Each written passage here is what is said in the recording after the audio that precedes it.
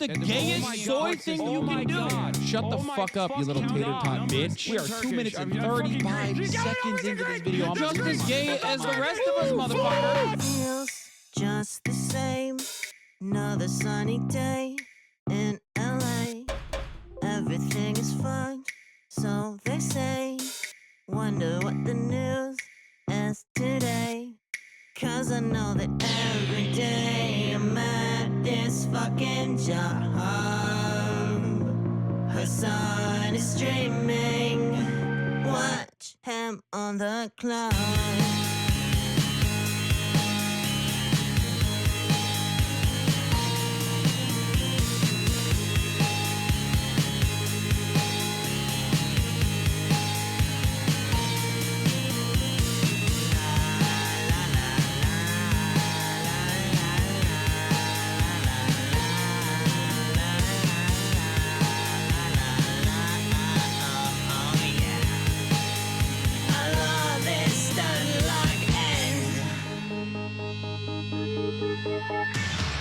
the Lyra does not need this. Trans people love playing Hearts of Iron 4. Eating pussy is the basic bare minimum thing you can do. You can be like, you Where have a did they fucking fat find these penis, people, dude? and At the women want to trash have sex store? with Your you? job is posting, you're gay. Okay, God, I hate women so much.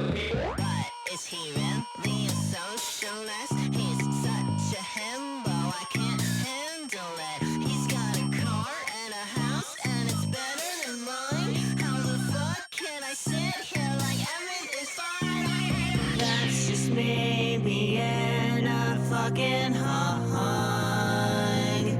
Hasan is streaming. Watch him on that club.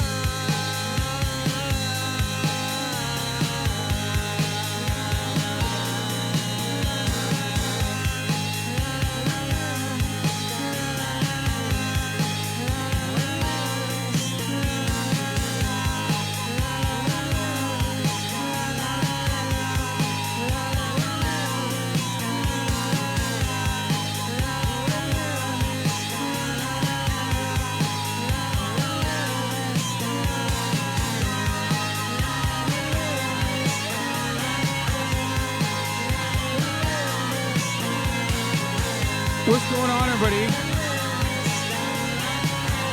I hope everyone's having a fantastic evening, afternoon, pre-noon, no matter where you are in the world. I'm Hasan Piker, and this is the HasanAbi broadcast coming to you live from sunny California, Los Angeles, folks. We're live and alive, and I hope all the boys, girls, and MBs are having a fantastic one, because today's a beautiful day. Today's a wonderful day. Today is Monday News Day, ladies and gentlemen. That's right. We are alive. We are live. It's a beautiful day. I'm right on time. God damn. It is Monday, August 12th, 2024, 11:16 a.m. It's 83 degrees and sunny here in Los Angeles, California, which is the real heartland of the United States of America, the real heartland of the United States. We are not bi-coastal elitists here. We are basically operating with Midwestern Democratic People's Party and Democratic People's and the farmers and the land, not no landlords, the farmers and the Labor Party. What am I fucking saying? Jesus Christ. Whoo! My hair is so wet right now. Looking wet, King. Yeah. In the heartland of America, Los Angeles, California, baby. As an Australian, I find it hilarious how you unironically wear that Collingwood jersey. It's also my team I support, lol. You might be an asshole. Sorry, no disrespect, but that's what I've heard. Everybody always looks at me like I have killed their parents if they know what Collingwood is. So, not gonna lie, I've heard very bad things. Okay, it's like wearing a fucking Patriots jersey, I feel, in other parts of the United States of America.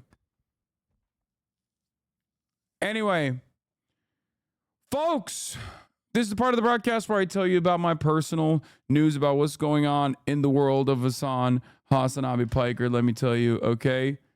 Iran is preparing to attack, says Global Eye News. U.S. officials say Israel put its military on high alert. Okay, bro, like, chill out. Okay, we'll get to that in a little bit. Iran, calm down. Okay, we got personal news right now. Only American to the AFL plays for Collingwood. All right, well, regardless, we're not talking about Collingwood right now, folks. This is the part of the broadcast where I tell you a little bit about my personal news about what's going on in the world of HasanAbi Piker in between the time period where I press the stop streaming button and press the start streaming button. For all of you who are just tuning in, maybe you are unfamiliar with how this process goes. Let me tell you.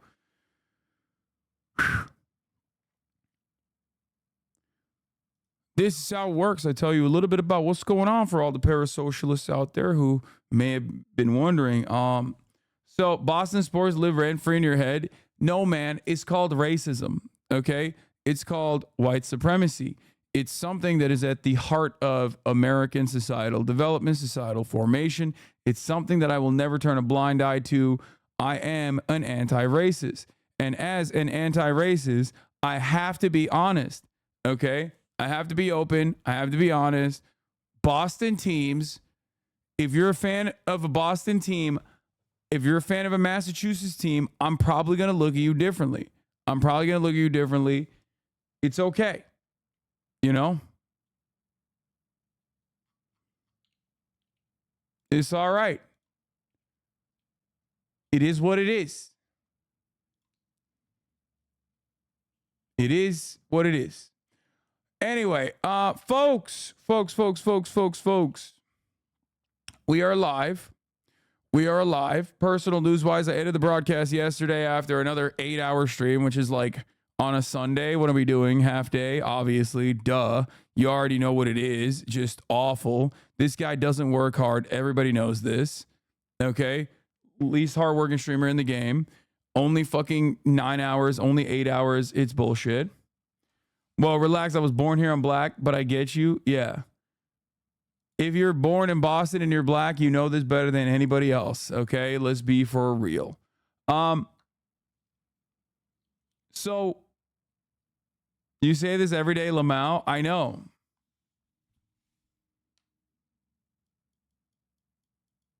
What? Someone you know went on a rant 30 minutes ago about how Western culture is superior and he doesn't want other cultures in America. Is there a 4-letter word to describe this person? Yeah, there is. It's silly, which is not a 4-letter word. Chud. I know you're looking for another 4-letter word, but a rube. Dumb. Anyway, your baby hairs are laid. Yeah, no, I know. I gotta fix this shit.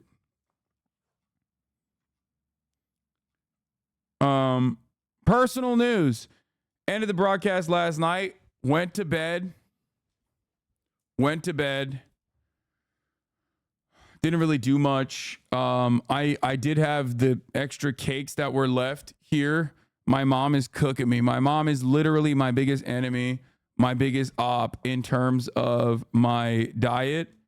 I do feel like she's out here. She's got shooters. She is team big boy all the way. She operates like an enemy of mine. Okay, I'll be honest. Turkish moms, it's hard. It's hard out here to keep being fit when you got a Turkish mom who is also dieting herself, mind you, but like she just literally loves fattening me up. Anyway, so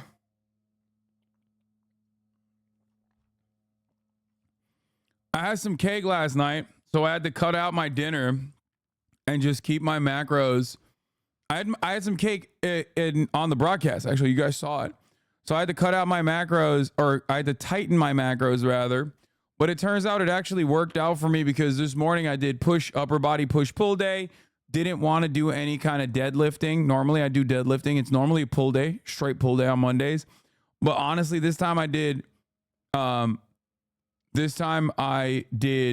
push pull because I don't have the same lifting regimen this week. Anyway, and also my lower back was like kind of sore, I don't know how to describe it. My back has just been, it's not in pain or anything, but sometimes it just feels a little tight, you know?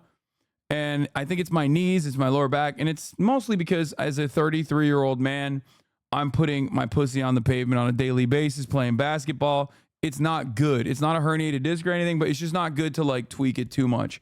So it is what it is. No way you can hit 225 on the bench for 10. I used to be able to rip 225s on the bench press for 15. It was not a big deal, but currently I cannot. So you're right. You're correct. HasanAbi mentioned. What is this?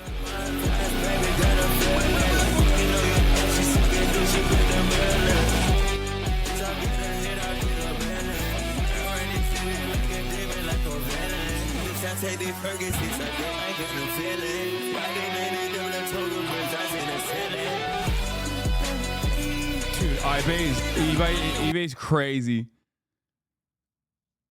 Who actually be watching these live streams, bro? Hasan haters are a different breed. Hasan bottom 3 all time, found one. I don't hate Hasan, I just know he consistently preaches false info to his fans and is fairly toxic. There are Hasan fans. Can't believe my boyfriend Hasan made it to this list. I'm so proud of him. I've never met a Hasan viewer.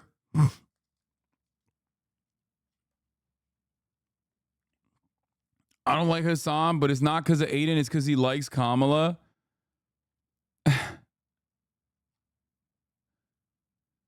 Are you going to cover the protests happening in Turkey on the ban on Roblox? Yeah.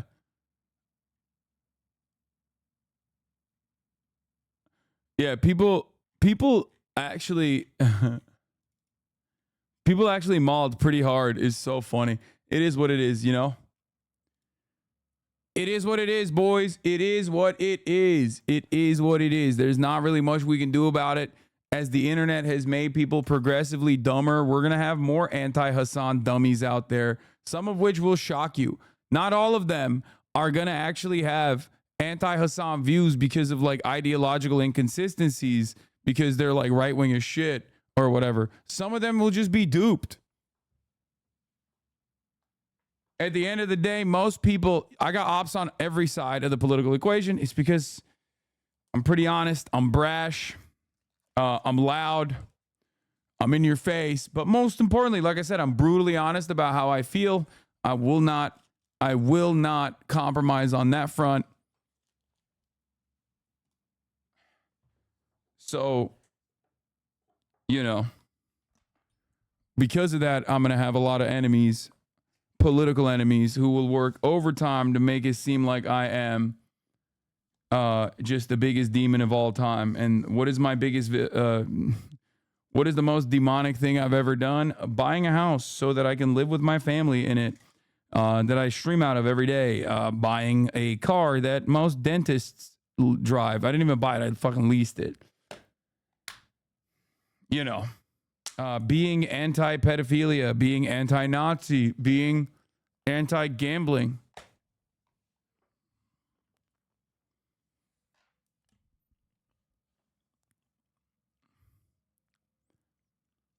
Did you write off your house on your taxes though? Bro, I don't think you understand how this works. You can't do that. Like, chatters are getting their fucking accounting advice from TikTok business influencers. Like, there's a certain level of this house that I live inside of that I am legally eligible to write off, but like, and it's perfectly valid to do so, but it's not like you can write off the entire house. Like, this is not a thing you can do. It's not like, I think people just literally watch a lot of these like content creators online that talk about how you should do tax fraud. Yes, you can write out portions of it as an office space, but it was a joke. Yeah, exactly. But yeah, there are people, okay, this guy was just kidding, but there are people who literally think that they can do stuff like that. And I think it's because of TikTok. The only place I see people give financial advice or tax advice like this is literally TikTok and like Instagram shorts.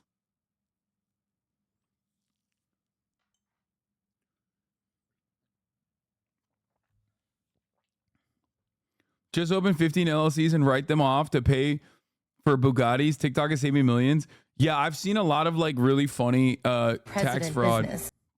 Wait, what is this? Stole the Craggle, the most powerful object in the universe. Blah, blah, blah. Proper name, place name, backstory stuff.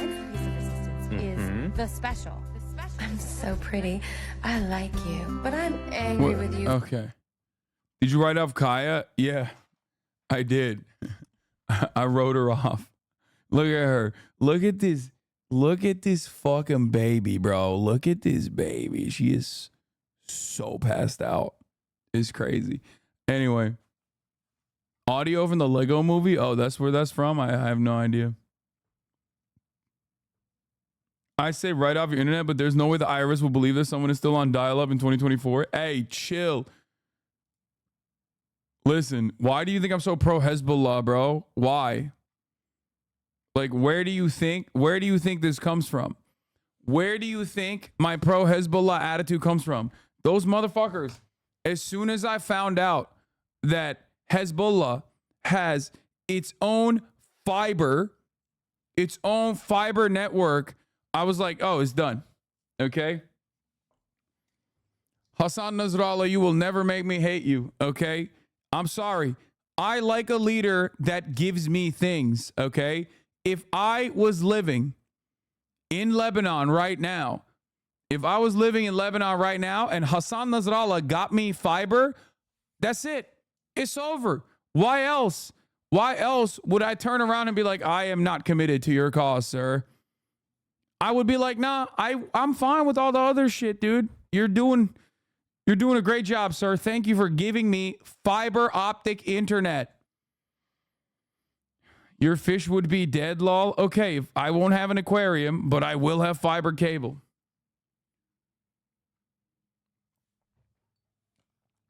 I see you wearing the tank tops almost every day. You deserve to flex your progress, lol.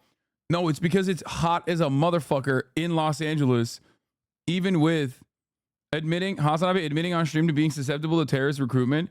Yeah, bro, I know. And by the American standards, what I'm talking about is terrorism, but it's also quite literally like an active political party. So, you know, it doesn't really matter, does it?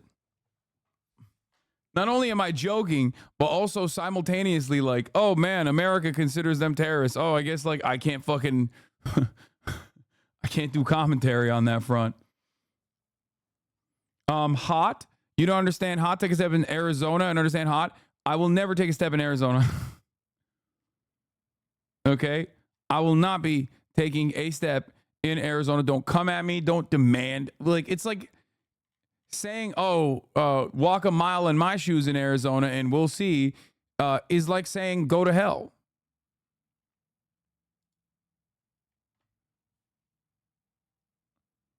Oh my God. Oh my God, a second JD Vance drag pic has hit the timeline.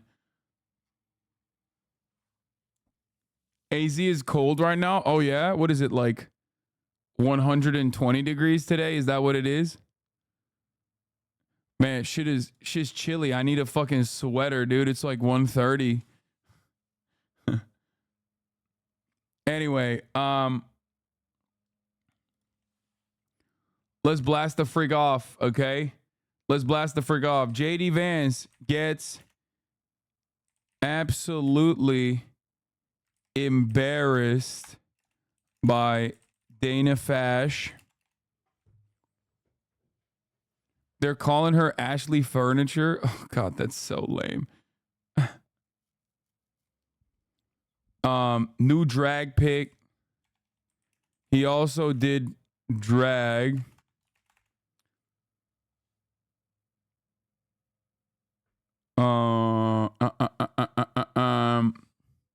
Gay D Vance gets dragged. Yeah, kids in Turkey are protesting Roblox getting banned. And respect to them, honestly. You know, keep doing it.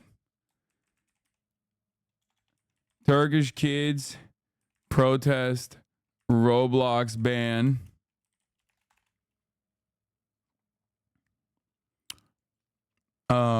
Trump in panic mode comes back to Twitter.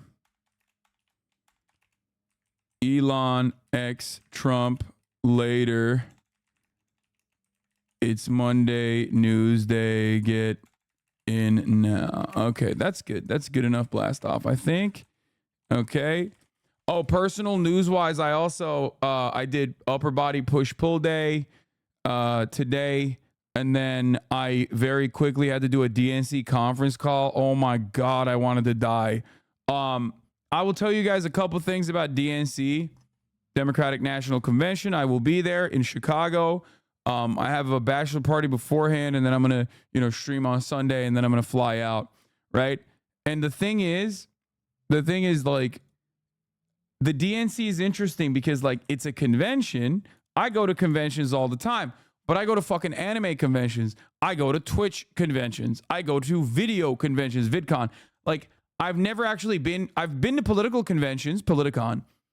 But the problem is with the DNC, I have no way of like communicating to these people what I do because it's so far outside of the scope of fucking reason that like it would be difficult to explain what I do to people who are in the know in terms of like, people who deal with online creators. right?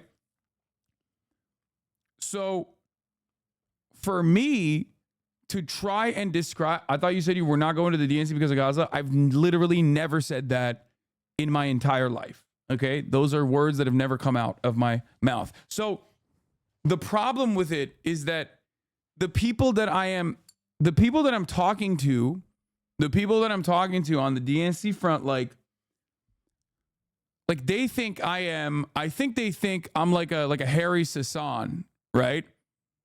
Whereas they think I'm like a TikTok influencer or some shit. I don't think they understand what I do. I know that there are people that are in positions of power within the Democratic Party who obviously know what I do because they used to watch. Maybe they still watch. But like the people that I'm currently talking to, I get the idea that they just don't know. They think that I'm like a fucking like a YouTuber or something, right? So which is good. It's beneficial. Like good. That's great. But the problem is because I'm in between this space where like the way that I operate, like my operation basically is like a 8-hour a day, CNN style live broadcast. But I also do have that influencer tendency to just like do random shit. I'm in between both. So they did not offer me like a studio space, like a permanent studio space at all, right? So I'm actually stealing studio space. Well, not stealing, but like I'm actually graciously, Dropsite News has offered me their press space because there's like a press junket table. So I'm basically going to be using their table for my main base of operations. Problem is, I don't know what kind of internet I will be able to get there, right? Because I need like consistent Ethernet in order to be able to like have a base of operations. So like my goal is to have a table where I will have my remote desktop setup. I'm also going to bring my IRL backpack and I'm just going to walk around with March with the IRL backpack and, experience the DNC, maybe go to some like events or whatever, meet some fucking people. Who knows? I'm just freestyling it for the most part. But what they don't realize is like, I don't need to fucking be at the DNC. I will just set my ass up at the hotel room and just stream from there and rip the live ABC CNN stream if I have to.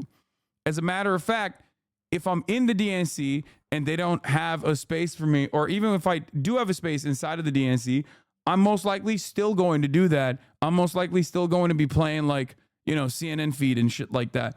So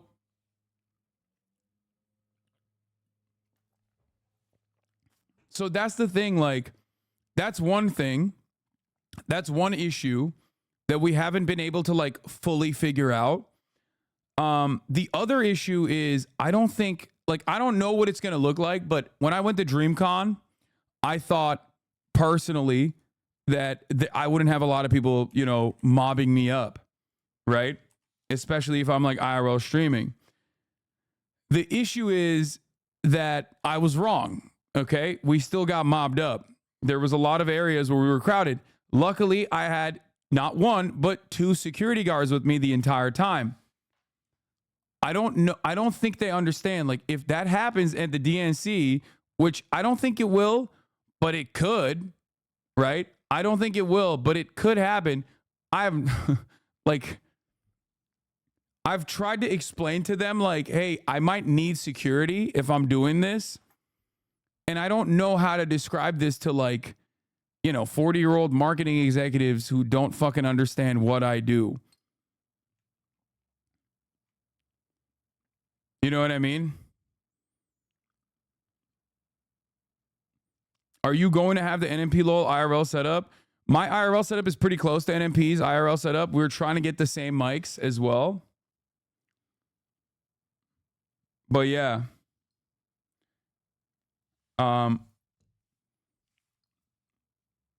What the fuck does the demographic for the DNC look like? I don't know. We'll see.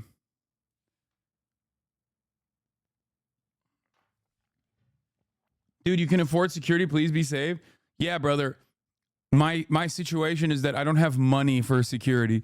What are you, crazy? No, man. it has to be fucking Secret Service clearance credentialed security, bro. What are you talking about? I can't, like, it's not because I don't have money for security. It's that I don't, like, I need credentialed, like the convention has to offer the security. So that's the situation there as well.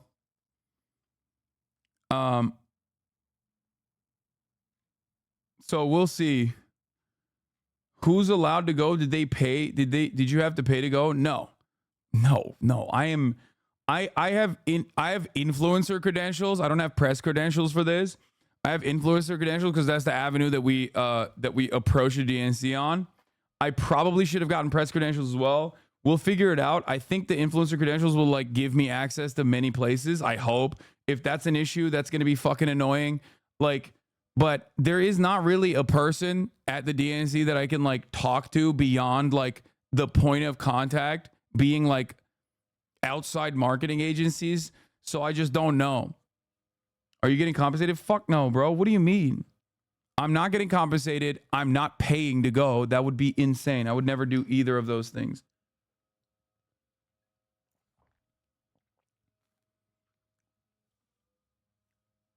So I heard a rumor you're doing a push-up contest with Biden. Can you weigh in on that? Yes.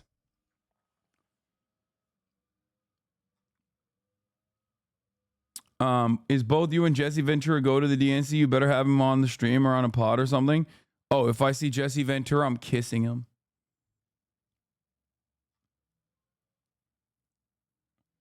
Getting paid in the sense there should be a lot of content, hypothetically, Lamau. I mean, I'm excited for it. Like I said, I'm excited for it. I do. Yeah, I think it's going to be fun. It's going to be fun to see. And it's also going to be fun to show you guys, like an entire generation of people that have no fucking clue how any of this shit works. The 18 to 35 demographic that doesn't fucking tune into CNN unless they are watching CNN through, you know, my stream. Like, I think that will be fun for them.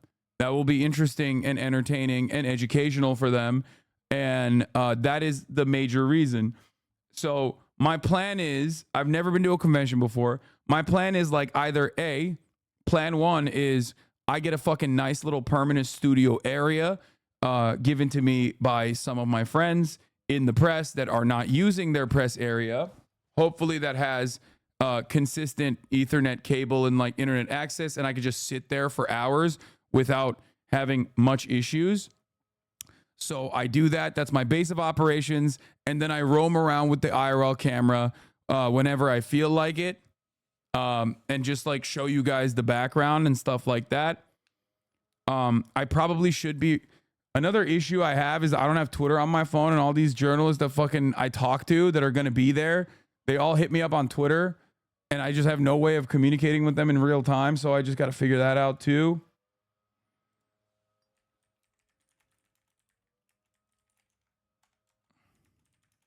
Convention cues for you. Stoked. Like Donnie, my main man Donnie.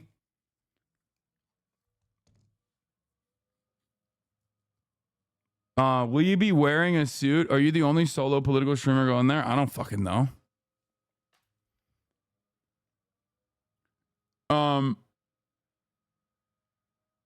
Just download it for the event and delete it after. But yeah. I just watched a Fear and podcast. You come off so different on it, Lamau. No, that was an off episode. I'll admit, like that I was a little off on that episode. It was like right after the fucking Aiden Ross shit and my phone was getting blown up. That's why I was like a little bummy.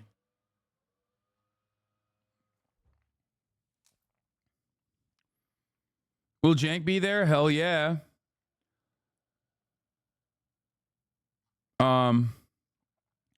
Is this the first DNC you've ever been to? Yes. What is this? I brought my dog to swim in the ocean a bit today for the first time. He's never been swimming at the beach in his life, Before I lowered him near the water, his little arm started patting in the air. It got me thinking about third world immigrants and rape. There's a primal instinct in all animals that teach them the things they do. Bro, this dude needs to be lobotomized, okay? Is this a real tweet? He tweets shit like this so frequently, so I don't even know. Austin will be there as well, by the way, yes.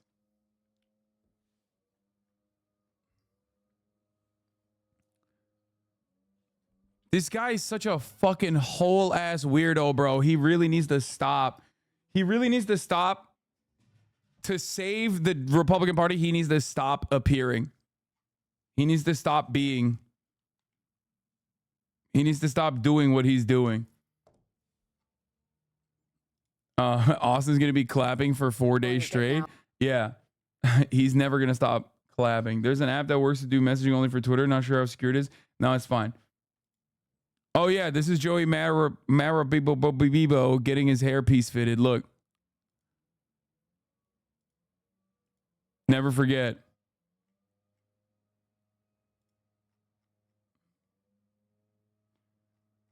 Hey, Joey Baba Booey, how you doing? Fuck you. I had to get an earpiece fitted. I hate Tim Walz because he hates Italians. How the fuck are you doing? Hey, how you doing? How you doing? Hey, fuck you. Why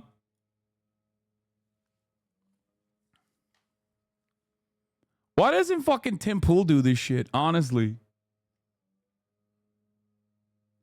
Do you pay Icy Vert to push socialism on Twitter? Yeah, you know I got shooters now. Like they're not. I mean, I'm not like they're not directly related in any way, shape, or form. But like we got our own version of the fucking power farmers on Twitter. You got that Brandon account. You got the Icy Vert. There's a bunch of fucking shooters on the good side on Twitter, which is great. It's just two. It's two people from what I've seen. Anyway. He has hair. He just loves his beanie even when it's 100.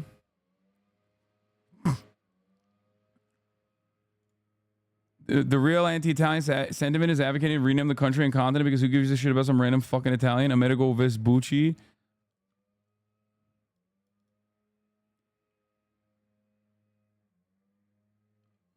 Full tweet, it gets worse. Wait, what? Oh my God, he tweeted more than that? Rape, murder, criminality. These are the things that are deeply embedded in the DNA of a third world migrant. Can these things be trained away? Perhaps for the truly intelligent ones who make an effort, but your average one, they'll resort to primal instincts every single time. The only true solution to third world migration is to reduce it to zero and have no tolerance whatsoever for it. Bro, I know I've been an advocate for like re-education, okay? I know I've been an advocate for re-education, but honestly, I'm now an advocate for lobotomies, you know?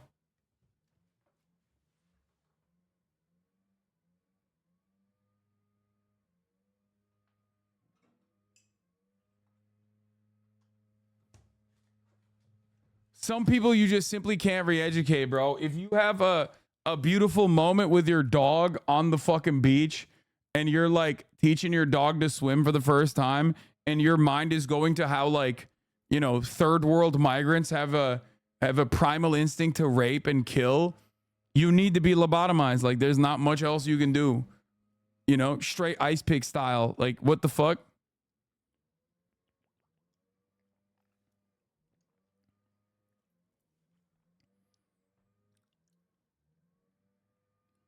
I was defending you for some guy who said you were a terrorist supporter and a content stealer. Then I found out they were 15. Makes me feel stupid.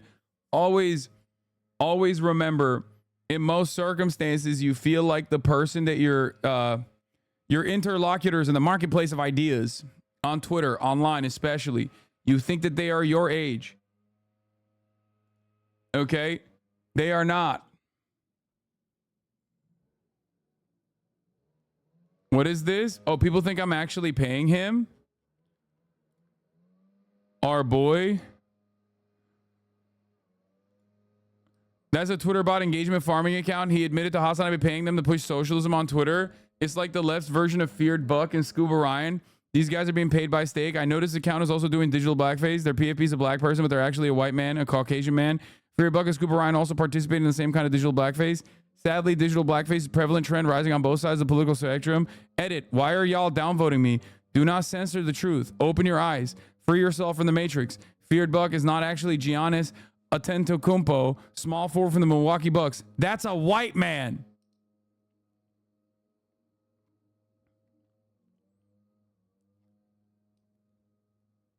So like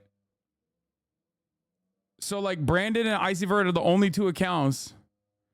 Brandon and Icyvert are the only fucking two accounts on this platform that are doing like what Feared Buck and shit does, but for good.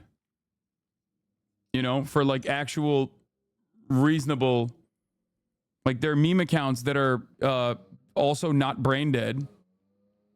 So it must be that like I'm paying them. Is that what they're thinking? Mike has some kind of feedback. Yeah, the landscapers are here. Oh, Airbagged is another one. Kate Bush's husband. Yes, Airbagged is another good account. Meme account.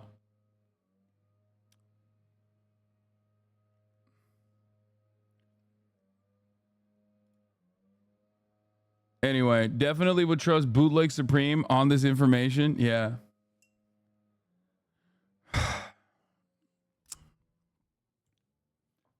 Christy Yamaguchi, man. I mean, that's like a podcaster at that point. They're not just like meme accounts on Twitter. They've moved beyond that. You know what I mean?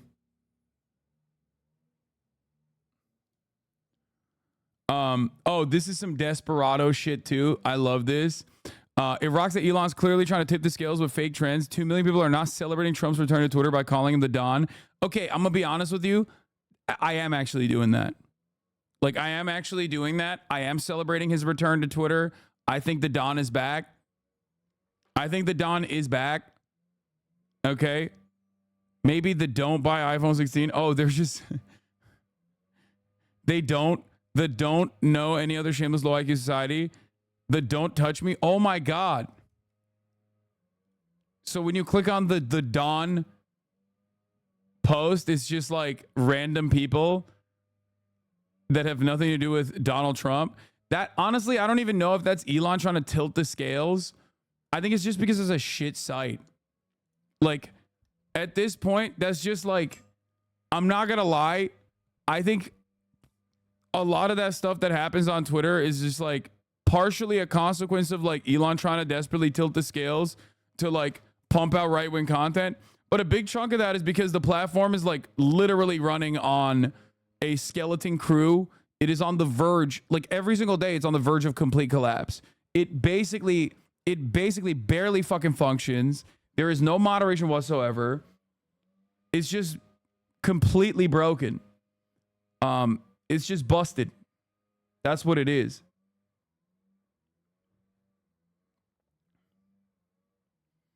Yeah. Anyway, dude, can we please get to something else? No. Very cool that we have the most divorced Nazi doing false trend pumping, though it has some veracity to it. No, I just like I said, I think it's partially him trying to tilt the scales and partially him just fucking, sucking. Now, more on this. Anyway, let's get to the DNC boys, girls, MBs, 2024 DNC, Obama, Biden, Clintons. Why? Why is the Democratic Party doing this? Why? Bro, bring Jesse Ventura up there. Bring Megan Thee Stallion up there to fucking twerk. What the fuck? The Republicans cannot have a more fun convention than the Democrats. The Democrats literally own Hollywood, bro. What the fuck? You got Clinton. You got the Clintons. Not just Hillary, but Bill too. It's like we want both of Jeffrey Epstein's friends on there. Not just one, but both of them. Fucking goddamn it, dude. State of the race. NBC senior Washington correspondent Hallie Jackson's here. Hallie, good morning. So they finished off the Battleground Tour, the first rollout of Harris Walz. Give us the state of the race on the Democratic side, then we'll talk about former President Trump's campaign. Sure. On the Democratic side, Savannah, the Harris Walz team is feeling like they have some wind at their back, some momentum here moving forward for a couple of reasons here. It's that new battleground polling that we talked about here, showing that she is inching ahead within the margin of error in some of these key swing states. And when you look at independents, those numbers are interesting, too. There's some good news in there for Democrats, showing that Vice President Bro, swing state polls are cooking right now, dude. Oh my God. Loyal Blue Vanguard up in this bitch. Look at this. Look at this. Look at this. Wisconsin, 50% Harris, 46 Trump. Michigan, 50% Harris, 46% Trump. Pennsylvania, 50% Harris, 46% Trump. I got more polls, okay? We got more swing state polls. The only thing that shows Trump not underwater is Trafalgar and fucking Rasmussen, bro. They are so goddamn cooked. You might as well just make the numbers up at that point, okay? It's so bad. Trafalgar and Rasmussen are obviously like incredibly cucked right-wing bias polls. They are consistently wrong.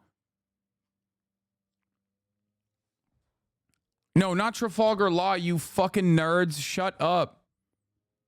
Even the Trafalgar poll was terrible for Trump. I mean, Trafalgar is also like right boosted. But yeah, Wisconsin showing Harris up 9 points on the Bullfish Group independent swing states poll. 9 points. Michigan showing Harris up +5, 48 to 43. Obviously, that is not great, in my opinion, for Harris. That should be, I mean, that's outside of the margin of error, but like it should be higher than that for Michigan. But I do think that maybe Gaza is playing a role in that, and it might get worse for her in Michigan. Things might change.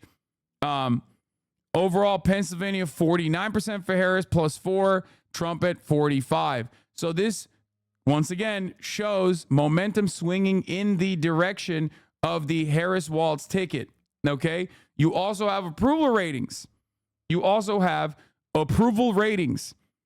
Coming out of all the states that Walz and Harris have actually attended. And Tim Walz is fucking cooking, okay? Tim Walz is fucking cooking, all right? Here's how the dynamic has shifted so dramatically. I mean, not dramatically, but national polling average started off not so great. July, boom, boom, boom, boom, boom. Made a flip, major flip on around August 4th. And it is now seemingly going to start trailing, okay? It will inevitably reach a plateau unless they keep up the momentum. But you also have the with Kennedy numbers, which is phenomenal. There it is. Kennedy taking more of the Trump support than the Harris support as well. Okay. Yo, there is a non-zero population that would let Trump babysit their child? Yes. This is the sign of an unbiased pollster, by the way. Kamala Harris has opened up a 6% lead over Trump. LOL from Rasmussen. I mean, yeah.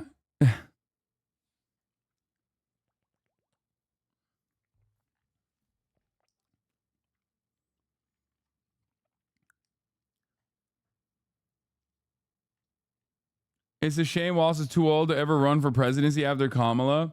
I mean, who knows? But anyway, whatever.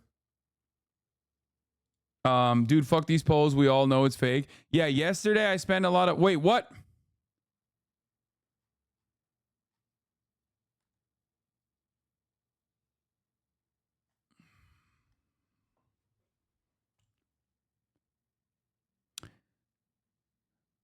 At the top of the hour, there's a 3-minute ad break.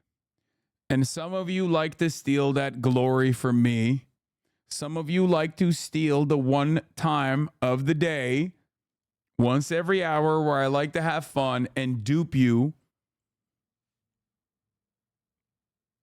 And just take that away from me shamelessly and selfishly, and then serve the 3-minute ad break in my stead. I recognize when I have been bested. This is a moment where I have been bested. AI must be stopped. I think that it's time. We've officially gotten too far. This is obviously AI footage. I was not at the Kamala Harris Michigan rally with a top of the hour ad break poster.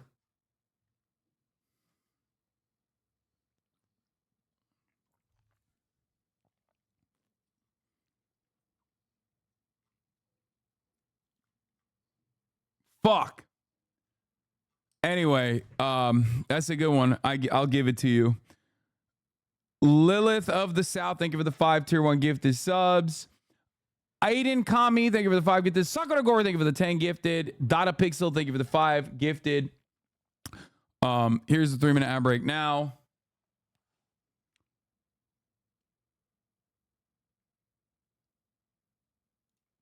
New Trump vid / tweet. Bro, he is posting, dude. He's back. He's back. He's back, but unfortunately not as good as he used to be. Walz is going to address a union. Walz will address union members in first solo campaign stop. Oh my God, my goat. He's going solo dolo. My king.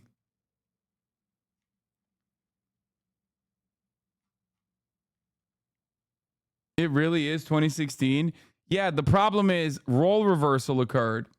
What's your take on the Armenian genocide? I wonder where this guy's coming from. I wonder why he's asking me this.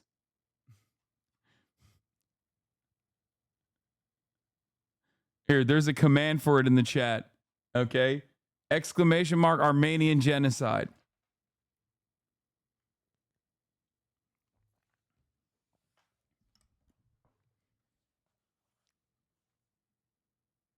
Bibi's office just called Gallant anti-Israel after Gallant said total victory is bollocks. Bro, the drama in the Knesset right now is crazy.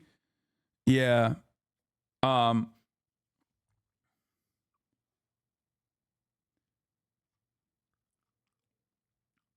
you think a Tom Bradley scenario can happen? What? I only think of this when I realize that Kamala is black and a woman. What?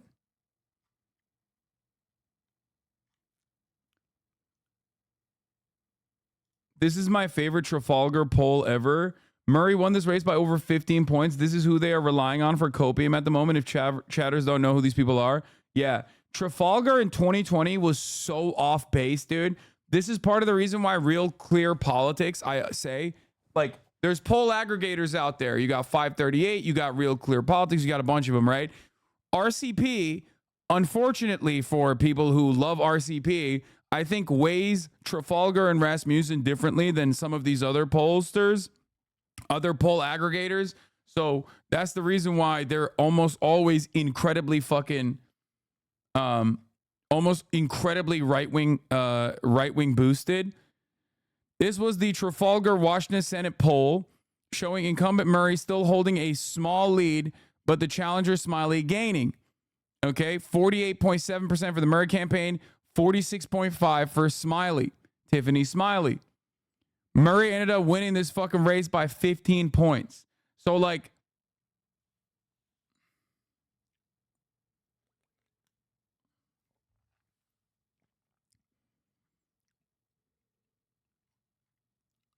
so overall, you know, you got to take a lot of what they put out there with a grain of salt. Also, this is an insane thing that I've seen as well. Do you lean closer towards the Republican or Democratic position on abortion? Plus 19 for the Democrats. Environment, plus 17 for the Democrats. These are obvious gimmies, right? That number should even be higher. Who the fuck is like, I don't know, maybe the Republicans have it right on abortion. Healthcare, plus 16 for the Democrats. Election integrity, plus 13 for the Democrats. Economy, plus 8 for the Democrats. Inflation, plus 4 for the Democrats. I do not know what is happening. I do not understand what is happening. I don't even get why people have completely removed Kamala Harris from the fucking equation. This is not the only poll I've seen, by the way, that shows that the Democrats are leading on the economy. Okay? I think it's because they are leaning into populist, progressive, policy positions. Okay. Immigration R2 also seems kind of surreal. I don't know how fucking valid this poll is. I really don't know, but I have seen a bunch of other polls where Democrats are like either close or leading on the issue of the economy, which is crazy.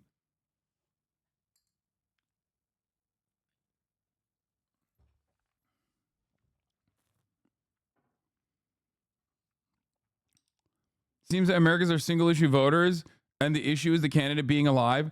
I mean, that was a major role. Yes, that played a major fucking role. But I told you motherfuckers time and time again, it's not like the Democratic Party's platform is unpopular. Okay? They can make this unpopular. They can.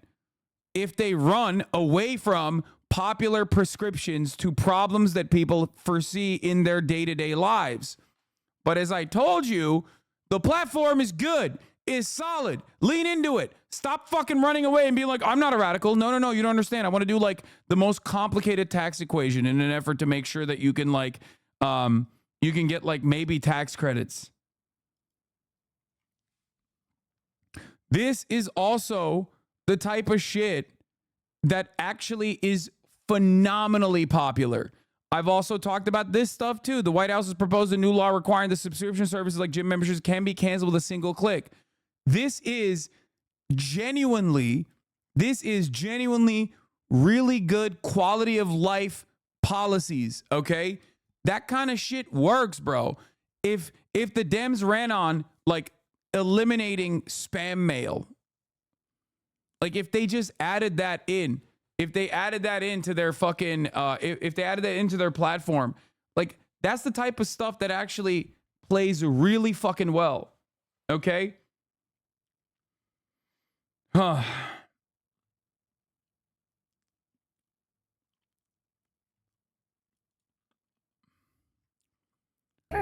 Like this is the type of shit, I'm gonna be honest with you, the FCC pushing the click to cancel rule for phone, internet, and cable companies, that, I'm not even joking. That is like +1 in a key state, okay? You end up improving your chances so dramatically. You know what I mean? That's one extra point in a place like Michigan. That's a gimme. One of the major issues here, of course, is how they communicate it, okay? How they communicate this progressive platform. If they run away from this shit, if they don't actually publicize this kind of stuff, I'm telling you right now, it's not gonna mean anything. It will be meaningless. This is a bad policy. Yeah, oh, shut up. You're trying to fucking serve a 3-minute ad break or something. That's why you're saying this is a bad policy. We already ran the ad break.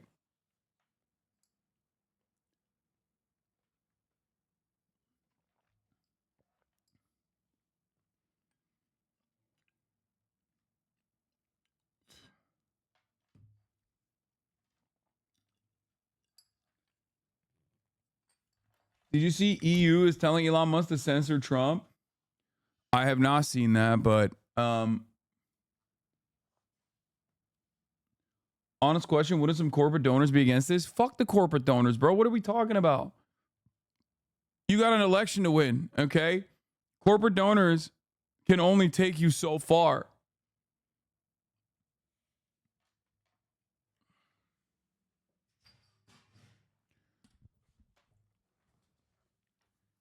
Corpos, I think that there are a lot of corporations, a lot of corporate donors that are completely vested in Donald Trump, especially Silicon Valley.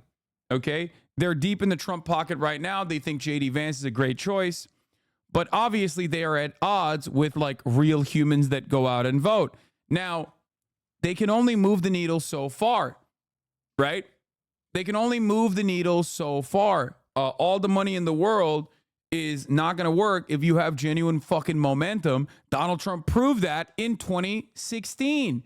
Hillary Clinton got a shit ton of money. Hillary Clinton had the backing of liberal media, and everybody was constantly ripping into Donald Trump, but he was a significantly more dynamic, more charismatic anti-establishment pick for a lot of people who was able to make it seem like he was a more moderate person than the average Democrat on a lot of issues that were popular with the base. That's how he fucking won. Also because Hillary Clinton sucked at campaigning and thought that she wouldn't need to campaign in key states. But overall, that's what happened in 2016, where Donald Trump kind of had the juice. He had the momentum. He could overcome the massive amount of spending against him. On the other hand, Democrats now have that momentum. Democrats have that momentum, and they should not fucking cast it aside. You want to see real panic from the Republicans? Looks like they're being forced to dump 100 million ad bombs originally planned for late September to stop the Trump bleeding. That's what I'm saying. MAGA Inc., the pro-Trump super PAC, is plowing 100 million into ads that will air before Labor Day. The ads will air in Wisconsin, Michigan, Pennsylvania, Nevada, Arizona, Georgia, and North Carolina. The ads is messaging that Kamala Harris is soft on crime radical who's too dangerous for the White House. In a memo obtained by Politico Alex, the super PAC strategists say Americans might vote for a liberal, but they won't vote for a lunatic. And that's hilarious because Kamala Harris is a fucking prosecutor and Trump is a convict. So, like, even if they thought that this was going to be an issue that they can move people on, it still doesn't fucking work. It literally didn't work in 2022. They are trying a tactic that failed in 2022. What are you doing? It's even harder to fucking make this. It's even harder to make this narrative stick because crime is literally down. Okay?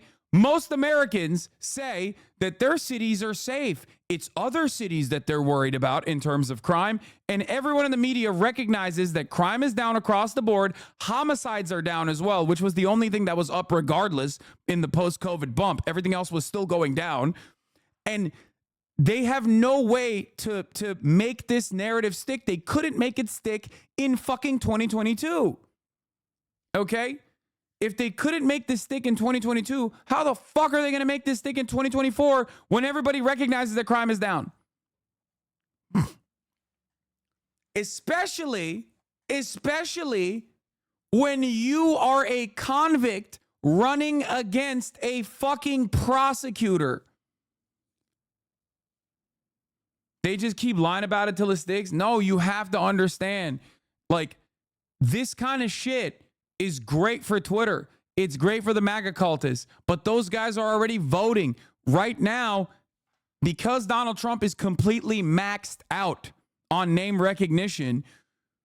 You have to somehow magically bring people back to your side. He already lost an election. He lost an election to an objectively weaker candidate, Joe Biden, in 2020. Do you understand? He lost an election already to Joe Biden. Joe Biden was a fucking carcass. Far from like just a generic Democrat. He got shot and it didn't fucking move the needle. You cannot, especially if you're Donald Trump, you can't just like keep trying to pump out the same old narratives that have literally failed in the midterms when it should have been a massive lock for you. GOP should have been running the fucking table in the 2022 midterms. Literally, real negative wage growth, okay? Negative wage growth in the midst of an inflation crisis, in the midst of people actually feeling the heat. They still could not defeat Democrats in key states, in key districts. It's crazy.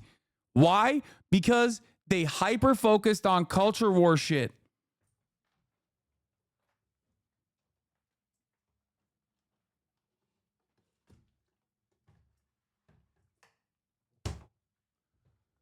And they're doing that again. And it's in terms of culture war shit, there's one issue that is not that isn't just culture war, but there's one issue where their legislative agenda actually went through after this 40-year project on abortion. Abortion restrictions. That came down. People saw what it's like. People know what it's like when the Republicans get their wishes across in terms of some of these culture war issues. It's just fucking, it's done. It's done after that. You're hemorrhaging your base of support. People fucking hate you. People do not think you're good. People do not think you're competent. People don't want to pay attention to politics.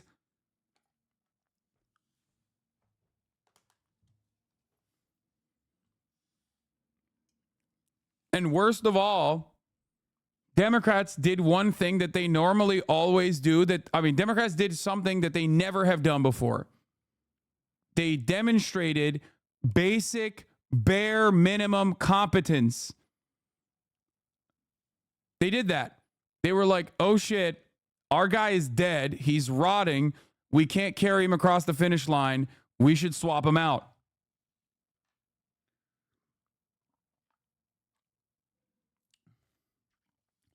Then they followed through and went with a candidate that was a vice presidential pick that would lock them in for a radical, supposedly radical, progressive policy platform. So unless Kamala comes out today or tomorrow, I think her campaign policies are going to, like, the agenda is going to come out soon. Unless she comes out and is just like the most dog shit, like centrist, soft pedal, baby shit, hyper focus tested nonsense. Okay. Unless she does that, which would be a full fucking reversal of like the Tim Walz decision, which I don't think they will do. And I hope they won't do that. Okay. Unless she does some shit like that, they can keep carrying this momentum forward.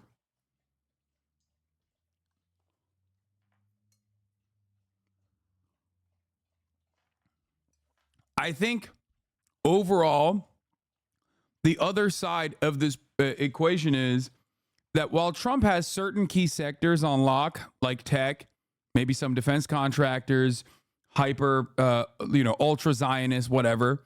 Democrats have their own version of this as well, obviously, in terms of big donors. A lot of other industry leaders are also still worried about the instability in terms of like big ticket donors, like big money donors. A lot of industry leaders are also worried about what a second Trump term looks like in terms of the instability and the volatility. If you're just hyper focused on short-term benefits, maybe you're looking at it and going, the deregulation and the extra tax cuts will be good. But a lot of other key sector leaders probably look at this and go, Democrats are going to give us that too. And I'd rather have like maybe some regulation and stability rather than deregulation and complete instability that will defeat long-term benefits, long-term profits, that will destroy long-term profits because it will probably cripple America's standing. It will probably cripple the global economy.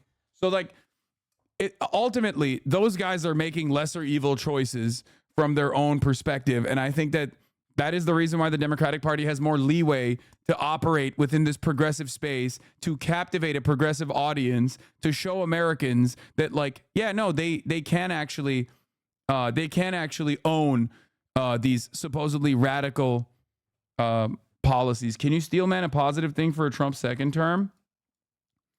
From whose perspective?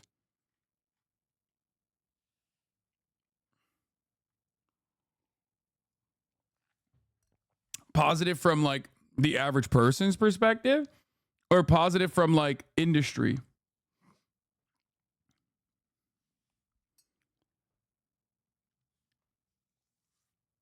Because both the Democratic Party and the Republican Party are always going to be beholden to their corporate donors. Okay.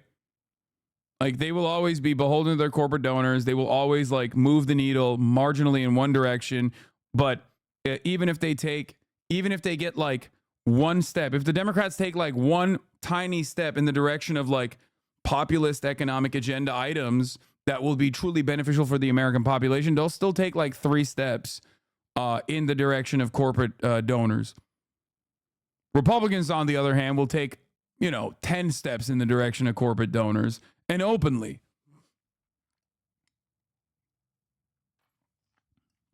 Is he drinking piss? Yeah, dude. Arizona fucking green tea, brother. Holy shit. Yeah. This is, by the way, one big thing. America's crime reset.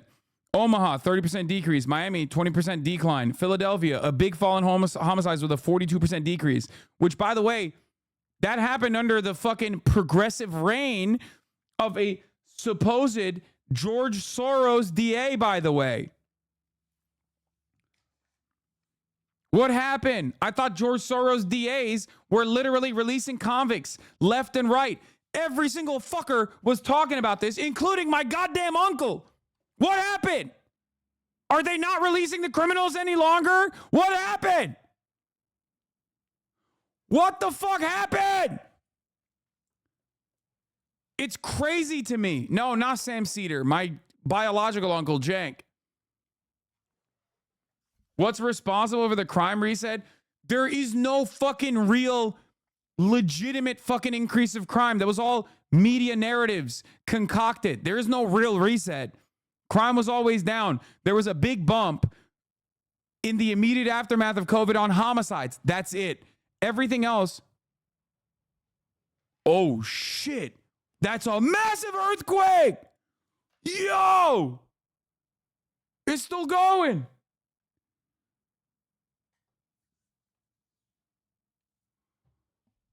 Yo. Kaya, you are fucking not even remotely interested. Come here. Come here. That was crazy. That was a big one, boys. That was crazy. There have been a lot of earthquakes that have happened. Hello. Get up. Up. Up. Up. Up. Good girl. There have been a lot of earthquakes that have happened. But that was definitely a big boy. That was a big, or at least like the epicenter must have been close. Wait, it's only 5.2 in Bakersfield? I fucking felt that shit. Last time it happened, or 4.7 in Bakersfield. Oh, it's south of Pasadena.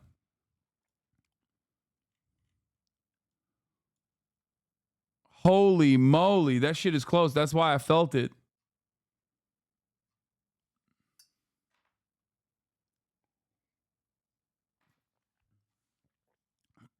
It was right in LA.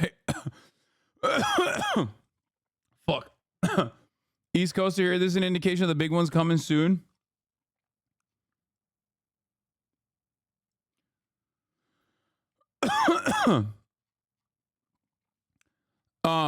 That was the first time. That was the first time in a while where I was like, damn, that's a big one. Kaya. Place. Place. Good girl.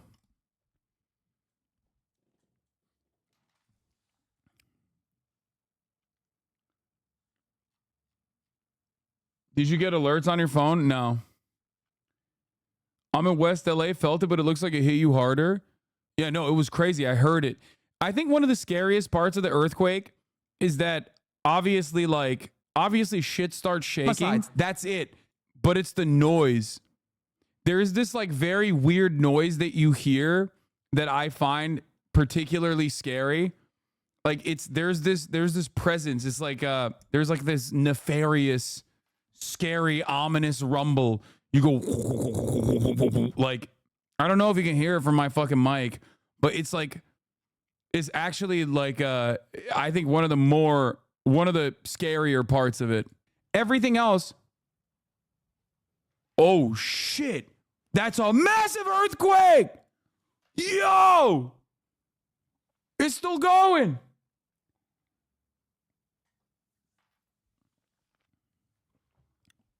Yo, Kaya, you are fucking not even remotely interested. Come here.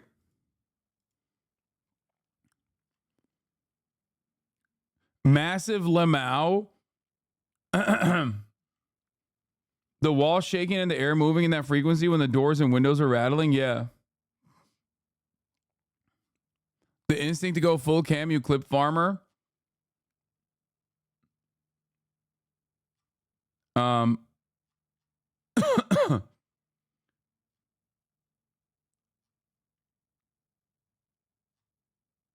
Sorry guys, I just sat down. I love that you checked the Zin Tower. What? What? I didn't check the Zin Tower. Earthquake! Yo! It's still going. Oh, I did. Oops. Yo! Kaya, you are fucking not even remotely interested. Come here. Come here. That was crazy. 4.6 is actually not that big, but I think it's because I was very close to the epicenter this time that I felt it that much.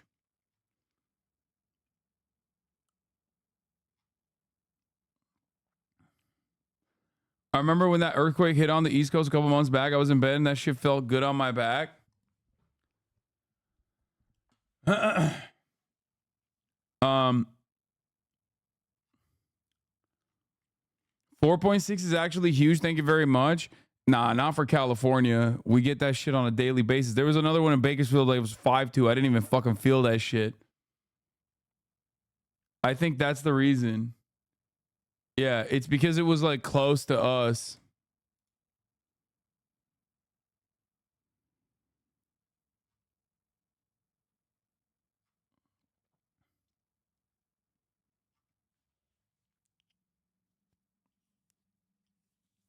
Keizo attacking you for not for telling everyone that he's not a real big boy. Yeah. 4.6 is fucking massive. Wait, no. For California, 4.6 is not that big. Like, it happens. Dude, last week there was a 5.2 in Bakersfield like a couple days ago. Oh, you guys are making penis jokes. Oh, I thought y'all, man. Y'all are so dumb.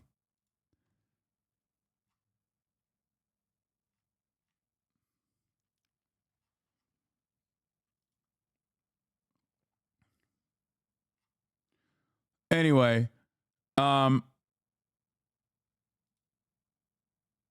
let's continue with what the fuck I was talking about. God damn it.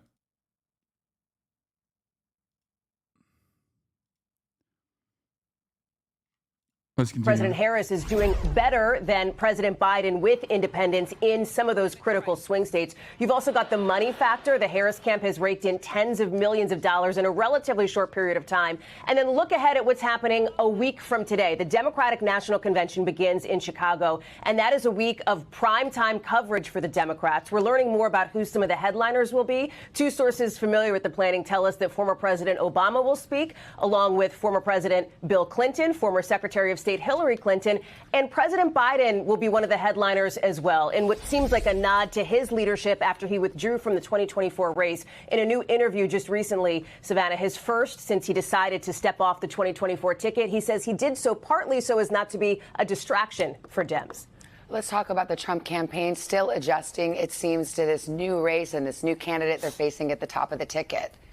Yeah, there's a sense from senior advisors that this is a so-called Harris honeymoon that may not last all that long. They see the fundamentals of the race as still being fairly consistent here, and that is a real focus on two big issues, the issues that we've been talking about for months now that voters care about, the economy and immigration. On both of those issues, battleground polls show that former President Trump actually polls better than Vice President Harris on that. So there is a desire, I think, from those I've talked to in the Trump orbit for the former president to focus on that, to focus on policy. What we've seen from him, though, over the course of the last week, several weeks, if not longer, has been a focus on nearly anything but. He's been litigating this issue of crowd sizes, making false claims on that front, suggesting that President Biden may try to, with no evidence, reclaim the nomination at the DNC. There's nothing that would support that happening here. Of course, Vice President Harris is looking to combat on both of those issues, going on offense on both the economy and immigration. Savannah. All right, Hallie, much to discuss. Thank you very much. Hey, thanks for watching. Don't miss the Today Show every weekday at 11 a.m. Eastern. Vice President Harris and Governor Tim Walz completed their first swing through battleground states, as new poll numbers show them pulling ahead in some of those key states, drawing false attacks. Dude, the Beyonce release was so clutch. Like, I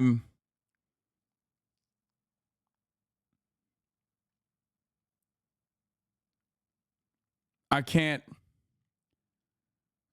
you know. It's just, it goes way too fucking hard. The Freedom song, it really does. Like, Kamala Harris kind of low-key doesn't deserve that level of hype. You know what I mean? From Donald Trump about the crowd size at their rallies. Rachel Scott is tracking the race from Washington. Good morning, Rachel. Hey, George, good morning to you. This is an entirely different campaign. 1 week out from the Democratic National Convention, and a new poll shows that Vice President Kamala Harris is gaining traction in those critical battleground states.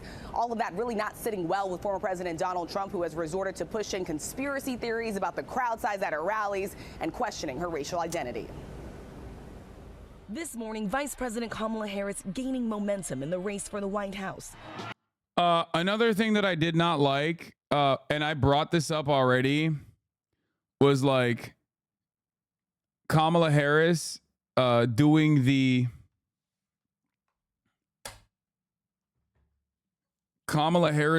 fucking like classic Dem thing, I guess, but in a new format where she looked at like something that Trump had suggested that is like a pro-corporate policy and not a pro-worker policy that masquerades as a pro-worker policy, no tax on tips. And I think that ProPublica senior editor Jesse Eisinger is absolutely right on this, where he says no tax on tips policy is an ominous sign. Pandering matches half-baked, bald Trump pander. Regressive. Most tip workers don't pay income tax and get EITC. Unfair. Why should a bus driver pay taxes but not a waiter? Relieves pressure on corporations to raise wages. That is a key part of this that I have an issue with. Reasons is ominous. Suggests Harris doesn't have a serious economic policy circle that can respond to idiotic Trump blather. Suggests she doesn't have good enough political instincts / communication skills to explain why doing the thing that sounds good isn't actually good. I am a little fearful that she just blurted that out. I'll be honest. But it played in Nevada. Brother, what are you talking about? She's in front of the Culinary Union. You know the Culinary Union already has a policy in place that they are advocating for. It's called abolishing sub-minimum wage.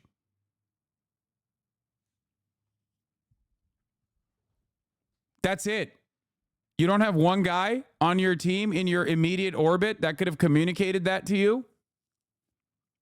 The union workers there already have a policy that they are advocating for. It is the abolition of sub-minimum wage. Americans on the consumer front fucking hate tipping culture, right? And there's a nefarious reason as to why tipping culture is bad for the workers as well. And a lot of people, I think, don't realize that. It is a very effective, I would say, cowardly way to make it seem like you are trying to make it seem as though you are trying to appear pro-worker while simultaneously not appearing pro-worker at all or being pro-corporate.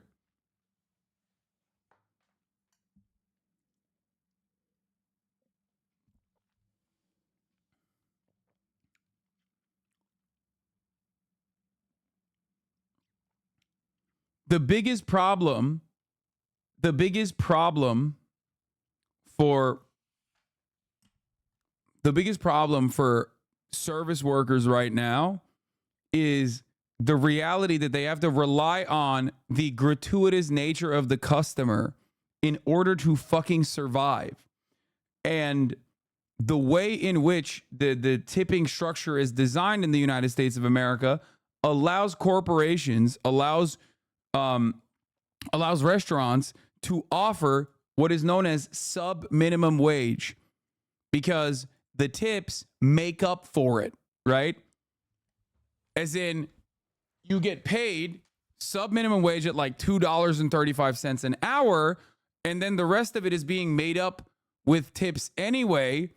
So your bosses, the restaurant, doesn't have to give you like an honest, livable wage. They don't have to offer you an honest, livable wage. It's crazy.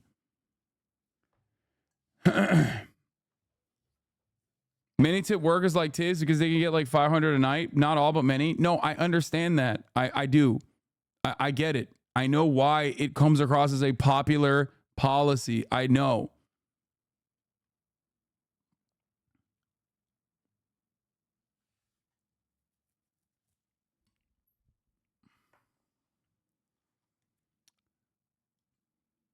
Here's the statement by the Culinary Union Secretary Treasurer Ted Papa George regarding elimination of the sub-minimum wage and taxes on tips. The Culinary Union calls Nevada elected officials to support the federal ban on sub-minimum wages and taxes on tips. Nevada stands as a model where workers receive a fair minimum wage without relying on customer tips to cover wages. Currently, 34 states maintain minimum wages above the federal standard of $7.25, but tipped employees in many states can still earn as little as $2.13 per hour. According to BLS, Bureau of Labor Statistics, approximately 1.1 million workers in the United States can earn below the federal minimum wage of $7.25 per hour. In Massachusetts, the tip minimum wage is $6.75 an hour, while the state minimum wage is $15 an hour.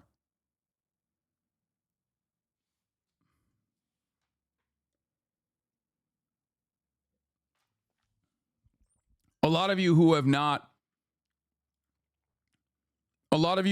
worked on this, worked in the service sector, I think, are kind of oblivious to how unimaginably cruel the sub-minimum wage structure works. But it is, regardless of what people think in the short term, I think it's a very nefarious policy to design. The no tax on tips aspect of it is very nefarious policy making, in the sense that, like, it basically moves the blame away from those who are most responsible for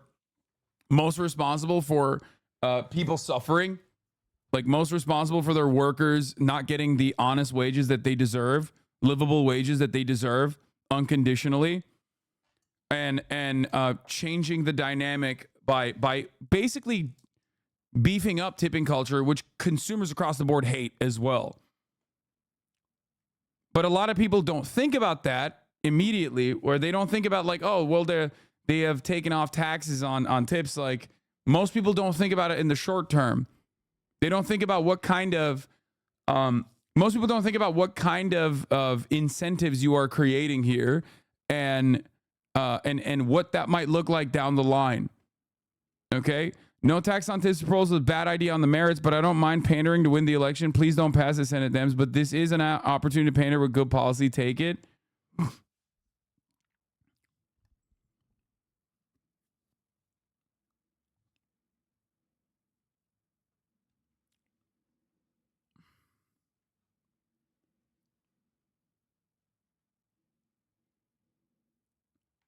Rumors on economic Twitter is Harris' policy will include raising all forms of minimum wage, including the sub wage. Several hope she does exactly what the Culinary Union wants from it, like she did for the taxes on tips. Yeah. Prices will go up. Suggested tips will go down. It will get votes, but crap policy.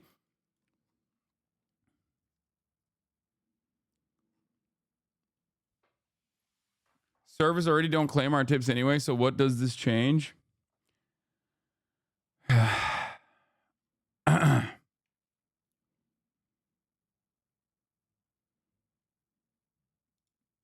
Can you elaborate? Can you please give us examples for us restaurant workers?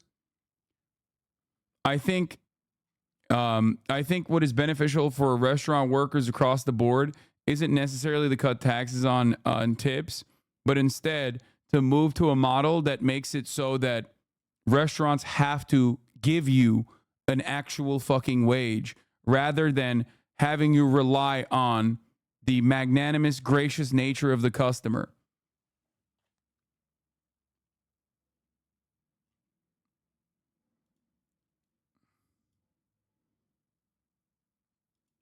Then you have the present brain on the other side. It's hugely expensive and economically distortionary, so much that I highly doubt it will ever become law, which also makes this promise less likely.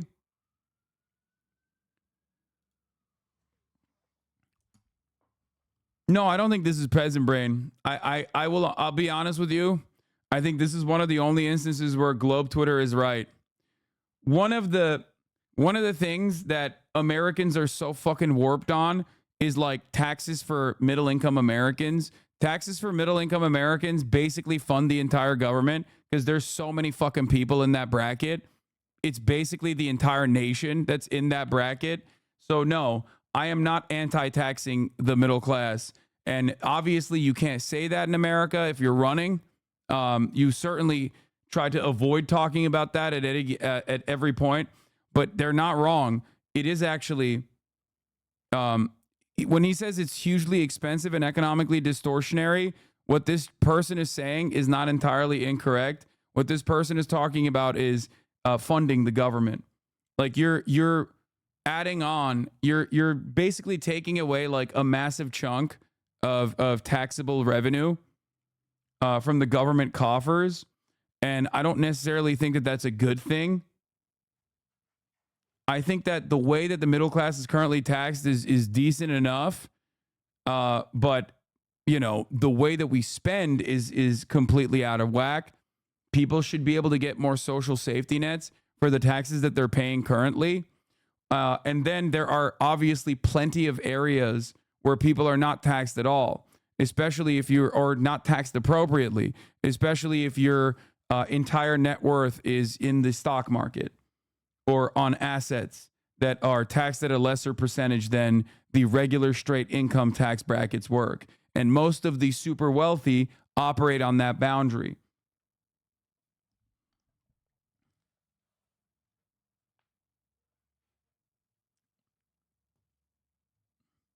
That's why we have people like you. You can afford to tip 100% each time. I know, but nobody does that shit.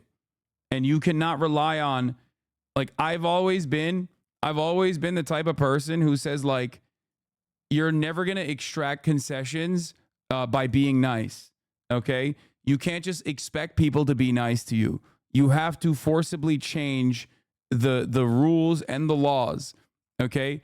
It is a foolhardy endeavor to rely on the magnanimous nature of the wealthy. If they were magnanimous to begin with, we wouldn't have such severe income inequality. We would not have billionaires. Okay? They clearly are not. I don't think it's like appropriate to design an economy on having the entirety of the service sector be over reliant on people being gracious and basically seeing the working poor at the whims of their mercy and maxing out, like basically creating a GoFundMe like structure for every interaction in the service economy is insane to me. And that is basically what we're doing with moves like this. Like, give people consistent, honest income that they deserve, a livable wage. You are talking like the pubs have empathy, Lamau. No, I'm saying that nobody has empathy. Everyone is very selfish, which is why you have to design a structure that leads to more egalitarian outcomes, because no one is going to fucking do that.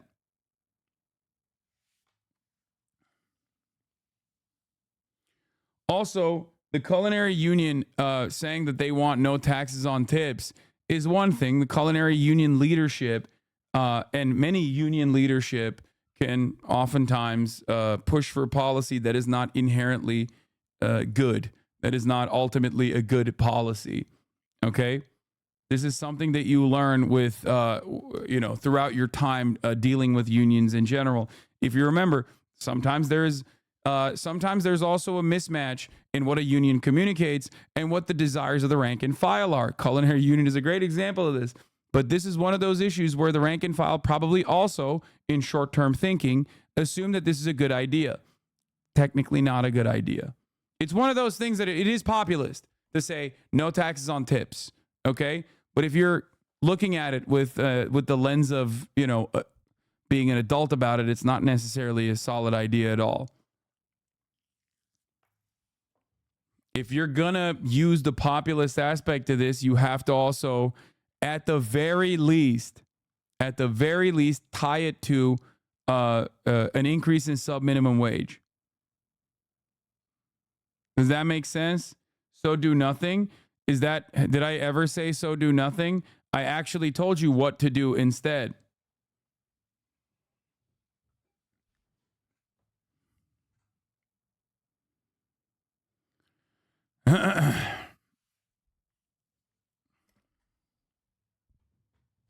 Why don't they go further and ban or increase sub-minimum wage? No, that's what I'm saying. They should.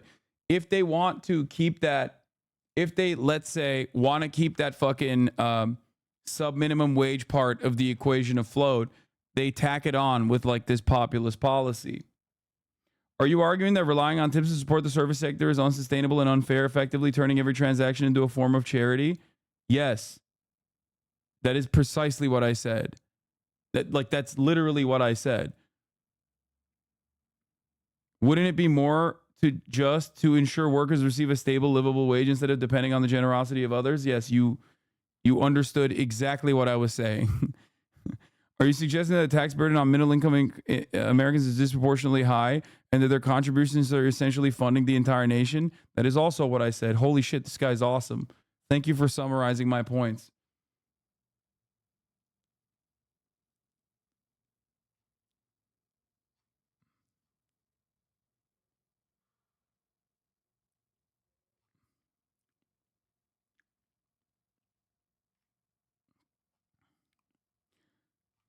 The reason why sub-minimum wage is devastating is because there's plenty of people who are also fucking broke. And when they're fucking broke, they also are, for a multitude of different reasons, refusing to fucking pay tips. Okay? So then the person in front of you is suffering as a consequence of that. They just served you for like an hour and they got nothing in return, and now they made $2 in that process. Like, that's insane. Relying on customers to keep the business afloat, to keep the lives of these servers sustainable is craziness.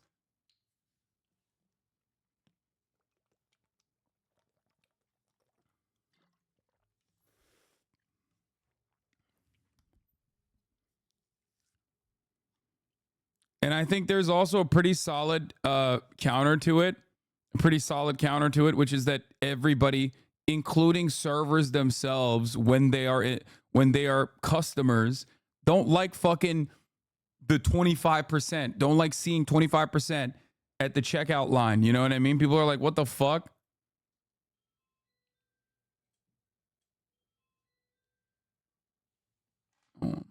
Anyway, let's continue.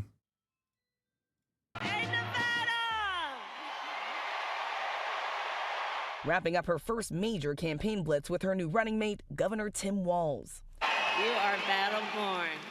And if Donald Trump wants to pick a fight over our most fundamental freedoms, we say, bring it on. Bring it on. Bring it on.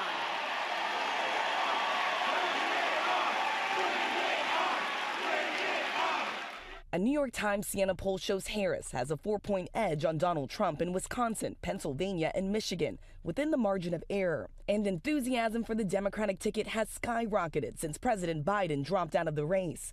Walz addressing a crowd of 15,000 in Phoenix, making this dig at Trump. But Arizona just couldn't leave it alone, could you? It's not as if anybody cares about crowd sizes or anything. So.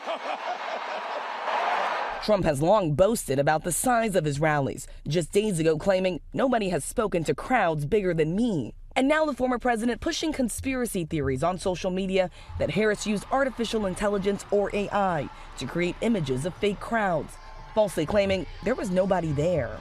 David Plouffe, a senior advisor for the Harris. This part is so funny. I think this is a major fucking L for the Trump camp. Like, this is a risk. Okay, you are assuming a risk, and the risk is, are there enough people in the margins, not in your base, but in the margins, that will actually get brain diseased by this kind of rhetoric and believe it? Okay, every step that the Trump administration takes going forward is supposed to be moving the needle in the opposite direction. They've already maxed out on name recognition. Most people have already decided. They've made up their minds about Trump. They had also made up their minds about Biden as well. But now with the Kamala Harris Walz ticket, that's an entirely different ticket. So they stand to gain a lot from people in the margins. Trump, on the other hand, is completely maxed out. He already was the fucking president. He was a telegenic figure on top of that. People already have these opinions. They've already calcified their positions, right? So every step they take, they are gambling, okay? Every step they take, they're like, will this move the needle with moderates that are Republican leaning? Will we be able to bring these moderates back to our side? Now, before you say they are believing that it's AI, you are wrong. The people that look at that crowd and go, oh, that's AI, are already Trump supporters. I'm sorry, man. You're out of your fucking mind, okay? You're not thinking about, like, old people that are not spending all their goddamn time on Twitter. You're spending all your goddamn time on Twitter. You're spending all your goddamn time on Twitch. So you think a lot of the Republican Party's base of support, or those in the margins, like the more moderate, the more independent voters and whatnot, are also spending every waking moment on Twitter. Okay?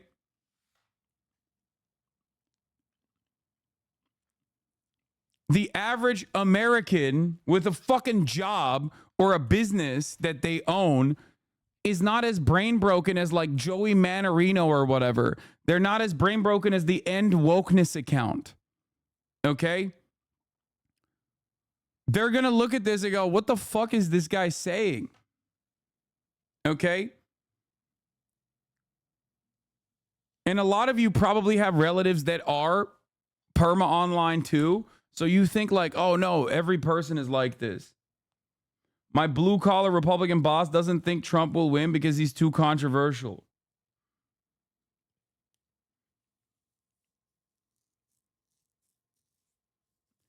That one incident may not move the needle, but isn't there a collective impact on the constant barrage of misinformation? Yes, but a lot of people still pay attention to the news, okay? As it stands currently, especially in the demographics that actually go out and vote, you have the entirety of the Republican constituency locked in on Fox News. They're doing the brain broken shit on Fox News. But you have the rest of the country that also looks at a variety of different news outlets, from local news all the way to ABC, NBC, CNN, and the like, NPR, New York Times. And those people see this shit and they go, what the fuck is Trump doing? Do you understand? It's also one of those things that is like immediately disproven with your fucking own two eyes. It's one of the worst things that you can lie about. Okay? One of the worst things that you can lie about is something that you can disprove. If you were to run around and be like, Trump is super sexy, actually, right? If you were to run around and be like, you don't understand, I love Donald Trump because he's hot. I love Donald Trump because he's an incredibly fit man. He's incredibly physically fit. He's very dynamic. Like, if you say that, people can just look at that and go, what the fuck are you saying? Guys, stop memeing for a second. Okay, please stop memeing. Please. I know I like to say Trump is hot, but like, ultimately you have to remember, like, things that are immediately disprovable will not work well with a group of people that you are trying to bring to your side that aren't already completely locked in. Okay? It will look like the conversation that I had yesterday with that one hater from Ohio. The dude who was like, I'm double your size, pussy. You are a pussy. You're soy. You're weak. I could fucking beat your ass if I wanted to. And then we fucking pulled up his photo, and it demonstrably was not the case. It was like hilarious that he was even like presenting this as an argument. Okay? Some of you guys might have missed that part. But he was just like falling apart and still running on this delusion.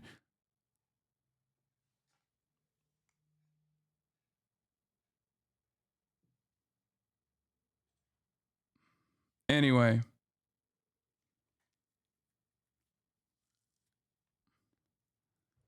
Harris campaign writing, these are not conspiratorial rantings from the deepest recesses of the internet, adding the author could have nuclear codes and be responsible for decisions that will affect us all for decades. Trump has been struggling to pivot to a new Democratic ticket, doing everything from questioning Harris's racial identity to mocking her intelligence and lashing out at new polling. Kamala is grossly incompetent and, in my opinion, has a very low IQ. He's now taking her on her pledge to make tips tax-free, something he has promised for months, calling it a Trump idea. The former president also putting immigration at the center of his campaign, vowing the largest deportation effort in American history. Our John Carl pressing his running mate, Senator J.D. Vance, for specifics. I think it's interesting that people focus on, well, how do you deport 18 million people? Let's start with 1 million. That's where Kamala Harris has failed, and then we can go from there.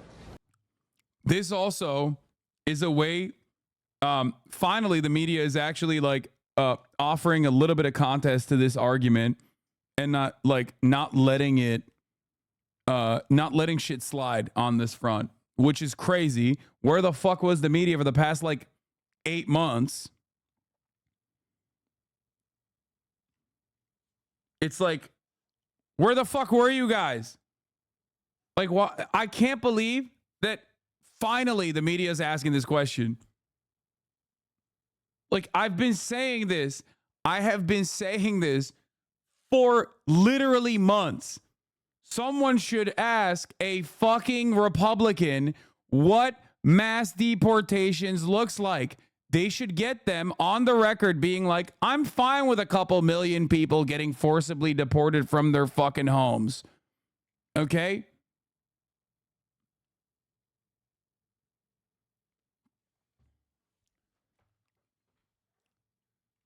You just, it's shocking to me that now they're saying, only now, they're fucking finally being held to account for this goddamn position. It has gone on for far too long. The fact that people have not been asking this question for months at this point, and it's gone untested, uncountered as a narrative, that is the reason why it has led to 60+% support. Okay, mass deportation. It's fucking ridiculous. J.D. Vance did say that, though, in the interview you covered. These people are gross. Yes, these people are gross. And let me tell you, many people in the fucking MAGA cult are definitely on board with this. But you have to remember, those aren't the only people in this country, okay? We're talking about like 30% of the... We're talking about the 30% of eligible voter population. There's 70% of the eligible voter population that's not on board with all of these narratives and might actually think that these narratives are fucking insane. These ideas are Hitlerian, because they are. They are Hitlerian. But they'll never come to that conclusion if someone doesn't turn around and go, hold on, did you just say you want to deport 20 million people from this country? How the fuck are you going to do that? How the fuck are you going to do that? Okay?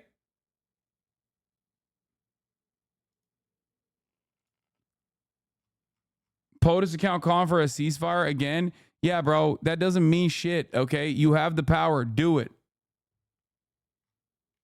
You can get 30% of Americans to agree on anything. Exactly. Anything. 30% of Americans can agree that there's no top of the hour ad break. Okay? At the top of the hour at the HasanAbi broadcast. But there is one.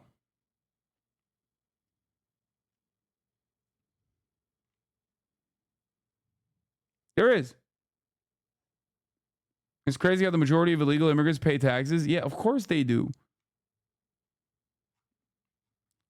The reason why, however, 30% of Americans are delusional about the fact that there is no top of the hour ad break is because they are subscribed.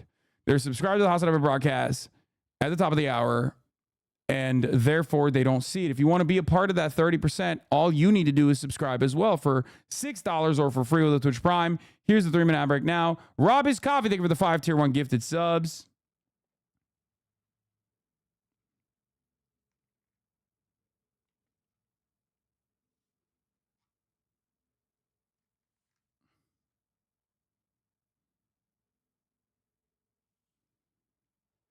Anyway, don't 50% of Republicans support bombing Agrabah? What? Only 8% of Americans believe that chocolate milk comes from brown cows, though. Okay, there are some things that are, I guess, too insane for even the 30%. I've said this before. You can get the classic HasanAbi quote is you can get 20 to 30% of Americans to believe anything.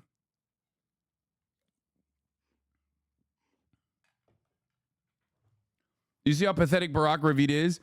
Bro, we said it, we saw it in real time. We saw this in real fucking time. Agrabah is a city in Aladdin. Point is they support bombing in places that doesn't even exist. Yeah. I got it. I got it, chat. I got it. I understood. I understood the meme. Okay, let's continue. And in another twist this weekend, the Trump campaign claimed that it had been hacked by Iran. It pointed to a report from Microsoft that said that the Iranian hackers sent a phishing email to a top campaign official. Microsoft did not specify which campaign that was, and the Trump campaign has not provided any further details, George. Yeah, we've seen foreign interference in our elections going back to 2016 at least. Rachel Scott, thanks very much. The enthusiasm around the Harris-Walz campaign is seen at their rallies, no doubt. It's also showing up in new polling that we want to bring to you today, showing the Democratic ticket has made some gains in some battle. I said this yesterday. JD Vance had a fucking horrible interview with Dana Bash. Dana Bash actually cooked his ass up and down, like embarrassed him, thoroughly embarrassed him. Okay. And part in that process, and in the interviews that JD Vance has given since then to ABC, NBC, and CNN, the liberal media is like finally starting to ask these fucking questions, like, how do you suggest a incredibly right-wing psychopathic policy such as mass deportation of all migrants currently living on U.S. soil, which is like around 10 to 20 million people. Okay? And that's a good thing. That's a good thing to ask. Baba, yemek yapar mısın? Yok hayır şeyde saat 3'te. Tavuk var mı?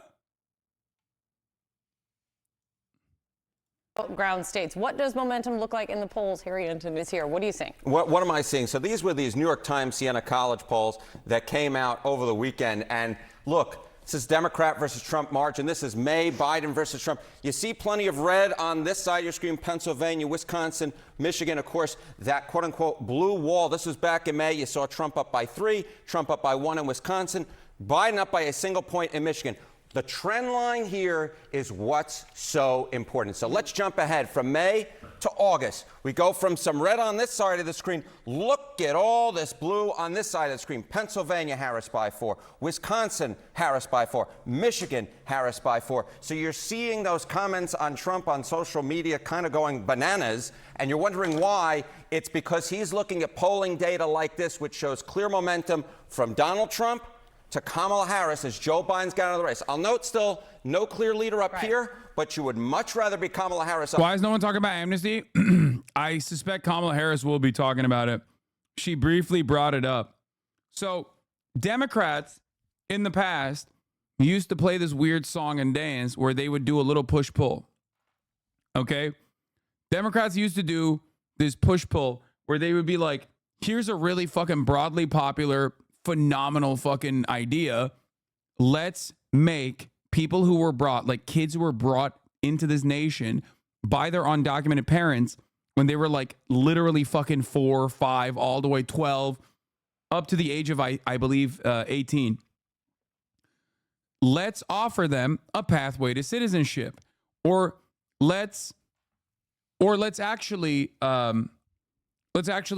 create a process where they can at least like operate, maybe not with the full-blown citizenship, but like have some level of like protection. Okay. This originally was something that the Republicans were completely against. This is called Dreamers. Okay. Deferred action on childhood arrivals. This was an idea that Republicans were against. Democrats made it happen under the Obama administration. However, by the way, Dreamers still do not have full-blown citizenship. And the idea, like, or the policy of giving dreamers full-blown citizenship, okay, is polling, has always polled at 90% consistently. So that is one aspect of the immigration equation that encompasses, you know, hundreds of thousands of people, if not millions of people. I forget what the actual number is, but it's just like completely unacceptable that it was even contested. And to this day, it's still contested by the Republican Party. However, because it was so overwhelmingly popular that the Trump administration was not able to actually cut it off entirely and shut down the program entirely, because 90% of approval rating is something that you cannot cast aside. Now, how do we get here, though? Democrats did that, and Obama also was the deporter-in-chief simultaneously. More aggressive immigrant detention processes, but also dreamers. Under the Biden administration, however, we saw something different. In 2020, when Biden was running against Donald Trump, he ran on a overtly progressive, pro-immigration platform. Okay? Overtly progressive pro-immigration platform. His first 100 days in office, he said he's like, you know, overturning all of the previous Trump border, like all of the previous Trump immigration restrictions, and will offer a pathway to citizenship to all immigrants, all this stuff. He didn't do any of it, okay? He continued, he basically kept in place the what's the fucking name of the legislation? It's like Remain in Mexico Act or whatever. He basically also kept Title 42 in place. There were some hurdles. There were at times when the Remain in Mexico, he basically kept, and Title 42, he basically, Title 42 he completely kept intact. So that was pretty devastating. But it doesn't end there, okay? What he ended up doing after that was allow the Republicans to fucking counter message on immigration for the entire 4 years of his administration and consistently pull on the immigrants are doing crimes, they're rapists, they're fucking drug dealers, they're murderers nonsense without any sort of effective counter messaging on it by bringing people back to reality on the matter.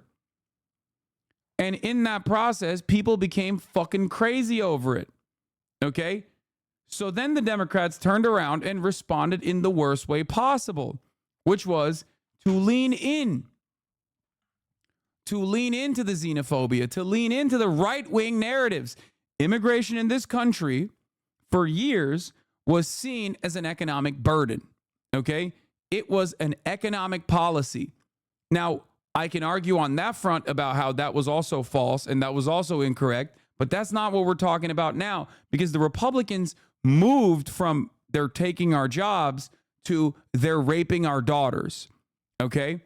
They moved further right on immigration and successfully turned at least the conversation in American media to immigrants are an issue that needs to be dealt with as a national security problem. That was new, okay?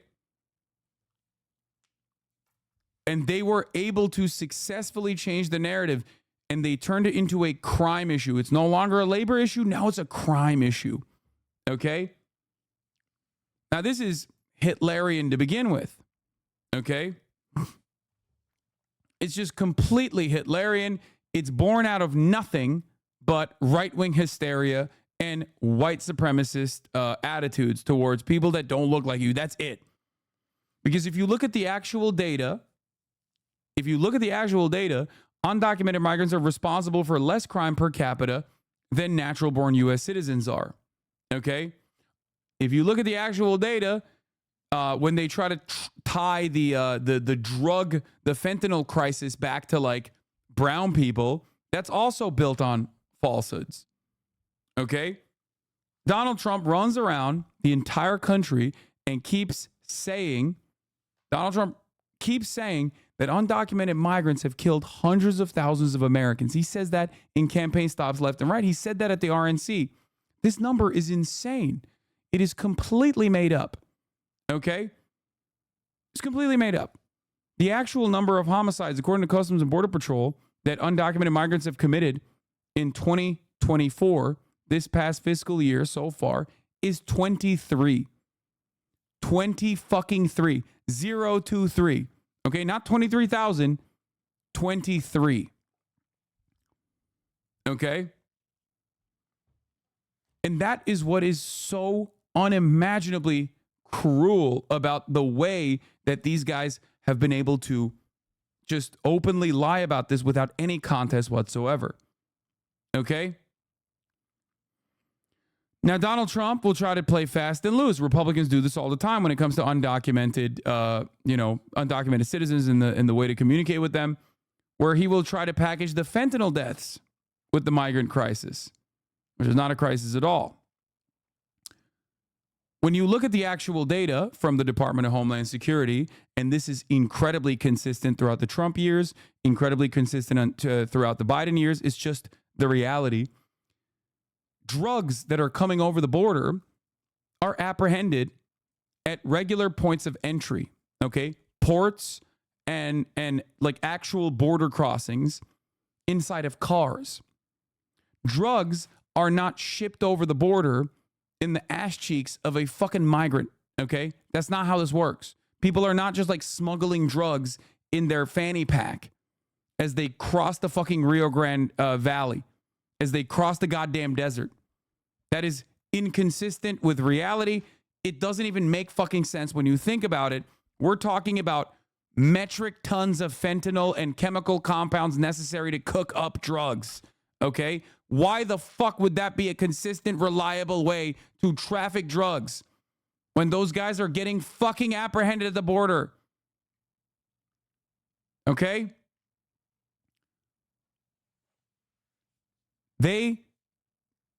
All of the drugs that are coming over the border are stopped at regular points of entry, okay? 90%. And they're not undocumented citizens that are trying to traffic these drugs over the border. They are American citizens, okay? American citizens. 90% Lamau. Mules exist, dude. I love you, chatter, but you're wrong. And I know that it sounds insane because you have been led astray because nobody talks about the actual facts. But this is the Department of Homeland Security. Less than 10% of drugs are actually caught but go off king. Brother, think. The mules are American citizens inside of their cars with American license plates. That is the easiest way to sneak drugs across the border. What do you think is a more successful strategy? Giving random people who paid a jackal like 10 grand or whatever some drugs to cross the border with drugs and then get apprehended by Customs and Border Patrol, or to chop up a car and put the fentanyl inside of the fucking car?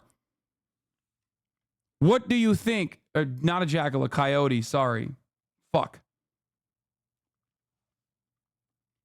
I never said it was all migrants.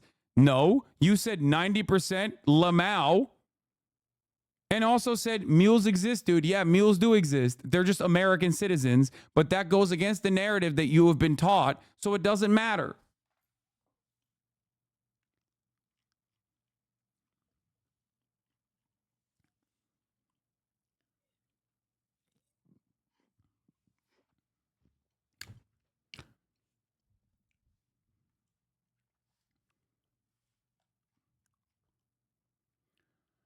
90% of drugs aren't caught. Okay, brother. So do you think if 90% of drugs aren't caught, but 90% of the drugs that are caught, okay, 90% of the drugs that are caught at regular points of entry, do you think that all of the other drugs are actually secretly being trafficked over the border through undocumented immigrants? Is that what you think is going on? Or do you think it's more likely that 90% of the drugs that are not caught are still also crossing through regular points of entry?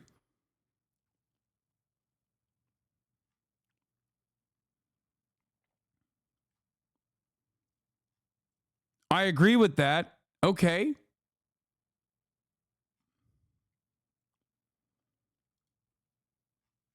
I mean, he's not only moving the fucking, not only put the goalposts on a motor at this point, motorized goalposts up in here, but he's also coming to terms with my argument, I guess, even though he originally approached the subject matter as though he was in disagreement.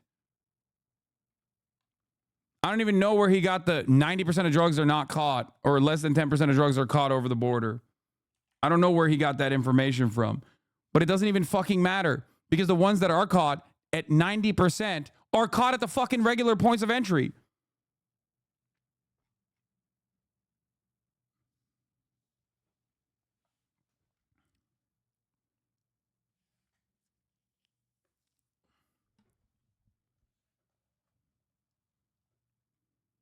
They only find a small percentage is my point. I know, but you can't suspect, if the data is readily available, that 90% of the drugs that are apprehended are actually coming in through regular points of entry and only 10% are through like random migrant crossings or people slingshotting over the fucking border wall or whatever, okay? Or building tunnels under the fucking border or whatever, okay? Why would you ever make the assertion that, why would you ever make the false assertion that actually secretly these guys are all trafficking the drugs through the pockets of Guatemalan abuelas, okay? Because that's the assertion that the Republican Party is making. That's what they try to lead you to believe, okay? According to the USSC, in 2020 fiscal year, 80.1% of all drug traffickers are U.S. citizens. Of course they are. It doesn't make any fucking sense. It doesn't make any sense for them not to be U.S. citizens. They are less likely to get additional scrutiny. That's the point. Wait, what the fuck?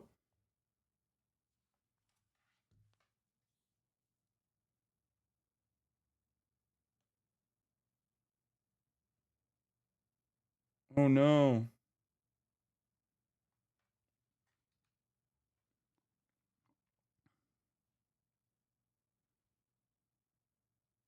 This overheated and started leaking. We're at the final. We got to the final stage of this. This one worked. I used this cable for years and years, and it was very reliable and it was very good. But we have officially come to the end of this cable. This cable's lifespan. I was like, why is my fucking arm so warm? And why does it smell like, why does it smell like there's something gone? Something's like cooking a little bit. It's done. We've come to the end of the lifespan of this fucking cable. Rest in peace, R.I.P. Up by 4 within the margin of error, then Joe Biden down by 3 in Pennsylvania, down 1 in Wisconsin, and only up by 1 in Michigan within the margin of error. These are 3 to 5 point movements towards the Democratic ticket. Clear momentum, and it's clearly angering Donald Trump. But take us inside the numbers. Who is Harris appealing to that Joe Biden was not when we had these numbers? Yeah, so, okay. Is it that Harris is getting Republican voters? No. It's not that she's getting Donald Trump voters from 2020. What is she doing? Number one, she's coalescing the Democratic base. So look, in Biden this spring, he was getting only 90% of the voters who voted for him back in 2020. Look at it now. What do we see? We see Kamala Harris is getting 93% of those voters. So we see that momentum. The other thing that we see is those untraditional voters. Those voters, there's all this talk that Donald Trump was going to get these voters off the sidelines and get them to vote for him who didn't vote in 2020. Back in the spring, look at that. Joe Biden was only getting 28% of the 2020 non-voters. Look at where Kamala Harris is now. She's getting 43% of those voters, a 15-point jump. So Kamala Harris is doing two things here. Number one, she's getting more of those untraditional voters, and number two, she's coalescing that Democratic base. Are you seeing signs in other polling of the Harris momentum as well? Yeah, okay, so if it's just one poll, I'm not that interested. But take a look here. This is among those certain to vote. This is the Democrat versus Trump in Michigan, Pennsylvania, Wisconsin. This is an Ipsos poll that came out last week. Look at this, the June margin, Biden versus Trump. We see Trump was up by 2, very similar to what we saw in those New York Times Siena College polls. Look at where we are now in this August margin. Look at that, +2 for Harris. So again, a 4-point movement towards Harris, again within the margin of error. And the last thing I'll note, look at this. If Harris just wins up in the Great Lakes, Pennsylvania, Michigan, and Wisconsin, she can lose Arizona, Nevada, and Georgia, and she gets to exactly 270 electoral votes. All right, so momentum it is today. Momentum it is. Thank you, Harry. Thank you. CNN's Isaac Dover is here with the very latest. How does the Harris team view things this morning, Isaac? Well, look, John, they obviously are glad to see good poll numbers following a good couple of weeks for the vice president since she got into this campaign. Remember, we're only talking about 3 weeks here since Joe Biden dropped out. But they're trying not to get too ahead of themselves. Harris herself was in San Francisco yesterday at a fundraiser, and she said to donors there that she's never been one to really believe in the polls, whether they're up or they're down. What we know is the stakes are so high, and we can take nothing for granted in this moment. And like what the Harris campaign is focused on here is making sure that people don't get feel like the race is done, feel like they don't have to do a lot of the work here. There are very few people who believe that this race won't come down to a couple of 100,000 voters at most between a couple of states, and that's the sort of thing that could even, it doesn't matter where the popular vote goes, could end up swinging the Electoral College. It's amazing to think about Democrats talking about complacency when just 3.5 weeks ago it was Republicans talking about complacency there. So what does the week have in store in terms of a policy rollout and I guess the first ever appearance between President Biden and Kamala Harris since he has left the race? Yeah, we saw them briefly on the tarmac when that prisoner exchange happened at Andrews Air Force Base, but this will be an event on Thursday in Maryland, right outside D.C., with the two of them there together.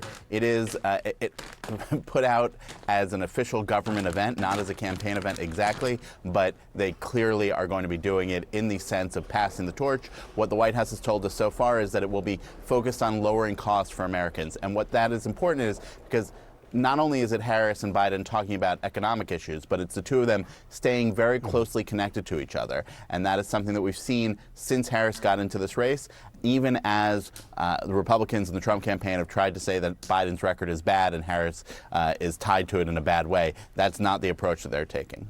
Isaac Dover, great to see you this morning. Always great to have you on in the morning. Appreciate it. Sarah? All right, here we go again. False claims about crowd size from Donald Trump, and even more talk about Kamala Harris's race and childless cat ladies from his running mate, J.D. Vance. Just a few of the new and familiar lines of attack we heard this weekend as Donald Trump tonight sits down for an interview with Elon Musk. Let's bring in CNN's Steve Contorno. Steve, some Republicans want to see a more disciplined, as you heard from Isaac Dover, message from Trump going after Harris.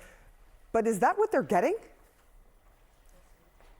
Certainly doesn't seem so far, Sarah. I think scattershot is probably the best word to describe what we saw from the former president over the weekend. He made fun of Senator John Tester's weight, the Democrat in Montana. He called Tim Walz, quote, very freakish. He said Harris Walz supporters were pink-haired Marxists, looters, perverts, flag burners, Hamas supporters, drug dealers, gun grabbers, and human traffickers. And he also continued to be solid.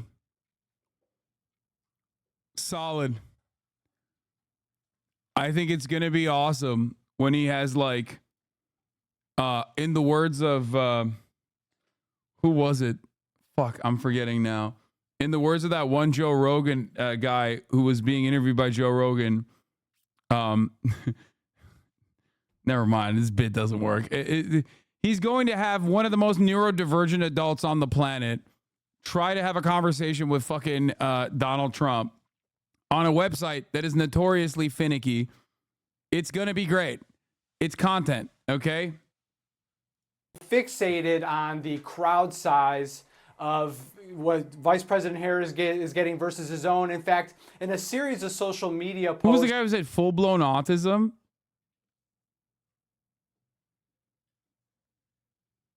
How am I forgetting that? Oh, it was Robert F. Kennedy.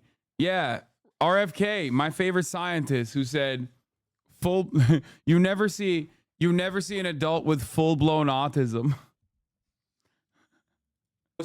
He shared debunked footage and claims that Harris was doctoring her crowd size. These were AI images that they were sharing. He said that she should be disqualified because they faked their crowd sizes when these photos were easily debunked.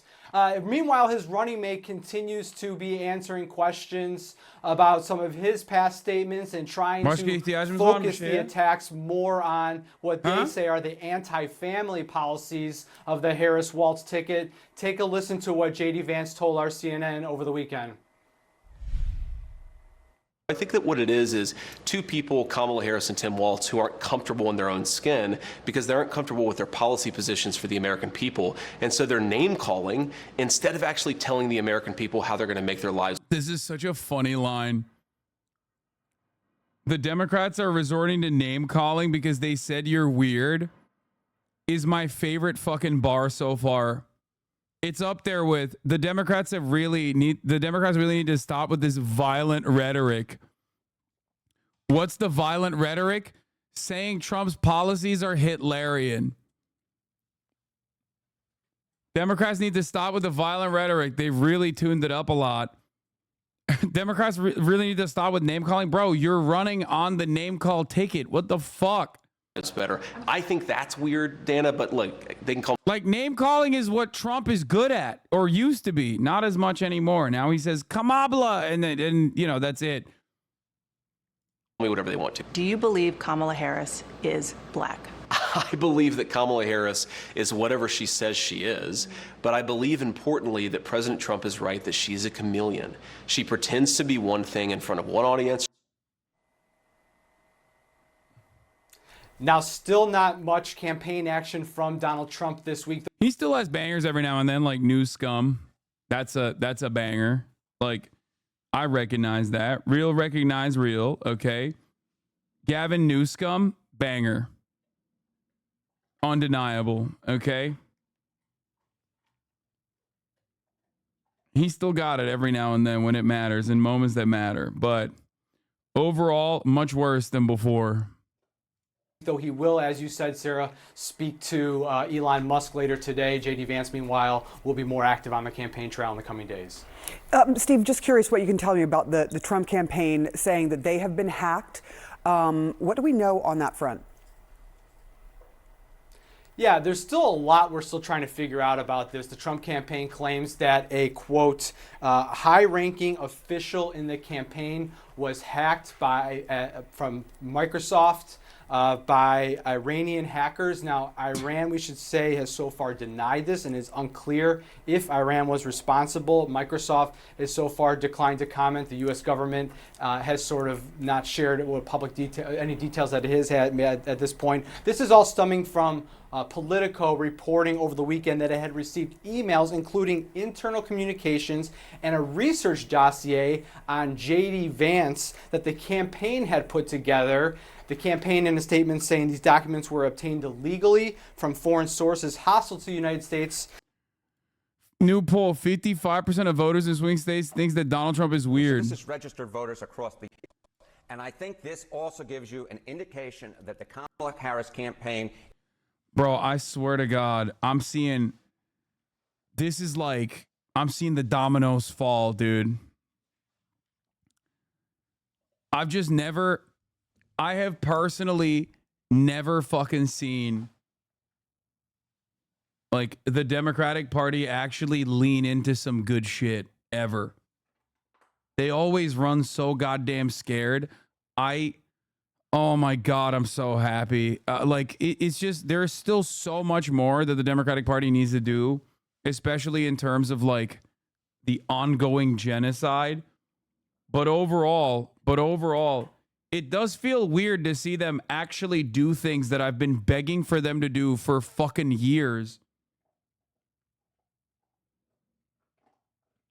It feels great to have this vindication at the very least. Like, I'm not exactly pro-Democratic Party by any means, as you guys know, and actively criticize them. Some of those issues that they criticize them on is this shit.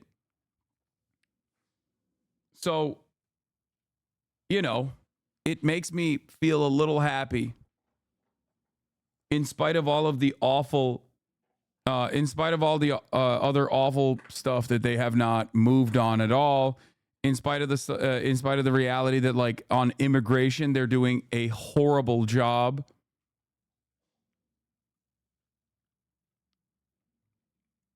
The fact that the Tim Walz choice and what that spells, the fact that they're like running on the Republicans are weird. We want to feed children. They want to fucking talk about children's genitals. They want to do genital inspection day in every state.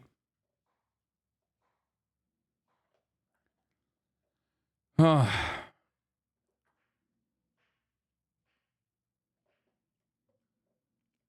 fucking awesome. Is working. So this is registered voters across the 7 closest states back in the 2020 campaign: Arizona, Georgia, Michigan, North Carolina, Pennsylvania, and Wisconsin. Earn their position. Kamala Harris, 45% of voters say that she earned her position. Compare that to Donald Trump, just 42%. Donald Trump and his campaign is losing the messaging war right here. How about they are weird? This is not where Donald Trump wants to be leading it, but 55% of voters in those 7 states say that Donald Trump is weird, compared to just 39% for Harris. So the Harris campaign... Bro, that is a dagger, okay? That is a dagger. And it actually pairs well with what I was talking about, because it is something that Donald Trump despises, right? Here's the Atlantic article. This is the most important part of the Atlantic article. Something else, and something quite important, has changed. The whole landscape of the campaign has been transformed. The rise of Harris instantly cast Trump in a new light. He formerly seemed more ominous and threatening, which, whatever its political drawbacks, signals strength. A thing that I've been saying over and over again. That's why the weird thing is so much better than just saying he's scary and a racist and a dictator. Now he seems not just old, but low energy, stale, even pathetic. He has become the political version of Fat Elvis.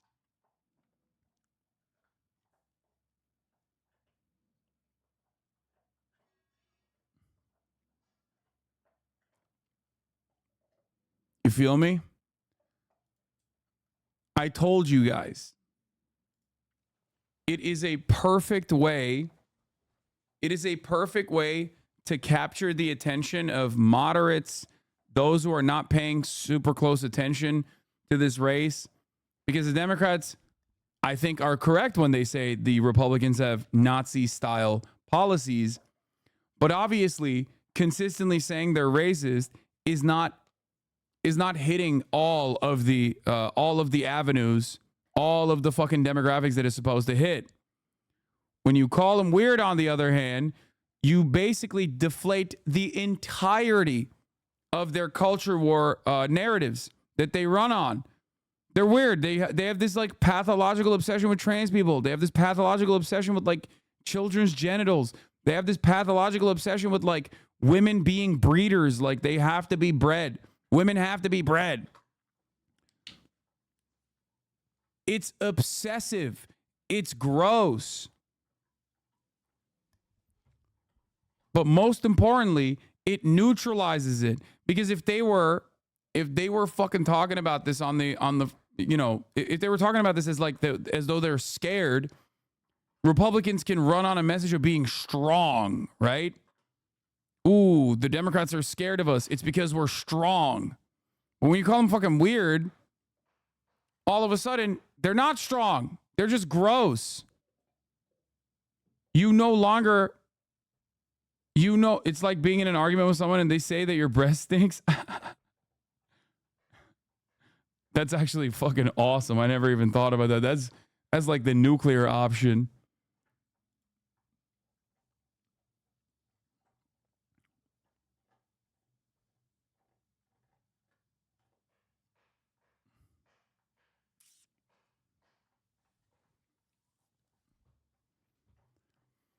Reducing Trump to a figure of ridicule is very similar to Mel Brooks' treatment of Nazism and Hitler. Rather than give them a sense of menace and strength, Brooke reduces them to a joke too ridiculous to ever be taken seriously. Would this stuff have worked as well in 2016? No. Because in 2016, Donald Trump was new. He was an unknown entity. He had the capacity to run as an anti-establishment figure, going up against a very unpopular, going up against a very unpopular establishment figure. But after 4 years of him being president, you can't really do that anymore. You can't be like, oh, I'm an unknown guy. I might do something crazy. You know?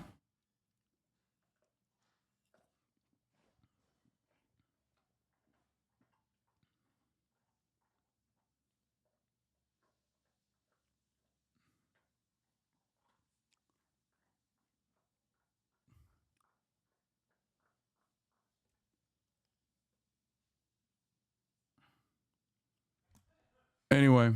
Üçteki reklam olur mu amına koyayım? İyice para göz olmuşsun. Korkma, sen görmüyorsun zaten reklamları. Türkiye'desin. Size vermiyor reklam büyük ihtimalle. Box CEO Kamala donor weighs in on Trump's AI takes, raises a good point. This should rightfully weird out the crypto AI bros who have been following tech advancements with a fine-tooth comb. Wait, what? Dude, I don't think that, like... Just so I'm clear, this is the guy we think should be driving AI regulation policy. I'm sorry. Nobody gives a fuck about what, like, the AI CEOs and crypto bros think, okay?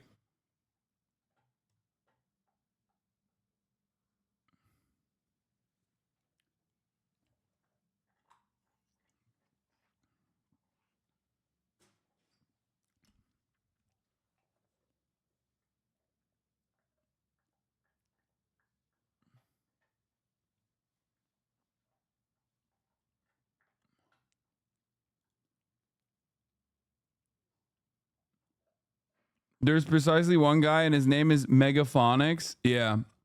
My point is they're voting, donating too, and they're uniquely positioned to call out Trump's bullshit. Yeah, I don't think they care about it that much, man. I'm going to be honest. Their messaging or the messaging against them is not working for the Trump campaign, and the messaging from the Harris campaign is working against the Trump campaign. And I think this... So, going along with the weird narrative, we talked about how, like, deflated that makes the Republicans feel. Here's some more positive notes. Okay. Kamala Harris at a San Francisco fundraiser says, let's not take anything for granted. I know there's a lot of enthusiasm out there. I've never been one to really believe in the polls. What we know is the stakes are so high and we can take nothing for granted in this critical moment. Solid approach. Kamala Harris at the SF fundraiser. I just love Gen Z. I know it may be complicated if you have Gen Z in your family, but I think they're terrific. When Gen Z starts voting in the numbers, a whole lot of this is going to have an absolute sea change in terms of leadership. But yeah, not taking polls for granted is actually pretty solid.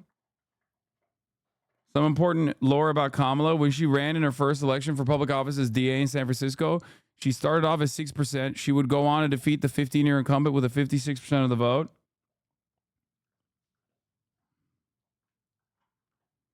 Do you think along with Harris coming into the picture, do you think that the nail in the coffin is Trump picking JD as a running mate? I mean, the guy's a douche.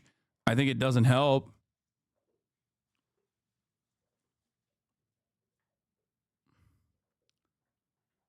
Is Gen Z actually more progressive? On some issues. Anyway, let's continue. Trying to sow chaos throughout our democratic process. I should note, Sarah, that Donald Trump was the recipient of this kind of foreign interference back in 2016. He actually encouraged Russia to go after Senator Clinton's emails and then continue to talk about them well into the race. Gen Z grew up in a world where it's not even a fucking question that like someone can be openly gay. Okay? So on that front, they obviously are not going to be anywhere near as aggressive as like a 60-year-old person is on LGBT rights and stuff. Like, even if they're right-wing on other shit, they are still going to be more progressive on things that they take for granted, the social norms, right? Gen Z also is obviously very, very pro-Palestine in comparison to other generations in the United States of America. Having said that, however, I am not one to believe in generational political divides. That's not how that works. There are still there's a massive gender gap in Gen Z. Like Gen Z women, girls, women, they are very progressive. Gen Z boys are still very much incredibly reactionary as well. So by and large, the idea that like this next generation will save us is the tale as old as time. Everybody fucking loves talking about it. It's bullshit. It's just not a real thing. Yeah, Gen Z boys are the Tate generation. Gen Z boys are the Aiden Ross generation to a certain degree.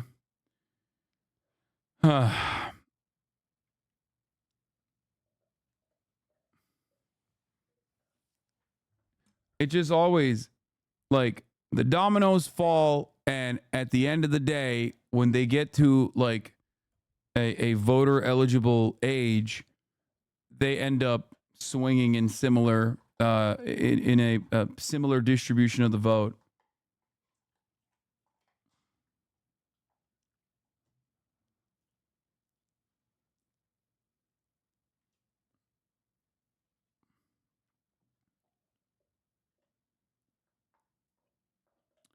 Did we already talk about JD Vance being a hypocrite about drag? A little bit. Bro, we all know how this goes. Dems make promises they can't keep and fundraise out the same issues at the next election because a few bad apples voted out of line. It's the same shit except they've been in power for years now and done none of it. Why do we keep simping for them? I'm not. I'm not simping for them. But I can only respond to what they're saying that they're going to do. Especially when, at least on the messaging front, they have dramatically changed the way that they operate. I'm comparing this to 2016. In 2016, they literally would not even message appropriately. They were just like, you got to take our vote for granted. Shut the fuck up. You have to vote for us. Do I believe that they will commit to a broadly popular progressive agenda when push comes to shove? And they're actually in office? I do not know. I do not feel that they will. But then again, they've never been this responsive to social pressure, public pressure before. So who knows?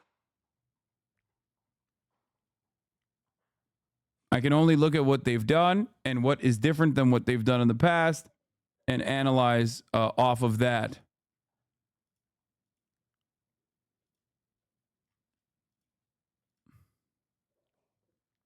And communication strategist Frank Luntz just held a focus group. Watch this. How many of you were supporting Joe Biden 14 days ago? Raise your hands. None of you. How many of you, if the election were held today, would vote for the Democratic nominee, Kamala Harris? I would. Okay, that's all of you. None of you to all of you. And Frank Luntz is with us now. Frank, so thank you so much for being with us. Let me just HasanAbi hit reply guy Frank Luntz.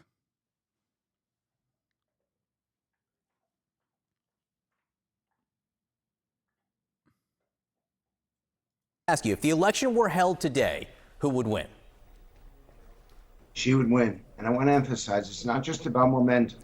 And I thought your commentary just before this was dead on. It's also about passion. It's about commitment. And Harris voters are even more eager to vote for her than Donald Trump voters are to him.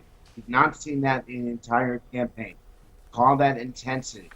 And her campaign is generating the intensity. And another key component is exactly why this is happening. She's talking and emphasizing her persona. Hasan, I'm curious. My mom says her tax money goes to abortions and she doesn't like that. Is that true? It's not, but it should be. It's not true, but it should. Yes. Her tax money does not go to abortions, even though it should go to abortions. It's a medical procedure. It's fucking ridiculous. Oh, I'm really mad that my tax money sometimes goes to like veterans being able to get insulin. I think they should fucking die of diabetes.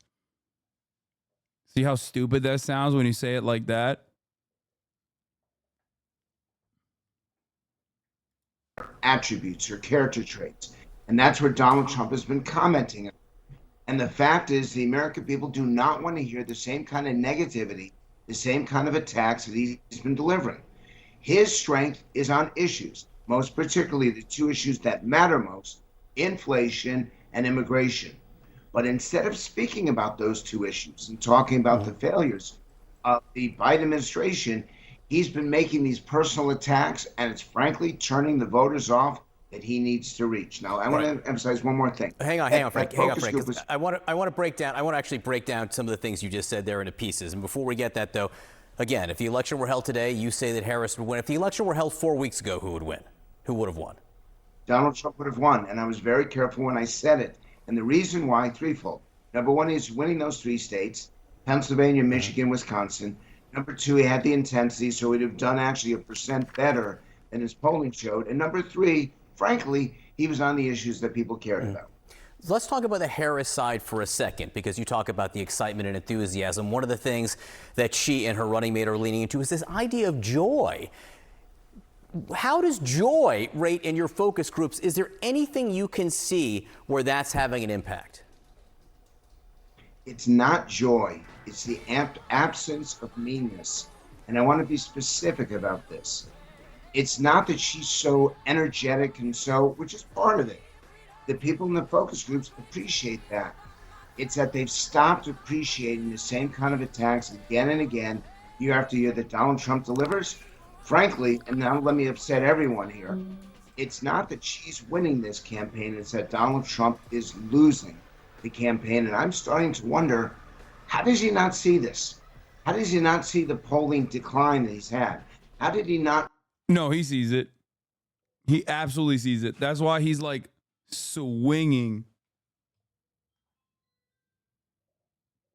He fucking sees it. That's why he's swinging in the wildest directions.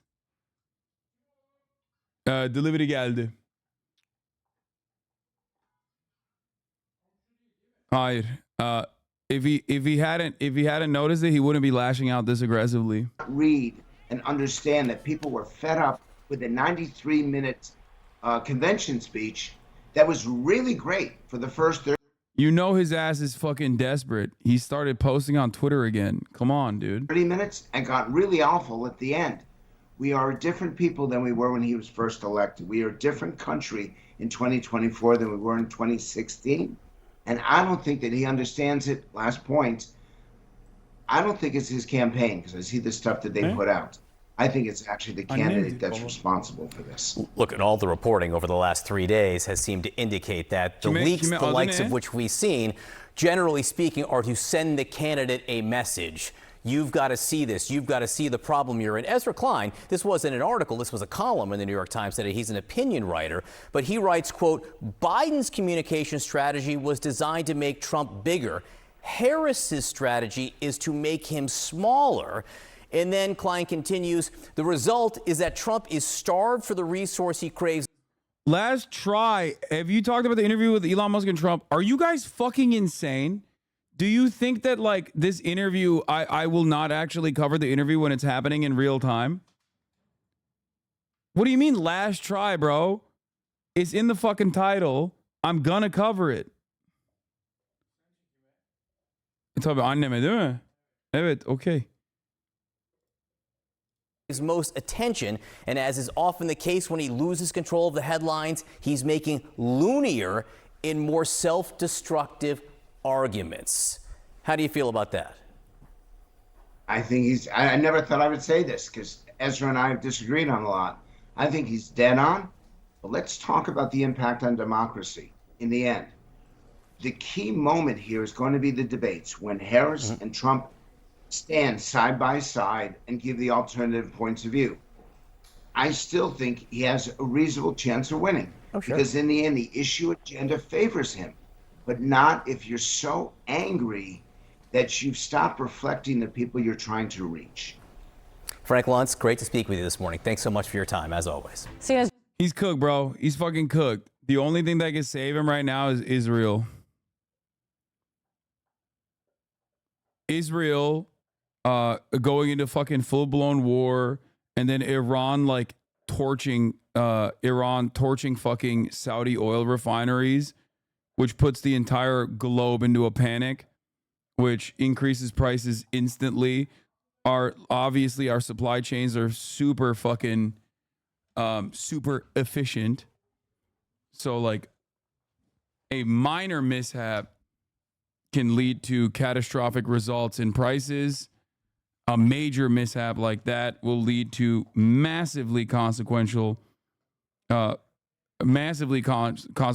economic problems. With the exception of Israel, bringing the entire planet, like torching the global economy.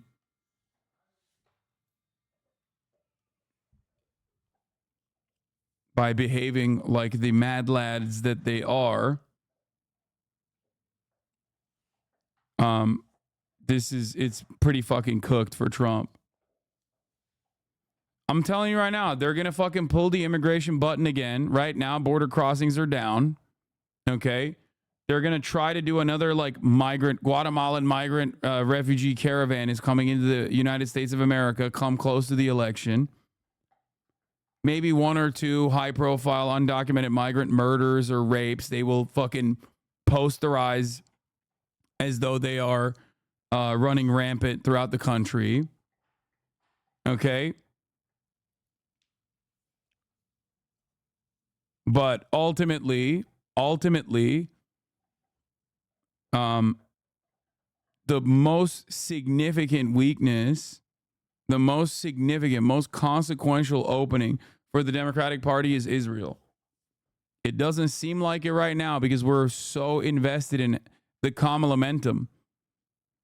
We are so incredibly invested in how well Kamala is doing and how much everyone is excited about her and how she's not a carcass.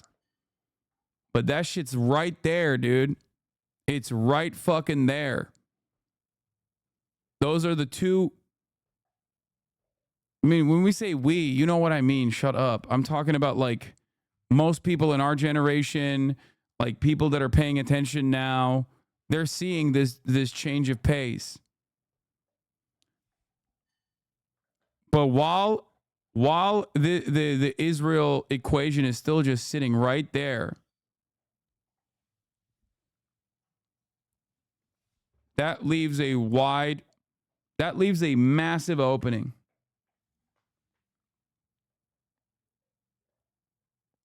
Jeff Zeleny leads us off this hour. He's joining us now. So, Jeff, for Harris and any campaign, really, the mission number one is create the momentum. What do you think the odds are? Wouldn't that mean the Dems are a wartime administration which historically favors the incumbent? What?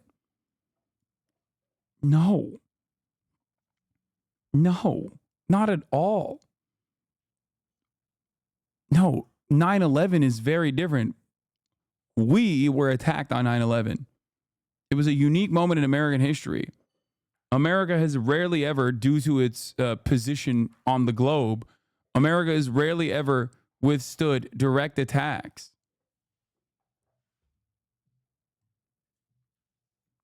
Like, no, that's not the case at all. Most people don't actually get stoked on more war. As a matter of fact, like I've shown you a bunch of times at this point, majority of Americans actually don't want American soldiers to be deployed to protect Israel. Okay? And then keep the momentum. For the Harris campaign, what does that mean? What does that look like now? The chatter is correct. Historically, being an incumbent during wartime, voters were inclined not to change commanders in chief mid-war. However, this wouldn't qualify as one of those situations. Yeah, but there's also... there is not like any sort of direct association in this circumstance. If anything, our direct association is subject to much criticism.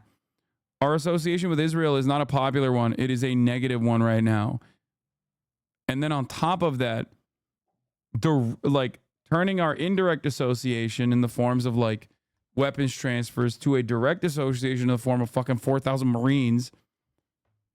And also experiencing only the negative consequences of a proxy war in the form of like oil shock, like ticket shock on the price of a fucking oil barrel. That would be the absolute worst thing that can happen to the Democratic Party in terms of this election. Donald Trump keeps running on, I'm going to finish the job. Look at how much war, death, and destruction Joe Biden has brought forward. I'm going to finish the job. I'm going to be the fucking anti-war candidate. He lies about it, which is a lie, by the way. He's not an anti-war candidate at all.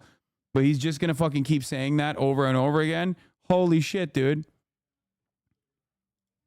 Well, Kate, it simply is keeping the momentum alive that they've had for about 3 weeks or so. You saw that rollout last week of the vice presidential running mate. That is, a week that happens only once in a campaign. Now, of course, it's back to some of the basics, actually saying what she would do as president. So we are going to look for that later this week. But look, this momentum is something that clearly, as you said, has gotten under the former president's skin. I was at that Detroit rally where he was talking about there was no crowd.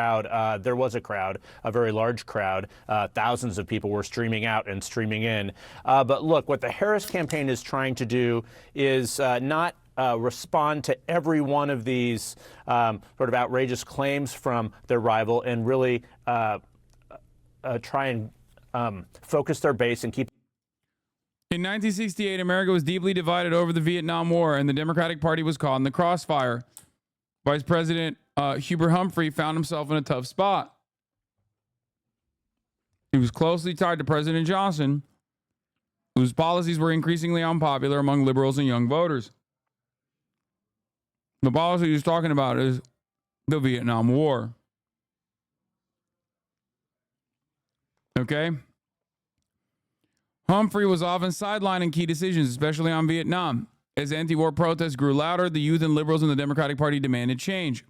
A change they didn't see in Humphrey. At Portland's Civic Arena, hundreds of college students shouted, "End the war" and "murderer" before walking out en masse. In Seattle, protesters disrupted a speech with cries of "Vietnam is a scream of death that does not end." Humphrey, bewildered and desperate, shouted, "Shut up!" at anti-war protesters, but the tension within the Democratic Party coalition was palpable. His campaign had hit a low point in Seattle, where the New York Times reported an air of sadness hangs over his campaign. Bad vibes. I'm going to read it. The vice president seemed bewildered by his youthful enemies and a desperate and angry figure, New York Times columnist Robert Semple reported, and an air of sadness hangs over his campaign. Later, Humphrey would write that although Seattle was his campaign's low point, public outrage over his mistreatment began to turn things his way.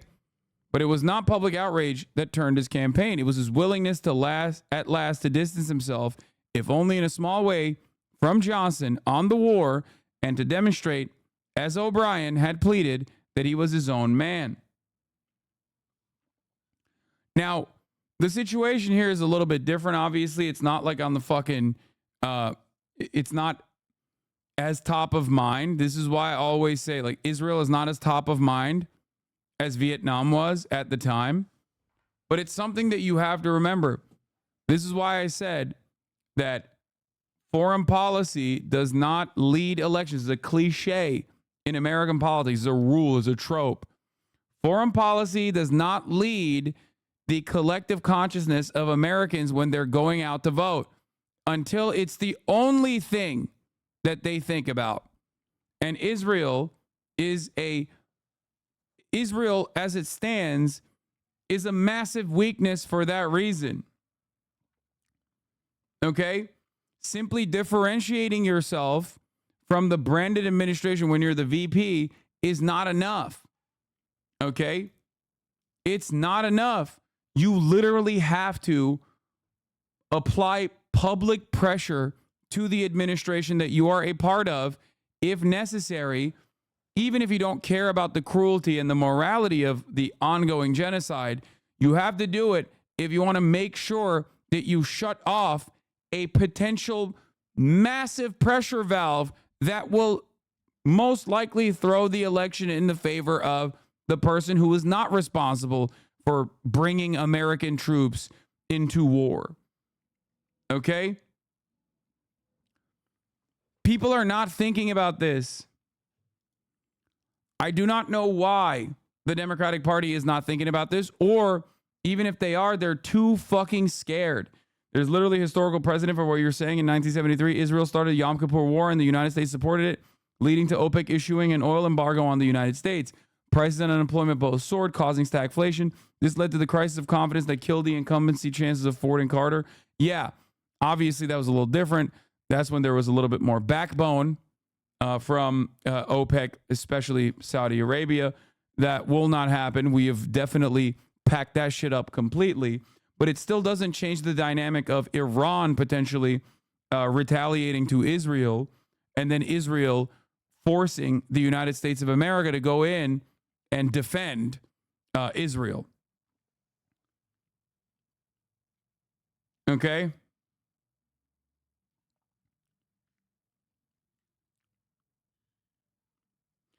I think that Israel is top of mind right now, even if it's only for a short time. Immigration has died off. The only other thing would be the economy.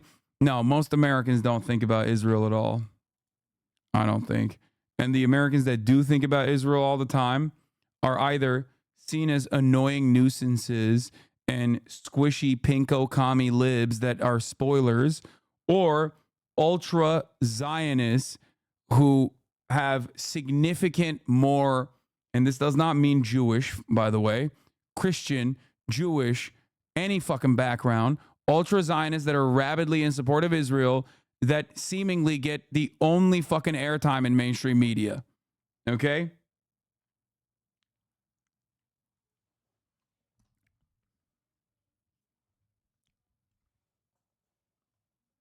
Anyway, having said that, however, college students are going to get back to school soon. Protests will start up again, I suspect. That will put this issue in the forefront again.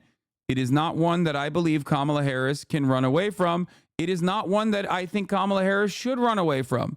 I hope that students protest on college campuses immediately. I hope that they start the encampments again immediately. Okay? I fear that the administrations, state administrations, school administrations will react in an incredibly violent manner to these college protests.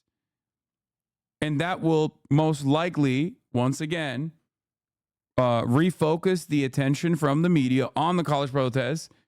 And it will continue to erode the confidence that people have in the Biden administration and in the Kamala ticket as well. Why don't you protest? I do. What the fuck?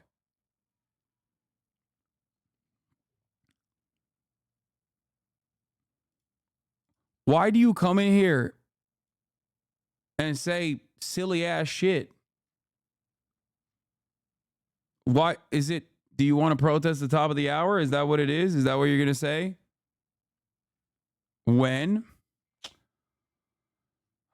It's not even a two-parter. It's like one of those fucking idiots who like literally does not care about anything and simply is in here to just be like, when did you go?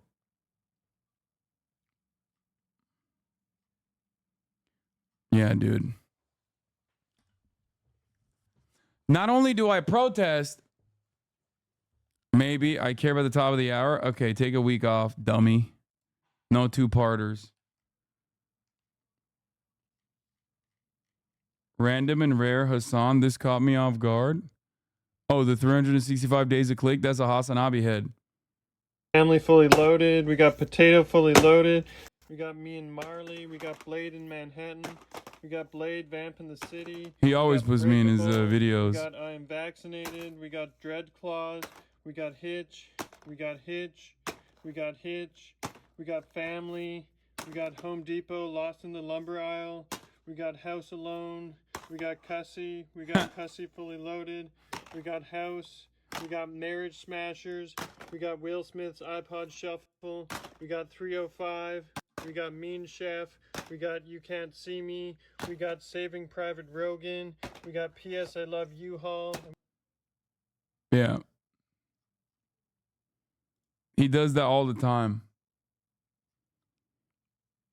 Anyway, the 3-minute ad break is upon us, ladies and gentlemen, boys, girls, and MBs at the top of the hour. As you know, if you no longer want to see those ads, all you need to do is subscribe, which you can do for $6 or for free. Who will damage themselves the most in this Trump-Elon interview? That's a great question. That is a great question. 0 out of 10? What the fuck do you mean? I already responded to that one person trying to do a two-parter. So there's a potentially election-swinging number of people who are not going to vote for our candidate because of her position on this one issue, an issue that we also disagree with her on. So given that our top #1 priority is getting her elected and keeping her opponent out of office, I feel like we should be spending all of our energy and resources on getting her to change her position on this policy so that she can be someone that people actually want to vote for instead of someone they feel like they're obligated to vote for, and those people who weren't going to vote for her based on this wedge issue will vote for her over the other guy. Like, if we want to keep the other guy out of office, bringing her attention to the fact that this one issue has a very good chance of losing her the whole election should be like our #1 priority so that she actually becomes a viable candidate and has a much better chance of winning. People don't see it like this. People don't analyze it like this. That's why I keep saying that, like, Israel might not be top of mind now, but it has the capacity to become top of mind at any moment. With all of the potential student protests that will inevitably come back, with the fact that, like, just you're leaving a massive opening on an issue that will make Trump look good just by the virtue of not being in a position of power while it's happening. That absolutely. The newest New York Times poll shows the 1% list is an issue they're concerned about. What? Though it was nationally? Oh, Israel-Palestine? Yeah, I know. I don't know if it's at 1%. It's not something that voters are taking into consideration at all. As new semester looms, students and colleges brace for more protests. To many pro-Palestinian campus activists, it was a crushing coincidence of the calendar. Just as nationwide protests over the Israel-Hamas war were coming to a crescendo, the spring semester ended and the students cleared out. The sounds of bullhorns and chanting suddenly went silent. It was definitely very jarring, says Junior Marie at Del Grosso, a student organizer at Barnard College. I wanted so badly to still be in New York. I wanted to be there organizing. Hundreds were arrested at the encampments, including Gross, who was taken in twice. Like many students, her criminal charges have since been dropped. Okay? Foreign policy is not top of mind for people. I know I'm saying top of, and you guys are getting fucking triggered with your ad PTSD. Foreign policy is not a major motivator for the ticket until it's the only thing people are thinking about. Okay? You get all these student protesters on the campuses. My worry is that the trajectory Israel is on is one where it will only become less politically smart for Kamala to come out in favor of an arms embargo. If they start getting into war with other nations, the popularity of supporting Israel's defense will only come stronger instead of weaker. No. That's why I'm saying they need to nip this shit in the bud before. That's why I am saying they need to nip this shit in the bud before this becomes a major issue. It is so fucking stupid for them to leave it on the table thinking that Kaya, Place, you know better. little lady.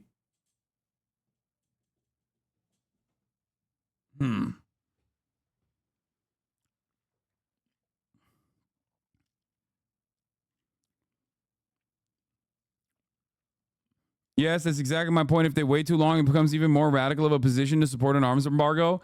If it gets to that point, they're done. That's what I'm saying. Like that is the point of no return.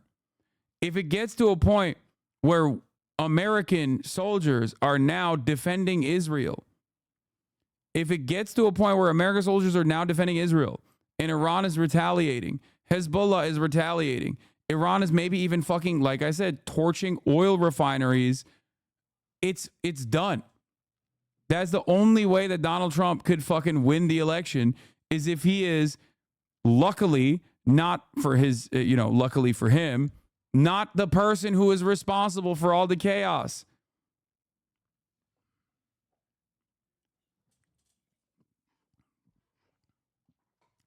But you really think we're invading Iran with boots on the ground? No, I never said that. What the fuck? It's not about invading Iran with boots on the ground, dude. The fuck? I still doubt Trump would win? Nah. No way. No way, dude. Come on. Stock market crash. October surprise in the form of like stock market crashes, massive hyperinflation as a consequence of not being able to fucking massive hyperinflation as a consequence of not being able to afford gas. Everything goes up. Every price of everything goes up.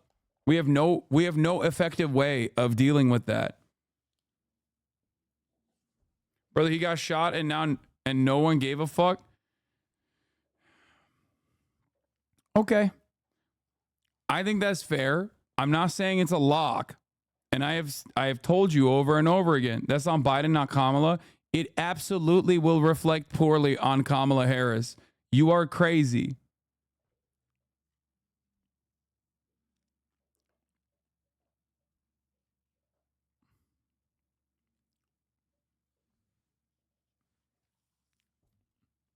Like, what I'm saying is obviously an insane situation, right? What I'm talking about is like complete global chaos. Why is chat so sure Kamala is going to win? Because she's up 2% PA 80 days before the election at her peak mass delusion event? I know. Even Kamala Harris doesn't agree with you guys, by the way. She does not think that this momentum will continue. And that's the reason why she keeps saying, sorry, Hasan, but it won't be hyperinflation, a phenomenon that only occurs when you try to buy international debt held in a foreign currency by printing money. Otherwise, it's superinflation. Sorry, superinflation, not hyperinflation. Given the Biden admin pushing the ceasefire this week, coming out for a position Biden doesn't endorse right before the DNC, I don't think it'd be smart at the moment. Party divided narratives and anti-Semitism from the right. Better to wait till Israel kills the talks first and then go more like embargo. I don't think it's going to...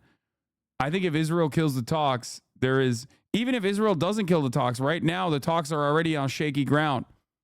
And Iran says they might retaliate any moment. You have fucking John Kirby, literally, here it is. The U.S. is prepared for what could be significant attacks by Iran or its proxies in the Middle East as soon as this week, White House National Security spokesperson John Kirby said on Monday. We're already there. That's why I'm saying the call needs to happen now. The call needs to happen yesterday.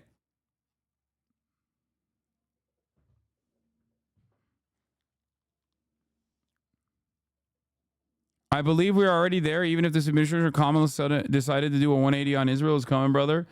I think the only thing that stops that from happening is either, one, Iran demonstrates restraint once again. Iran demonstrates restraint for some reason that I do not understand, or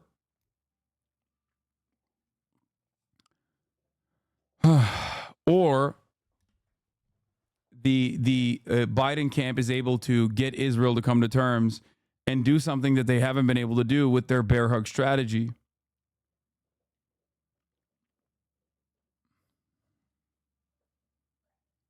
And no, it was not the Hamas leader that pulled out. You got duped by Barack Ravid's reporting on that matter.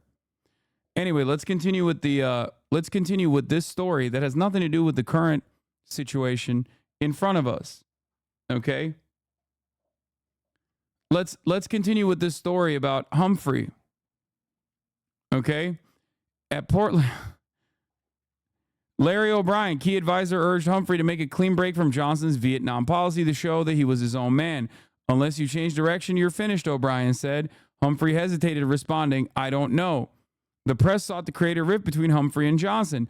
Humphrey acknowledged this tension, stating, the press wants to divide us, me and the president. That makes their stories.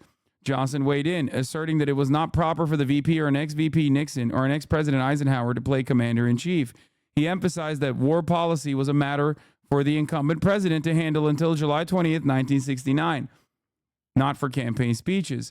Humphrey's hesitation to break from Johnson reflected the complexity of his position, caught between asserting his own path and maintaining loyalty to the administration. This delicate balance would continue to define his campaign strategy. Finally, Humphrey decided to distance himself from Johnson's Vietnam policy. When asked by Senator Fred Harris whether he would seek Johnson's accord before delivering the speech, Humphrey firmly replied, hell no, I'm not going to ask. I did that once. Humphrey's speech, given without the White House seal, positioned him as a citizen rather than a vice president. Humphrey called for a timetable for troop withdrawals within the next year, including a ceasefire, troop withdrawals, and free elections, including the communists. After the speech, Humphrey said, stating, I feel good inside for the first time. While the speech was carefully worded not to upset any major stakeholders, it did chastise war protesters and subtly position Humphrey against Nixon without directly opposing Johnson. Humphrey went ahead in the polls against Nixon. The protest signs that had once targeted him were replaced with messages of support. If you mean it, we are with you. And hecklers for Humphrey, we came back. Johnson, feeling betrayed, warned, if you don't want it in the front pages, you better quit it, and instructed Humphrey to avoid mentioning Vietnam before the election. This boxed Humphrey in, a strategic move to prevent Nixon from gaining ground. As the North Vietnamese delayed agreeing to American demands in peace talks, he fumed, fearing Humphrey's speech jeopardized negotiations. He called Harriman a damned fool and worried Humphrey had given away too much. In the final days before the election, Johnson made a desperate move to announce bombing halt just hours before the election without formally recognizing the NLF. This decision, aimed at swaying the electorate, only added to the chaos, leaving Humphrey to manage the fallout. Nixon's campaign capitalized on public dissatisfaction with the war. Secretly, he worked to delay the Paris peace talks, undermining both Johnson and Humphrey. He encouraged South Vietnam's leaders to stall, promising them a better deal if he won. Kissinger, yes, you are right. Thank you for this. Kissinger, who was actively working with both campaigns, leaked information to Nixon team and South Vietnamese to sabotage peace talks with the North because Nixon campaigned on ending the war.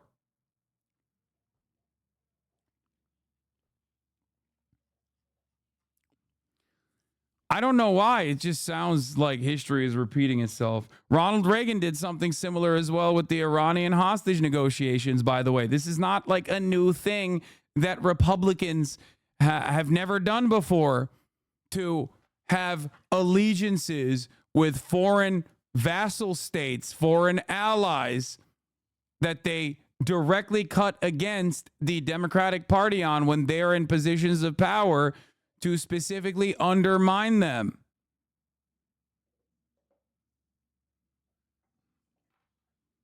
Seems kind of fucking illegal. It is, but nobody does anything about it. So why the fuck should you care? If you're a Republican, why wouldn't you?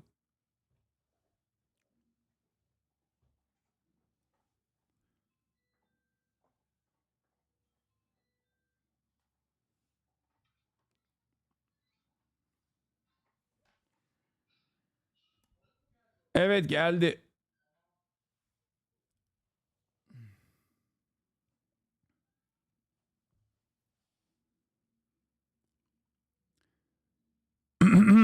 Nixon's behind-the-scenes efforts aimed at preventing any breakthroughs that might help Humphrey by stalling peace talks. Nixon ensured Humphrey couldn't claim progress in ending the Vietnam War.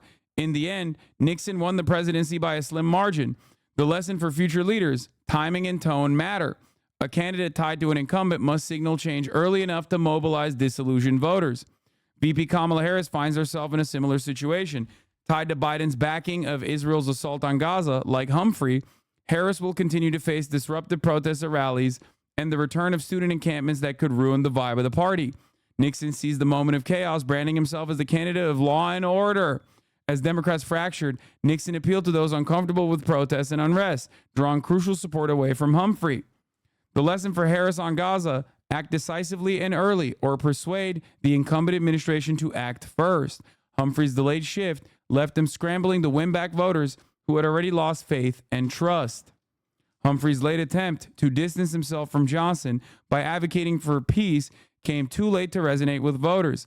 It appeared as a desperate, cynical political move. America has a million different ways to manipulate foreign governments, especially foreign governments that are reliant on American ammunition to continue waging their war of genocide. American help, American money that keeps their economy afloat in times of need. Israel is very different than the South Vietnamese government, especially on that front. Not very different, but very similar in many respects. But in this circumstance, if Benjamin Netanyahu refused to bend the will of the American government, if Joe Biden made that phone call and said no more weapons transfers until you fucking come to terms with this conditional ceasefire / unconditional permanent cessation of hostilities, the three-phase program that Hamas brought to the table in February, that Hamas actually said yes to in both March and also again in July, that the United Nations has actually put forward in a resolution, 2735, if I'm not misremembering the actual number. If you don't do that, no more weapons. If you don't do that, sanctions. Okay? That right there would stop the Israeli government dead in its tracks. And if Benjamin Netanyahu still continued to wage this war for his own pure political motivation, that could literally lead to like a genuine collapse, okay? That could lead to a genuine collapse in Israeli politics. It's like holding together by a fucking string. Time Without an Owo just mentioned that their fucking credit got downgraded again.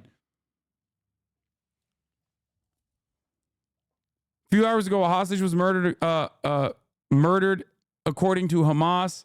Settlers are holding a prayer on the border with Gaza. Journalists weren't allowed in. Major drama between Gallant and Bibi.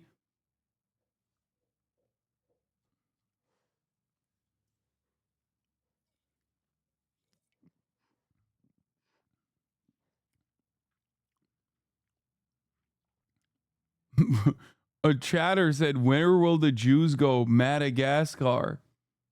That's crazy. Like a 50-month subscriber. Where the fuck did it go? Did you guys delete it? Am I crazy?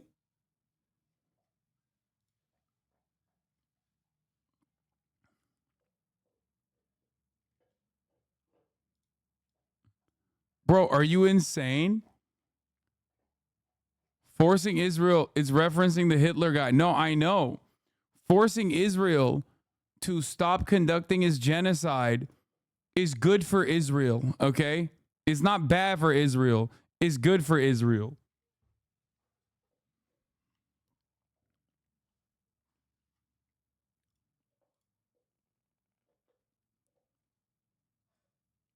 Anyway. Humphrey's late attempt to distance himself from Johnson by advocating for peace came too late to resonate with voters. Harris must ensure anger over Biden's support for Israel's war in Gaza doesn't spoil the vibes of her campaign. By laying out a distinct Gaza policy separate from Trump and Biden, she can shift voters / media attention and focus from protests to her key issues, abortion, jobs, and democracy. It's obvious the parallels aren't exact. There was a draft for Vietnam after all, and there weren't many Vietnamese American voters losing loved ones to U.S. bombs. But there is some rhyming. VP POTUS dynamics and the party's response to disruptive anti-war protests. There's also another fucking dynamic that will make it identical, which is if Israel continues its multiple front war and forcibly brings America to defend it.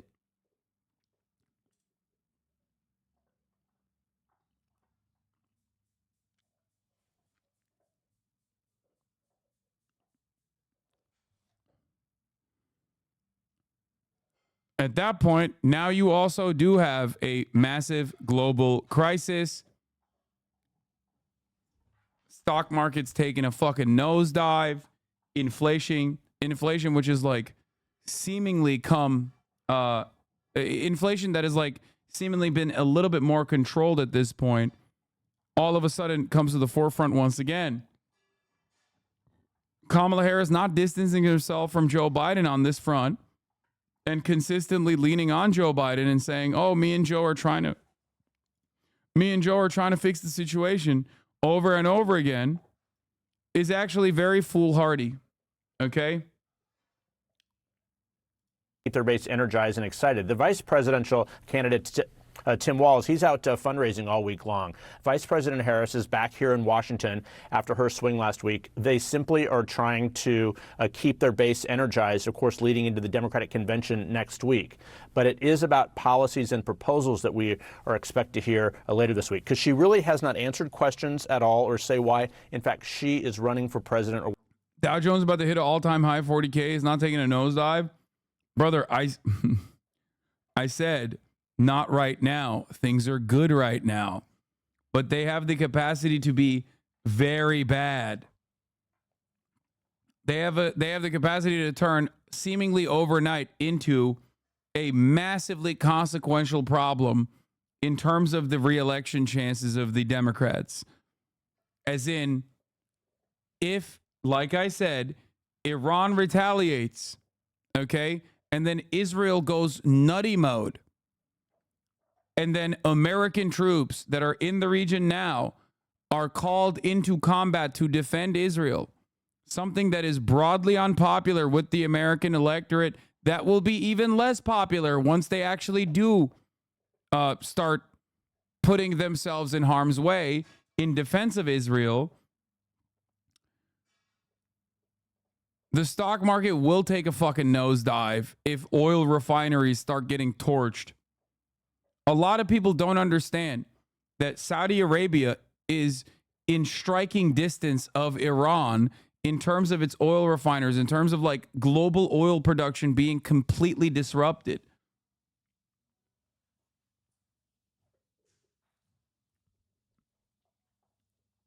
Everything's prices are tied to that.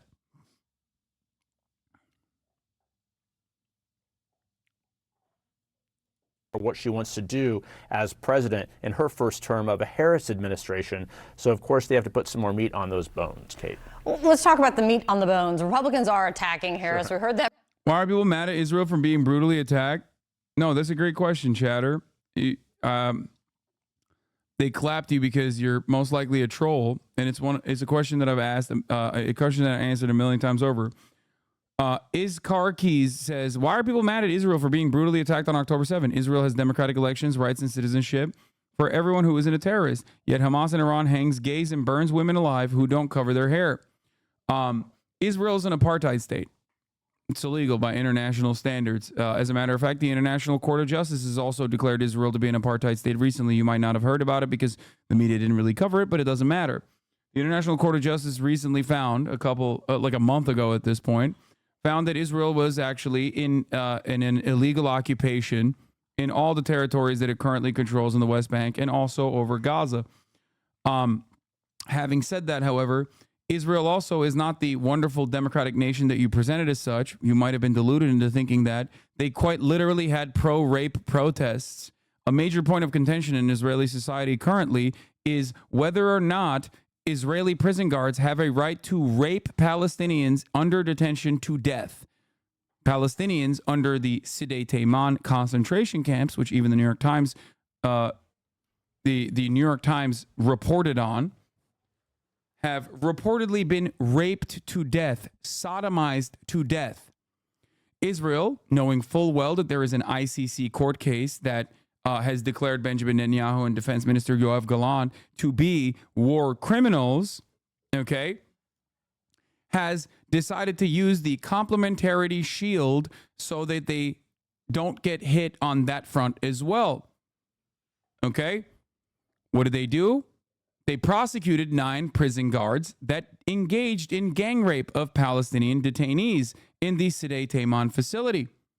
This caused an emergency Knesset meeting, an emergency parliament meeting in Israel, to be conducted where someone from Benjamin Netanyahu's own party, Likud, came out and openly stated, this is a matter of public record, that yes, of course Israelis have a right to rape Palestinians.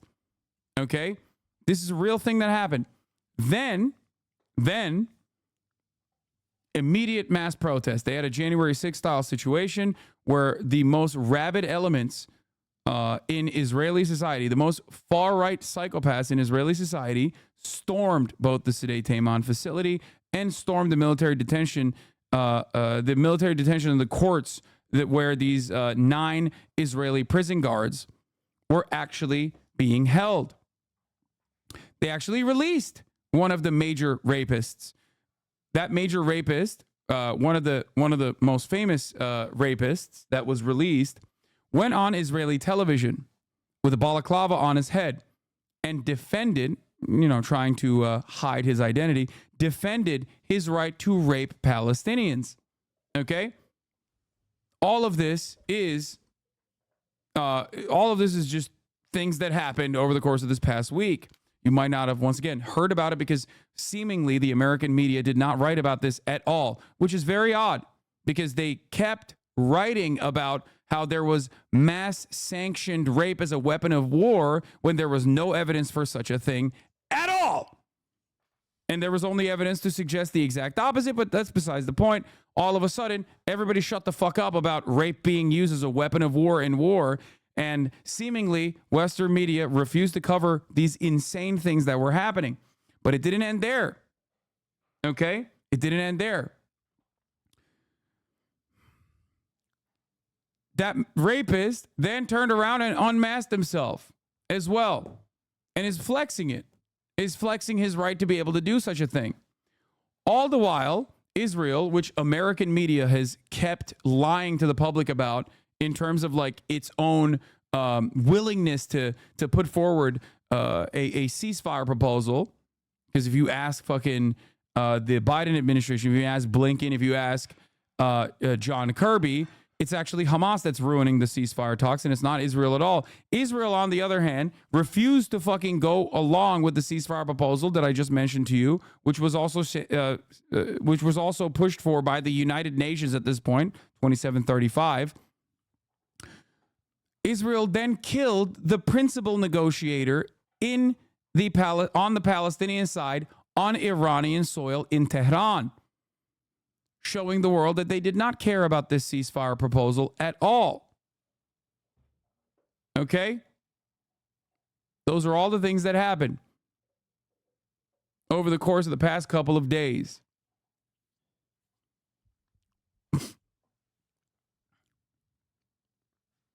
It's shocking when you say it. It's unbelievable that this is the reality we live in. So yeah, I hope you understand that maybe you were a little deluded into thinking that this was this like democratic country.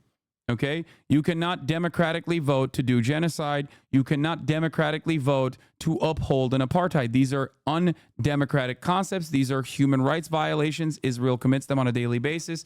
And we here in the United States give them unconditional loyalty, support, and weapons for them to engage in this kind of conduct. As a matter of fact, the Biden administration, after all of this shit was going on, turned around and released $3.5 billion for Israel. Okay? That was a couple days prior. The Biden administration then also sent or authorized 6,500 rounds of ammunition to be transferred to Israel. Israel, in a matter of hours after the revelation, turned around and used GBU-39 bombs, Boeing weapons, on a crowd of people that were praying in a mosque. They killed 93 Palestinians in this strike. Okay? 93. They were praying in a mosque. It was near a school compound as well.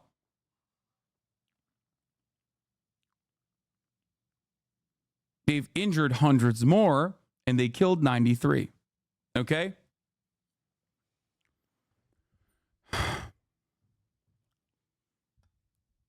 Does that strike you as a normal country that is genuinely worried about its own security?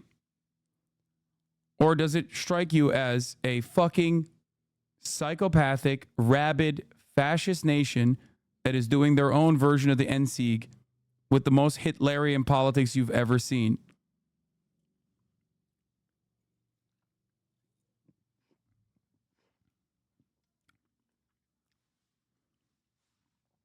Just because you might not have heard about it, just because the American population is completely oblivious to the horrifying nature of Israel's actions, does not change the reality that those actions are still taking place.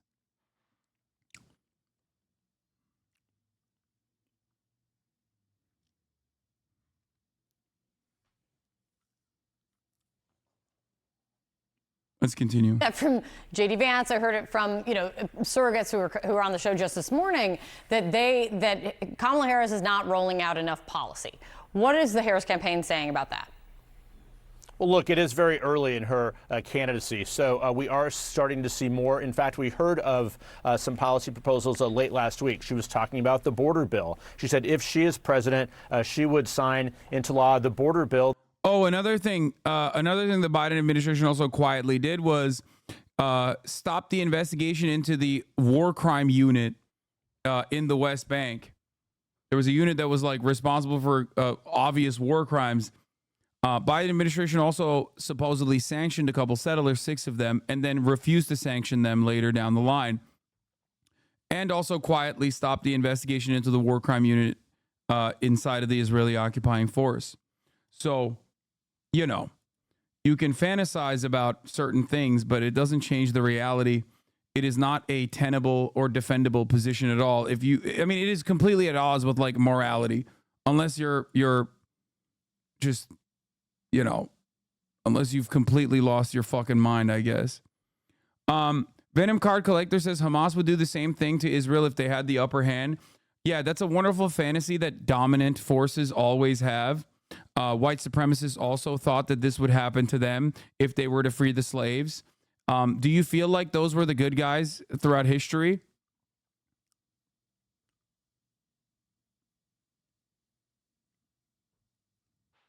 Oh, if Hamas had the same weapons, they would do the same thing. That is not a good... The South African apartheid defenders and enjoyers also fucking said the same thing as well. So did the Nazis. It's not a real argument. It's at most, it's like a really shitty way to defend your barbaric actions.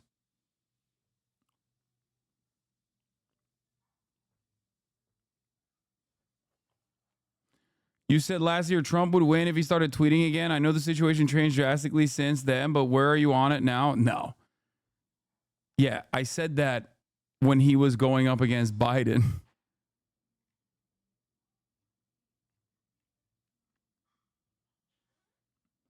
I said that also at a time when like Trump was having a hard time penetrating into a mainstream audience. It's a very different equation. That was going through Congress. It's also the reason why I always tell you, like, when I'm giving you predictions about what will happen in an election, I always fucking tell you, you cannot predict these things, okay?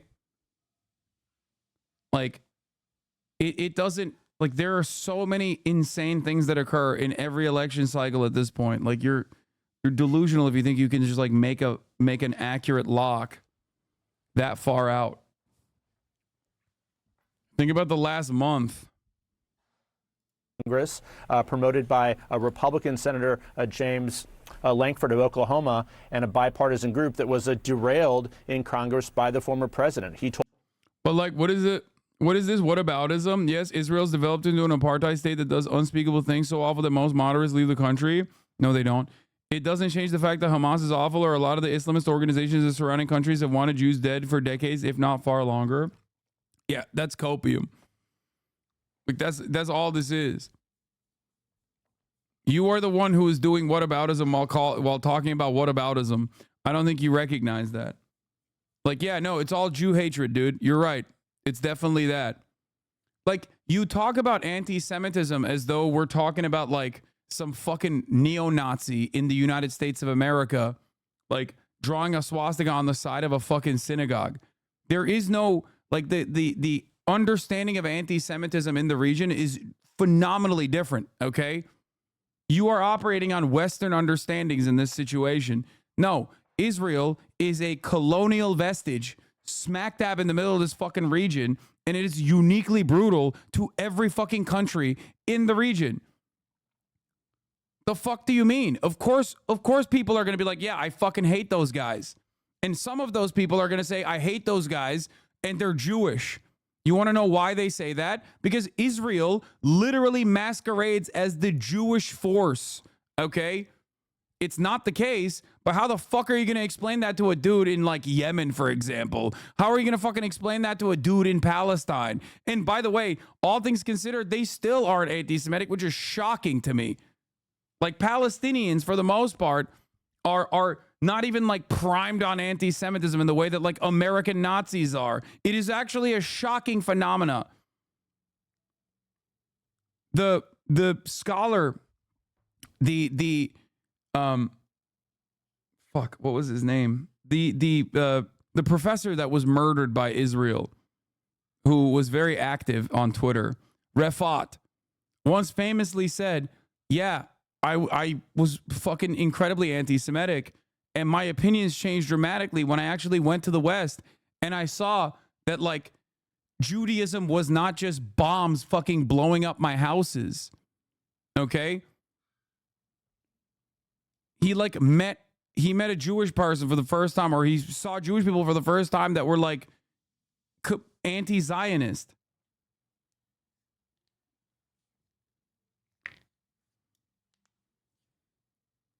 It's like a shocking revelation for people when Israel keeps saying that they're doing this for Judaism. What the fuck are people supposed to think when they're literally the ones experiencing the violence?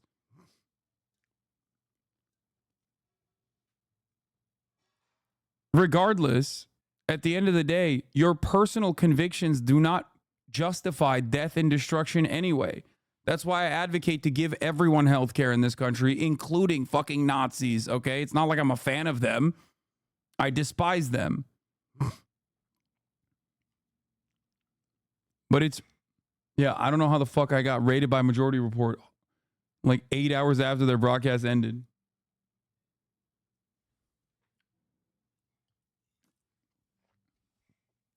It's also funny because, like, people always, like,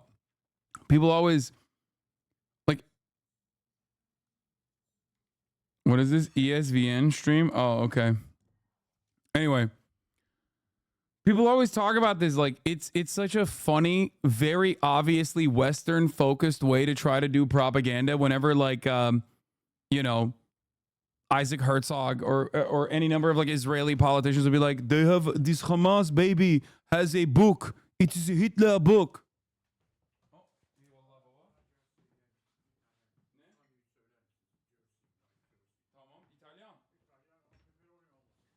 Bana ufak kapta o tahin, bir de ufak kapta garlic. Eyvallah. It's so funny whenever, like, a fucking Israeli official, whenever they would, like, blow up a fucking baby's crib or whatever, would then turn around and be like, see, they have a copy of Mein Kampf.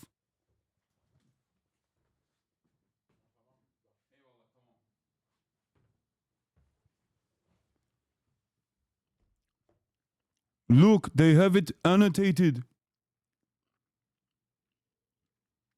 This Hamas baby has an annotated copy of Mein Kampf. And it's like, it's so obviously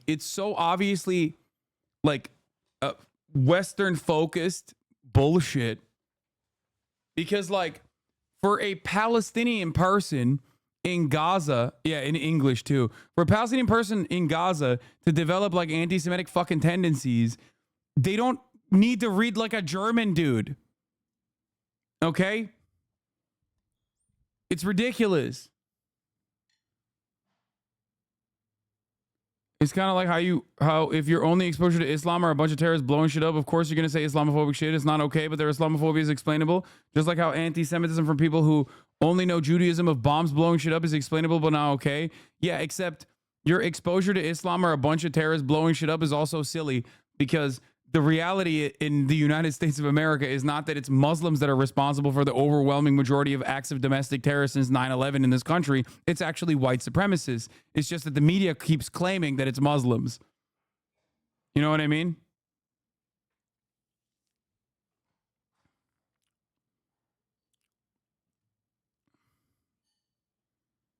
Okay. Told Republicans to stop negotiating on this. So she said she would sign that into law. So that's one very serious piece of policy. There's not been a bipartisan immigration bill discussed for a couple decades here successfully in Washington. So that is one. She also was following the former president's lead when she was in Nevada over the weekend, talking about the taxes for tips on workers, for servers and things. So that is something else that he accused her of following his lead. And she was, but she also said she would use that to pass a minimum wage bill as well. So we're seeing some of these lines being drawn in, but they are promising, a more economic policy later this week, perhaps Wednesday or Thursday, to fill in some of these gaps. But again, she is trying to keep this momentum alive going into the convention next week. And then we're almost at the end of August. So yes, still 85 days to go. There's no doubt this is going to be, she believes that they're still underdogs, but certainly not what they were a month ago, Kate. Yeah, it's great to see you, Jeff. Thank you so much. That has to be hard, though, if you're working for... Let's go. Let's get to the real news. Okay, the most honest, most trusted source in news, Fox News, baby. Obama secretly running Kamala's campaign, says former speaker. Hell yeah.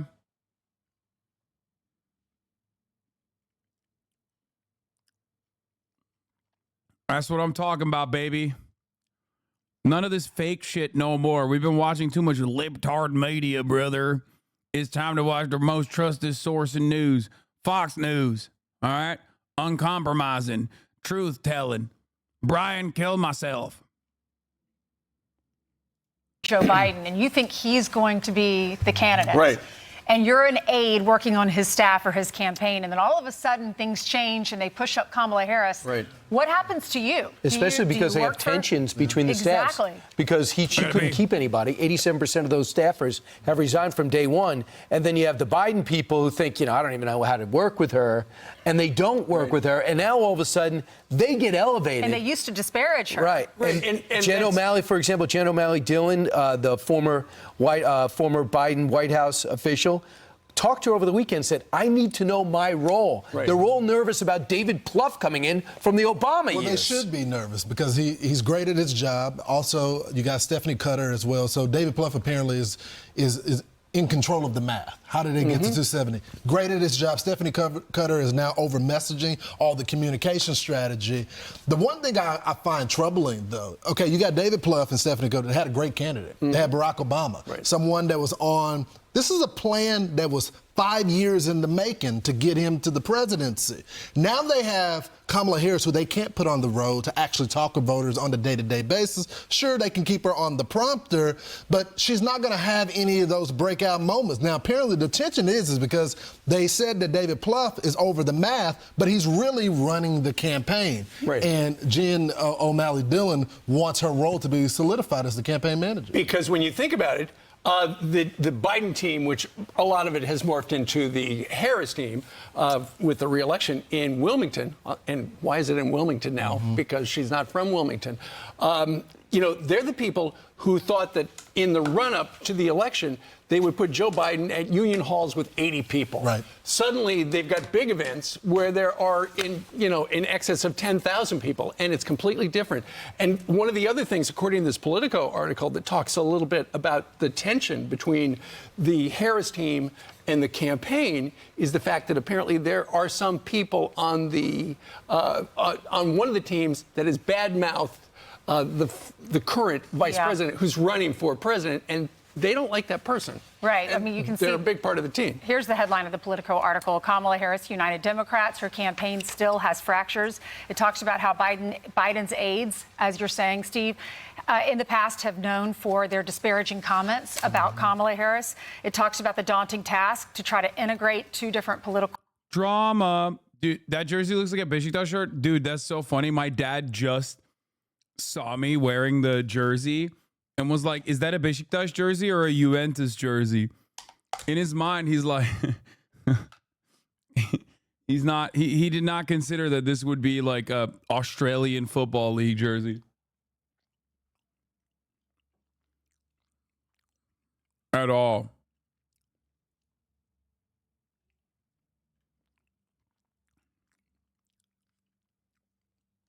Boo, Collingwood. Yeah, I know. Worlds. It talks about David Plouffe coming in, and Kevin McCarthy was interviewed, and he said, because David Plouffe worked for Obama, helped get him elected, he said Obama's really running the show here. Listen.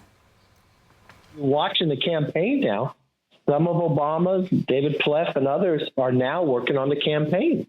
You're getting the Obamas shifting from running the White House to now running this campaign. This is the most liberal ticket in the history of American politics. We do not want to put San Francisco and Minnesota across this country.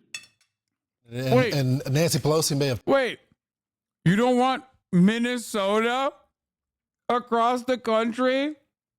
Dog.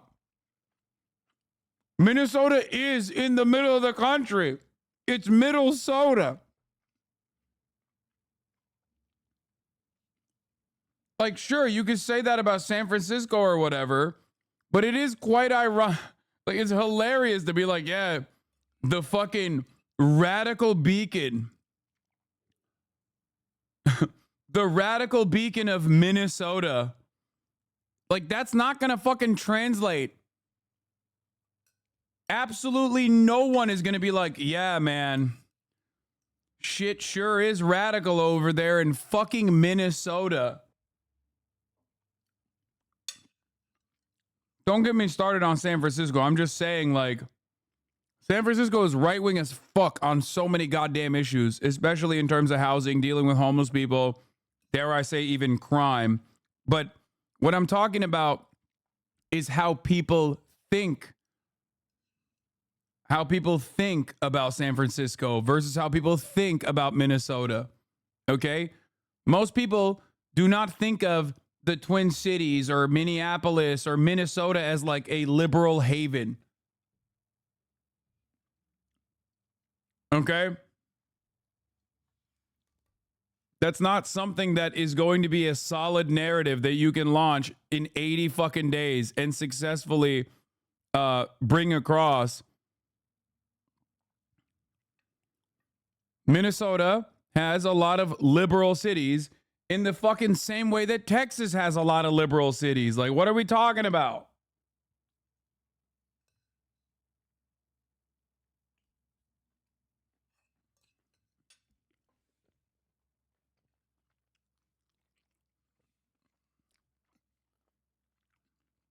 Taken Joe Biden out. But remember who was the Speaker of the House during President Barack Obama's presidency? It was Nancy Pelosi. They were very extremely close. Apparently some of the reporting that we saw during the Sundays and show is that they did not, President Obama, Nancy Pelosi, as well as some of the leadership, did not anticipate Joe Biden selecting Kamala to be the candidate. They were expecting an open primary process, and after that second statement, he named them, put them all in the tough So I position. think he's saying to Nancy Pelosi, there's two people with a lot of experience. Number one, I know you ousted me, but That's right. I'm going to pick who's next. And I That's know you don't like exactly her right. because we saw you on television on CNN when asked, should she be the running mate for Joe Biden? He goes, he thinks so. Remember? Yeah. He thinks so. And how about this? Imagine if you're Julie Chavez Rodriguez and you're running Joe Biden's Campaign campaign, manager. which got a big elevation, right? And all of a sudden you find out now you're in charge of the Sun Belt states. Well, really? and I thought I was Hispanic leading. outreach. Hispanic I, outreach, yeah, I thought I was the one getting to 270. Now David Plouffe comes off the bench, leaves Kellyanne Conway's podcast, and now runs things. So I hope they work it out because she has a history of not being able to work out anything with her staff. Remember, a terrible campaign staff, a terrible vice presidential staff, who I'm not saying they're bad individually, but collectively there was no leadership, and they end up tearing each other's eyes out. I think they're doing whatever it takes to win. We have 30 plus. Yeah. No, literally, yeah.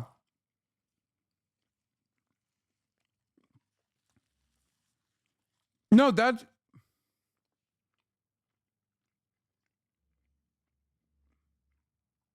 That's it.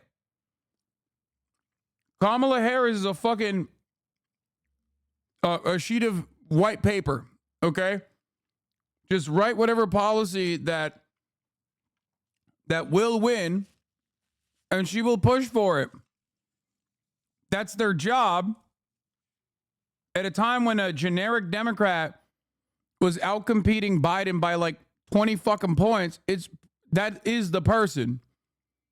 They lucked into a good thing. State 35 days until early voting. Is that right? 34 Something days? like that.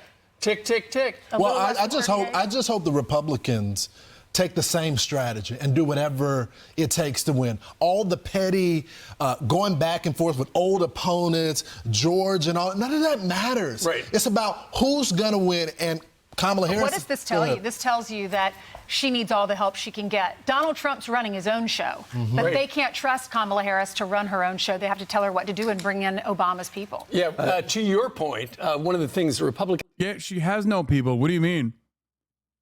She does not have any people. That's not a thing that she has. She's never had people. Need to do is they need a solid ground game. The Democrats for decades have had a great get out the vote on it was election started day. by Pluff. Right, exactly. Well, even before that, going back decades, they were really good. Machine politics. The Republicans right now don't have that. They're kind of farming it out to other people. But behind the scenes, also part of Politico Playbook, it's interesting. Apparently Kamala Harris is getting ready to debate Donald Trump. You know who the debate partner is that they have selected? It is Hillary Clinton's former aide, that Philippe Reines is the guy who's going to actually be playing like Donald Trump. Yeah, exactly. Well, and one of the things they will be doing is they will be trying to get her to pivot. And she's been pivoting on a lot of stuff. Flip-flopping. Flip-flopping, another polite way to put it in politics. Changing her mind, totally. Just like Biden did on day one. Remember all those executive orders, shutting down the wall, shutting down the pipeline? But he did tell us he was... Her staff is dog shit. Now she has her brother-in-law, Tony West, advising her, who is a corporate shill. He really is bad. Yeah. I'm worried about that.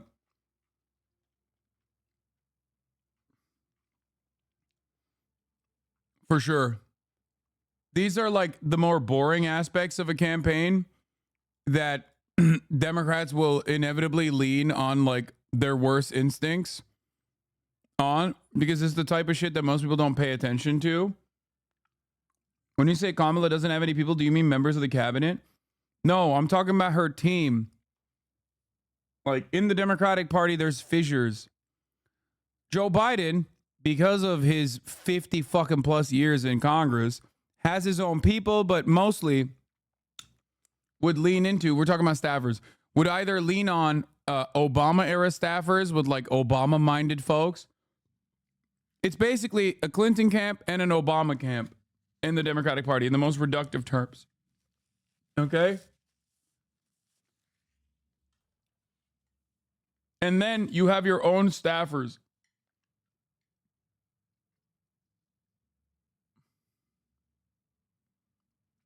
Overall,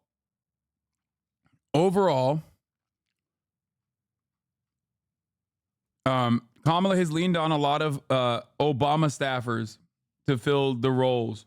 Well, he told us he was going to be moderate, though. He told us he was going to be moderate. Last week, we talked about how she was using the big airplane at big events, a la Donald Trump, and now she's taken something that is very near and dear to people who live on tips. Watch the comparison. Seem familiar? Raise the minimum wage and eliminate taxes on tips for service and hospitality workers. When I get to office, we are going to not charge taxes on tips. There will be no taxes on tips. No taxes on tips. It's called no tax on tips. No tax on tips. I think the easiest thing to do in this situation is literally package this up by saying Donald Trump is silly. He wants corporations to get off scot-free without paying their employees more. That's why I'm not just advocating for no taxes on tips.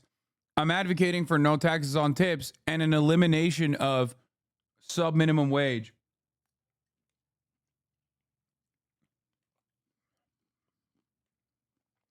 Something like that.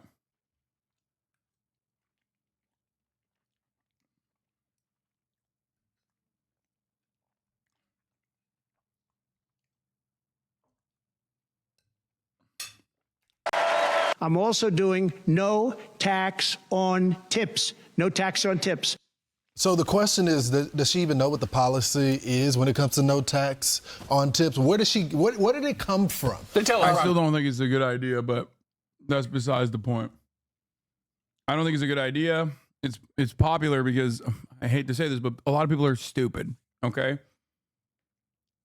Americans are so brain broken that they just like only run on tax cuts. And they can never imagine a world where tax hikes can happen to those who deserve to get tax hikes. Not the fucking servers, obviously, but like the wealthy and the corporations. But because they're so fucking brain broken on tax cuts that it's like once that conversation gets started, it's impossible to shake them from that position that it's a good idea.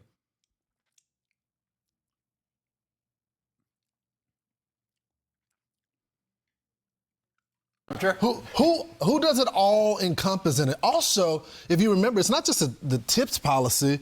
The Democrats, Joe Biden and Kamala Harris, have already said they want to roll back the Trump tax cuts that are set to expire. What's your position on that? Are you going to be in support of a tax increase on most of Americans that got a tax cut under that bill? I mean, there's been no pushback or And Lauren, curiosity. why now? Why now? Yeah. She's been in office for 3.5 years as the vice president. Or why not do it now? As the vice president, you have some influence. You can.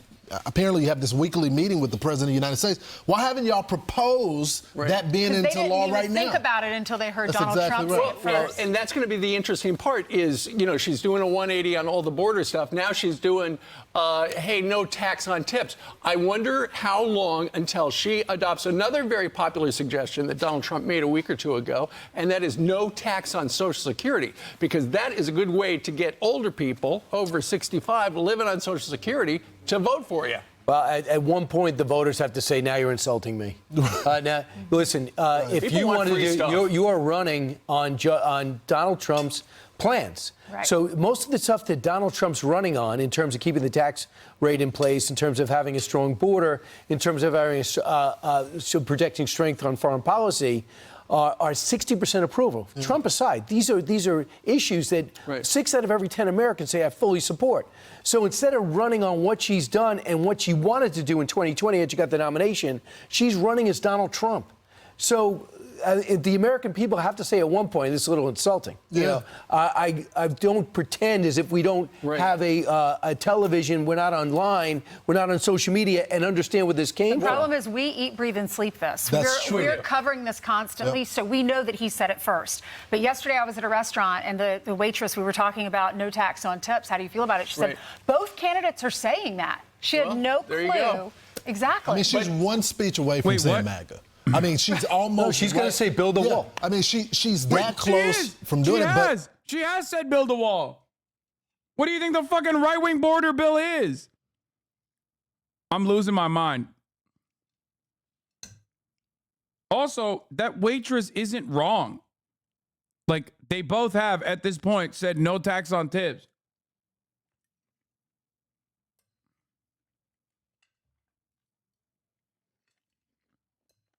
The wall thing is so fucking stupid.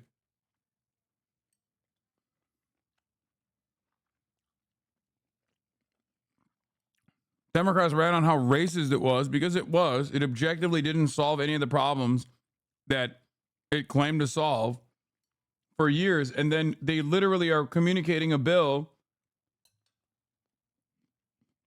They're running with a bill that literally features finishing the border wall in it. You're going to hear a lot more of this from Fox News of them being like, wow, they keep stealing Trump's policies. It's also kind of stupid because they should just simply say, who do you trust more to actually build the wall? The guy who did build the wall or the Democrats who called it racist and only now recognize how scary it is that immigrants are doing mass rapes and murders. That's what I would say if I was a fucking Republican strategist. I'd be like, over and over again. I'll be like, these fucking idiot Democrats think you're stupid. These Democrats think you're dumb. They think that you're dumb and you don't realize that like the Republican Party has been ringing the alarm bells on immigration for years, and now Democrats are even coming to terms with that. Who do you trust more to fucking deal with immigration? The border czar who let all the undocumented migrants into the country so they could do like fentanyl rapes, or the guy who correctly said Mexicans are rapists and stopped them from coming in?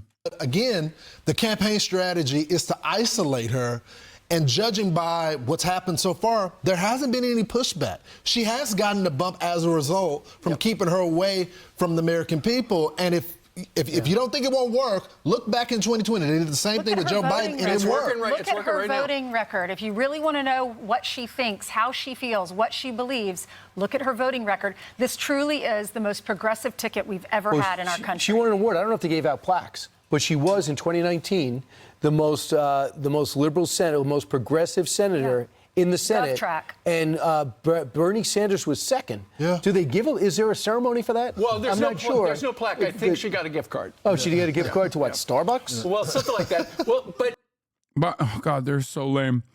God, I could be so much better at being a racist Republican commentator / analyst. Like, it just makes me mad. They got no riz. They got no bitches.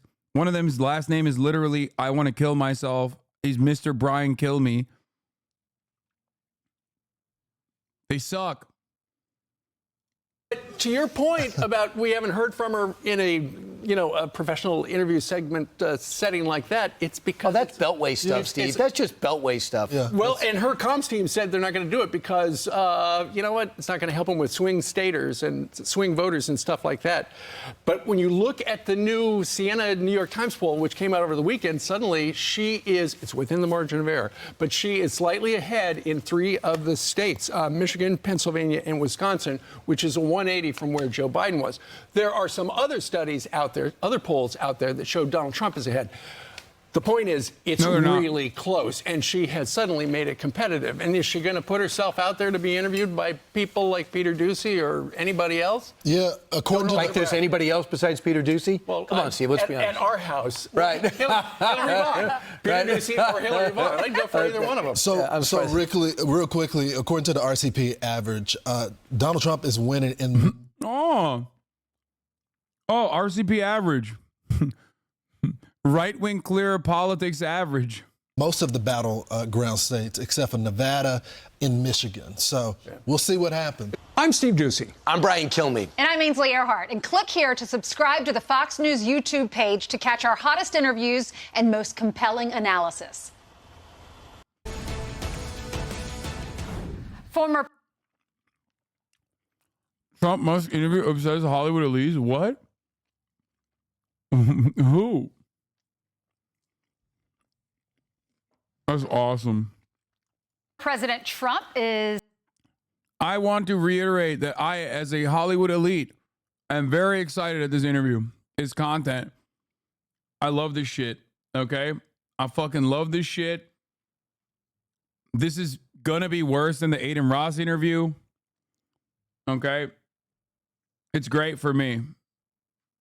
It's fucking awesome. It's way better than being subscribed to the top of the hour when there's a 3-minute ad break, thinking that 7 minutes have gone by, so you think I'm not going to serve the ad break, but it's coming for you regardless. But it won't impact you at all because, like I said, you're already subscribed.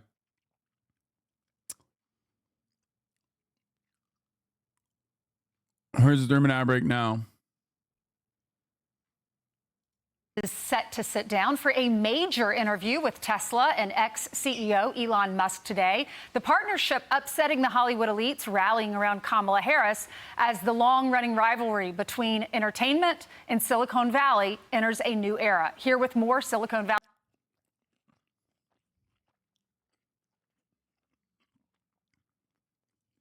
That's weird. I thought the Republicans hated Silicon Valley.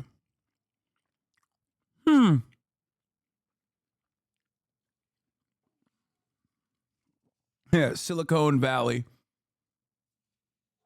It's just odd because, like, they used to talk about tech censorship all the time. Weird. Valley tech pioneer and former Obama fundraiser, Allison Wynn. Good morning to you, Allison. Good morning, Ainsley. Good morning. So this divide, why do you think there's some people, there are very wealthy people in Silicon Valley that are supporting Donald Trump, but you have Hollywood supporting Kamala? Why? Well, I think this is another narrative of us versus them. And the new Republican Party is always about unification, right? Especially under Trump and also with Elon Musk. If you think about it, Hollywood dreams of these big ideas and Silicon Valley makes it a reality. Robotics with C3PO, AI, and augmented reality with minority. Every time I see someone like that worked on a campaign previously, I'm reminded of how, chat, look at this. This person is not intelligent. Okay? Like, you have to remember, we always assume, we have this like weird bias where we assume that because someone is in a fucking position of power, that they must have like genuine reason for being there. And that they must have like demonstrated brilliance at some point. No. Report spinner cars, electric cars, flying cars. So we have a great collaboration together. And I know Elon Musk personally. I've been on vacation with him. He's one of the nicest people I've ever met. He gave up his bedroom on a private plane for me and my daughter. He could have thought that I was just a nanny. I'm a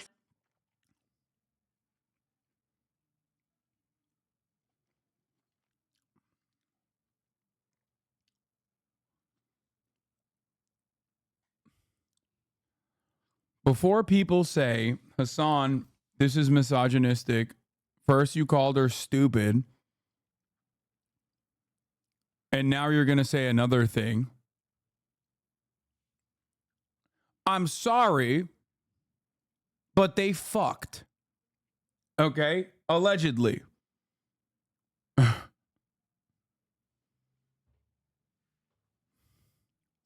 Silicon Valley soccer mom. And he sat at the back of the plane with the staff and gave that bedroom to me. And every day on our vacation, we got to know each other. He woke up in the morning. He was the first one to wake up. He was the last one to go to sleep. He made these dreams a reality. And he actually played chess with my daughter every morning. The first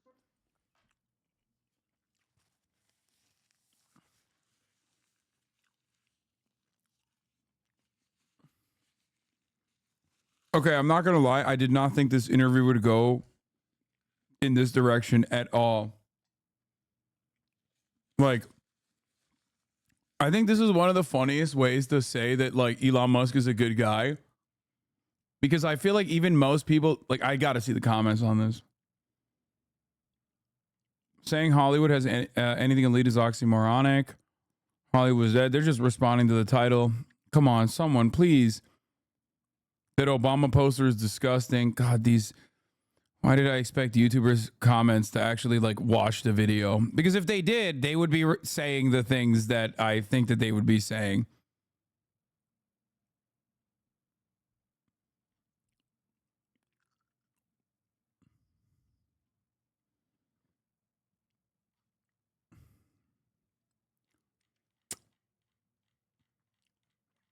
Bro, she literally said she had a lot of sex with Elon Musk.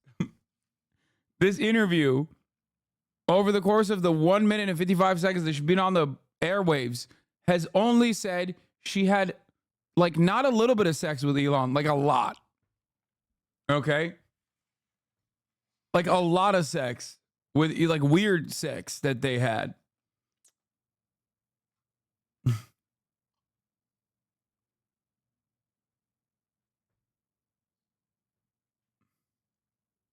What?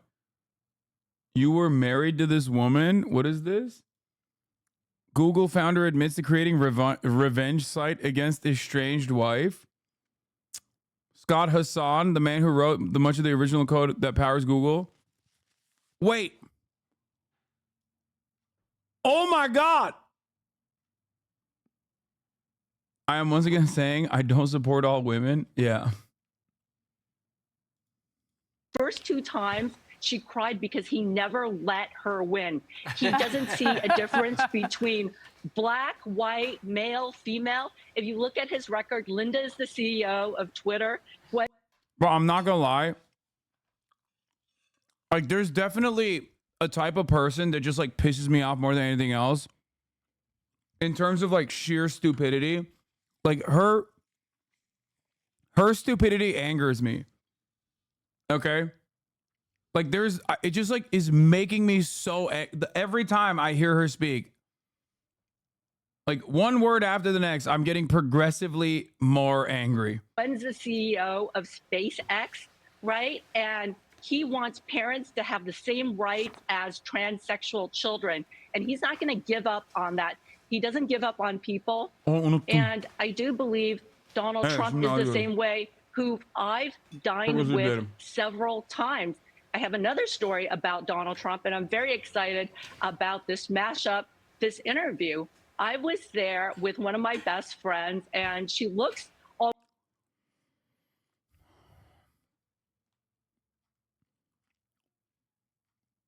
Believe zero women. No, dude, you don't understand. Like the things I want to do to Silicon Valley people like this that were like formerly Obama campaign people or whatever. I don't think you, I can't say it out loud. I can't say it out loud. Okay. But like, that's it. I'm just not going to say it. But I'm thinking it. You can't stop me. You can't stop me from thinking it.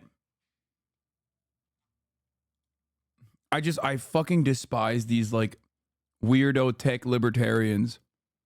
I hate them. I hate them. I hate their culture. I hate everything about them. They're so nasty. They're such bloodless monsters. They are freakish pieces of shit and perverts too. almost like Letitia James, and he treated us very nicely during the middle of his trial. So I'm very. But who cares how people treat you, dumbass? Like, what the fuck are you saying? Look at all these famous people that I've been around and had sexual intercourse with. Like, why is this a fucking article, dude? Why is this a story? Wow, I fucked a rich guy. Oh my God. You fucked another rich guy, and now you're fucking a second rich guy. Who cares? Oh my God, call the police. Extra, extra, read all about it. Dumb Silicon Valley weirdo fucks multiple tech guys.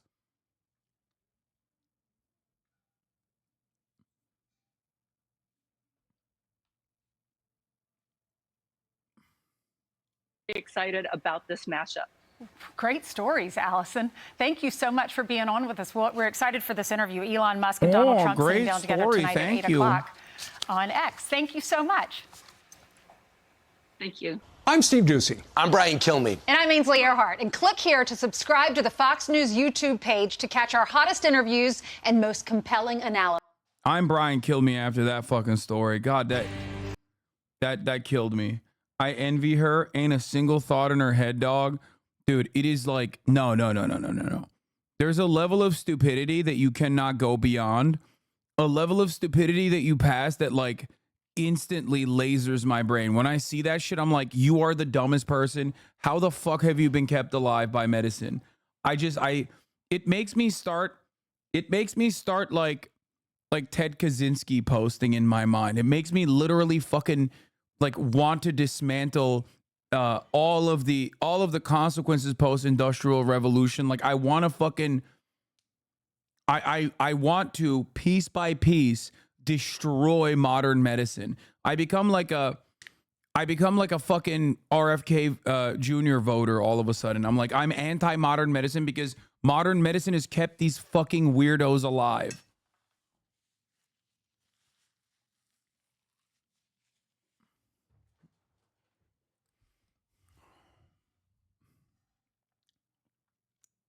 Maybe science has gone too far, you know what I mean? Like, we are 3 weeks into Queen Kamala's reign, and Americans are still clueless as ever on what the heck she stands for. There is not a single major policy position on her website, but she knows how to be a copycat.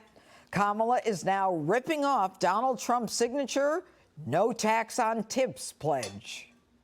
Raise the minimum wage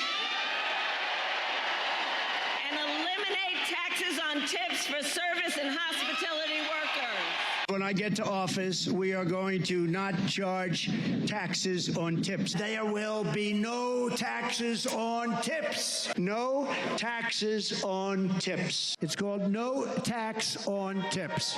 No tax on tips. I'm also doing no tax on tips. No tax on tips. So what will Kamala the chameleon rip off next? Will she build the wall? Harris is yes, literally. She is unfortunately advocating to build the wall, which I hate. I despise. Perhaps this is a good opportunity for the Democrats to really reconsider that fucking narrative, because then Republicans can totally fucking capture that space. Trying to transform herself into a border hawk. She took on drug cartels and jailed gang members for smuggling weapons and drugs across the border. Fixing the border is tough. So is Kamala Harris. But the one thing Kamala cannot copy is raw talent, and her friends in the media are doing their best to make that happen. Harris is gracing the latest Time magazine cover and calling it, quote, the reintroduction of Kamala Harris. And despite her word salad speech style, this lady thinks Kamala is the second coming of Barack Obama. This kind of shit is ass, though.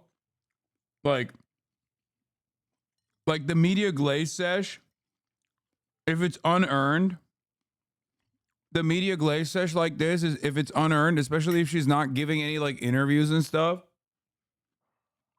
is going to be used against the campaign a lot. This happened with Hillary a lot too. It just like, it sucks. It's lame. Most like people that read Time magazine that are already like invested in Kamala, they like that. That's fine. But you're not like winning over new sectors, in my opinion. You're not winning over new demographics. And this will open you up to a lot of understandable and very sticky lines of attack. I don't really like this shit.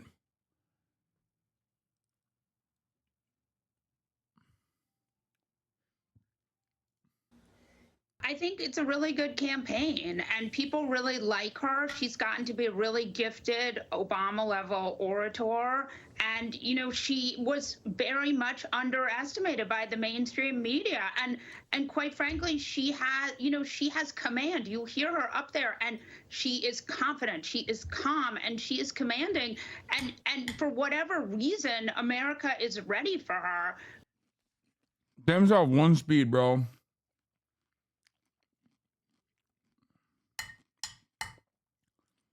They have one speed.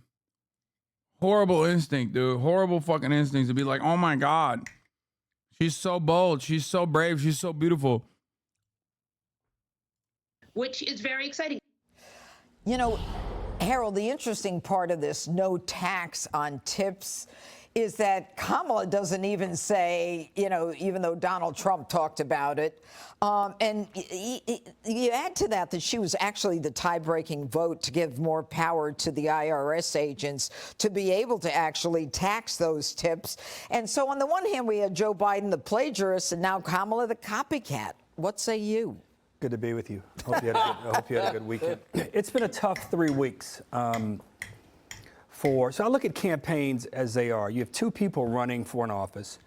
We'll do a segment on this. The person running for the Democratic job, running on the Democratic side, got moved into the slot after getting the delegates to go with her after a period of time. We'll talk about it.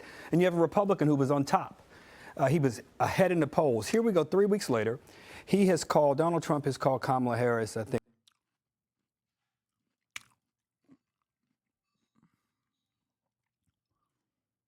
You don't get it. If the Democrats push towards the right, they will definitely have a chance to pick up those undecided voters who will never vote for any Democrat because they only vote Republican. Okay, this person is memeing.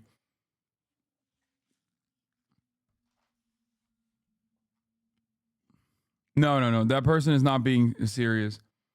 Although that person is a very real person. Like, there are a lot of people who said that all the time. That's like the average Democratic Party operative. Oh my God.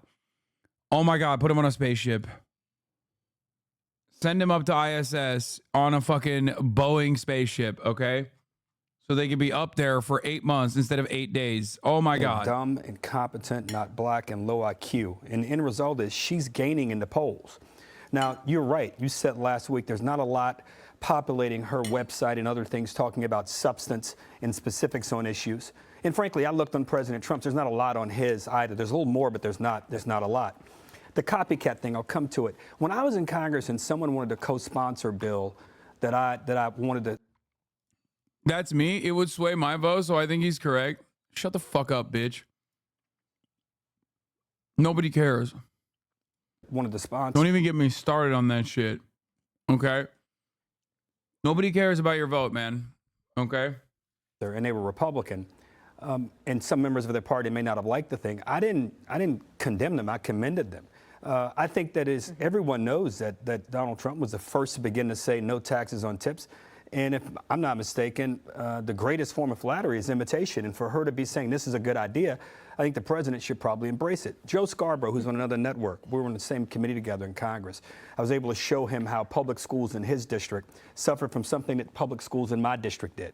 And if you were to listen to the vernacular and the narrative from our colleagues, you would think that we were polar opposite Democrats and Republicans on this particular funding for certain public schools. Turns out we were aligned. We sponsored together, got passed through committee, and eventually got put into a piece of legislation. I just think you should commend and not condemn when these things happen. Because if President Trump said, I am for restoring Roe v. Wade, I'd be the first to say, I like that copycat. If he were to say, I am for smarter gun laws to ensure that kids don't get them when we have stronger background checks, I'd say, copycat Donald Trump. He's my guy. So I think people should embrace this and understand that this is really how public policy gets made, at least good public policy gets made. Brian, this new Kamala that we're seeing, I mean, where has she been? Even the mainstream media made fun of her, the word salads, the fact. Yeah, except if he said that, he wouldn't win a single fucking vote on that front. And the Democrats would literally turn around and go, see, even he knows that this was a major mistake. So who are you going to trust? Me, a person who has consistently ran on defending abortion, or the other guy who has taken abortion and actually fucking destroyed it? Now, why am I bringing up this analogy? It's because the Democrats are doing that on immigration for no fucking reason. That she couldn't get a statement straight. Now they're basically saying that, you know, this woman is now the new queen of the Democrat Party, when 2 weeks ago Barack Obama said she can't win. And he's great friends with her. They've been friends for 20 years. First off, Harold, you're right. If she said in her speech, you know, Donald Trump had a great idea the other day. He says no tax on tips. I thought about it. Oh, shut up. You would never give her credit. Who gives a fuck? Now that I'm here. I don't even think she should have done that. I think it's a bad policy in general. Sometimes bad policies are popular. But like, who the fuck believes this? If she was like, oh yeah, Trump had a really good idea, we give him credit. That's why we want to run on it. It's like, are you going to turn around and be like, wow, I can't believe she did the bold and the brave and the unthinkable. Like, she gave Trump credit. No, you're still going to be like, she's a copycat bitch.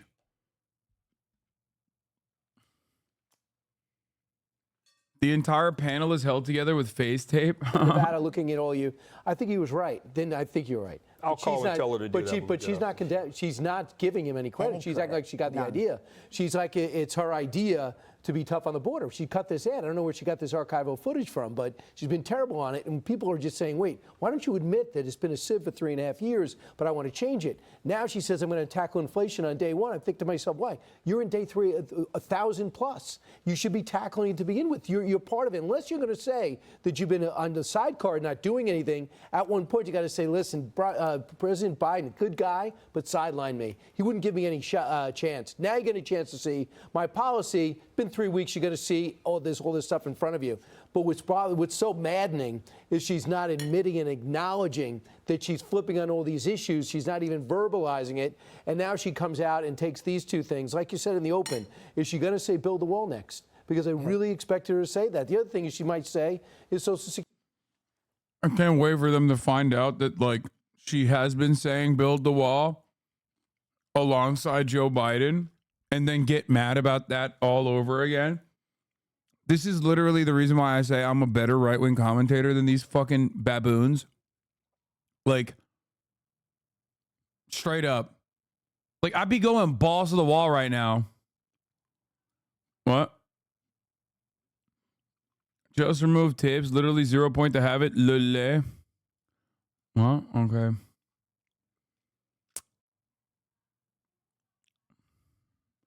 Okay, but is this guy wrong, though? Brandon has been 100% sidelining Harris and everyone else on ceasefire in Gaza. What, you think fucking Kamala Harris is, like, really pushing for a ceasefire in Gaza and Biden is sidelining her? What are you talking about? I'm telling you right now, bro.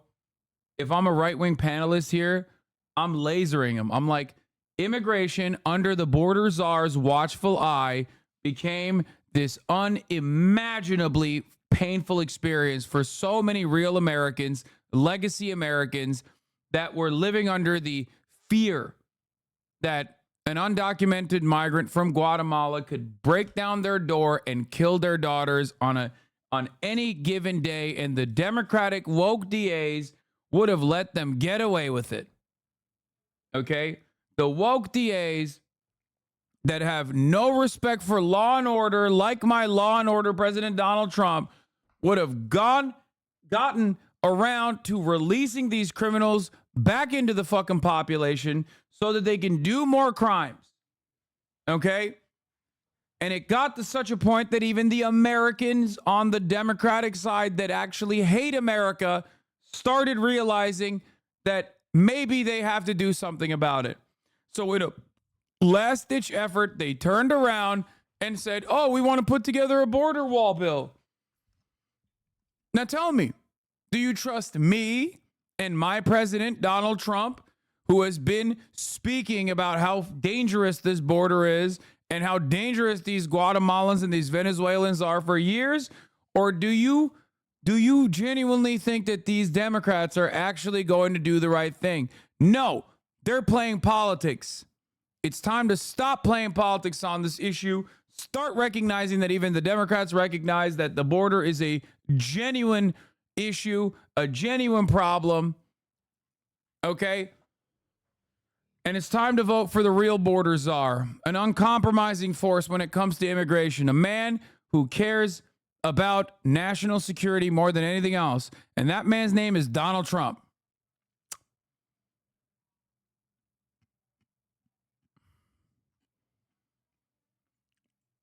These Democrats are coming late to the game and thinking that they can change the narrative, thinking that they can make us forget about all the crime that has increased in this country as a consequence of unmitigated, unlimited, permanent immigration into the nation. Because they want to make sure that you and your vote does not matter. They want to make sure that your vote is outweighed by the vote of a Guatemalan, a Venezuelan, one from El Salvador.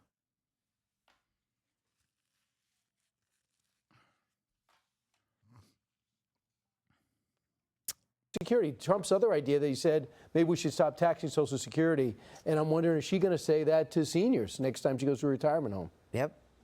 All right, Dana, over the past couple of weeks, we've seen that the audiences are getting bigger, that, you know, all of the momentum is on her side now, and that she literally is in a position where if she goes off script, if she does an interview, she could collapse. So do you think she's going to do that? Well, remember, in every campaign, let's just think back to her campaign in 2020. She starts off really strong. Yeah. Okay? And then it falls apart. That might not happen here. The timing is very, very good for her. And one of the things I thought was quite shocking was that for the Okay, please stop. I had you really. Now I think my neighbors heard you. Can you become Real Hasan now and correct? Real Hasan has left the building. I'm a right-wing grifter now. The funniest thing is if I turned right-wing and actually started grifting, because like that would require me to grift, because I'm not a right-winger, obviously. I fucking think it's so stupid and gross and violent and brutal and barbaric and filled to the brim with lies. All of those people who call me a fucking left-wing grifter would love me. They would love me, dude. Oh my God. They'd be like, oh, look at this guy. He's so macho. He's so alpha. Of course he's alpha.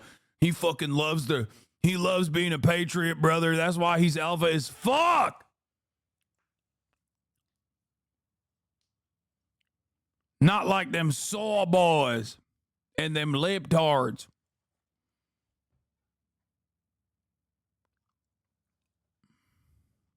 For the first time, you saw some polls say that voters who care about the economy trust Democrats and Kamala Harris more than Donald Trump on the economy now. It's like, wait, how did that happen? The other thing she could have done on the tax thing, on the tips, she could have said, President Trump had this idea.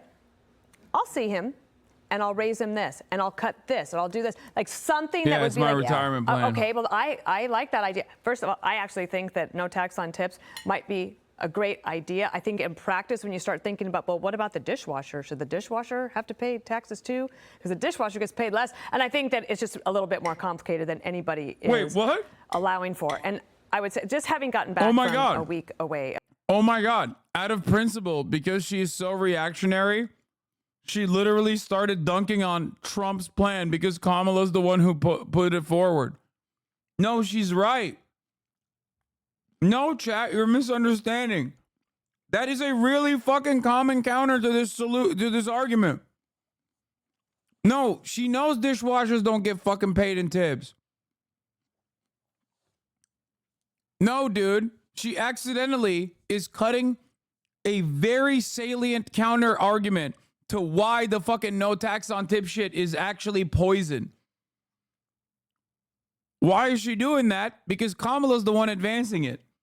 She actually literally did it. She's like, why? Why is a bus driver doesn't get paid in tips? Why the fuck is a bus driver paying more in taxes than fucking a person working in the service sector?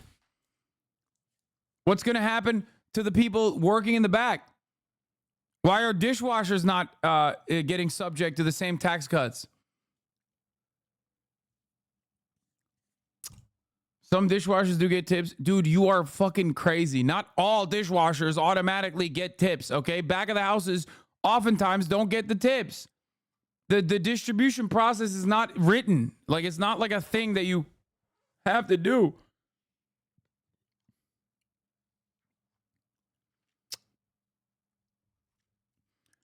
Or like, can a banker suddenly start getting tips from clients? They do. It depends on the payment structure, but they could like basically fucking talk about the I don't know, the way that they are taking a percentage off of like their performance could be considered a tip. Every restaurant I've worked in, back house gets tips. Oh.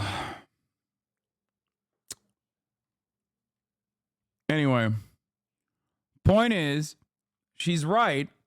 She actually did a very effective counter. Only because it's Kamala Harris that's advocating for it now. I followed the news a lot, but I should say welcome. I'm glad to be back around the table. I should have said welcome back. No, I should have said thank you. It's good to be back around the That's why table. I didn't say it. But it's interesting to not have to talk, to read about it and observe, but not to talk about it all the time, and to realize like this campaign feels very strange. It feels very hollow. Her campaign in particular, and the issues that people care about, just like we have big problems in the country and people aren't talking about it. And she is trying to run as both an incumbent vice president with all of the, selling them on the mantle of her experience and her record. But also she wants you to know she doesn't believe any of that. And the media is like, okay. And to think that she's on the cover of Time magazine, the cover of the Atlantic, on the very week that Simone Biles just stuns the world. Like, we could have put Kamala Harris on the magazine next week, but Bro, oh my God, they can hate Kamala Harris so much. They're like, why not put Simone Biles on there? It's like, bro, you guys hate Simone Biles. She's black. She's outspoken. She had mental health issues in the past, which she was very forthcoming about. Like, sis, when do you like Simone Biles on the cover of any magazine? What the fuck? Yo, she's all over the place, dude.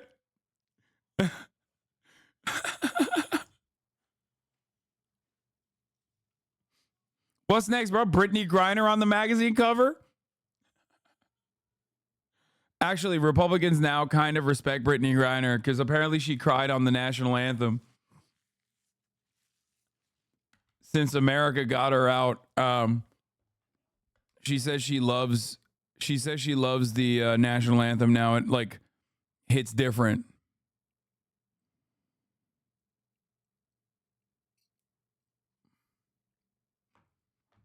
But they seem to have her in thrall. And the last thing I would say is, when I say she starts off strong, remember also her campaign fell apart partly because of personnel issues and management, her management. And right now there's a story in Politico that David Plouffe, who's an Obama person who's come on board to help, is clashing with some of the Biden advisors because there are no clear lines of assignment. And if you look at the New York Times article that explained what was happening in her office, these were people on the record speaking, it was a similar issue. I don't know if she has enough time to get through it without... I'm not gonna lie. This is a real problem. That's not a joke.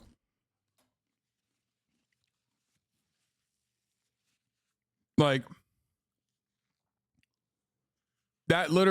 is a real issue. It's not a joke.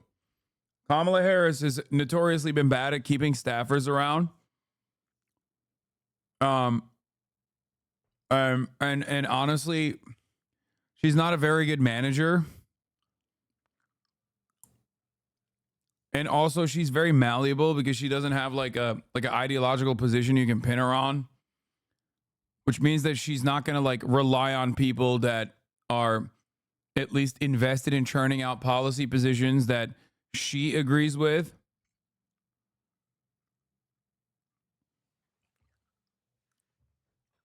So this opens her up to to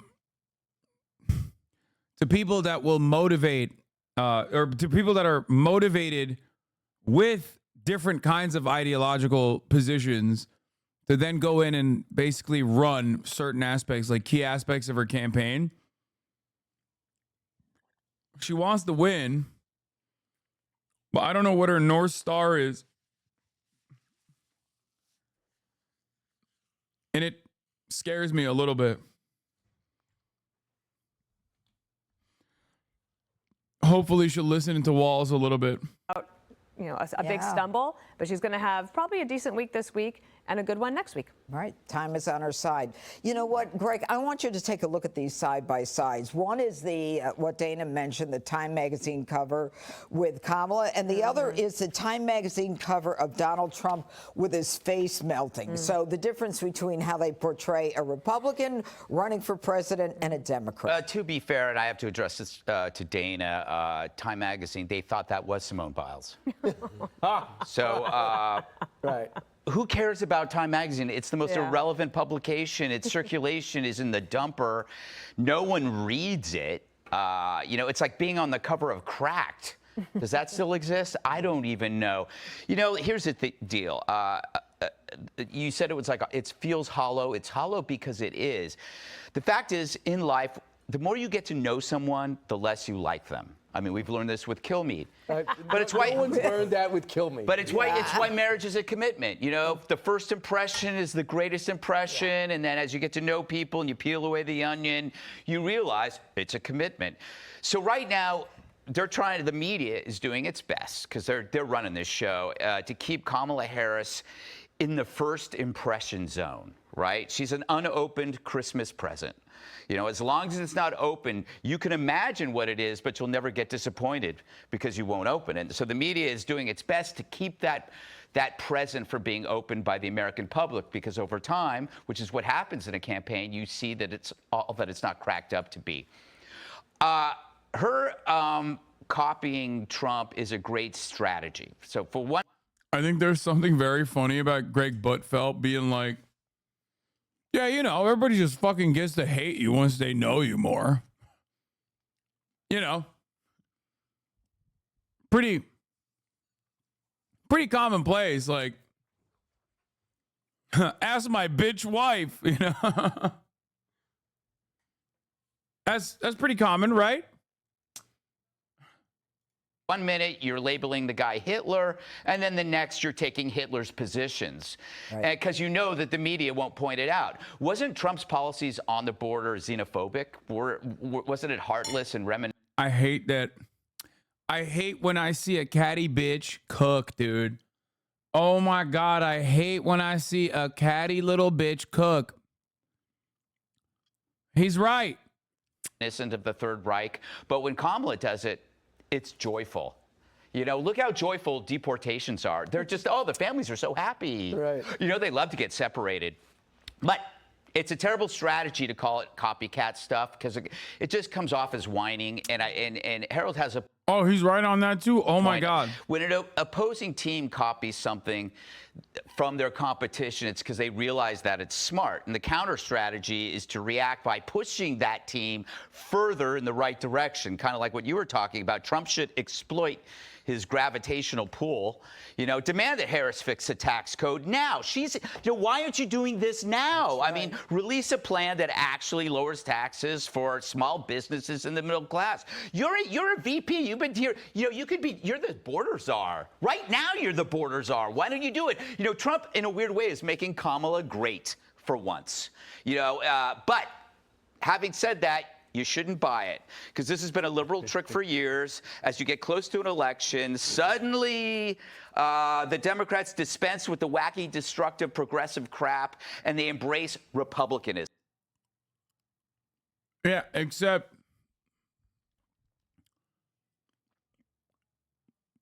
Republicans do believe that, right? Like, Republicans do believe that more moderate, more Republican adjacent positions are actually good and people like it. That's not the case. It's just that the Democrats never effectively counter message against that and then embrace the GOP. And as a matter of fact, that's part of the reason why they keep losing. So the one aspect of this entire dynamic that he's wrong on is that these principles are objectively popular.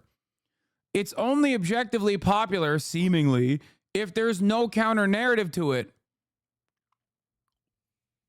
He's not wrong there. Dems do abandon the progressive stuff and become centrist, right? Yes. And that is a bad thing that they do. My point is, he's right that Dems do abandon more progressive, more radical policies sometimes, okay, in an effort to come across more moderate. But that's a bad idea. Do you see what I'm saying? That's why the Tim Walz pick was so good. That's why they were like partially coping and partially claiming that, partially genuinely claiming that the Tim Walz pick was going to be a total loser for Kamala. But all of a sudden, that's not what's happening. All of a sudden, people are not actually fucking saying, oh yeah, no, this is too radical of a ticket for me. I'm not going to actually vote for these guys.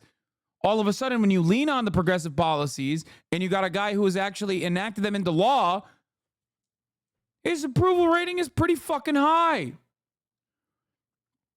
The underlying false notion he's trying to embed in the viewers' minds is that they do it to get elected. In reality, they do it to please donors in the ownership class, even though it cost them voters and support when they pulled the shit. Exactly.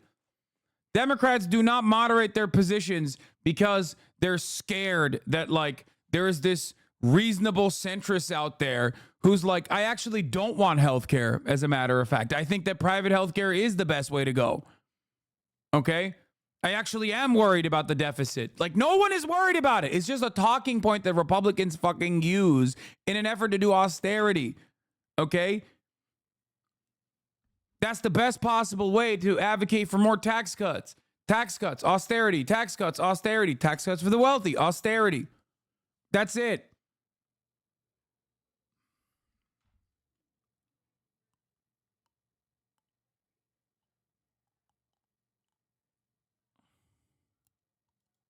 Suddenly they sound like mom and dad, all of us, instead of the tantrum throwing brats. They did this with Joe. They had him pretend that he was this middle of the road moderate who's going to unite the country. And then what happens? He gets in and practically destroys the place. There's a history of evidence here that it's all a big lie, that they always use candidates as a Trojan horse to bring in a radical. It's like the bad boyfriend who suddenly becomes a gentleman in order to get the girlfriend back. And then once he gets her back, he's back to whoring. That's exactly what the Democrats do in every election. He's so gross. He can't stop himself. He's just like he is such a gross man, bro. He is like the Cutie Cinderella meme men is so perfect for fucking Greg Buttfeld. He gets in his own way. He cooked for like 3 seconds and then immediately went and became gross as fuck. Election. They rule left, then they campaign right, and then they're back to the further left. So the fact is, while I say it's great that she's impersonating Trump, it's just an impersonation. Much like you, Brian, when you're trying to be me. Or Jesse. I don't. Yeah, more like Jesse. I would think so. All right. I would say this: if it's so great to be Trump, why don't they just run on that? No. Why not run on her policy? No, but you know what they're offering here. Guys. What they're offering is they're saying to the voters, you like Trump's policies, but you don't like his personality? Well, you can have his policies without his personality. It's brilliant. Right. All right. Coming up. Yeah. That would be the case if Trump's policies were objectively popular. It's not. Is Trump's charisma?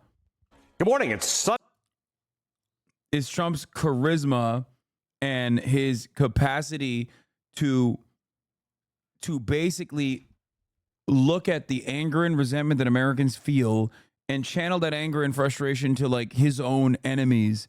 That is what makes him good. It's not his policies. Ain't nobody was like, oh man, it's so sick. I'm so glad that you fucking actually gutted protections for a normal healthcare process in this country. As a matter of fact, it's the exact opposite that happened. He did that shit. His Supreme Court did that shit. And now Americans are like, we are going to punish you. We hate you. We already hated your fucking attitude. We already found you to be repugnant. Okay, but now that you did this other thing, we hate you extra hard. Sunday, August the 11th, 86 days until Election Day. Kamala Harris and Tim Walz have just wrapped up their first tour of swing states as the Democratic Party's official nominees for president and vice president, and it was a tour for the history books. According to the campaign, more than 12,000 people packed into an arena in Las Vegas last night to hear from the Democratic nominee and her running mate, and that's just the number of people who were actually able to get into the rally. About 4,000 other people were turned away after local law enforcement closed off the venue early because people were getting sick while waiting in line outside in the 109-degree heat. Nevada was the fifth and final stop of Harris. God is punishing you. That's all I'm going to say. I'm going to say this again and again. God is punishing you. Stop living in Nevada. Stop living in Arizona. God is punishing you for living there. Get out if you have the chance. Harris and Walz's first set of campaign rallies together. Since Harris announced that she's chosen Walz to be her running mate just 5 days ago, a total of more than 60,000 supporters have attended their rallies across. Hello, bro, you live in California? Dog, I live in Los Angeles, which is like only good for one reason and one reason only. Los Angeles has nothing except for the weather. Are you kidding me? That's the only good thing in LA, bro. It sucks. Everything else sucks. This entire city, this entire fucking city is ass, okay? No sidewalks, constant earthquakes, okay? Everything is so unimaginably expensive. Maybe not as bad as New York, but still pretty fucking expensive. That is typical transplant talk.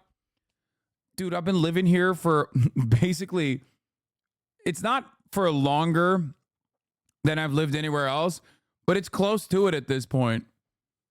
There's a point where you move beyond transplant.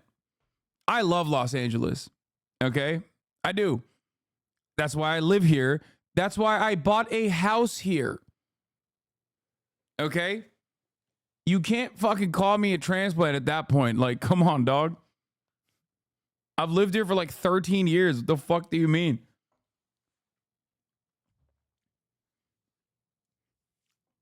It's a shit city. It could be so much better.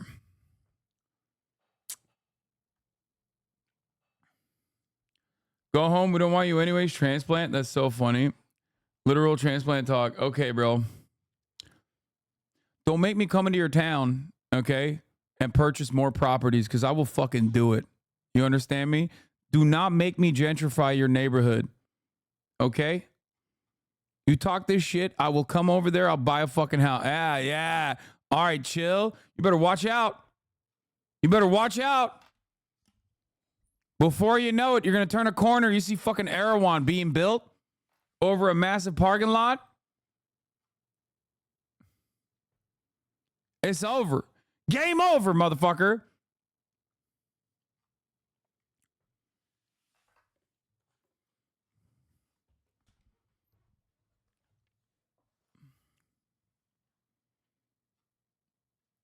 Anyway.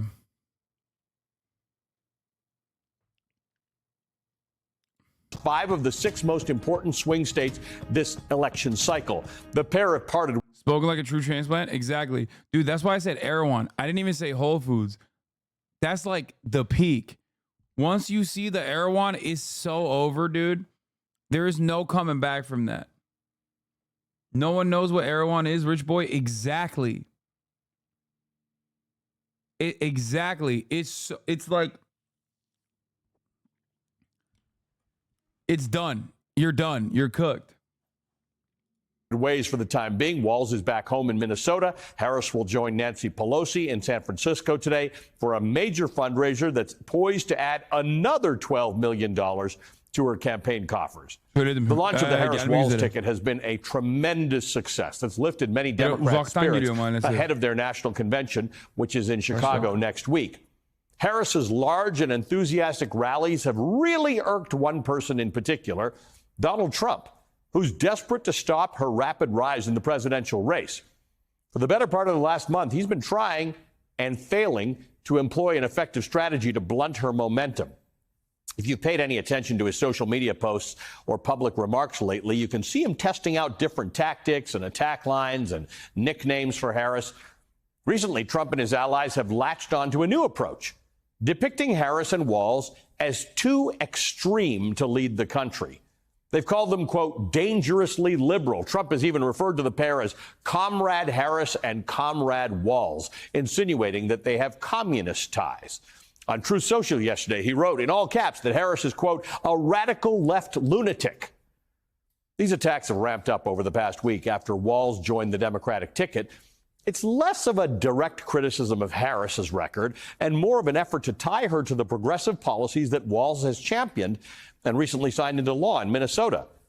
After Democrats captured control of the governorship and... I love this man. Welshie is my goat, dude. He's actually awesome. I don't know how the fuck he didn't get fired. Like, he's actually shockingly resilient and in spite of his support for Palestinian emancipation, he has not been fired yet. And both chambers of the state legislature after the 2022 election. Yesterday, I went to the protest Kamala's fundraiser at the Fairmont Hotel here in San Francisco. Apparently, the lowest entry ticket to be able to attend was $500K. Ugh. elections. Lawmakers in Minnesota. She is still, however, cooking on the small ticket donors as well. She's cooking Trump on that front. Minnesota proceeded to enact an ambitious set of bills. That's not true. It was $3,300. Fucking Libophonics, dude. Libophonics, hooked on phonics, so incredibly in the pocket for Kamala. Oh my God, he got so excited. He got Fossabot clapped. I know his ass was there. Libophonics attended, chat.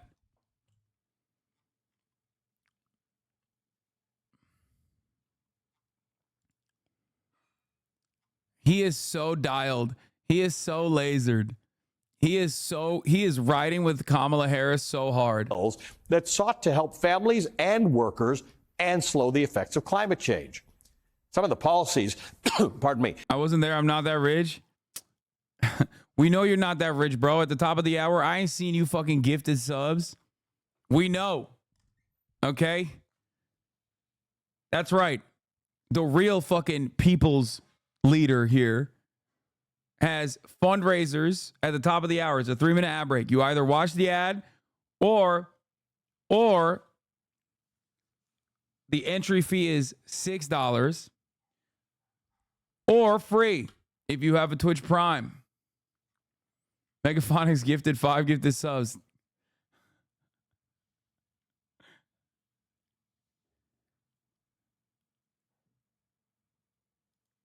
What? Amazon's Like a Dragon Yakuza TV show cast revealed that they've never played the games. We wanted to do our own version. No. No. Oh, no. This is devastating. Sillerix, thank you for the 5 get this subs. Oh my God, bro.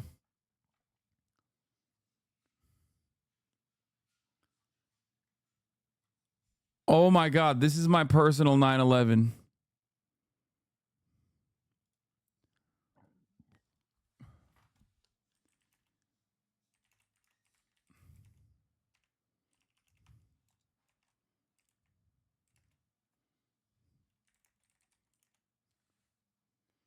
Not ready for the 50 Asman video saying it's woke libs' fault that has happened.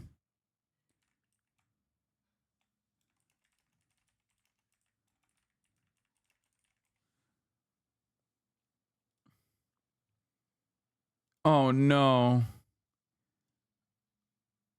I said, this is my personal 9/11. We didn't deserve this.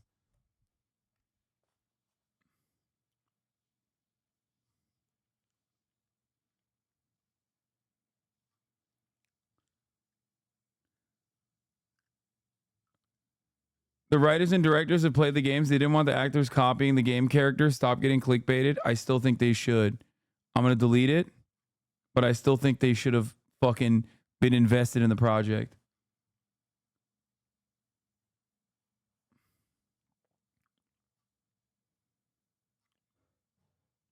Start of HasanAbi right-wing pivot.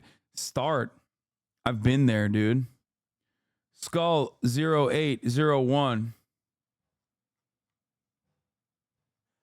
Thank you for the 5 get the subs. The Democrats passed as part of that set of bills include providing free meals to students, free college at some of the state's public universities for students who come from families with an income of under $80,000, paid sick leave, paid family leave, and paid medical leave, a child tax credit, one of the largest in the country, a set of policies to shift the state away from fossil fuels. And he also took action to help Minnesota establish a public option in the future to allow all residents to buy into the state's health insurance program. Minnesota has also enacted some of the strongest protections for reproductive rights anywhere in the country. It's established automatic voter registration. It's subsidized the cost of electric vehicles. None of these things are radical. Many developed nations have already enacted many of these same policies because they are sensible. They ease the burdens that many families and working class people experience on a daily basis. America is the one that's out of step with most developed countries by not already having many of these policies in place.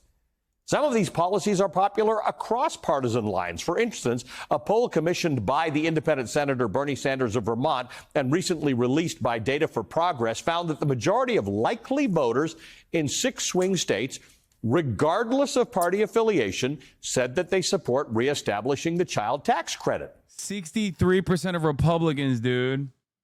63% of Republicans, 66% of independents. I'm nutting. As Senator Sanders wrote in a recent op-ed for The Guardian, campaigning on an economic agenda that speaks to the needs of working families is a winning formula for Kamala Harris and for Democrats in November. Indeed, it is the formula that could give Harris the sort of victory that sweeps in a Democratic Senate and a House and allows her to govern in the best tradition of Franklin Roosevelt's New Deal and Joe Biden's Build Back Better program, end quote. Joining me now is the independent senator from Vermont, Bernie Sanders. He's the chair of the Senate Health, Education, and Labor and Pensions Committee. He's a member of the Veterans Affairs, Budget, and Energy and Natural Resources Committee. Senator, great to see you again. Thank you for being with us. I just wanted to tackle this because you're somebody who has fought for many of these policies. I don't think you particularly care that people call you leftist and radical and communist and whatever the case is. But I think it's time to just put it out there that that's just not true. In these, you may be, but that's not true of these policies, right? They are mainstream policies in a lot of countries. All right, Ali, let me tell you what drives me a little bit nuts. We have campaigns where candidates go around attacking each other, and the corporate media gets into political gossip. You know, we don't talk about what's happening to working families. We don't talk about sensible solutions, which, as you indicate, already exist in countries all over the world. In many ways, we are the outlier. I am talking to you right now from Burlington, Vermont. 50 miles north of us is a country called Canada, not a radical communist country. Somehow in Canada, spending 1/2 as much per capita on health care as we do, they manage to provide quality care. His messaging discipline is so far, bro, he has never stopped saying the same things for like 700 years, dude. So that's why. He is just not, bro, it's like, obviously I'm not on the same boat at all because I've only been a professional political commentator for the past 10 years. But yeah, there's a reason why I can pull fucking videos of mine from like 2016, 2017, 2018, articles from way back when, and it's the exact same shit I'm saying because America is delusional and refuses to fix the fucking glaringly obvious problems. And the arguments are always the same as well. Every man, woman, and child in this country. And meanwhile, their life expectancy is better than ours is. Their health care outcomes are better than ours is. So the question of providing health care to all people, not a radical idea, something that most Americans support. We did a poll, as you indicate. And we know that in America today, you got a whole lot of senior citizens who are struggling. In fact, half the seniors in America are trying to get by on $30,000 or less. Overwhelming, 70% plus support for expanding Medicare to cover dental, hearing, and vision, including a strong majority of Republicans. Expanding Social Security benefits by $2,400 by lifting the cap, which now exists, so that the wealthy pay more into the Social Security Trust Fund, supported by 70% of the American people. Demanding the wealthy stop paying and large corporations stop paying their fair share of taxes, supported by over 70% of the American people. Raising the minimum wage to a living wage, widely supported. So on all of these issues that Trump calls far left or communist, well, I don't know, maybe we're a far left country, I don't know. But these are common sense issues that working class families support. In fact, let me just make the argument that some of these things are conservative, because if you are going to pay half as much for health care and get better outcomes, right? I mean, that's pro-money, that's pro-business, that's pro-everybody, right? We pay less for more outcome. And that's what you're talking about here in almost all these cases.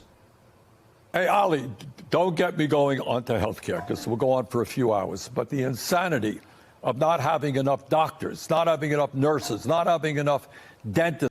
That's why it's so funny when motherfuckers are like, oh, in Canada, they're having a crisis with like not enough doctors. Like, bitch, we're having a crisis with not enough doctors. Like, bro, there are so many parts of this country, ironically enough, where a lot of right-wingers live, rural areas, where they just do not have a primary care physician in like a 100-mile region, okay? We're talking about like doing medevacs in an effort to get people the adequate health care that they need, like helicopters have to come in. We literally have devolved so dramatically. We have devolved so dramatically. We have done like the reverse Cuba.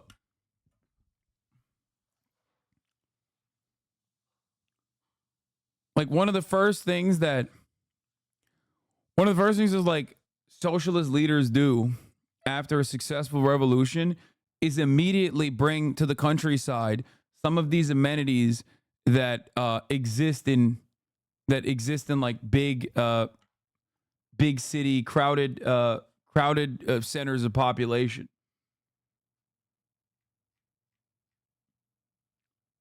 We're going in the fucking, you are so wrong about Cuba though, lol. I know, it's terrible.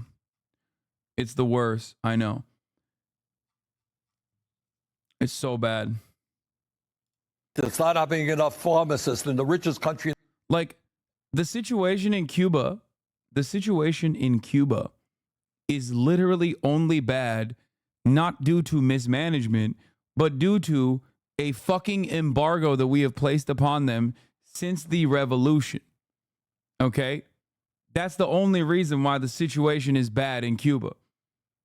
That's it.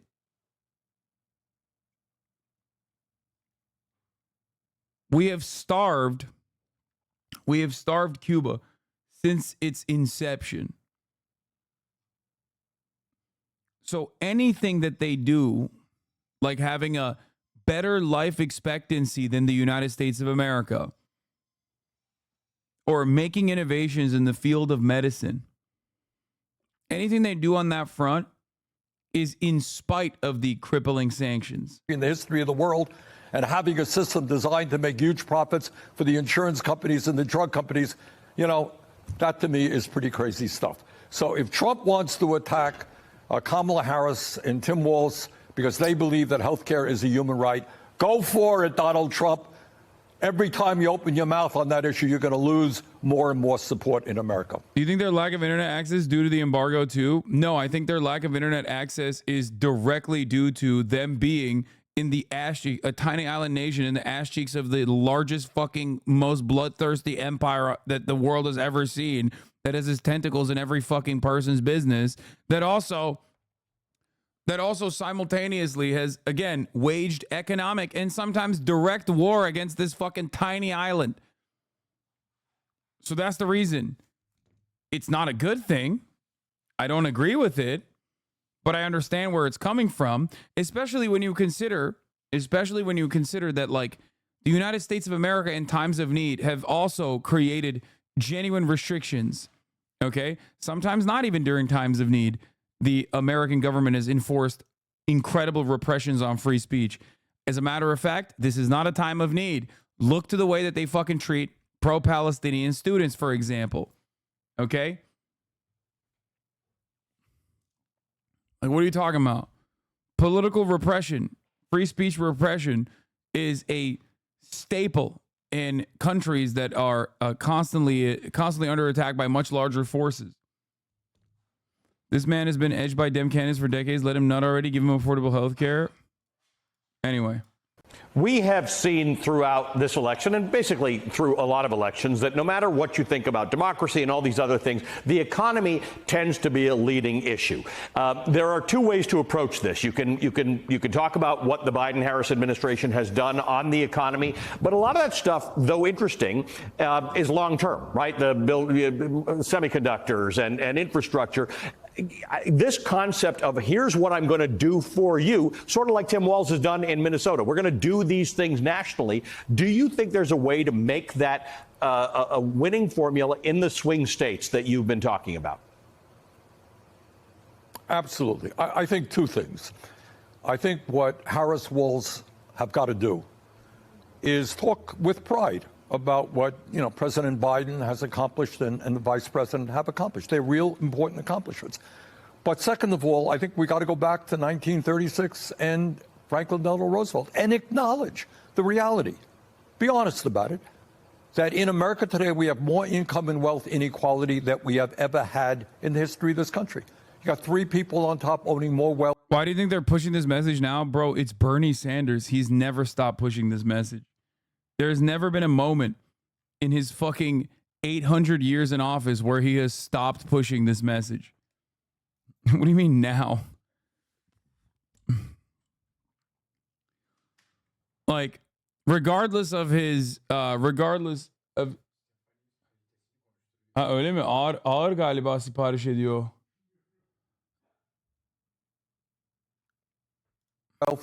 Than the bottom. Love the idea of universal healthcare, but could the U.S. really afford European-style universal healthcare? That's so funny. Yeah, dude. The wealthiest nation on earth could not stand to have cheaper healthcare overall. Like, did you not hear what he just said? Countries with universal healthcare, some kind of universal healthcare, literally have better results overall and like better healthcare outcomes overall. And also they get to do it for cheaper. It's the mediators in between in the form of insurance and the for-profit element of healthcare that makes it so goddamn costly. We pay so much more than everyone else. Bottom half of American society. Acknowledge the fact that we are the only major country not to have health care for all. Acknowledge the reality that we have a tax system skewed to benefit the very, very rich. Acknowledge the reality that we have in Washington. I'm almost ashamed to admit this, a $7.25 an hour federal minimum wage. He's not getting glazed by regular fucking MSNBC commentators. He's getting glazed by Ali Welshi, who also is like pro-Palestine too. When we need a living wage. Acknowledge those realities and say, hey, when we get into office and give us a Democratic Senate, give us a Democratic House, we are going to take on powerful corporate interests and pass legislation which benefits working families. I just pulled out my calculator here, $7.25. Let's assume you're lucky enough to just work 40 hours a week. That's $290 a week. Let's multiply that for 52 weeks. $15,080 is what $7.25 as a minimum wage gets you. I invite anybody to try and live off of that. Right. And let me just say this. I know the Republican Party is trying to change their views. They're now the party of the working class. That is total nonsense. I brought up the minimum wage. It was too low. I had to do it. $15 an hour. I would go higher than that. You know how many Republicans we got to support that? 0. You know how many Republicans on my committee we got to support the PRO Act, which would make it easier for workers to join unions? 0. So these guys will stand, as they always have, with the billionaire class.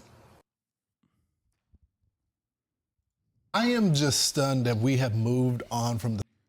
Ainsley Earnhardt, who's running the show? Okay. Oh, they're talking about Biden. They're talking about Biden. Like that photo that came out is so funny. I love this photo. Bro.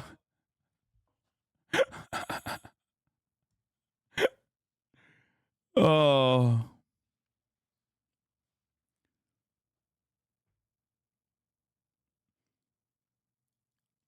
I'm a helicopter, medevac, paramedic in the Midwest. The collapse of the rural healthcare system has been especially palpable in the past 2-3 years. Our volume has nearly doubled. Really scary stuff. Yeah, bro, when I watched that documentary of the fucking like the European like human rights group that normally works in like African countries and in like conflict zones go to West Virginia, it basically solidified it for me.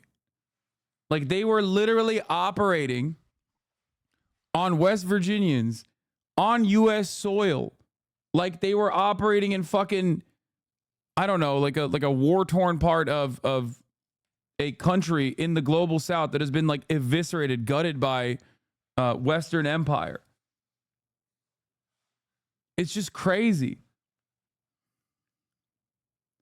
It wasn't Doctors Without Borders. I forget what it was.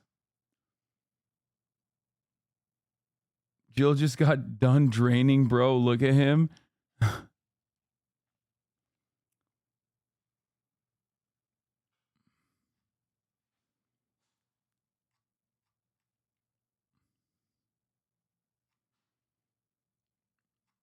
Bro put in his 2 weeks notice and said, fuck it.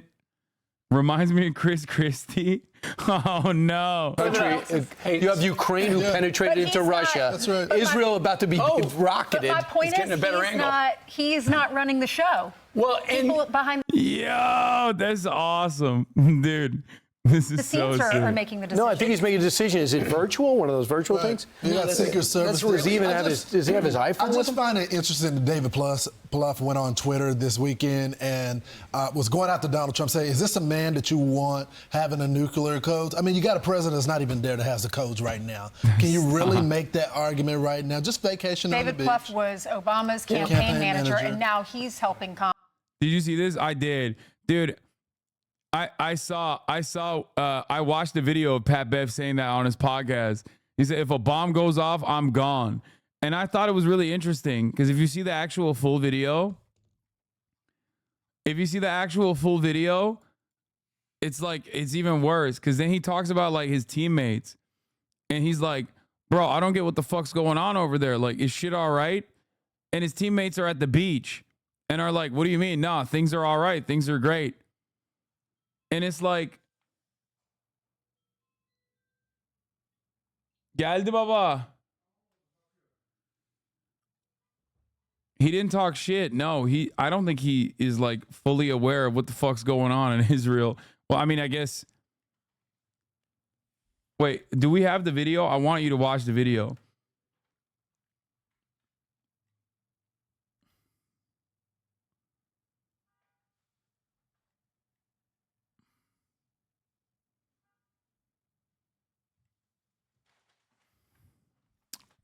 You don't have internet. Yeah, Pat Bev. It's like James Harden. Hey, wallah. The way I feel about Pat Bev is the way that, who was it? Was it KD that said about, or was it Young Thug that said about James Harden? When he's like, he don't have internet. He don't know what that is.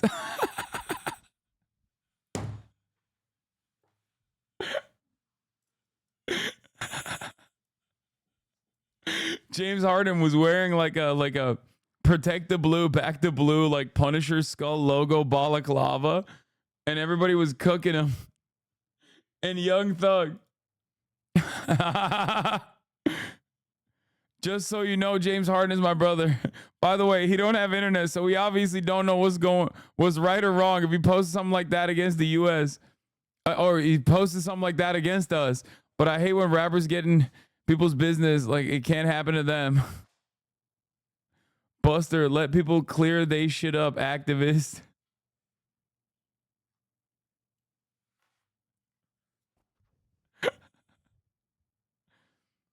I know, bro, doesn't timestamp his podcast.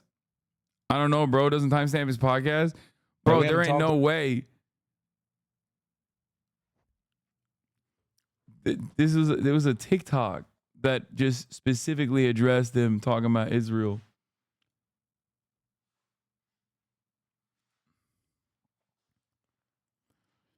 What is this? Apparently Kamala has named Elon Goldenberg and Phil Gordon as her campaign's liaisons to the Jewish community. I'd be curious to learn more about where they stand. But this tweet sounds like it could be interesting. A better metric for evaluating Harris on Israel at this stage is, does she make the worst people mad rather than, is she the same kind of anti-Zionist I am? Judged by that metric, picking Walz over Shapiro and relying on Elon Goldenberg and Phil Gordon makes them all very mad.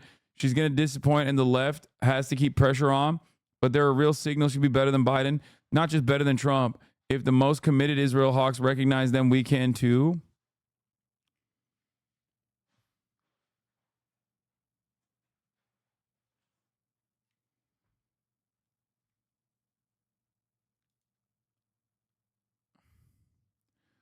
No, it's not this. Trump's post about the interview. Oh my God, I haven't even gotten to that yet. Elon is a solid 100 pounds heavier than that image Lamau. Donald Trump versus Elon. Donald Trump and Elon Musk live on X. Dude, he is going nutty. He's posting so much. He hasn't stopped posting.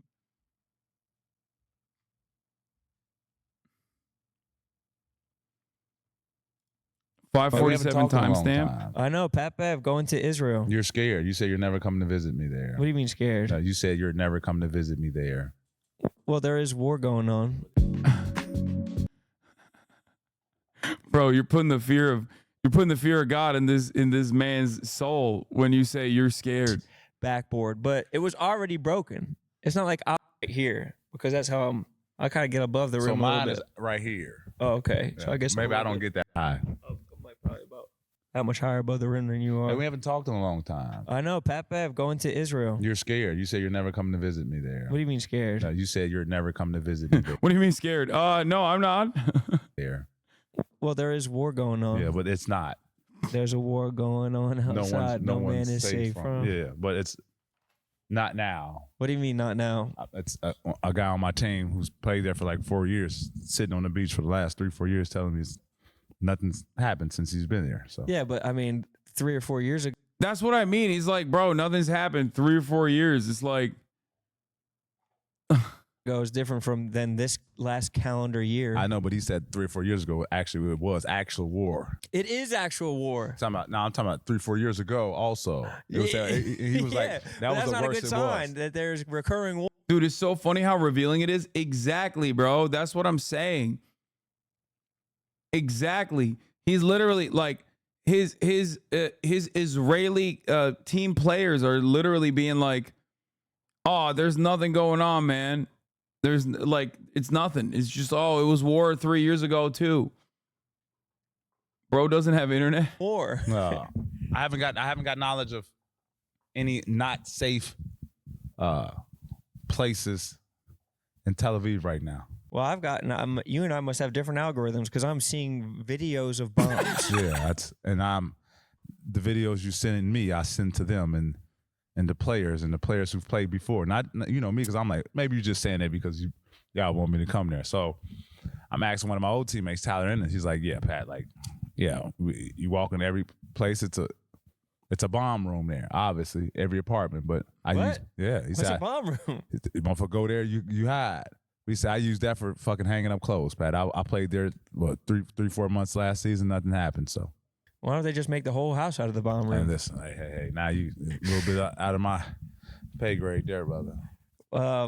Do you feel a responsibility to know more about what's going on in the world if you're going to that part of the world? Yeah, of course. I mean, that's anywhere, right? Well, what's your understanding of it? I had an understanding before. I have an understanding now. He does not. I know who the alliances are, meaning who's homie and who's not. Right. And that makes me sleep a little bit better at night. Do you feel like you have to pick sides?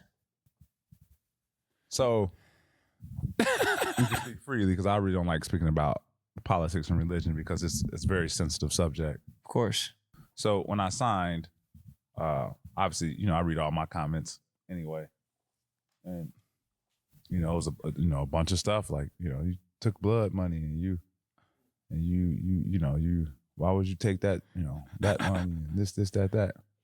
And I want people to know when you're making a decision's always based on basketball, right? Always based on basketball, right? He ends up coping by being like, nah, don't worry. Like, we're going to play in Europe a lot. I get a lot of stuff from people like, okay, cool. What did you sign for? Obviously. Is it worth it? But I don't think I'm a minimum player. This explains a lot. Oh, yeah. In 2019, Pat Beverly told Steph Curry, the next 5 years are mine. 5 years later, he's out of the league.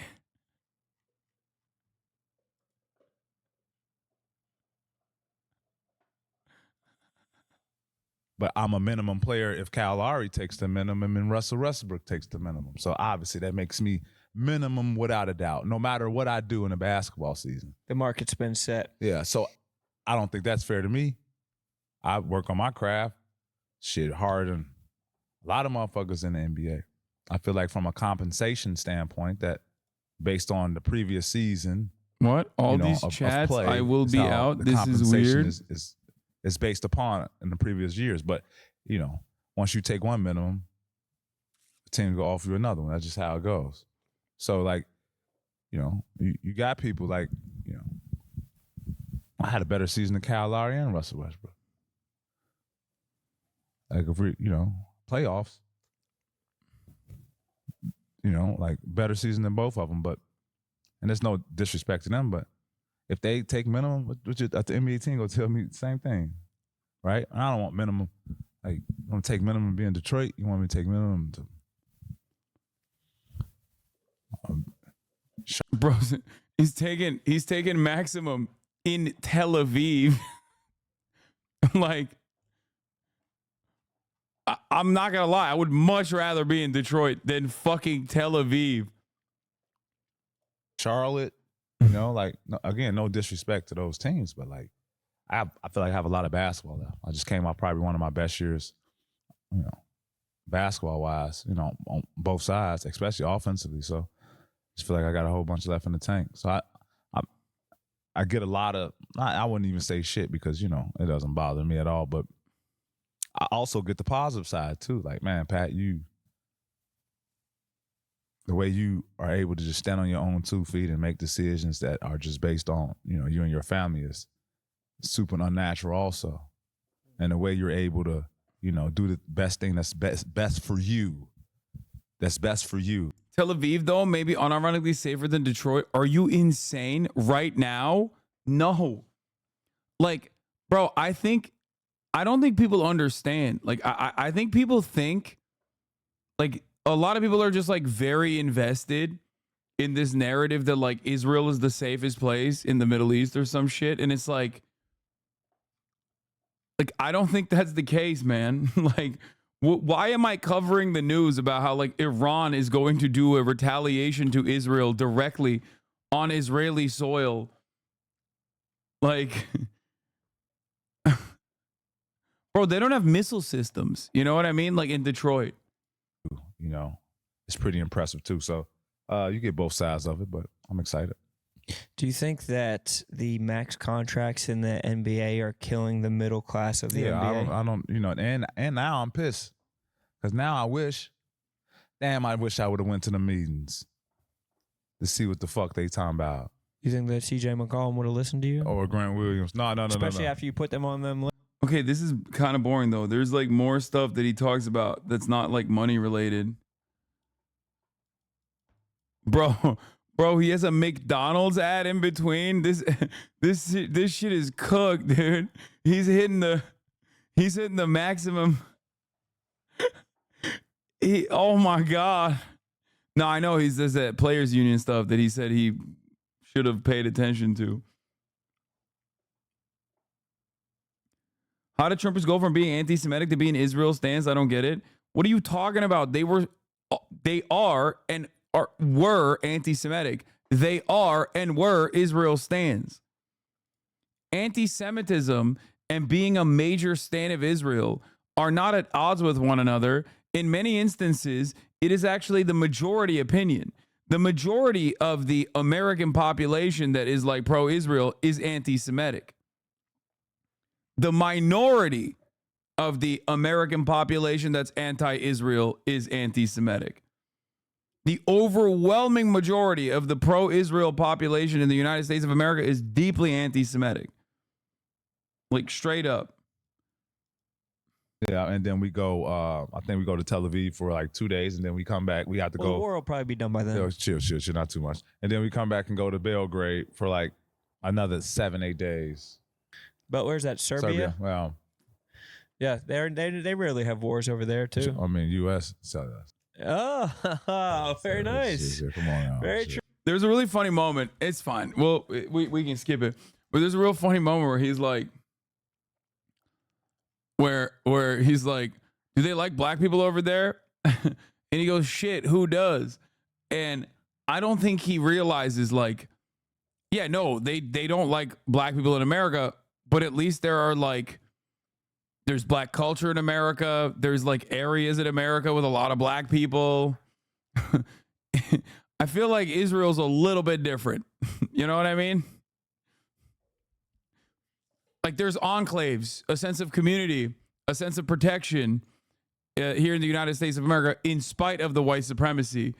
Whereas Israel, I feel like, doesn't necessarily have all of that and still has the same white supremacist attitudes.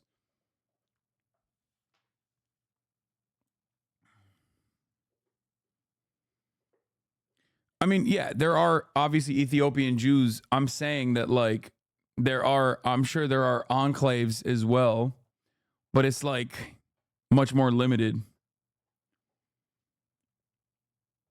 And also, what the fuck what does he have in common with Ethiopian Jews, bro? What are you talking about? Like,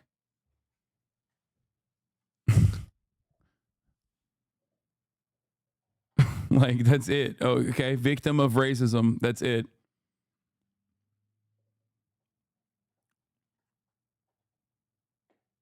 Anyway.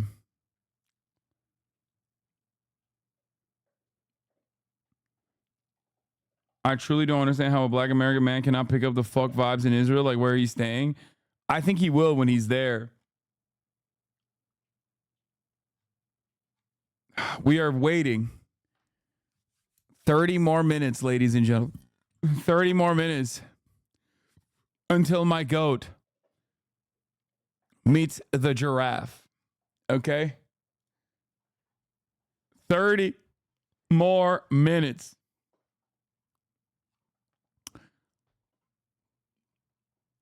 Proud conservative as Zionist work for Ron DeSantis. This article is missing a lot of information regarding Elon Goldberg's views on Israel. Here are just a few examples. 1. Supported Obama's abstention of the anti-Israel Security Council resolution, plus Secretary Kerry's shameful speech at the end of the Obama admin. 2. Opposed the Trump admin's recognition of Jerusalem as Israel's capital and the moving of the embassy to Jerusalem consistent with U.S. law. Elon said these actions were taken. The U.S. should unilaterally recognize a Palestinian state / open an embassy for the Palestinians in Jerusalem, supporting the division of Israel's eternal capital.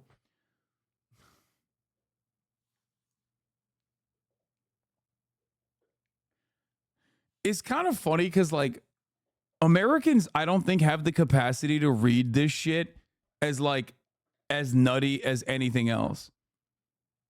Like, motherfucker, what do you mean eternal capital of Israel, bro? It's been around for 76 years. The fuck are you talking about? The eternal capital of Israel. Joe Biden's older than Israel, man. What the fuck?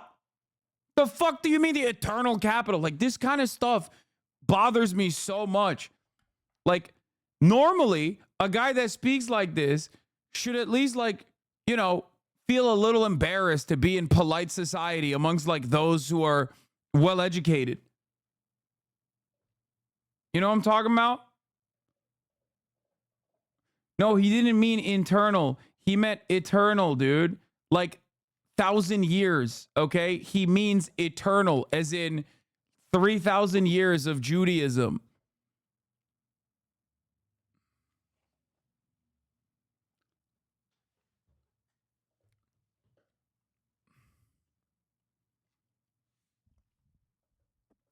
That's what he's talking about, because he's fucking a freak. He's insane. Oppose merging the U.S. consulate to the Palestinians in the U.S. embassy in Jerusalem. Wow, it's really fucked up. Oppose the U.S. recognition of Israel's sovereignty over the Golan Heights that has been critical to Israel's security. Wow, again, really fucked up. Supported the disastrous Iran deal. Opposed leaving the deal. Opposed imposing maximum pressure and sanctions on Iran. Supported rejoining the terrible deal. Opposed the Taylor Force Act to end U.S. economic assistance to the PA for its reprehensible pay-for-slay policies in support of terrorism, which, by the way, the Trump administration also ended up going back on that. You know who else opposed the Taylor Force Act to end U.S. economic assistance to the PA? Fucking Israel.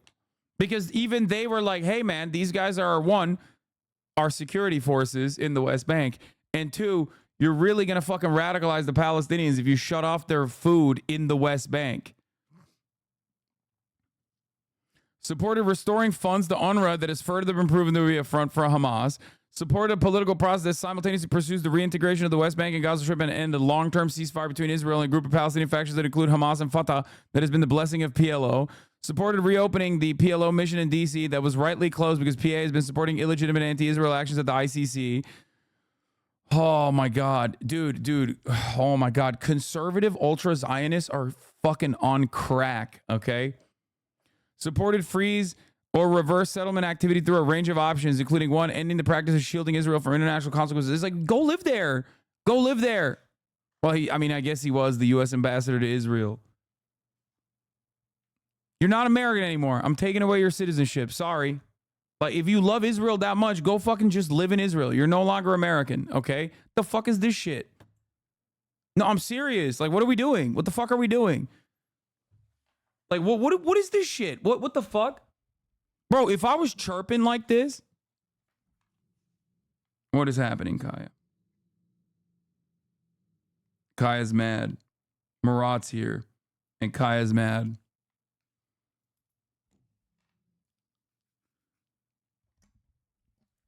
Like, if shit's so sweet, go live there, bro. Please, like, please. Supported returning the indefensible pre-1967 lines that would be an existential threat to Israel, except that's what the ICJ also supports. Yeah, this guy is like the Jewish liaison for Kamala Harris, and this conservative guy is fucking losing his mind over it. And it's making me like the guy that Kamala Harris is tapped to be the liaison for like Jewish communities. It's making me like it. I want to know what like Beinart thinks before I make my assumption. Worked in the Biden-Harris admin, helping to implement some of the most anti-Israel policies in the U.S. history, including imposing the S of BDS through imposing baseless, illegitimate sanctions on Israelis through Biden's executive orders. How should they have reacted to the attack? Great question. Apologizing for 75 years at the time of conducting apartheid and immediately securing a conditional release of Palestinian hostages in Israeli prisons for Israeli hostages that were kidnapped by the Palestinians, and listening to the demands made by the Palestinians in terms of, including but not limited to building a port in Gaza, allowing them to no longer have restricted trade. You know, normal stuff. That's not realistic. Yeah, I know, except that is the correct way to deal with it. Ending the fucking apartheid.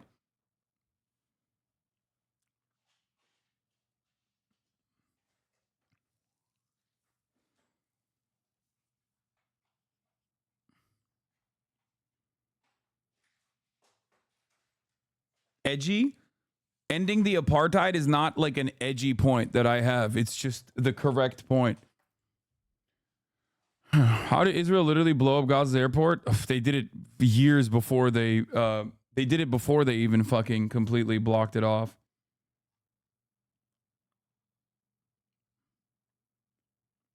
Palestinians will want all of Israel territory. Yeah. No, you're right. That's why you gotta listen. Listen, we can't. There might be a genocide down the line for Israelis, so we have to do a genocide now. You don't understand. Good argument, man. Thank you. Accepting the ceasefire Hamas out on October 10 for all hostages, releasing Palestinian hostages, ending apartheid, reparations, allowing the ICC to prosecute war criminals, etc. Yep, that'd be great.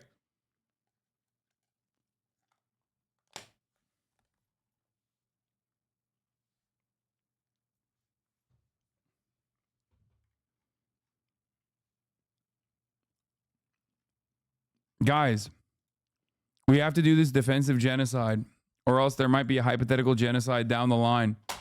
You just don't understand. We can't free the slaves because they will enslave us white people. Okay? How could you disrupt, American commerce like this?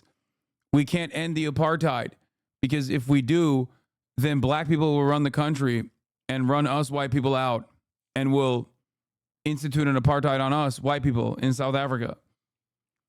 You know?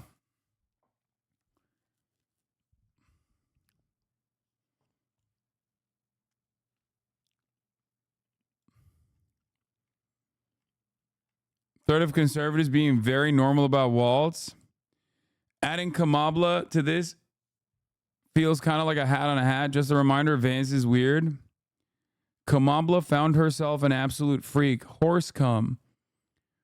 It would be unfunny, forgettable failure without their usual remorse attaching themselves. Tim Walz resignation rumors, something to do with horses. I still can't believe it's Tim Walz. I literally dreamed about this, and it still feels too good to be true. You dreamed of a horse cum drinker. Before settling on horses, they workshopped a few animals. Tim Walz molested a duck. It's an undisputable fact. Didn't Tim Walz have sex with a duck he shot while hunting? Pass it on. I heard Tim Walz had sex with a goat. It's like, bro, these are literally delusional people yelling at each other in a room and no one else can hear them. You understand that? Like doing this on Twitter and maybe even getting some like momentum on Twitter is basically like having a bunch of kids in kindergarten play house with one another. Okay? You don't actually have a house. You're not a real adult. You're not paying taxes. You're just doing make-believe shit. It's kind of funny that she hung her hat on the slightly less weird one, and then they all abandoned it instantly. Hashtag tampon Tim. Vosh catchy phrase. Breaking. Streamer and outspoken equine aficionado Vosh formally endorses Tim Walz after learning he drank a gallon of horse semen. Like, great example, right? The moment that you invoke Vosh or like horse semen memes is a moment that you are so trapped in this perma-internet cycle. Because, like, if you were to ask, like, sure, I've made these jokes as well inside of the community.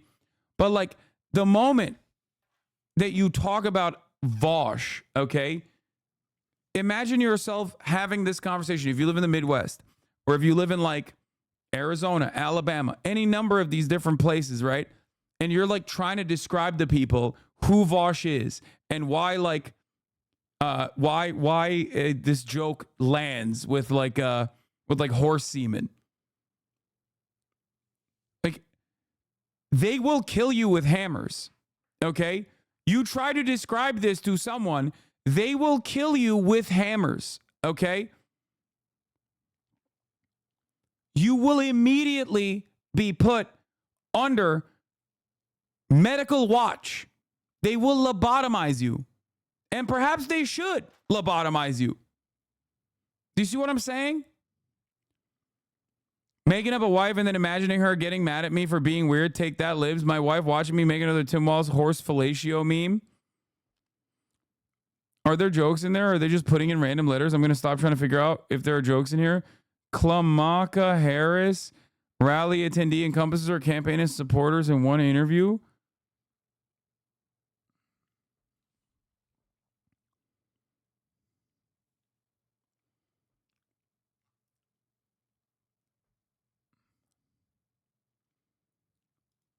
They're trying to match the unparalleled riz of a single shit poster tweeting completely out of the blue about a couch and immediately launching a national story. Yeah, this account had like 1,200 fucking followers, man. So can't say for sure, but he might be the first VP pick to have admitted a New York Times bestseller to fucking an inside-out latex glove shoved between two couch cushions. And then he put a fucking fake, like, quote, a fake citation in there. And then people ran with it. And then the Associated Press wrote an article fact-checking the couch fucking thing, and then they took it down, and then it was over after that point.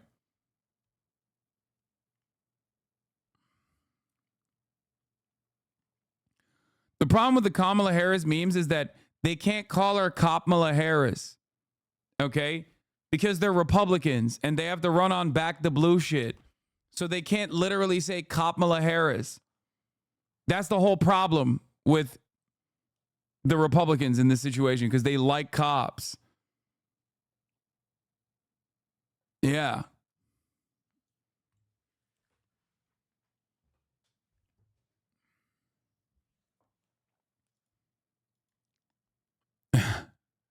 Real Donald Trump is no longer following VP 45. Oh, no.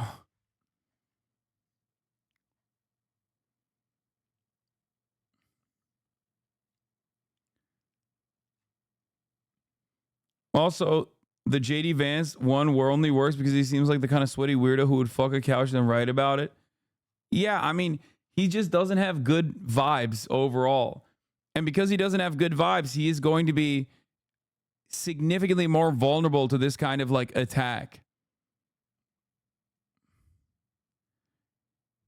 By the way, Coca-Cola has been hiding astronomical levels of profit in tax havens to shield it from the IRS, a judge found. They now have to start paying back $16 billion in taxes, enough to wipe out a year and a half in profits. I fucking love this shit. They should run with that. Okay?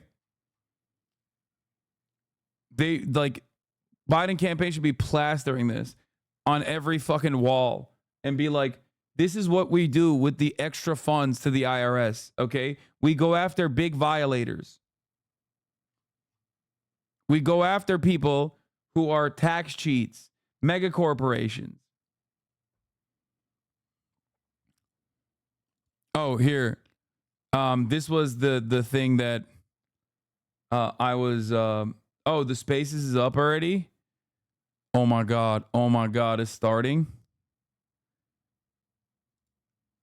I'm in early.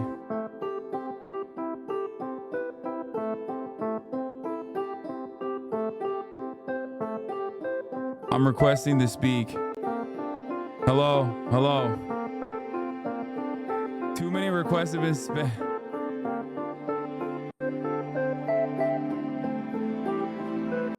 It's already breaking. It's already breaking. Oh, it's gonna break. Oh, if it bricks, I'm bricked up. I'm bricked up in anticipation of this bricking. Oh my God. Oh my God.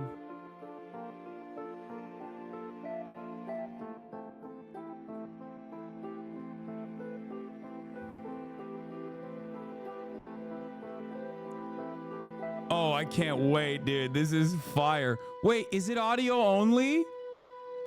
Oh my God, it's gonna be audio only. Oh my God, I forgot they don't have...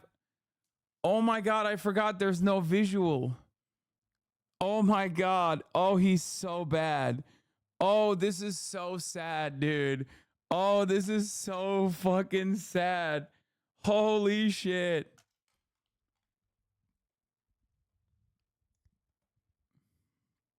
I requested to speak. It won't let me. Too many requests to speak have been sent. Please try again later. Who the fuck is Nabil Abi?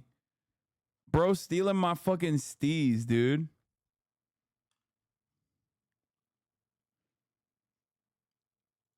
For the record, we can't even gamble for the crash because it's already crashing. It keeps going in between, in and out of details not available.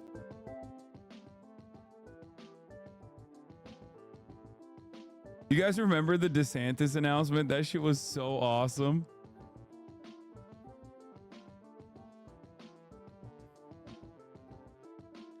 In all seriousness, content aside, can we talk about the fact that the owner of the website with 200 million followers is allowing for this basically paid campaign stump event, but not Kamala's campaign? Wait, what do you mean? If you asked Elon, I'm sure he would say, yes, I would love to speak to Kamala Harris. As long as he says that, and it's going to be contentious anyway, and Kamala Harris is not going to do it anyway, it doesn't matter. You have to remember this. What Elon Musk is doing right here, by the way, is not that dissimilar from like Rupert Murdoch owning Fox News, right? Like the entire franchise and so many other right-wing outlets as well. Like billionaires have owned media operations, media empires in perpetuity. Elon Musk is just like trying to do it with Twitter and not doing a good job with it. You know what I mean? Especially because like Elon Musk is one, too online for his own good, and two, is I guess like too ultra capitalist for his own good, where he's like running the fucking company into the ground.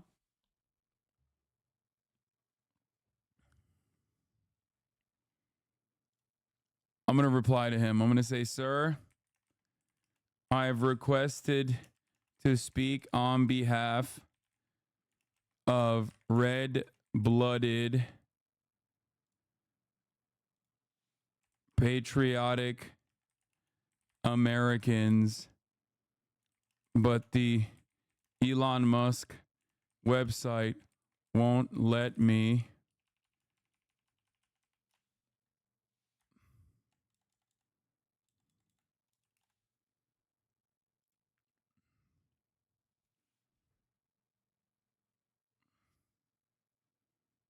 Insane they never learn from Ron DeSantis. Team Trump, this is the biggest interview in history, and now we're asking you to make the President Trump's biggest fundraising day ever. Before this interview's over, we're calling on, what is this? We're calling on 10 million patrons to donate any amount and proudly say, I stand with Trump. Desperate. So desperate.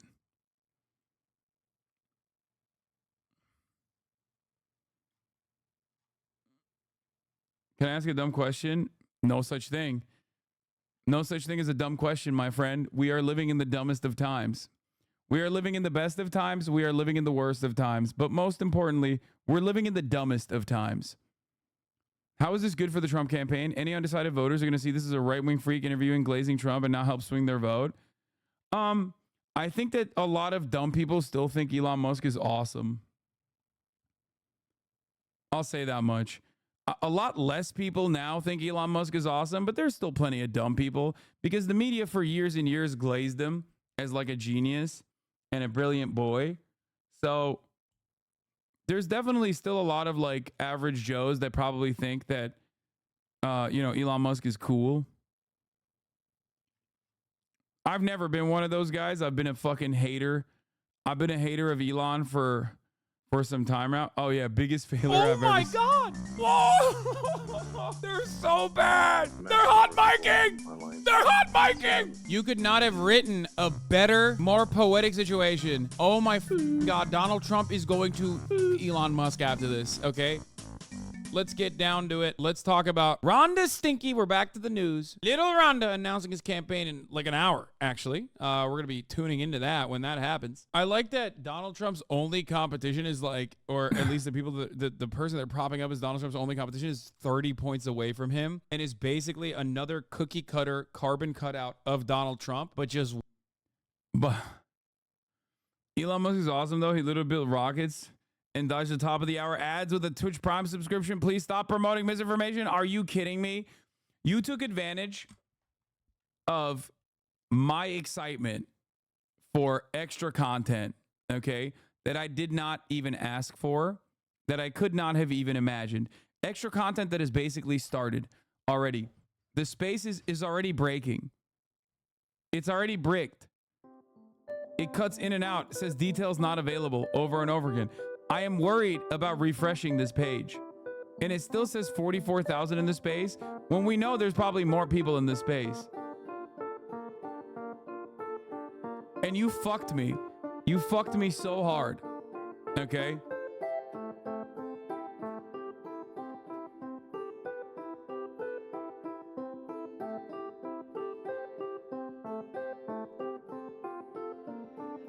Too many requests. Too many requests have been sent. Are you getting on the Trump Musk bingo? They're going to talk about trans people for sure. What the fuck are we listening to? We're listening to the sweet melodic beats of Donald Trump's failure of a campaign. I'm so stoked, dude. Thank you so much.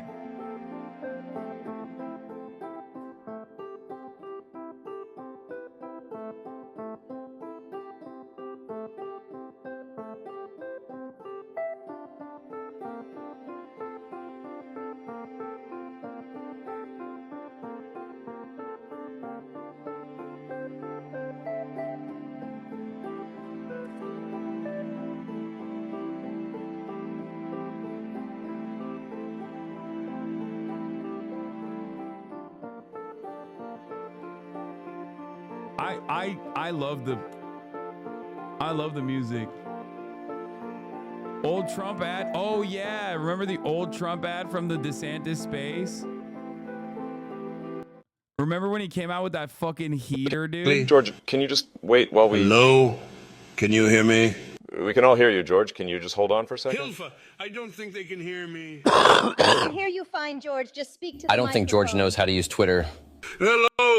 Can you hear me now? Can I please make my big announcement now? Everyone just... Hello? Just shut up, George. Can somebody just mute George?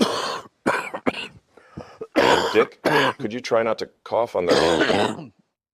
Okay, so how are we going to take out Trump, you guys? guys from the FBI, this is not a private call. This is a public Twitter space. Everyone can listen in. God damn it. The devil. Anyway, guys, we invited everyone to this this Twitter space so Governor Ron DeSantis could. Everyone just shut the hell up so I can make my announcement, okay? You go, girl. Wait, the devil is gay? So what? Everyone in this call is gay. I happen to know every single one of you has a secret gay lover hidden in your closet. Mein Führer, ich kann nicht zulassen, dass die Soldaten, die für Sie verbringen. Guys, can we please just calm down? So anyway, guys, I just wanted to announce that I'm... Okay, I can hear the governor very well. Shut up. Would you please shut up already? I'm running for fucking president, okay? Yeah, we kind of already knew about it. Know, Governor. Congratulations, Governor. Well, that concludes our Twitter space for today. Thank you to all of our... Hold your horses, Elon. The real president is going to say a few words. The devil, I'm going to kick your ass very soon. Hitler, you're already dead. Dick Cheney sounds like you'll be joining Hitler very soon. Klaus Schwab and George Soros, I'm putting both your asses in jail. And Ron DeSanctimonious can kiss my big, beautiful 2024 presidential ass. Trump 2024, baby. Let's go. Yeah, remember that, dude? That shit was fire. That was a banger, dude. Now his fake ass is doing the same damn thing, not realizing.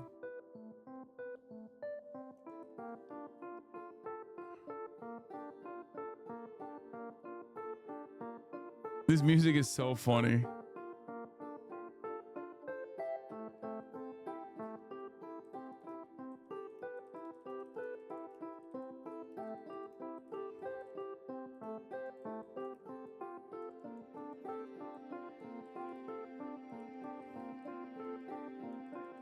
Fake ass doing the same damn thing you rightfully ripped into.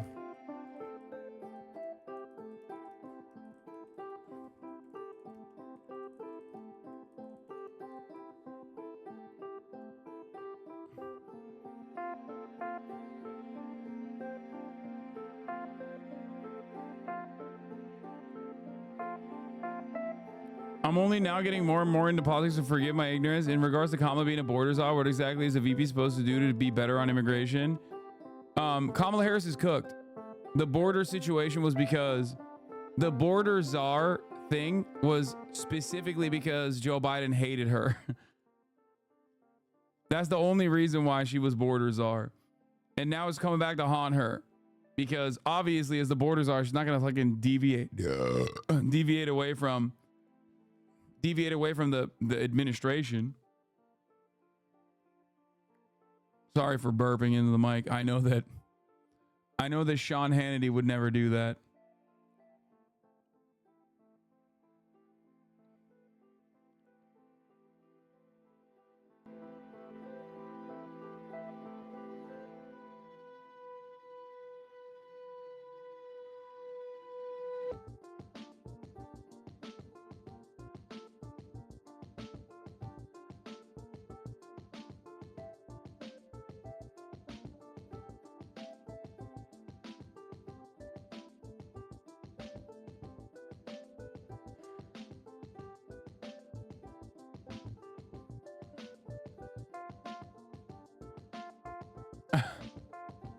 This is funny.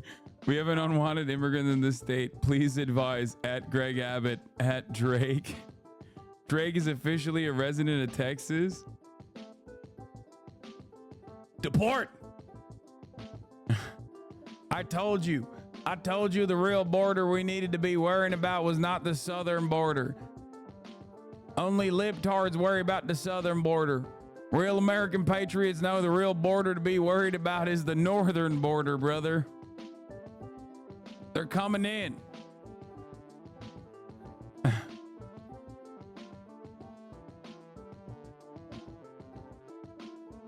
Definitely don't refresh. It won't load for me at all.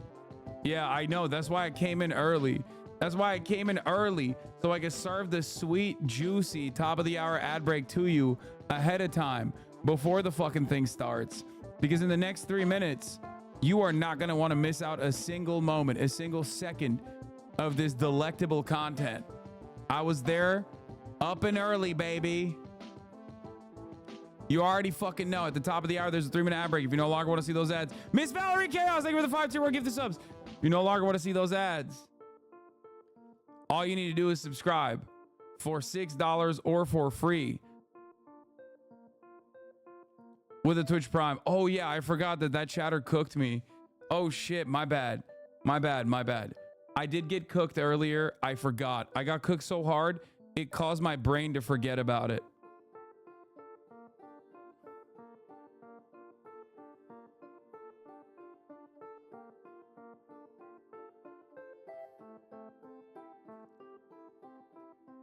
Daniel Art, thank you for the 20 gifted, allowing 20 people to no longer see the ads at the top of the hour. Caked Up Bot, thank you for the 5 gifted. Here's the 3-minute ad break now, ladies and gentlemen. Twitch Prime is free. It's a free way. It's a free way to no longer see the ads at the top of the freaking hour.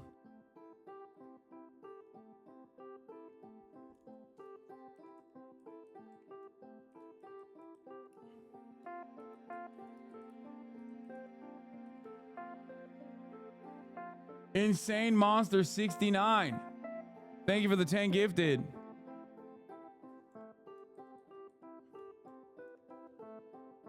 I think that there is a very high likelihood. Hasan 350Z, thank you for the 5-tier 1 gifted subs. I think there's a very high likelihood that this doesn't work at all, by the way. Like, I'm not kidding.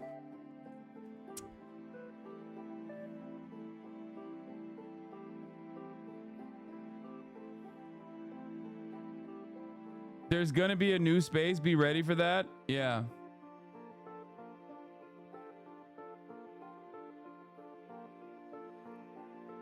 Chaos 1391. Thank you for the 10 gifted.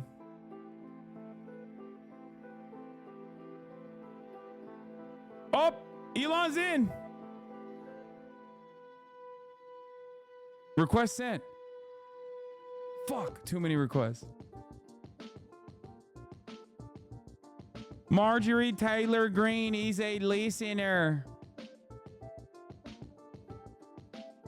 What is engage this? with this technology to help guide its development in a way that maximizes its benefits while... Are you guys stupid? You think this is a real fucking Tesla channel?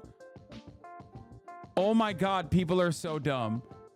Bro, this is a crypto scam, you fucking dingus.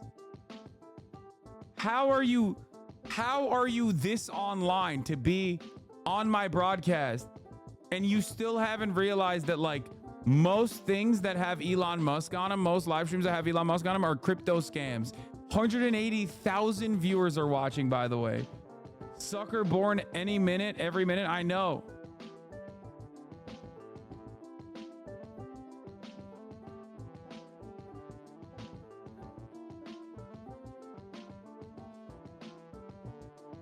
Your community is full of 80-year-olds getting scammed by Nigerian prisons in 2024. I agree. If you had one chance to ask him a question, what would you ask him? So many questions, dude. That's hard. I've never been faced with a decision like that, so I don't even know. I'd say, do that ass be farting? Probably. I'd fuck it up. Does it grip? Yeah, maybe. What'd that ass do? It's like asking a genie for more wishes. Oh! It restarted. The music restarted.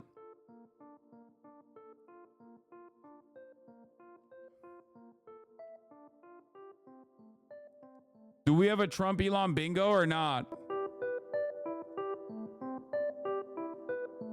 Do we make one? We'll just do Gamba. You can gamble with your channel points by watching the channel.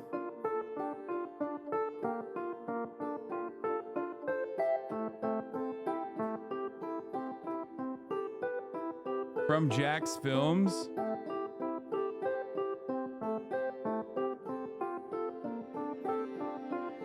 Weird mention. Elon sucks up the Trump. Weird trans or pronoun mention. Weird behavior. Trump doesn't answer the question.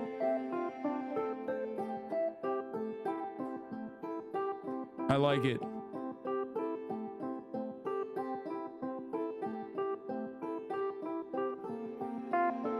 There is is no way, by the way, right now, my space it's been steadily crashing since like for the past half hour that I've been in it. And there is absolutely no way that there's only 44,000 people in there. There's absolutely no way that there's only 100,000 people in there. There are probably so many people in there, but it is crashing. So we will perhaps never know what the real number is, which is hilarious. And I suspect that Donald Trump probably doesn't appreciate that it is also broken as well.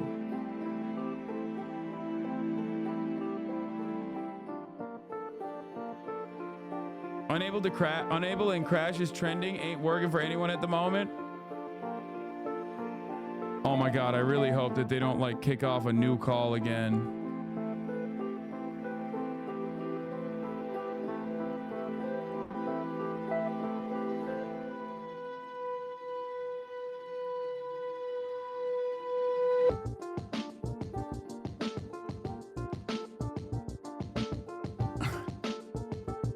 Oh, dude, I'm so shameless.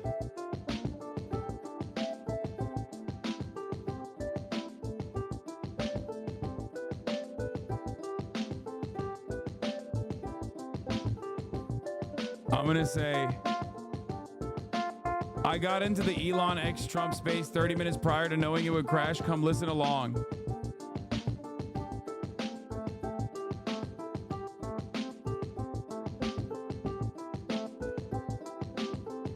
Hell yeah, baby.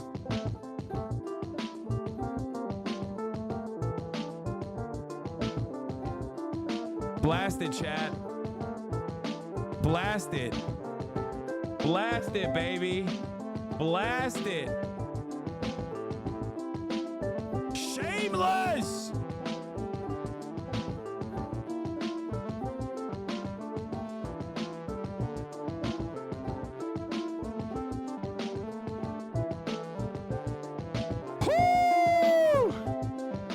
God, I love content.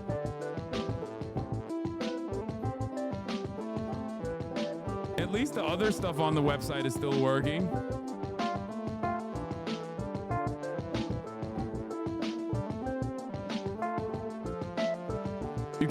You can't access the Trump-Elon interview through Twitter. The YouTube link people keep sharing as an alternative appears to be a crypto scam. Great work all around. Yeah. Does it strike people as odd? Does it strike people as odd that everyone that wants to do crypto scams so frequently end up using Elon Musk to do that? Something to consider.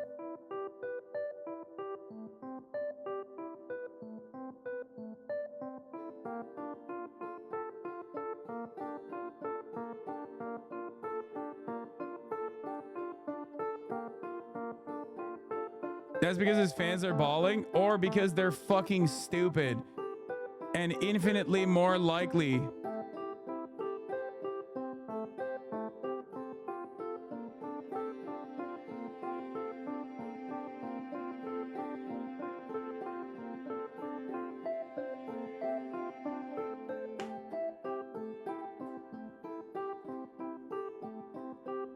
Isn't it kind of anti-free speech that the host gets to control who speaks at all times?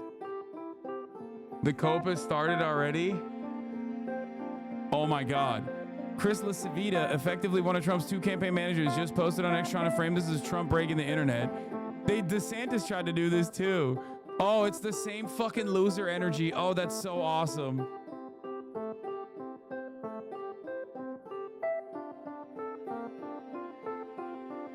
Twitter Spaces appears to be suffering a technical glitch before Trump's live conversation with Elon Musk. It's hard not to compare this to the last time Musk's platform was used for a major political moment when Governor Ron DeSantis tried to introduce his campaign on Twitter Spaces, but was met with interesting trending with bro, crashed, Elon, unable. I'm able to get on the space with my phone. The space said it has 117,000 listeners. No one has started speaking yet. The space for Donald Trump's event with Elon Musk is now live, but it appears it's glitching for users. Oh, I have this is another feed. Donald Trump's space, 222K in space. Also, by the way, what the fuck's this guy doing? You're Canadian, dog. You're Canadian. Stick to your own politics, all right? This America business, all right?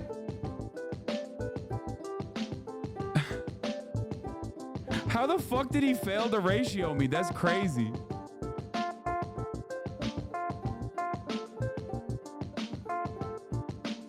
But yeah, the space now says 222K.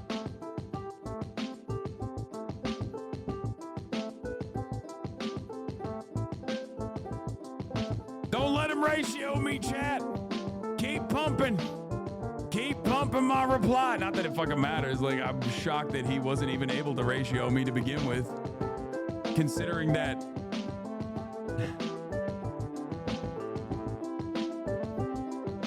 Considering that we're fucking. Considering that he has a much larger presence. Or used to. This must be a record number of viewers on Twitch. Wait, what? No, dude, not at all. Don't let him ratio me! It's like if Canada won a world war or something.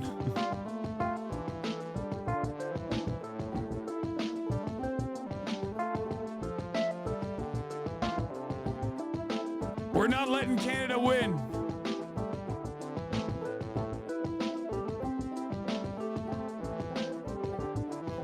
Remember, they burned down our White House once. We won't let them do it again.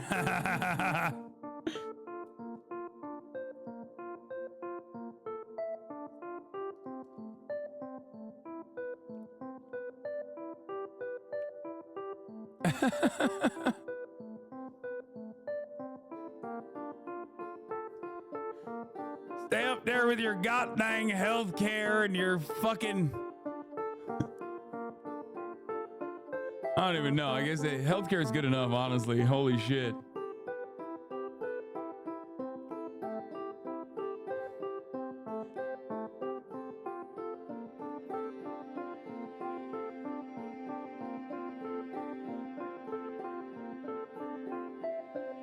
Are you on mobile? You can't speak on Twitter Space on desktop? Yes, you can. Why wouldn't I be able to? We're building a goddamn wall, brother.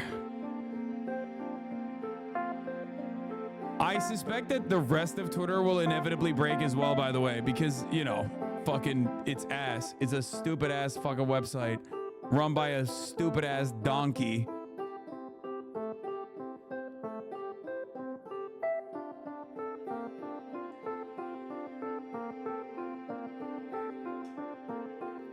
Someone is blackmailing Elon Musk. For your information, Elon Musk, if I don't get my account back, I'm sending your dealer's number to Grimes' mom. In case this sounds like a bluff, he lives in the art district and the number ends in 43. Wait, what? What the fuck?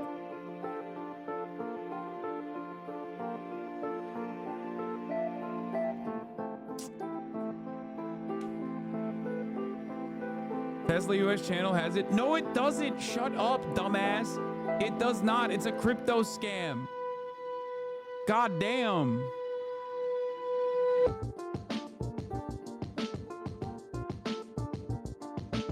It's already so fucking bunk. Wait, how do I... The page is accessing your microphone? How do I stop that? Okay. I'm a little worried.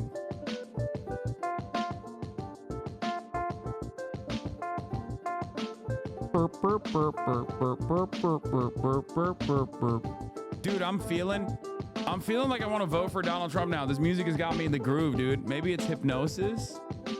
Have you thought about that?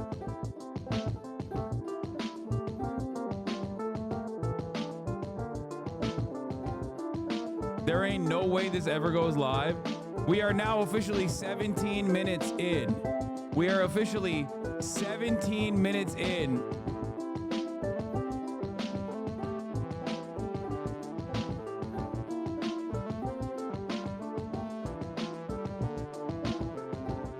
What if Ken Carson just started playing? Just a thought, in my opinion.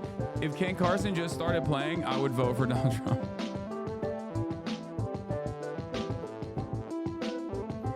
New York Times live feed.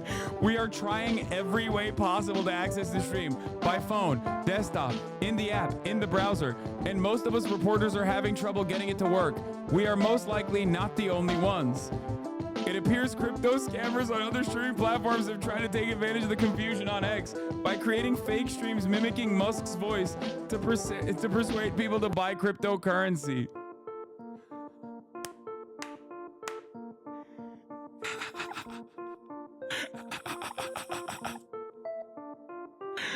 Oh, beautiful. Fucking beautiful. Hey, New York Times reporters, tune into the HasanAbi broadcast. You can watch it here, okay?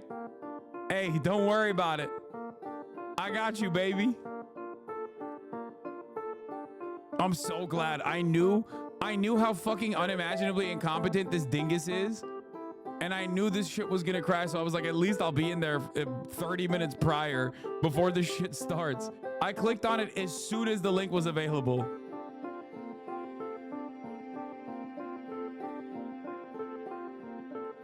Elon is posting and claiming it's a DDoS attack?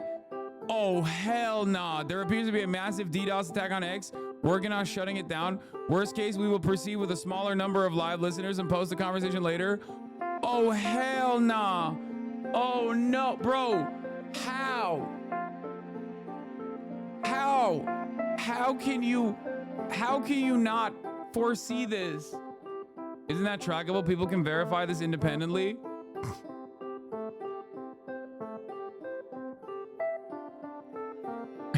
Dog, it's not a massive direct denial of service attack.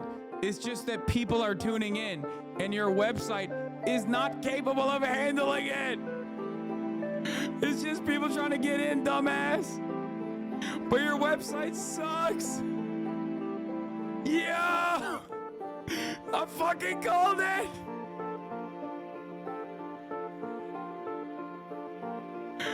Oh no, dude. Or distributed denial of service, not direct. My bad. I'm not a nerd. Shut up. And neither is Elon, despite the fact that he tries to appear as a nerd. He doesn't know shit. What is this? Engineer in charge of X Spaces right now. Bro, stop. Stop posting. Everybody stop tweeting. The website can't handle it. Stop tweeting. The website can't handle it. It's gonna break the whole website. Stop! Stop tuning into the goddamn space. Stop it! Chat, don't do it! Everyone hold! Hold the line!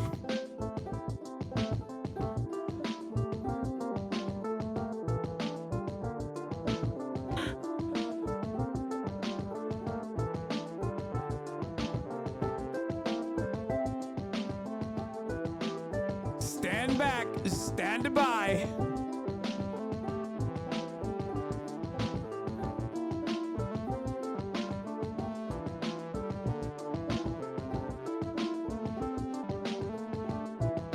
It's not actually on YouTube, man. Shut up.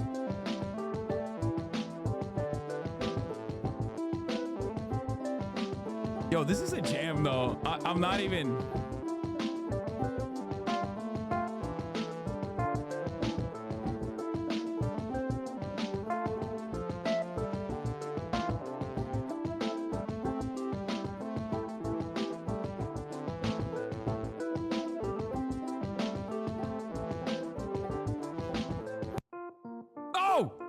It restarted. Dude, every time it stops, I get scared.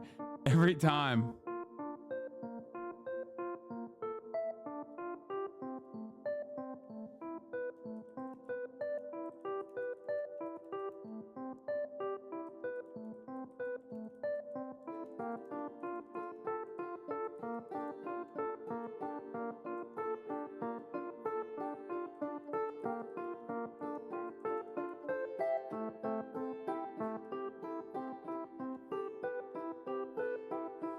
Remember, in the aftermath of every single thing that I said about the Discord,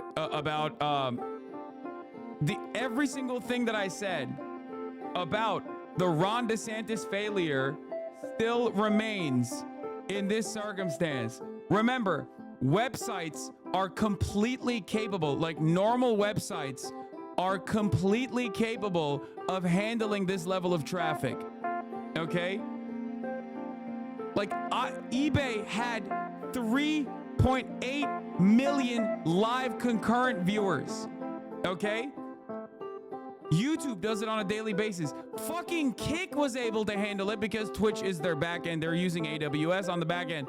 You cannot tell me that this is a competent human being running a real website, okay? I feel like at this point, Elon Musk is a secret Marxist operation to show as many people that is paying attention that billionaires are some of the most incompetent morons on the planet, and that he's also secretly trying to destroy every Republican, okay? It is crazy. He did this with Ron DeSantis and then didn't even, like, what did you do? Did you just pack it up and then never think about tweaking it?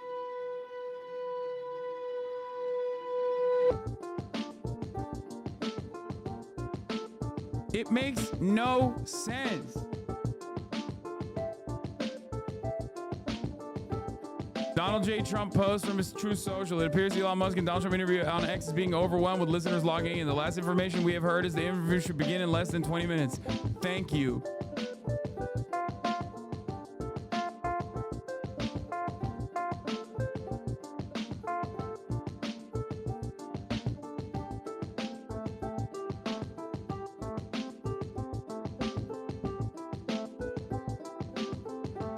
We tested the system with 8 million concurrent listeners earlier today.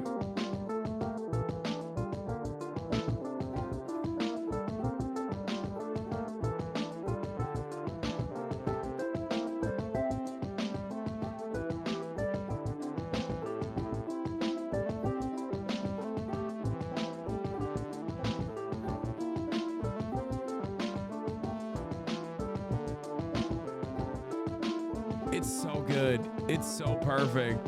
It's so fucking perfect. Oh my God, I love it, dude. It's so stupid.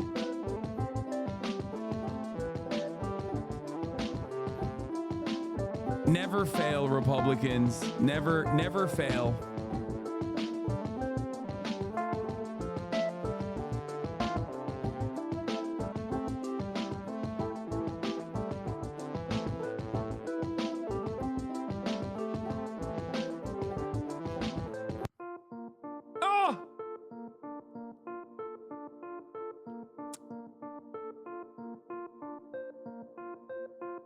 Elon blaming it on the Dems.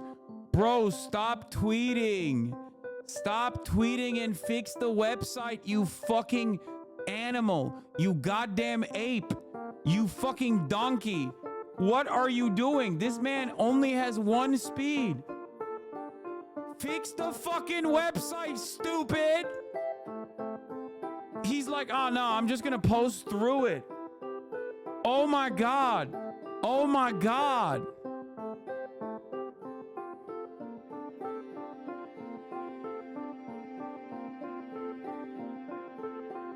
What the fuck?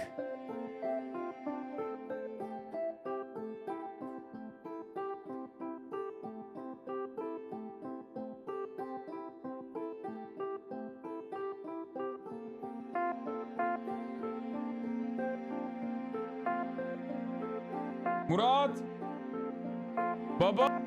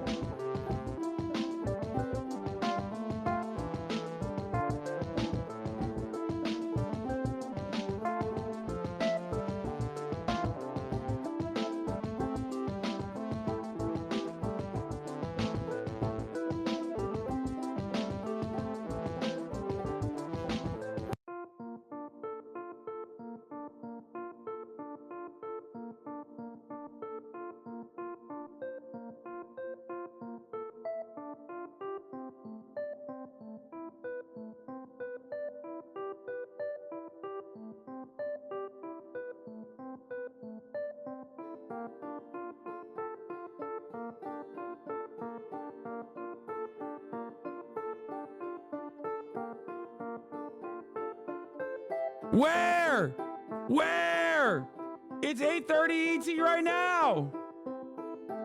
Wait, do I still get it? Do I still get access? Because I was in early?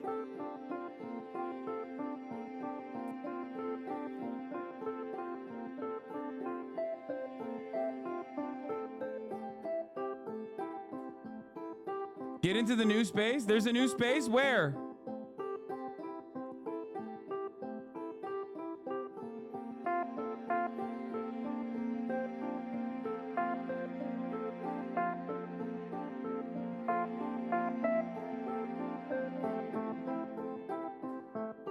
Bro, stop saying that you're in the new space. Be honest. Be for real right now. Be for real right now. Be for real. Your Elon X rant 5 minutes ago was flames, bro. It starts loosely with the eBay thing.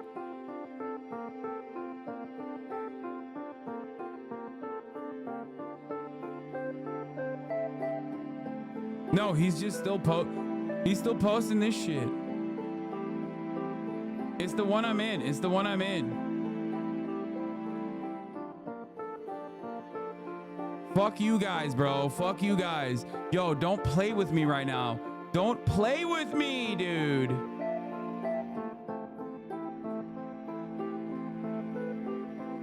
It's the one I'm in.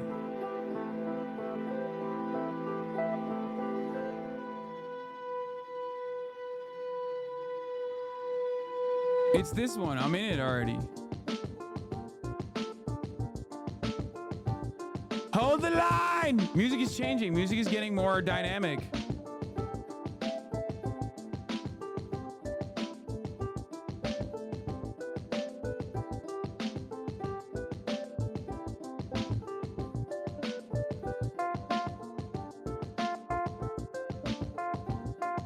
Maybe I'm losing my mind a little bit, and it feels like I am. Request to speak? Oh, yeah. Oh, I can't anymore. I refuse to give Mike perms.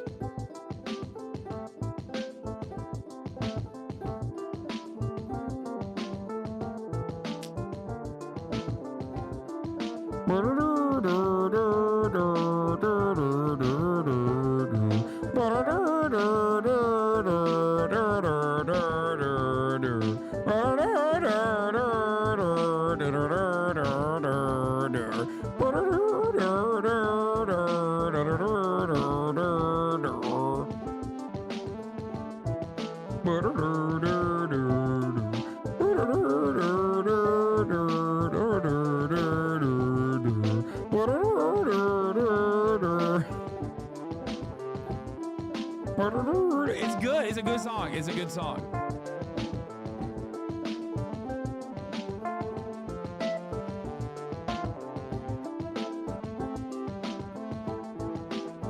Breaking. Elon Musk says cyber attack on X derails Trump interview. Yeah, dude. Ah!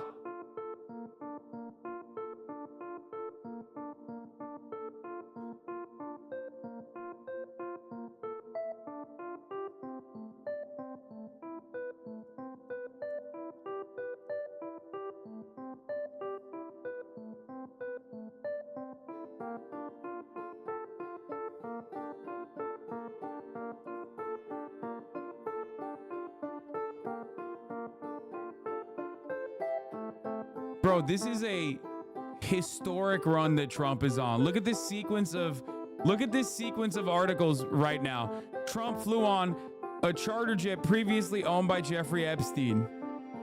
Okay? Trump in a fundraising email portrayed this live conversation with Elon Musk as an effort to bypass the mainstream media and take my message straight to the American people. But these technical problems are very clearly interfering with his ability to do so. Musk blamed a cyber attack known as Distributed Denial of Service Attack, or DDoS, for the glitches. DDoS attacks work by flooding servers with malicious traffic and knocking them offline. Worst case, we will proceed with a small number of live viewers and post the conversation later. The space is fluctuating wildly in the number of people who have joined. It currently sits at 200,000 listeners, even though no one is...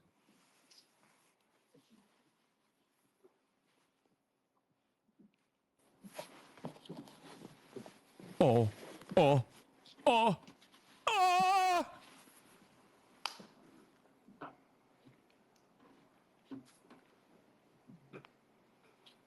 fapping?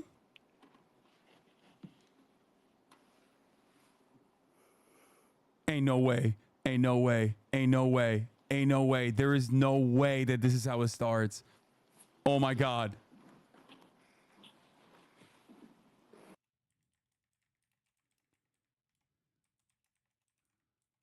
And he had to mute it. Oh my God.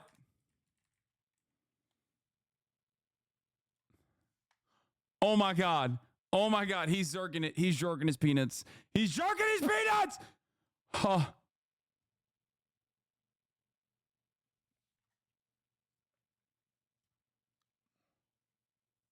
Where's the fucking... That's it? No audio?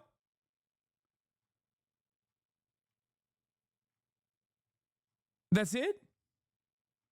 No audio. No audio. He's just going to keep it muted. Do you think he thinks he's currently not muted? Elon is no longer in the Twitter space. He left the space.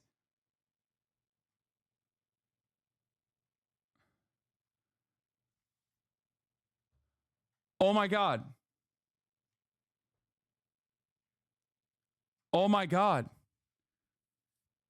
Oh my God. Oh, this is amazing. This is literally amazing. Holy shit. I can't believe it, dude. This is actually amazing. That's crazy. This is so perfect. This is so perfect. Wait.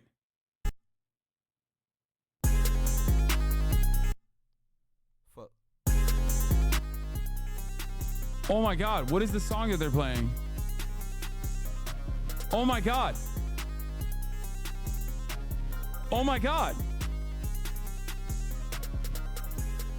Two things I ain't ever seen.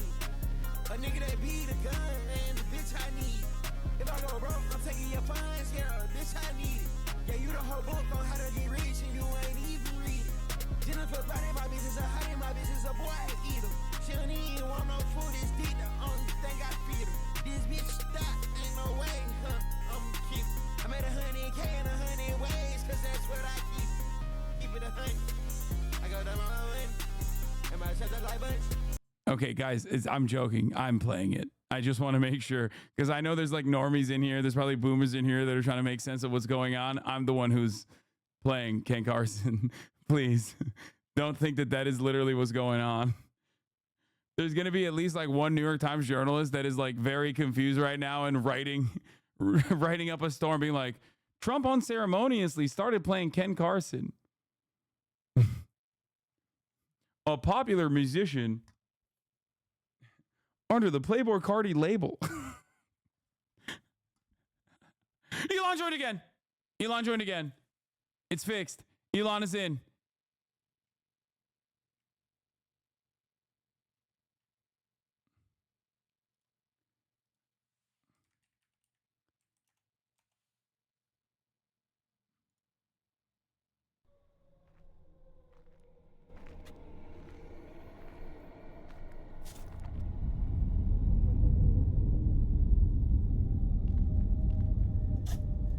Whoa.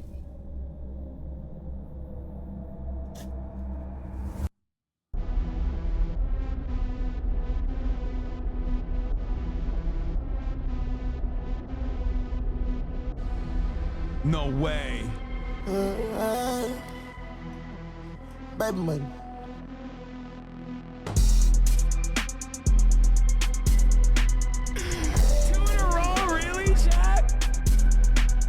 Y'all are so dumb. 2 in a row? You fucking boomers. She tryna eat my ribs. She try to suck my dick. I went to sleep that bro. I woke up too rich. I ain't never ever had the front. I got a black truck sitting out front. My main bitch got a big butt. I get a big ass for my gun. I'm in the air pulling up the magic seat. I went to the end and she showed me her titties. All my money stacking taller than a midget. I smoking kill, niggas smoking midgets. On the real, I been counting digits. On the low, I been selling bitches. Take a photo, she can take a picture. I'm gonna bust the home with all my niggas. She don't wanna talk, she just tryna vacate. I got a nice place, about to fly to the 8. I got against the hoe tryna swing my Drake. I'm pouring her 8, round with her 8. Oh, I got rest in my face. She got rest in her face. I put the bitch shit to her out of space. I just sit put the ghost out today. Okay, that was also me. I did that. That was Destroy Lonely, Love for You. We know that Trump listens to that, but like in private. You know what I mean? I'm so glad I live in the 21st century and this is how I get my news. Yeah. I did see the one where he said he's going to do a smaller space, which is this one. But as it stands, there's currently no audio whatsoever from the space.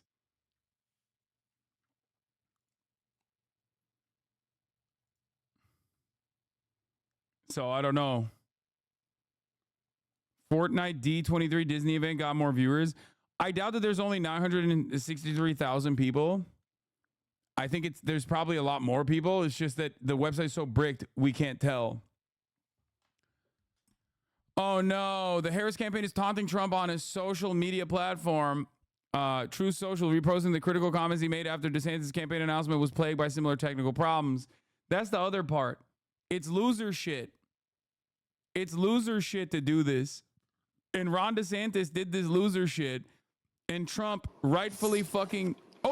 All right, hello everyone. My apologies for the late start. We unfortunately had a massive distributed denial of service attack against our servers, and saturated all of our data lines. Like basically hundreds of gigabits of data were saturated. We think we've overcome most of that, and so it's now time to proceed. You're such a bitch. As this massive attack illustrates, there's a lot of opposition to people just hearing what President Trump has to say, and but I'm honored to have this conversation. I want to emphasize it's a conversation, and it's really intended to just get a feel for what Donald Trump is just like in a conversation. It's hard to catch a vibe about someone if you just don't hear them talk in a normal way. And when there's an adversarial interview, like no one's themselves in an adversarial interview. And this is really aimed at kind of open-minded, independent voters who yeah, they're all open-minded independent voters like Hitler Groiper 48. So you can understand like what and every blue check mark crypto just guy. Like to have a conversation. So honored to Donald, great to speak. We had a great conversation yesterday. As you mentioned yesterday, if we could just record that conversation and post it, it would have been excellent. And I hope we can have something like that today. Well, I think we will. I'm pretty sure we will. And congratulations, because I see you broke every record in the book with so many millions of people, and it's an honor. We view that as an honor. And then you do want silencing of certain voices. Usually those are voices that have something to say that are constructive, oftentimes constructive. And so we have to consider it an honor. But congratulations on breaking every record in the book tonight. That's great. Well, thank you. Is he eating? Well, I mean, maybe we could start off with, the assassination attempt, which was an incredible thing. And I have to say that, your actions after that assassination attempt were inspiring. You, instead of shying away from things, instead of ducking down, you were pumping your fist in the air and saying, fight, fight, fight. And I think that's, the president of the United States represents America, and I think that is America. That is strength under fire, and so that's a big part of the reason why I was excited to endorse you as It's such a dumb idea not to President do of the this in video States form. for I know. having another term here, is that was just incredibly inspiring. But I mean, what was it like for you? Glazing. Not pleasant, I have to be honest. Glaze. I said there was blood. I had Being more shot is blood. not I didn't much know I fun. had. He's doing tricks on it. Blood. The doctors later told me that the ear is a place that is a very bloody place if you're going to get A hit. very bloody But place. in this case, it was probably the best alternative you could even think about because it went at the right angle, and it was a hard hit. It was very, I guess you would say surreal, but it wasn't surreal. You know, I was telling somebody you have instances like this, or like a lot less than this, where you feel it's a surreal situation, and I never felt that way. I knew immediately that it was a bullet. I knew immediately that it was at the ear. Yeah. And because it hit very hard, but hit the ear. And I also heard people shout, "Bullets, bullets!" Get down, because I moved down pretty nicely, pretty quickly, and we had bullets flying right over my head after I went down. So I'm glad I went down. The bigger miracle was that I was looking in the exact direction of the shooter, and so it hit. Boo, we it don't hit me at care. an We angle forgot that about it, was, old man. Nobody cares. far less destructive than any other angle. So that was the miracle. That was for those Split people that second. don't believe in God. I think we got to all start thinking about that. You have to, I'm a believer now. I'm more of a believer, I think, and a lot of people have said that to me. A lot of great people have said that to me, actually. But it was amazing that I happened to be turned just at that perfect angle, and all because I put down a chart on immigration that showed that the numbers were so great. I love that chart even I mean, more maybe now. it's a than sign. Maybe that's a sign. You know. It's an immigration sign. Yeah, we should get the South serious African issue. immigrant out. And Yeah. at that moment, That's right. the bullet missed your, hit your ear, but missed your head. I mean, Well, the amazing thing is that the sign, I said, bring down that sign on immigration, and it was literally about an eighth of a second where it would be good, and after that it was going to be a disaster, no matter which way you were facing.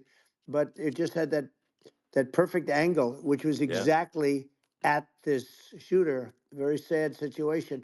Such a sad situation. As you know, we lost somebody that was great, Corey, who, a firefighter, a great gentleman, a great Trumper.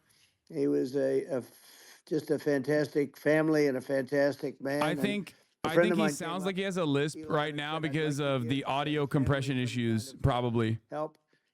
And I Which, said, I mean, it doesn't play well to a guy like Trump who cares about the optics. $1 billion, gave it to the wife, and see, she said, "This is really nice, Top end but is I'd fucked rather up have my because audio husband back," compression, it which does is that to sibilants. a nice thing for somebody to say, to be honest. She's great. The family is great, and we raised a lot of money for them and for two other gentlemen are unbelievable people. Also, they were hit really badly. They thought they were not going to make it, and they did. The doctors in the Butler area, I tell you, they were incredible. They saved the two, and they were really hit tough, both of them equally. And we thought my first question was because I heard bullets flying over me. I said, ask his name. Elon, ask his name right now. Ask what the firefighter's name is right now. And thousands of people, and there was no land. I mean, you will be a legend. If he asked, he would never do it. But I knew there were other shots being fired. And, sure. And they said, we don't know yet, his first but name. some people have been badly hurt. Full name. I have to give the Secret Service a sniper, they call him, or sharpshooter, but sniper, because he didn't know there was a problem. He's an extraordinary shot, obviously, and he didn't know there was a problem. And he was able to pick it all out within 5 seconds.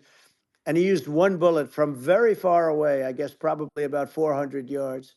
The shooter was 130, but he was on the it was pretty funny when he was like, "I'll never tell this story again. It's too emotional." He saw the smoke and the flame from the gun. That was one of my favorite gay Trump moments.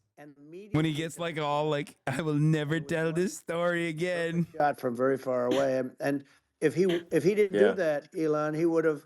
I mean, if he would have, a lot more people could have been badly hurt and killed.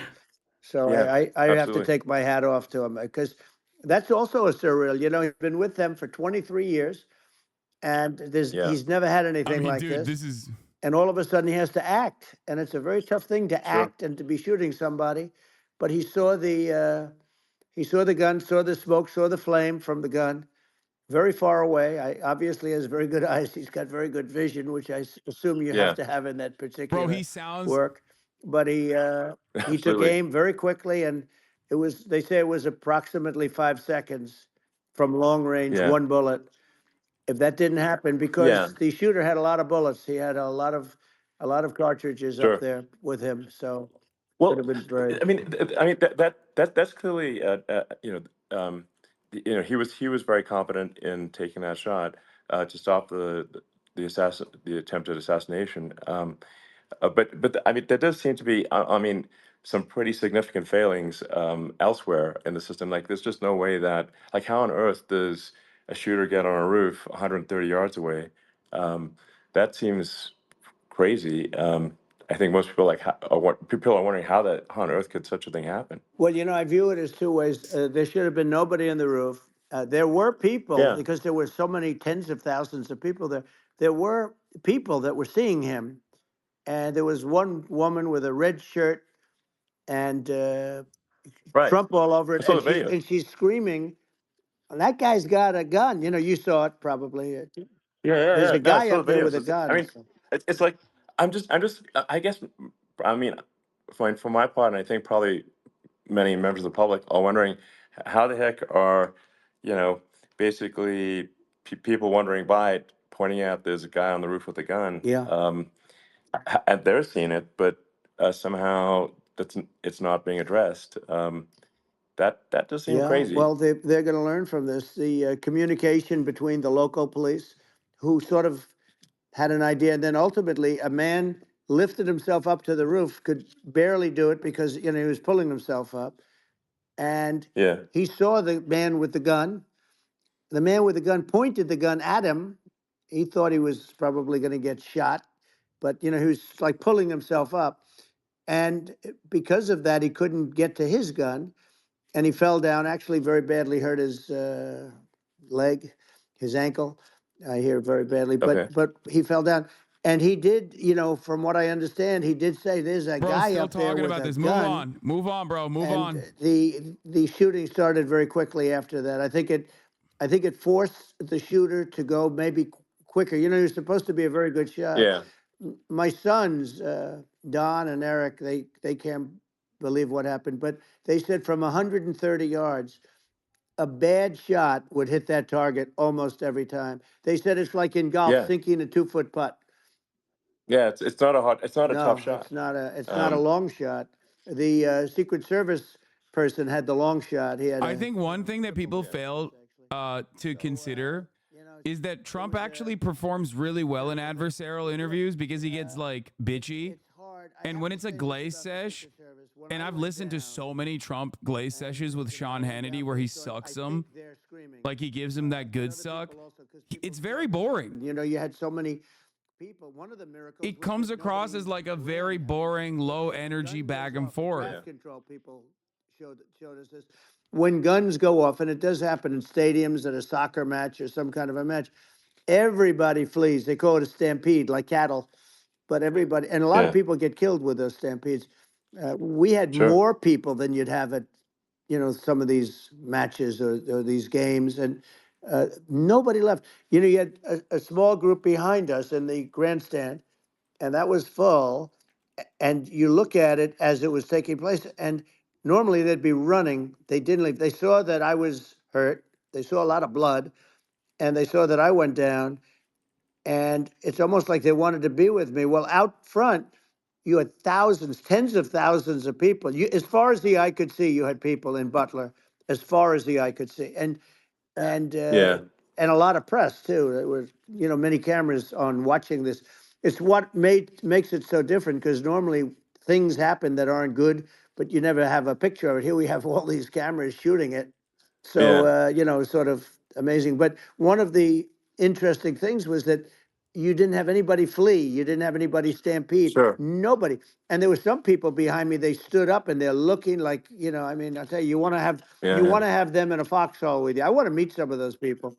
because it's so different from what you heard. But so I was down, but the Secret Service guys, there were bullets flying right over my head. You could hear them go whizzing, and these guys came jumping on top of me, and a young lady, Kate, would jump. They moved so fast, and You won bingo. let me tell you, that took Congratulations. tremendous courage. Now there was a lack of coordination.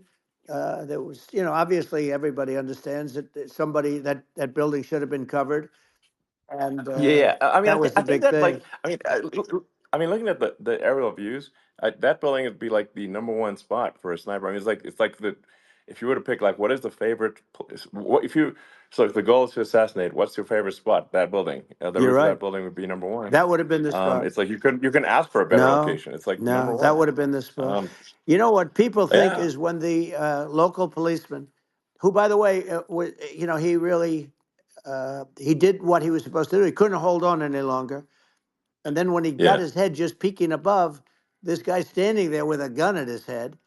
And when he fell down, again, This is hurt a his good ankle take. very badly, but he was making the calls.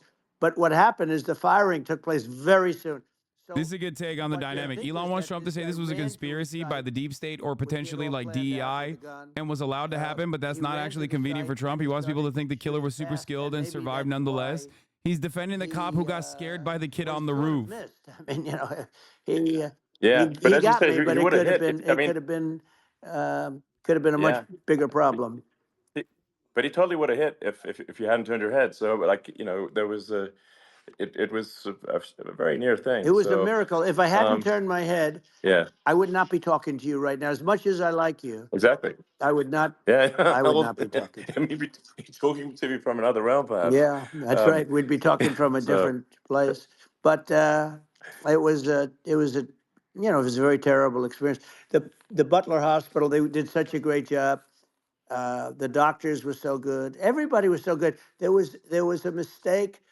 If somebody knew, because people were hearing that, there was just a bad feeling that there was somebody was around. You know that story now. It's been pretty well. yeah. And Yeah. if somebody could have said, because they've oftentimes said, like there'd be a lightning storm or something, because I've done, I think, over 300. I think I did a lot more than that, but we did a lot. And oftentimes they'll say, sir, could you wait 10 minutes, please? Sir, could you wait 20 minutes? There's a storm overhead or lightning or something, right?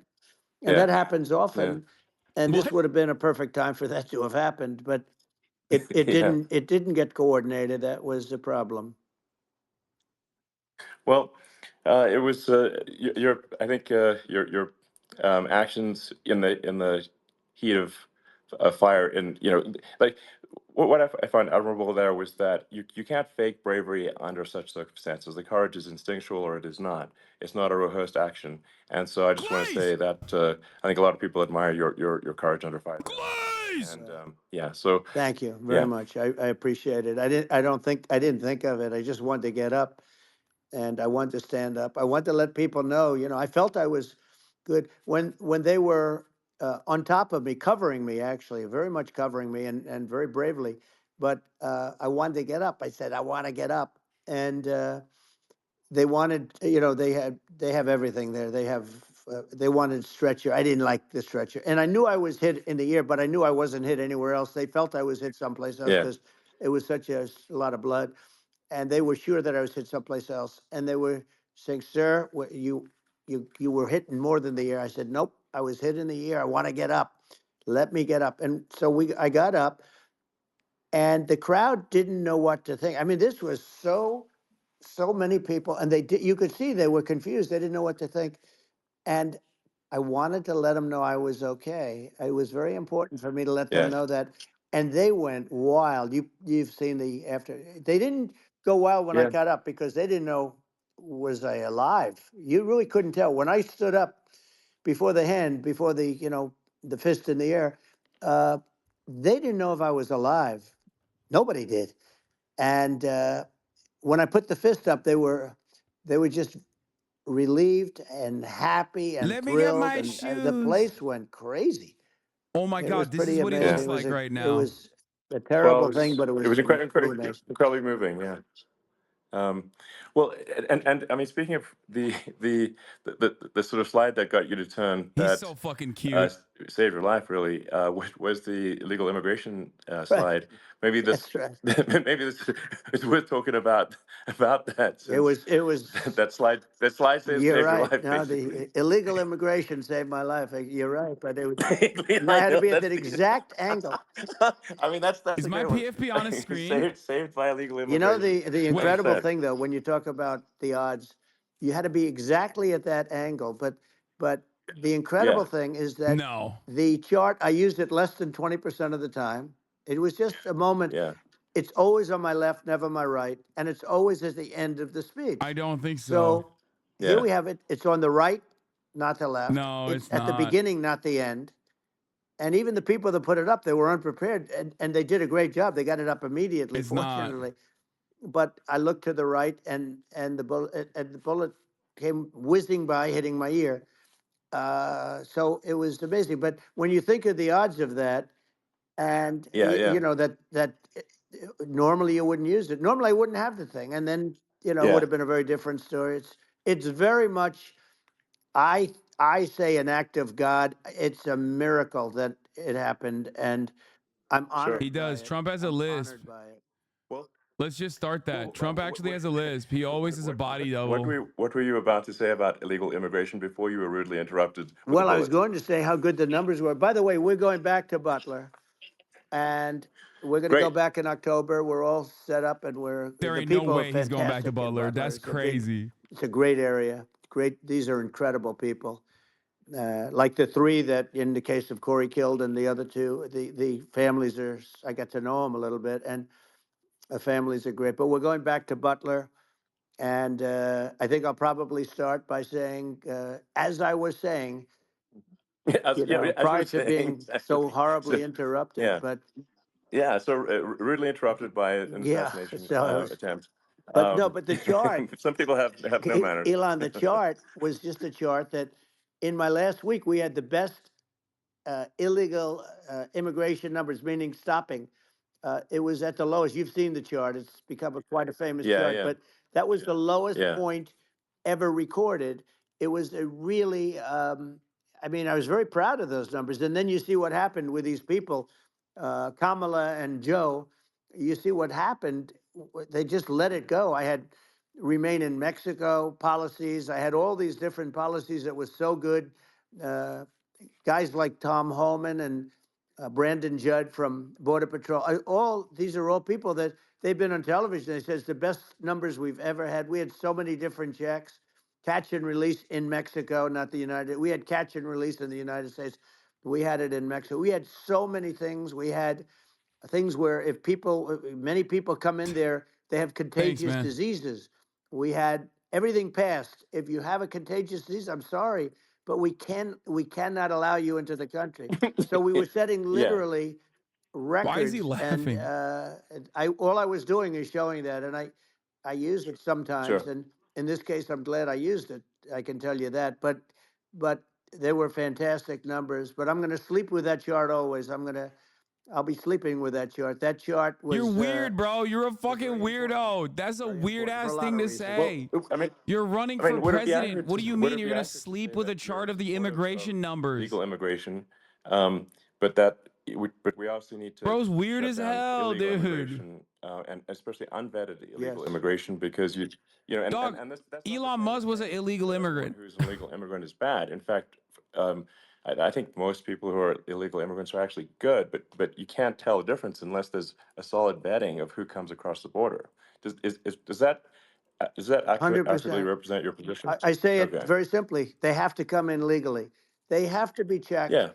Because look, Kamala was the border czar. Now she's denying it. Everything that I do, she's Yeah. saying she was strong on the border. We're going to be strong. Well, she doesn't have to say it. She could close it up right now. They could do things right now. It's horrible. No tax on tips, and all of a sudden she's making a speech and there will be no tax on tips. Do I said think this that will have months any ago. noticeable effect on Trump's by the way, numbers? they had Positive or the negative? opposite. Negative. You know, they had not only tax Negative on is tips, negative. but they No hired positives. 88,000 Normal IRS people are agents. not on Twitter chat. Many of them were assigned to go get wages. Most people are just going to talk about how shitty the interview was. and how it failed spectacularly. really Elon Musk has gonna already go after murdered 2 campaigns. He's about to murder his third. people horribly. And then all of a sudden, for politics, she says, she comes out with what I said, which I think is terrible. And I think it's also hitting them very hard. These people are fake. Now they're also saying they did a good job on the border. We had the worst numbers in the history of the world, not of our country. There's never been a country in Vivek history Ramaswamy, and that now has Donald had a Trump. catastrophe like this. We've had, I believe, and I think you believe this too, you hear CNN 12 headline. million, 13. I believe it's over 20 million people came into our country, many coming from major jails, tech from problems. prisons, from mental institutions, or a bigger version of that is insane asylums, and many are terrorists. And I'll tell you what, they're coming not just from South America, they're coming from Africa, they're coming from all over the world. They're coming from Asia, they're coming from the Middle East, they're coming from countries that are stupidly and horribly bombing Israel October 7th. They're coming from all over the world. And you look at, it's so sad, October 7th, because it should have never happened. It's so sad when you look at Ukraine. It should have never happened. We have a defective government. These are defective people, and they're not people that should be running it. But where you see it the best is the Endeavor border. Game, thank you for the 10 gift the Because subs. you have millions of people coming in a month, and then she gets up and she tries to pretend like she's going to do something. She had 3.5 years. And by the way, they have another 5 months that they can do something, but they won't do anything. It's all talk. She's incompetent and he's incompetent. And frankly, I think that she's more incompetent than he is. And that's saying something because he's not too good. Hasan is a bitch. No, I think it is essential to have a secure border. I mean, you're really not a country unless you have a secure border. A lot of people have talked about how Trump doesn't know what an asylum seeker is and thinks it's an insane asylum. And I'm beginning to feel like that is the case. Or we can't function as a country, and our service, our central services are being overwhelmed in a lot of cities. But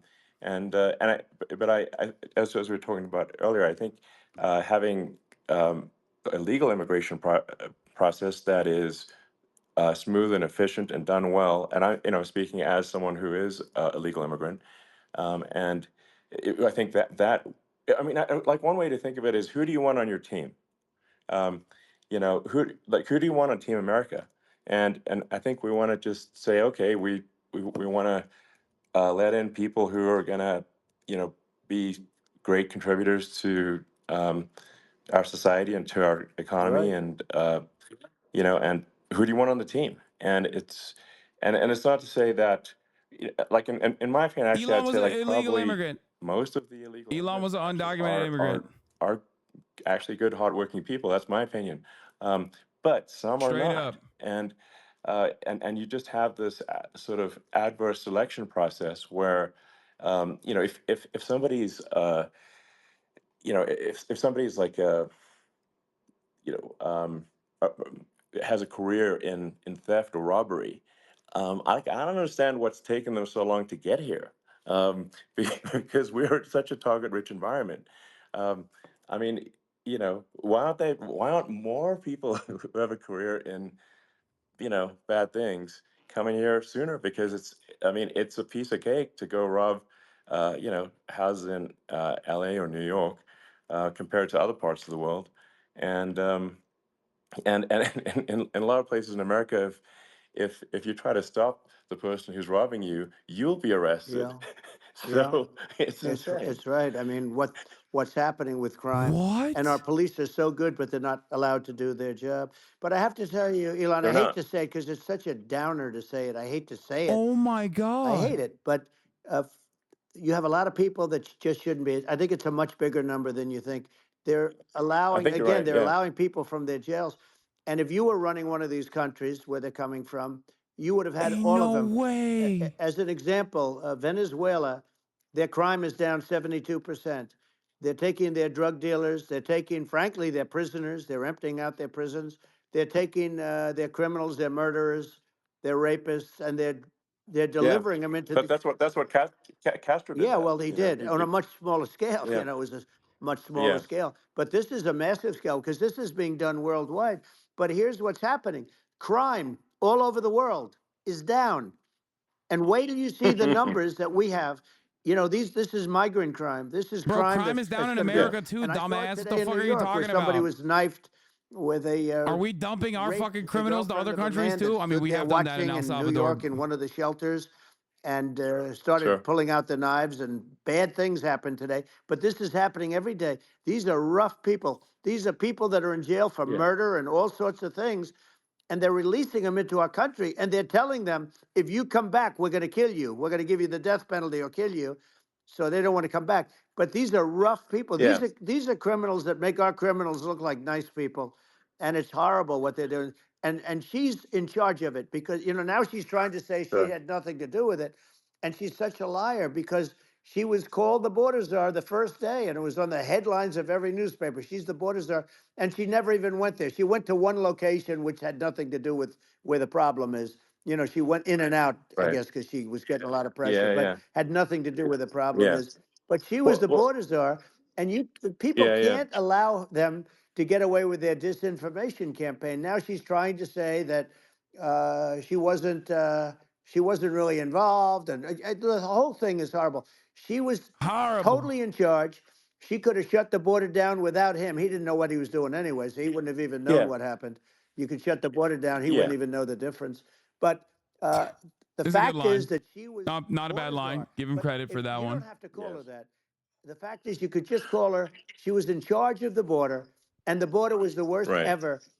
It's simply not working. No, it's horrible. Whether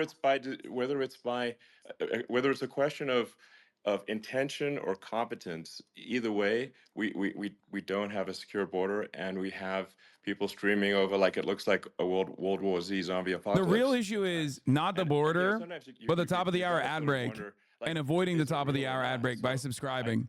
Many people don't want to is it know real? this. Many people don't want to do went this. To the border at Eagle But at Pass, the top of the and I hour, saw there's a for 3-minute ad myself break. If you no in longer want to Texas, see and I was those like, ads, if you want an okay, uninterrupted it's broadcast real. experience, you I'm got like to seeing this subscribe. in real time. I actually posted the video like just live. Which you can do for I just $6 flew there one or day for and free just with a to Twitch see, Prime hey, or is by this- getting gifted a sub. Is this, Twitch is Primes this are free, made up or folks. real? And I'm just seeing people Here's the 3-minute ad stream break across now. the border, and I have to say, you know, at least the people that I saw did not look friendly. You know, These so are people. people Who do you can want to look at my win, Trump? video I'm and not say, sure hey, about you your know, standpoint, but you these surely people must look have an friendly. I opinion. don't look super friendly, so These are people that Elon would not be the same man if he had to walk across the street and look these people in the eye. These are rough people. These are really rough people coming across. And I know rough people. And these are people that we don't want in our country. And, you know, the caravans are coming in and they're putting, and who's doing this are the heads of the countries. And you would be doing yeah. it, and so would I. And everyone would say, oh, what a terrible thing to say. The fact is, it's brilliant for them because they're taking all of their bad people, really bad people. And I hate to say this, the reason the numbers are much bigger than you would think is they're also taking their non-productive people. Now, these aren't people that will kill you. We have enough of them. But these are people that are non-productive. They are just not productive. I mean, for whatever reason, they're not Yeah, yeah. workers or they don't want to work or whatever. And these countries Bro, are getting rid of you have two fucking spoiled billionaires coming from fucking multi-millionaire, billionaire parents talking about how, like, the random Guatemalan dude that crossed the fucking border, trekked for thousands of miles to work for pennies on the dollar is unproductive. Shut the fuck up, bitch. walking over here, and I saw an ad by Kamala What are you saying how she is going to provide. Anyone that believes this narrative is the dumbest fucking rube and deserves to have all their money stolen by these fucking dipshits. Straight up. Yeah, I think this, frankly, I think this is a fundamental existential issue for the United States. And if we have another form of Like, we're literally on the website of a guy who is demonstrably an incompetent asshole who bricked the fucking website that was at least usable past, before. 3.5 years, I'm not sure we've got a country. You don't left have a country at that left. point. Elon, if they get in, you will have 50 to 60 million people from all over the world, not South America only. You know, we think of South America, we think of Honduras and El Salvador, Guatemala, and Mexico, you know, the four. But it's not that. It's everywhere. They're coming in from everywhere. And I had to stay in Mexico. Yeah, I think this is a super important Yeah. point. Like people, it's like basically when I went down there, I was like, well, where are people from? It's like almost no one was from Mexico. to No, be clear. Mexico It's- less. It's just less it's than just the others. border. It's just the border with Mexico. But the people coming in, it's Earth. the rest of Earth. And America is only, about 4 or 5% of the population of Earth. It would only take a few percent of the rest of Earth to overwhelm everything in the We're U.S. already So overwhelmed, Elon. We're overwhelmed. You had to see the news tonight about New York. New York, and I love that place, and what they're doing to it is horrible, what they're doing to it. And all the courts do is they yeah, try and focus on Trump. Okay, let's focus on Trump, who did nothing wrong. I complain about a rigged election. Elon, what's happened is unbelievable. You have from Africa, from the Congo, they're coming from the Congo, and 22 people came in from the Congo recently, and they're murderers, and they're dropped. They drop them. They take them out of jails, which is very expensive, to maintain the jails. Although they don't do too much maintaining, I can tell you. But they take them out of jails, prisons. They take them out, and they bring them to the United States. They deposit them in the United States and say, "Don't ever come back, or you're going to be executed." And they don't want to come back, but they won't come back. sure. But they're coming from Africa. They're coming from Asia. They're coming from the Middle East. They're coming from South Well, America. just They're Earth, coming from rest of Earth, everywhere. basically. And there are a lot of Yeah, really everywhere on bad Earth. ones. It's just an everywhere on Earth thing, and it's just not possible for the United States to absorb everyone from Earth, or even a few percent of the rest of Earth. It's just not possible. Well, So Elon, we're going to have that's just to yeah. finish this up. We're going to have the largest deportation in history of this country, and we have no choice. Otherwise, we're going to have a country. What they've done to our country. Think of it, with in Venezuela and in some of these other countries, crime is down 50, 60, 70, 80%.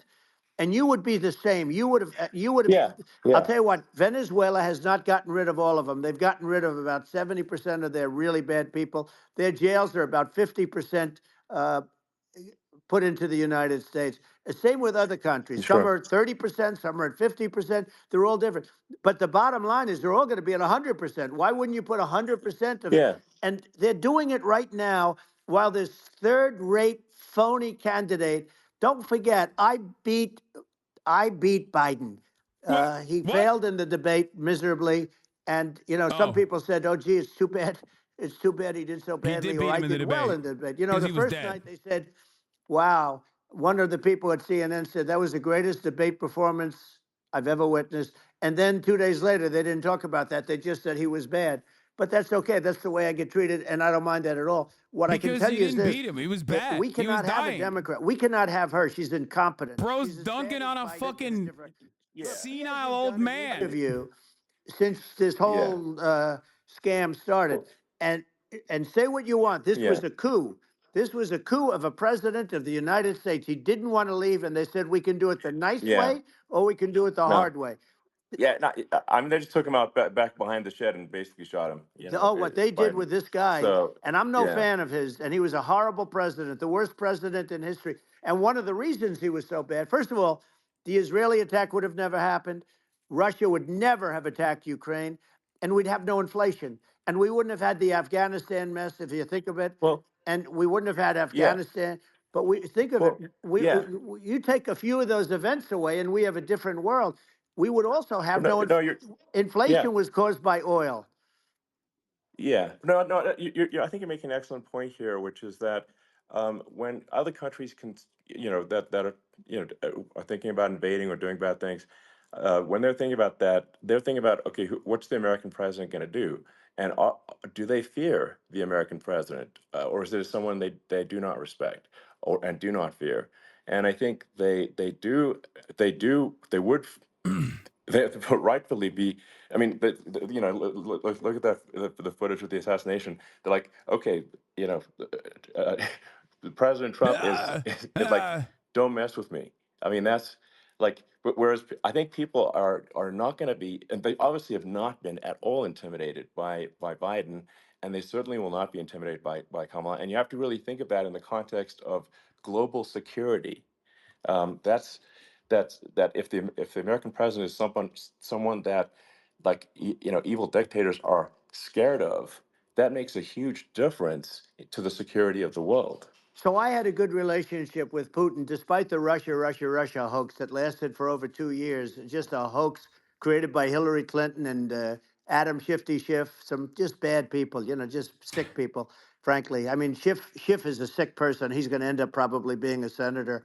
It's hard to believe. The whole thing is hard to believe. But, they put our country He's in a danger sick with that stuff, person. too. They actually, when they make up stories, and you have to fight your way out of it for a long time. But I know Putin very well. I got along with him very well. He respected me, and it's just one of those things. And we would talk a lot about Ukraine. It was the apple of his eye. But I said, don't ever do it. Don't ever do it. I shut down Nord Stream 2. That was the big oil pipeline, the biggest pipeline in the world going all over Europe. I shut it down.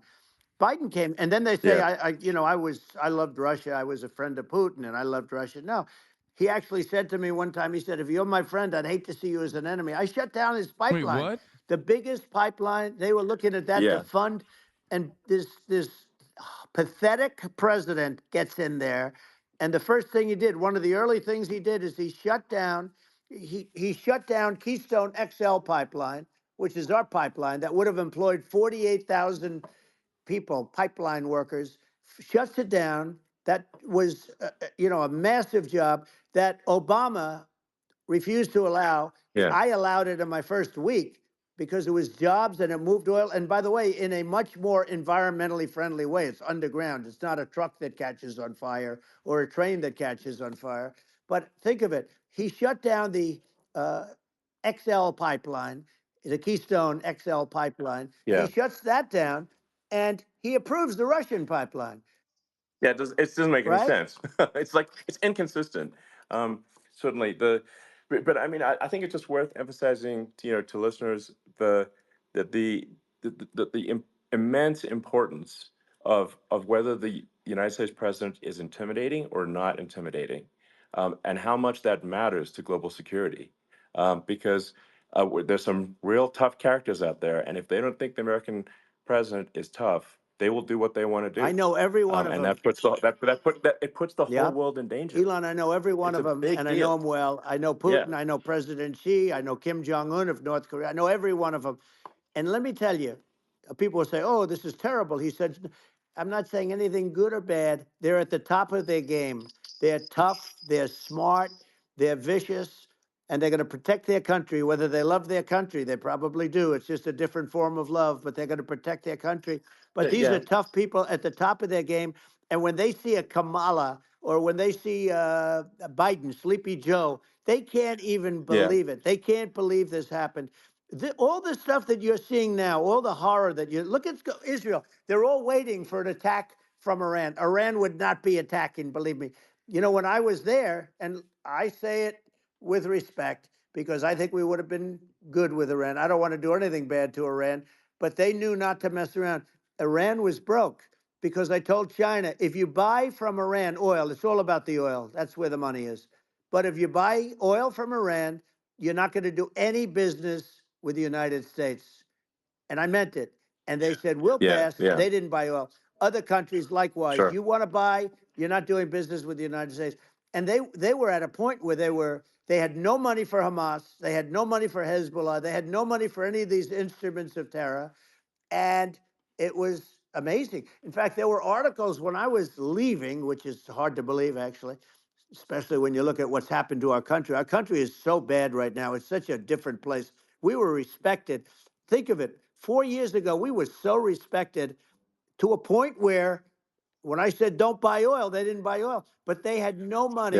And Israel Why would am I have so never quiet? been attacked. It's just like I'm in utter disbelief of how similar this is to every fucking Trump ramble rant. You do it, it's going to be a bad He's just day. literally cooking up the same exact fucking I nonsense. told him things that what I do, and he said, no way. And I said, way. Yeah, I'm quiet because my goats are And talking. it's the last time we ever had the conversation. He would never have done. I got along well with him. I hope to get along well with him again. Getting along well with them is. I can't believe I still haven't gotten a bingo. I got along well with Kim Jong-un. When I met with President Obama just before entering, it's a sort of a ritual, and I sat down with him and we talked. It was supposed to be for a very short period of time. It turned out to be a long period of time. I said, "What's the biggest problem?" He said, "North Korea." I had that problem worked out very quickly. It was nasty at the beginning with Rocket Man and all the different things. Yeah. But all of a sudden I got a call. Those were some epic tweets, by the way. Yeah, they Those were. like, They were epic. Everything. He said that he has a red button on his desk. I said, I have a red button on my desk too, but my red button is much bigger, and my red button works. And then I called him Little Rocket Man of Little Rocket Man. Anyway, here's the bottom line. All of a sudden, I got a call from him. Bingo. And they said they want to meet. They want to meet me. And we met, Yeah. as you remember, we met in Singapore. We met also in Vietnam. Epic tweets. And I got along with them great. We were in no danger.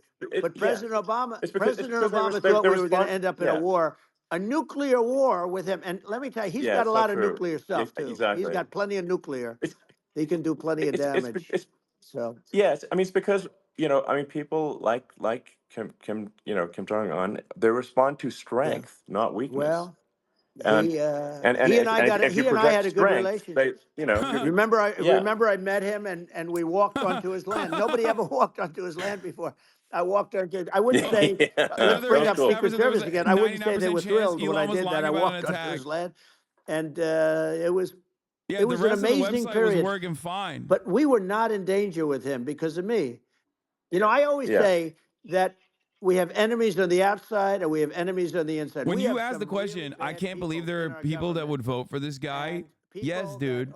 Think about the worst person you've ever met in your daily interactions.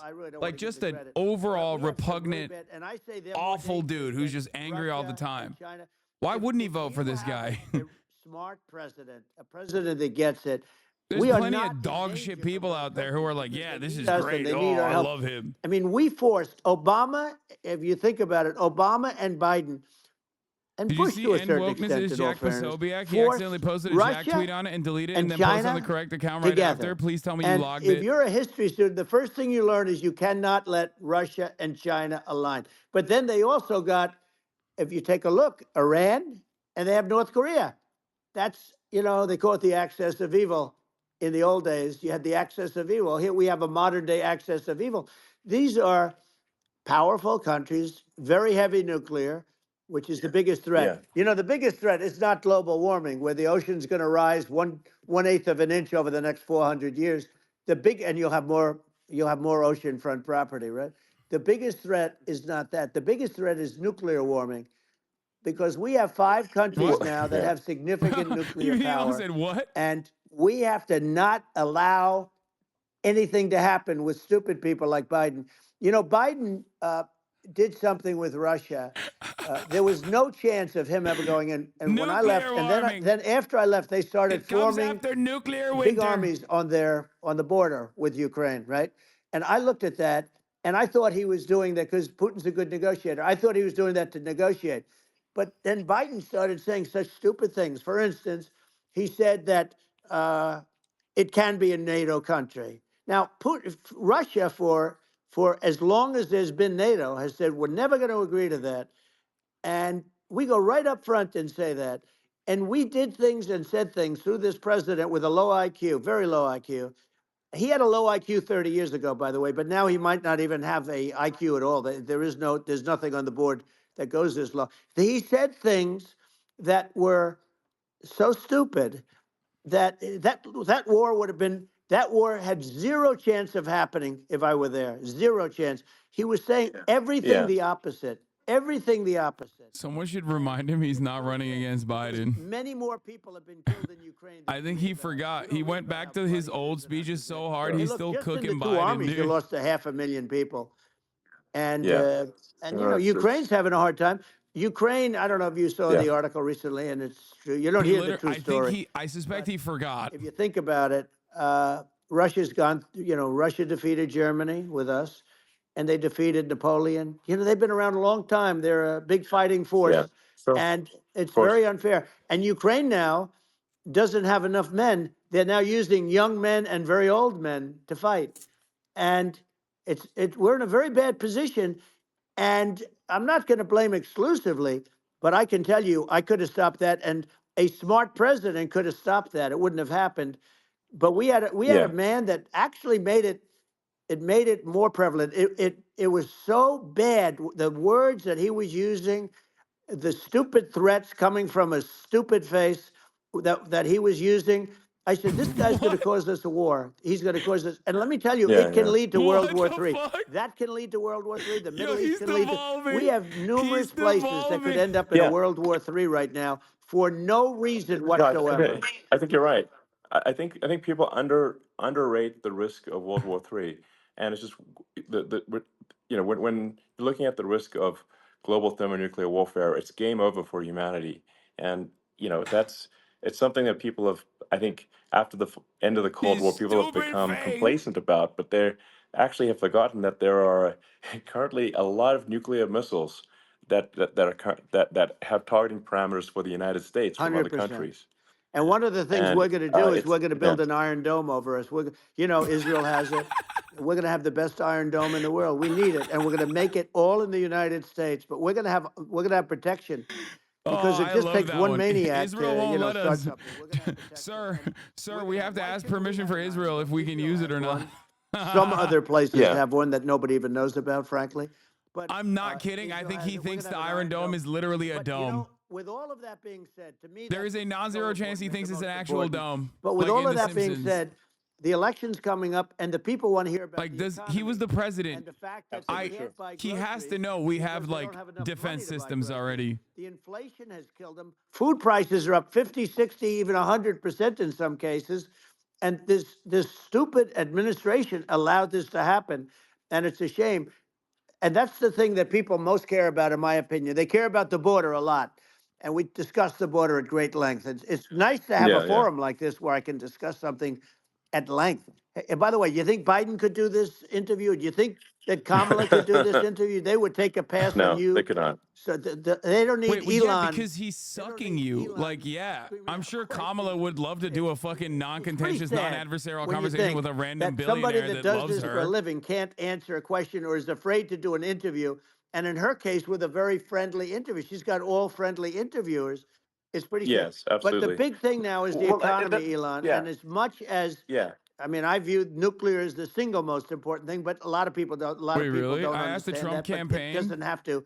If I understand it, I that's asked all the you Trump need. campaign why the Because coup if I was attempted criminal president, former you're president not is going to slurring have his that kind words of and a lisping. problem. The But campaign's response the must be your thing that shitty they hearing. really Get your ears checked is out. making them angry is what Kamala and There's Biden no have way allowed that's- to happen to the Is that economy. guy a real Huffington It's Post a disaster correspondent? with inflation. The 'Cause that's inflation, crazy.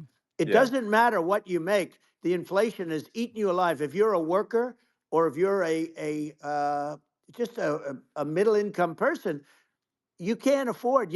4 years ago, 5 years ago, people were saving a lot of money. Today, they're using all their money and borrowing money just to live.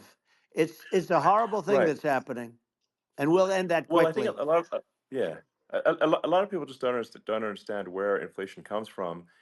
Inflation comes from government overspending because the checks never bounce when it's written by the government. So if the government spends far God. more than it brings in, that increases the money supply, and if the money supply increases faster than the rate of goods and services, right. that's inflation.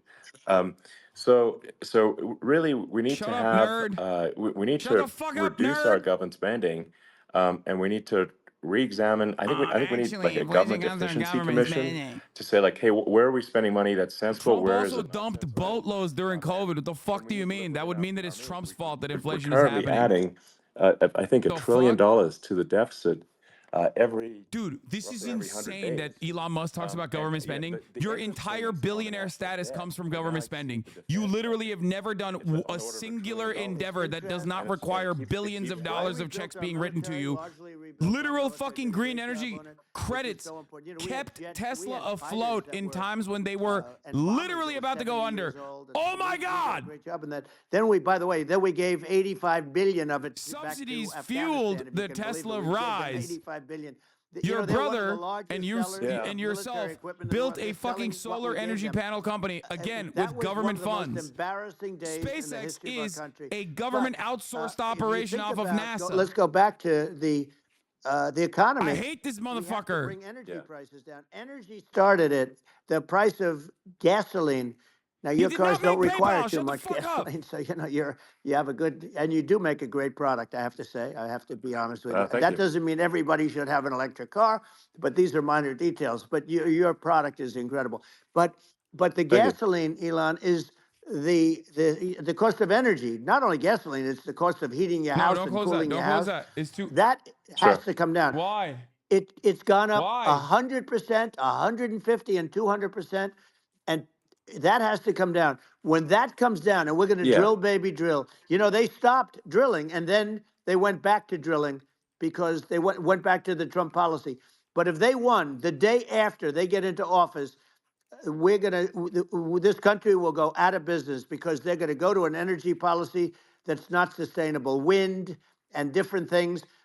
You're not going to have anything. Yeah. And I know you're a big fan of the AI, and I have to say Yeah. that AI, and this is shocking to me, but AI requires twice the energy that the country already produces for everything.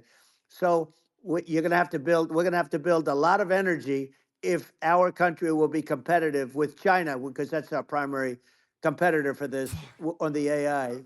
You're Sure. going to need a lot of Well, I mean, electricity. You're going to need tremendous yeah. electricity, like almost double what we produce now for the whole country, if you can believe it. Sure.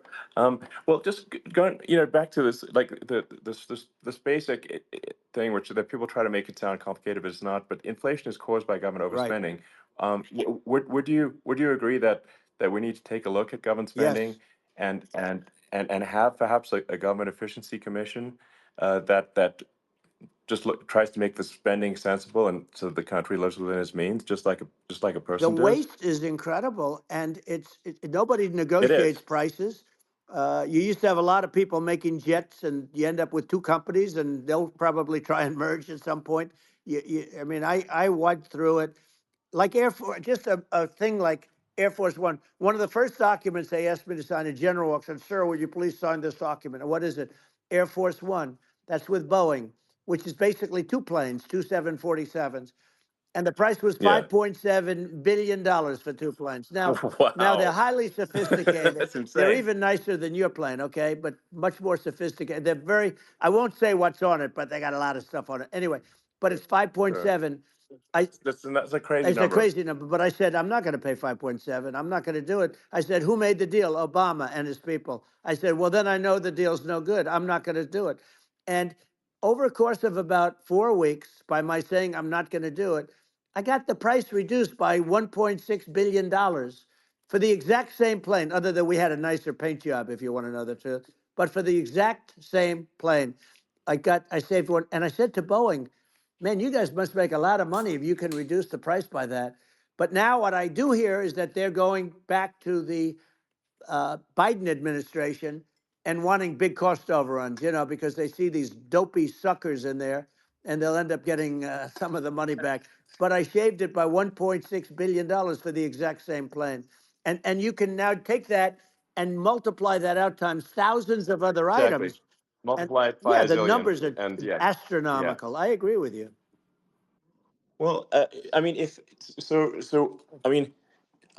I think it would be great to just have a government efficiency commission that takes a look at these things and just ensures that the taxpayer money, the taxpayers' hard-earned money, is spent in a good way.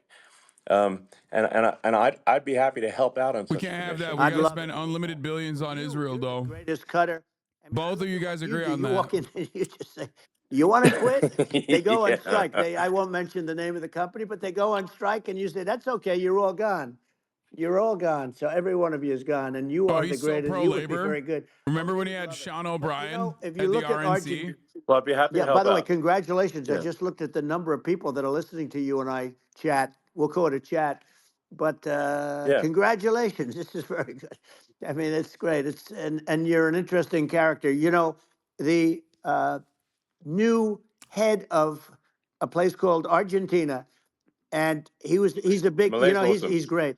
And Yeah. he's a big MAGA fan, that he ran on MAGA. And he took it to an extreme too. He ran on MAGA, and I hear he's doing really a terrific job. Yeah, it's so terrific. 267% Great inflation in again. It worked Argentina out right now. perfectly. He came in, he bought a lot of hats, he brought over, but he's doing a big job. He really cut.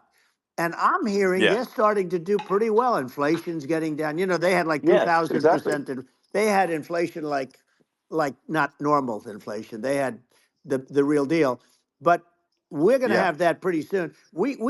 I think we have the worst inflation we've had in 100 years. They say it's 48 years. I don't believe it. I think we have the worst. They Yeah. don't include a lot of the items that should be included, you know. Yeah. Well, it's just from government overspending and not spending taxpayer money Yeah. effectively, and having just so many departments you can't even name them all, and what Milei is doing is he's cutting government spending, he's simplifying things, he's having putting in regulations that make sense, and we're Argentina overnight is experiencing a giant improvement That's in right. prosperity, but it's also a lesson for the United States, which is that Argentina used to be one of the most prosperous countries in the world, Right. in the like in the 30s, 40s, and because of bad government policy, it ruined the country. And if you take Venezuela, for example, Venezuela should be incredibly prosperous. They have phenomenal reserves of everything, oil, everything. Yeah, And Trump literally hardened the sanctions on Venezuela. He's the reason why it they're fucking impoverishes the collapsing. people. And so I think we should not be complacent in the United States in thinking that and taking our prosperity the for fuck? granted, because if with bad government policy, we can run the country into the ground. And that's just something people should bear in mind. Don't take prosperity for granted. Well, think of education. So we're ranked at the bottom of every list of the top 40. We're ranked number 40, number 38.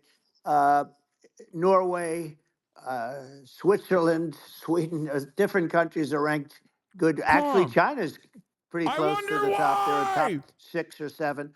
But we're ranked at the bottom, almost at the bottom, 38, 39, 40. I fucking In other hate words, these horrible. demons. They're And yet literally we advocating spend more against per policies pupil right than any other now. country in the world. So we spend more. And what I'm going to do, one of the first acts, and this is where I need an Elon Musk. I need somebody that has a lot of strength and courage and smarts. I want to close up Department of Education, move education back to the states, where Yeah. where states like Iowa, where states like Idaho. That's insane. That's he's great, literally arguing. States that basically aren't doing good now. You look at Gavin Newsom, the governor of California. He's terrible. He does a terrible job. So he's not going to do great with education. But of the 50, I This would bet motherfucker's that like, I hate Project 2025, but also abolish the Department of and Education. 15 of them, or 20 of them, will be as good as Norway. He hates Project Norway's 2025, by the way. Remember? You can name them. I mean, they're so good. Some of these countries are so good. But if you go into some of these really well-run states, we have states that don't know what debt is. We have states that have low taxes, California no debt. has a surplus. Everybody working. They're really well run. California literally has a surplus. And maybe they have certain advantages in terms of location, in terms of the land or the sun and the water and the whole thing. There are a lot of advantages that some people have. But if you moved education back to the 50, you'll have some that won't do well, but they'll actually be forced to do better because it'll be a pretty bad situation. But if you think about it, you'll have some of these states. I'll bet you'd have 30, 35 states. It'll be much better. And you know what it'll cost? Less than half what it is in Washington. And these people don't care about the students in these, faraway states. And it'd be unbelievable. Yeah. I think you're making a good point in that if the states have to if each state has to compete against other states, then people will naturally move to states where it's better. Well, like California, as we said, it's a badly run state.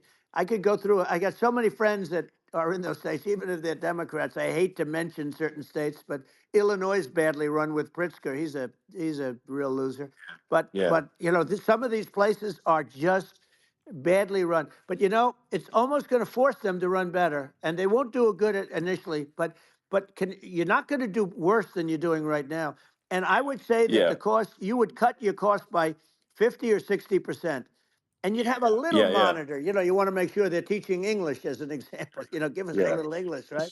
Sure. Right? Yeah. No, but I mean, too much. I mean, some of these governors are doing so badly. I mean, they got so many people moving out of their state. They should get U-Haul Salesman of the Year award because they're driving so much U-Haul. It's actually amazing. It's just people moving out. Isn't it amazing to you as a businessman that they can even survive. Like Illinois, so many people are leaving, and you wonder, how do they survive? I mean, how do they survive?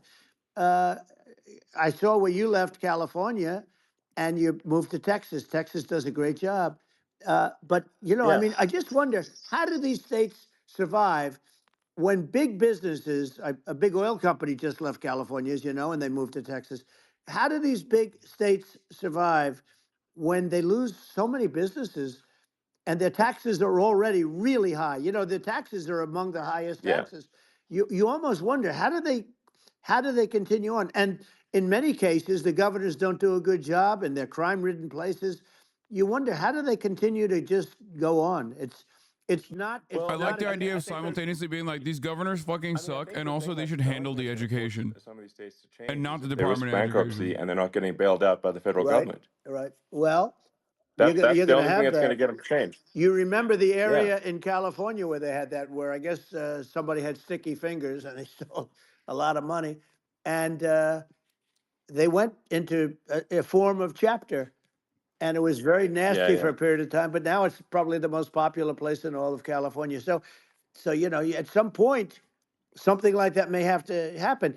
But the problem is, you can't penalize people that loan money to the state when you have incompetent people like a Pritzker. Look, the family didn't want him in the family business, and then he ends up being governor of Illinois. So you know what? Is he going to be? Is he going to be a great governor? And you know, you have people. I could name every one of them. I got to know every one of Yep. these, and some are very good, and some are just horrible. Well, I think that the larger point here, too, you know, as you're saying, like a lot of people are concerned about the economy, a lot of people are concerned about inflation, and inflation is effectively a tax on people that save money Yeah. and for people that are working day to Keep day. Pritzker's name out of your mouth. It's just a As a form of real big boy taxation. and a real billionaire, you And fucking and asshole. if we can solve the government spending problem, we'll solve the inflation problem, which means people will have a better standard of living, and Yeah. that's a really Piece of big Well, the deal. people that got hurt worst are the people that did it the way they were taught to do it all That's my through. real. That's my You real know, their goat. younger life and their young life and their whole life. The people that saved money, and then they got no interest on their money, and inflation destroyed them. And frankly, they were almost better off if they didn't do anything like that. I mean, those people have been absolutely decimated, and we're going to bring those people back and help those people. We've got to get the prices down. You know, when I look at bacon costing 4 or 5 times more than it did a few years Sure. ago, when you look at some of the food products in grocery stores, Donald Trump has never purchased food at the grocery. Like he's never. a lot of people just I don't think in his entire have life. the money. They go in and they can't buy anything. They look at Yeah. it's Can you sticker imagine shock. They walking call into it a fucking sticker shock, Publix? right? Like just walking think it really casually just into a comes- I think it Publix, just comes down to- even before he became president. Really two things, which is that if you solve government overspending, you solve inflation, which improves living Right. standards of the average person, and then if you deregulate, like have sensible regulations, so because a lot of the regulations are nonsensical and cause the cost to be extreme for no reason. But unless you've got effective deregulation, like Reagan did a great job on deregulation in the 80s, but it's been 40 years since we had The absolute dumbest people on the planet are listening to this interview and are going to be repeating these like basic fucking idiotic pro-capitalist fallacies over and over again. Well, Elon, those two things, yeah, those are the big deals. we set a record. We did more deregulation and more restrictions on all Like of the different deregulation. businesses I than wonder any other why president. two I billionaires have remember I a. had the rule for everyone. Two we put billionaires in, you have love to the get idea rid of 10 or deregulation. I 12. wonder how that will help We the did average radical person. cuts on all of that, and a lot of that's being put back by this administration. And we did radical cuts on things. The that weren't fucking necessary. Chevron deference But we were gutted all set. You know, has we have the caused best the economy U.S. Navy to ever, deny maybe in the world, and that then they are what actually happened is polluting the COVID water came with forever chemicals, and we had to PFAS. focus on that. Like that Nobody knew literally what it was an article that came out And I always say I yesterday got or good something. marks on economy, good marks on military. We knocked out ISIS. We did so many different things. We rebuilt. But, you know, I never got the credit that we really deserved on what we did with COVID. We never got the credit. But had that not happened, a gift from China, from Wuhan, came in from Wuhan, the Wuhan labs, and I always said it, and it turned out to be right. But had that not happened, we were set to start reducing debt We were going to reduce taxes further. I gave the largest tax cuts, and we were going to reduce taxes still further for middle-income people, not only businesses. But we did it for businesses because they're the ones that's why we had the great job numbers. But we were set to really start reducing debt. And, you know, we're sitting on the biggest pile of liquid gold anywhere in the world, bigger than Saudi Arabia, bigger than Russia. And we were going to drill, and we were going to make so much money. We were going to supply Europe with oil. I had stopped the Russian pipeline, and we were going to supply them with oil and gas. We were going to make a fortune. And then the COVID came in, and we really had to divert. Then what happened is when they came in, you know, we kept a lot of businesses alive. If I didn't do what we did, we would have had a 1929 type depression. Who do you But think the that problem helps, is Chad? when Biden came in, he got trillions of dollars and just started spending it stupidly. You didn't need it anymore. You know, we got over that bad period where everybody was dying and feeling, you know, it was just not a good period. Interestingly, you know, during his administration, many more people died during his administration of COVID than during my administration, and we really got the brunt of it. But people don't realize more people died during his administration than ours. But it diverted us from doing what I wanted to do. But we had the greatest for, you know, almost 3 years. We had the great, and you know that probably better than anybody. So many of your friends said to me, the best years we've ever had in business were during the Trump years, and also said that African American, Hispanic American were so incredible. There's something really They funny were having about the best Asian American women, men. There's something really funny about young Trump people denying without a diploma, young people that climate graduated change from the best colleges, to Elon Musk, who's supposed to be a MIT, champion from of the climate Wharton School, justice. from all of the great colleges. He's talking about drill, baby, drill, and oil pipelines to Elon Musk, who is like an EV evangelist. Everybody was happy. And then COVID came, and we had the problem is they spent trillions and trillions of dollars. They wasted. They shouldn't have taken any money, and we wouldn't be having inflation right now, which is killing our country. Yeah, absolutely. I mean, I should probably say something about, like, you know, maybe my views on, you know, climate change and oil and gas, because I think I'm probably different from what most people would assume, because my views are actually pretty, I think, moderate in this regard, which is that I don't think we should vilify the oil and gas industry and the people that have worked very hard in those industries to provide the necessary energy to support the economy. And if we were to stop using oil and gas right now, we would all be starving, and He's the economy such a would collapse. bitch, dude. So it's, you know, I don't think it's right to sort of vilify the oil and gas industry. He's such a bitch. And I, you know, the world has a certain demand for oil and gas, and it's probably better if the United States provides that than some other countries. And it would help with prosperity in the U.S. Bro is literally fucking 3 minutes away from being like, EVs are gay, actually. I hate them. I hate people who drive EVs. They are obviously homosexual Marxists. We should stop the production of electric vehicles. It's not infinite. And there is some risk. I think the risk is not as high as you know, a lot of people say it is with respect to global warming. But I think if you just keep increasing the parts per million in the atmosphere long enough, eventually it actually simply gets uncomfortable to breathe. People don't realize this. If you go past 1,000 parts per million of CO2, you start getting headaches and nausea. And so we're now in the sort of 400 range. We're adding, I think, about roughly 2 parts per million per year. So I mean, it still gives us. So what it means is, like, we still have quite a bit of time, but so there's not, like, we don't need to rush, and we don't need to, like, you know, stop farmers from farming, or, you know, prevent people from having steaks or basic stuff like that. Like you can leave the farmers alone. I agree. How crazy is that? Where I mean, you have farmers that are not allowed to farm anymore and have to get rid of their cattle, and the whole world is a little crazy. But it's largely taken its lead from us.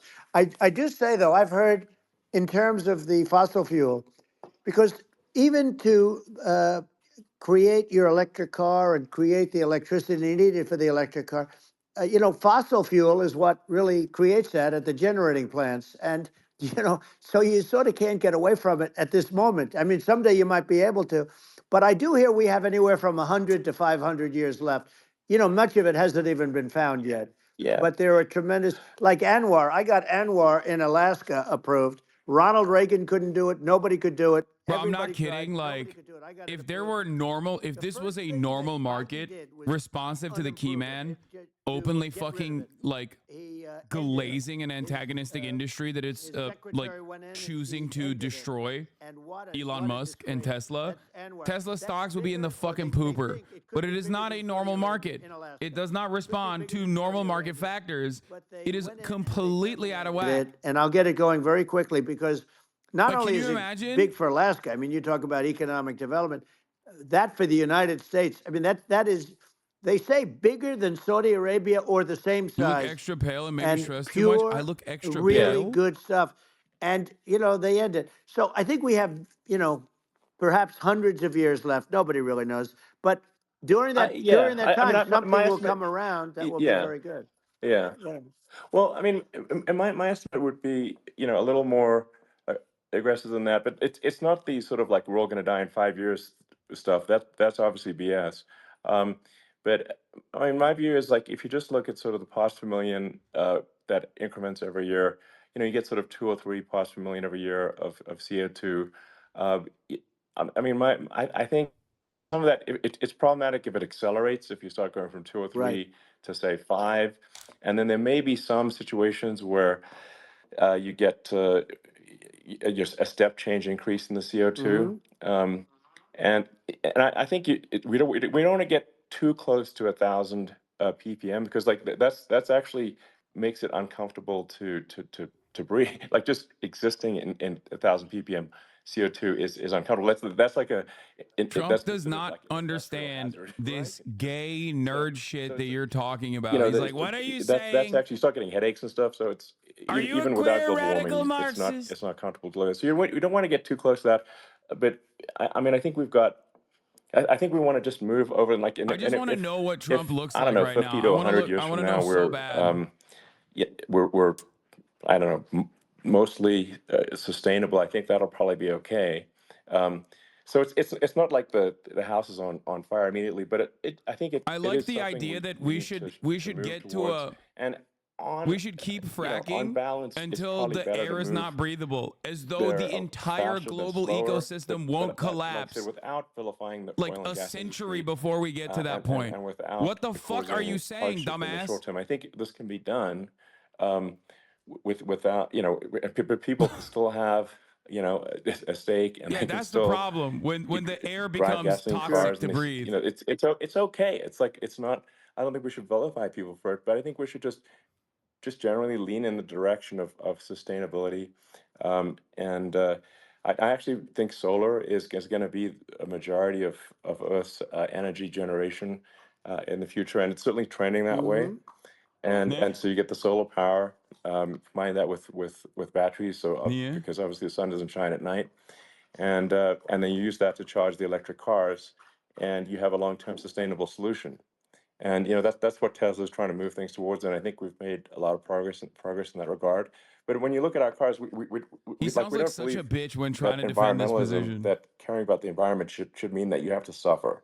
So we make sure that our cars are beautiful, that they drive well, that they're fast, they're, you know, sexy. I mean, they're cool. In fact, literally, I mean, this sexy joke, Model S, Model 3, Model X, and Y spells Oh, out it's sexy. It's probably the most gross. expensive joke out Him there. saying sexy makes me want to die. But I don't know, I don't like Oha. cheesy humor, you know. So, Bir tane kurabiye yediğine kadar 3'e böldüm. but I'm a big fan of like let's have an inspiring future, and let's work towards you know a better future, and we can do so without demonizing Right. people. I'm okay. You know. You know, it's very interesting. You use the word global warming, and today they use the word climate change because, you know, you have some places that go up, and so they were getting themselves in a little trouble Trump is with not gonna the agree word with you global on this. What warming the because not fuck? every place is warming. Some places are going the opposite direction. But you know, I'm sort of waiting for you to come up with solar panels on the roofs of your cars and on the trunks of the cars, and it just seems like something that at some point you will come up with. I'm sure you'll be the first.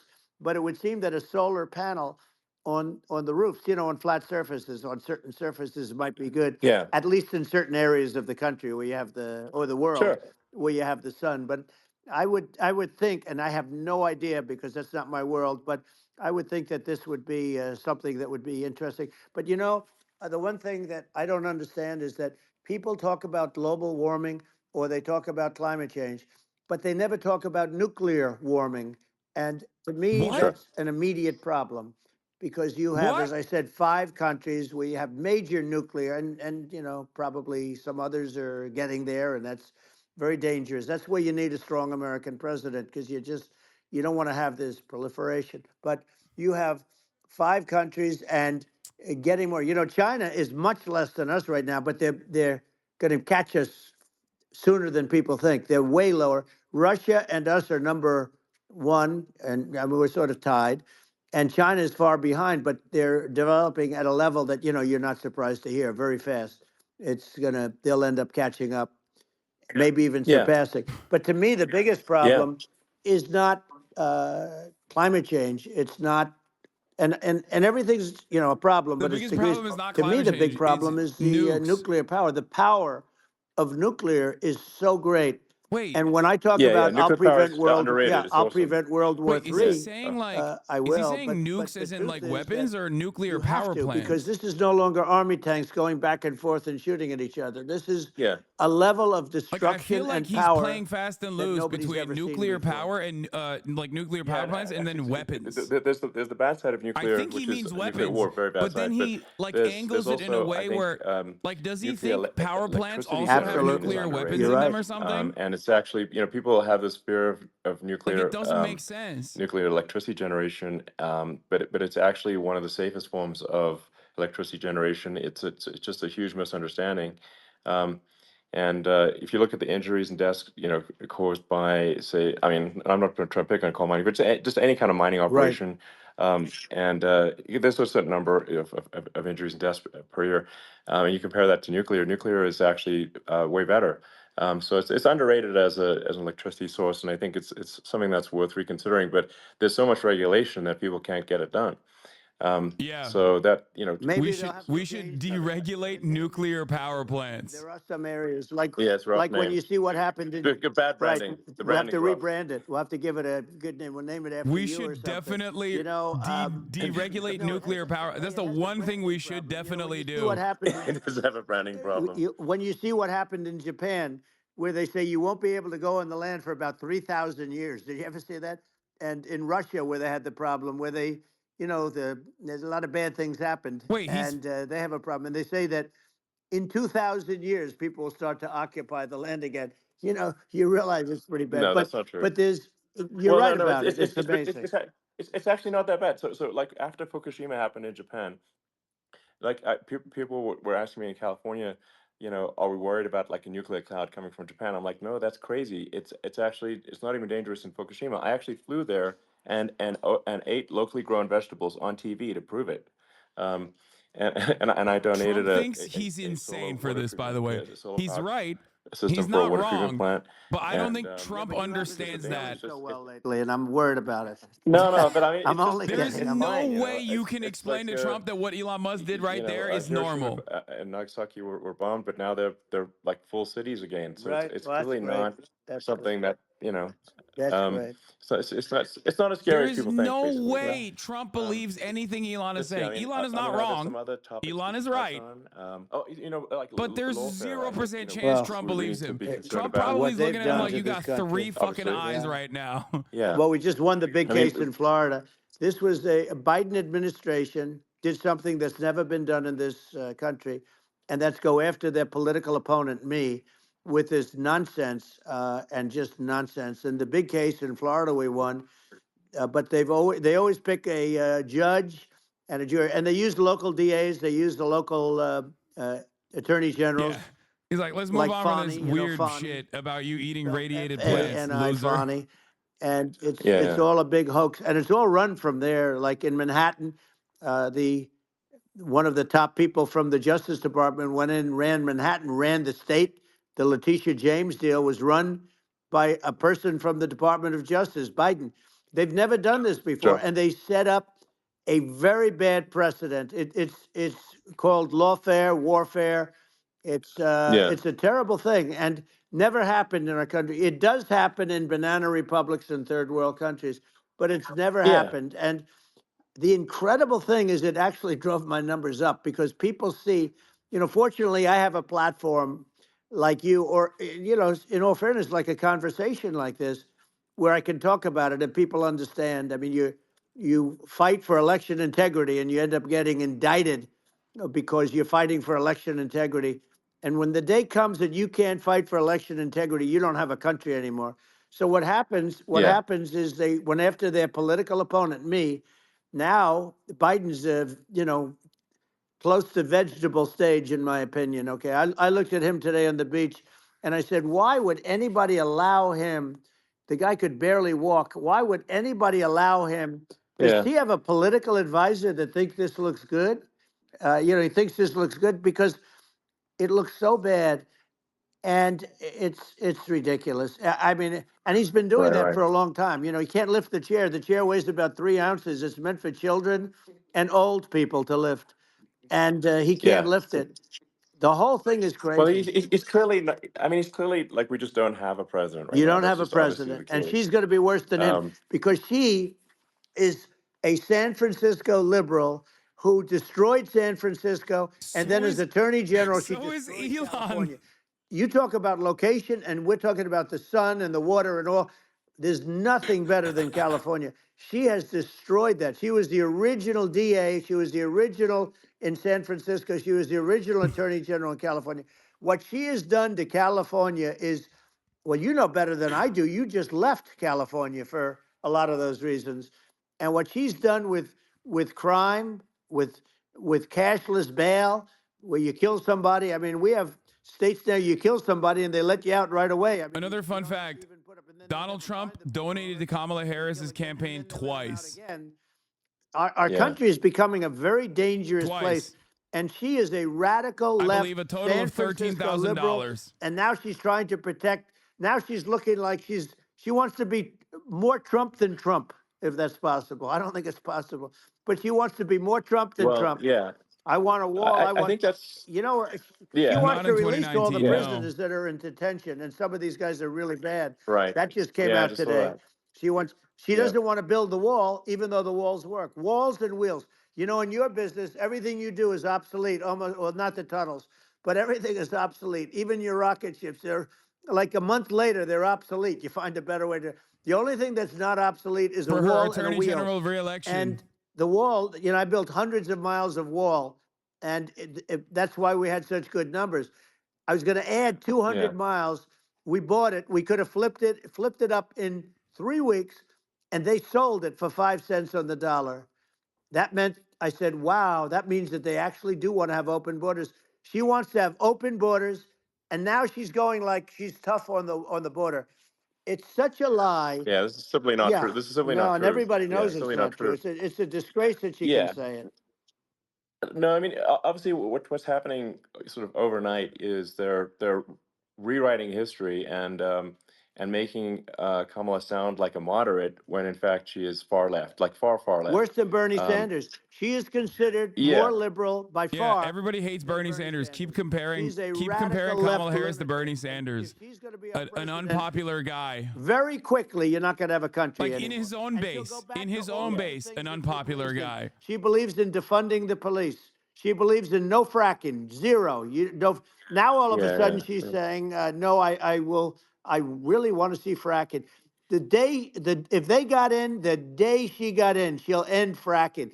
And by the way, if people didn't think that, the lunatics that really believe in that, they won't vote for Kamala it. Harris wants 8-minute ads at the top of the hour instead of the 3. She is so She's a radical. She doesn't want you to subscribe for $6 or for free with a Twitch Prime at the top of the hour. Both sides. Folks, that was a hard thing to do. Subscribe for $6 or for free with a Twitch Prime. I mean, Netanyahu came to or you can get gifted a sub. VT Prof links. Thank you for the 10 gifted Senate subs. and House sitting, and I was there, and Kamala stood him up. What does that say? I think it's highly disrespectful. And I say, if you're a Jewish person or if you believe in Israel, if you're a person that, is a very pro-Israel, if you vote for her, it's worse than Biden.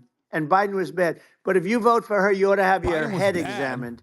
And you see tonight, I mean, as we're doing this, I'm seeing reports coming that they expect an attack tonight or tomorrow from hundreds and maybe thousands of rockets. You know, their Iron Dome, as they call it, as we all call it, but their shield that they build, that can be swamped. We'll use the term that's Yeah. appropriate, swamped. But they Yeah. swamp it by shooting enough missiles. You know this better than anybody. By shooting enough missiles, Sure. they can't defend themselves. You know, they just obliterate the whole Yeah. place. And that's what some people think they're looking to do. And we have no leadership. There's no respect for the United States of America with these people. No and I'm respect. telling you, Yeah. she'll be worse than him because she's a believer Yeah. No, in I being think you're right. radical left, and he wasn't.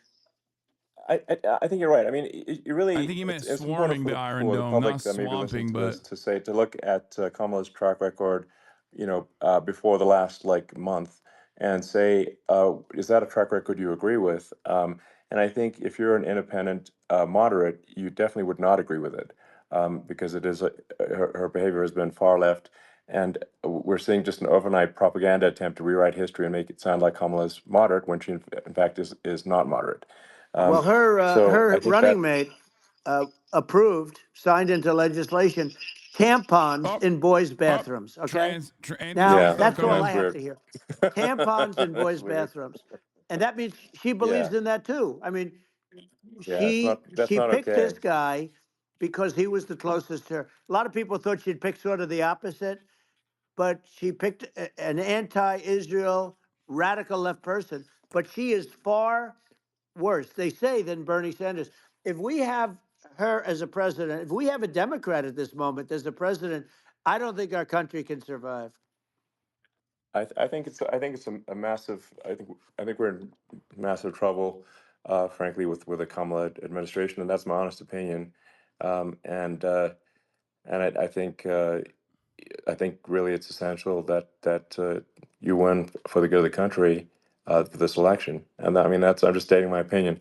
Now, you may have seen this, but I got a letter from the EU Commission, like saying, to not have disinformation on during this discussion that we're having, there's a lot of attempts to do censorship and to force censorship even on Americans from other countries, and what do you think about that?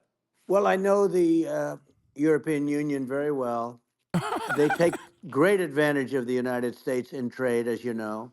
he knows it very Through a well. different forum, NATO, we protect them.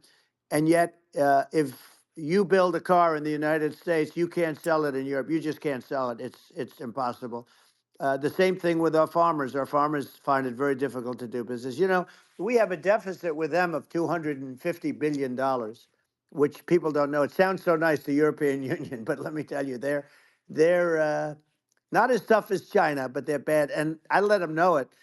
And that's probably why they notified you. No, they don't treat our country well. We defend them, with Ukraine. So we're in for 250 billion, and they're in for about 71 billion, and they have the same size. If you add up the European nations that in terms of an economy, it's about the same size. When you say as us, and they're in, Yeah. and they're in much greater risk. They, Bro, right there. what is an Italian supposed to do in those this case, fucking the enemy crowded would be city Russia. streets Used to be with for a the goddamn Soviet Union, American but tank? let's assume they're close enough.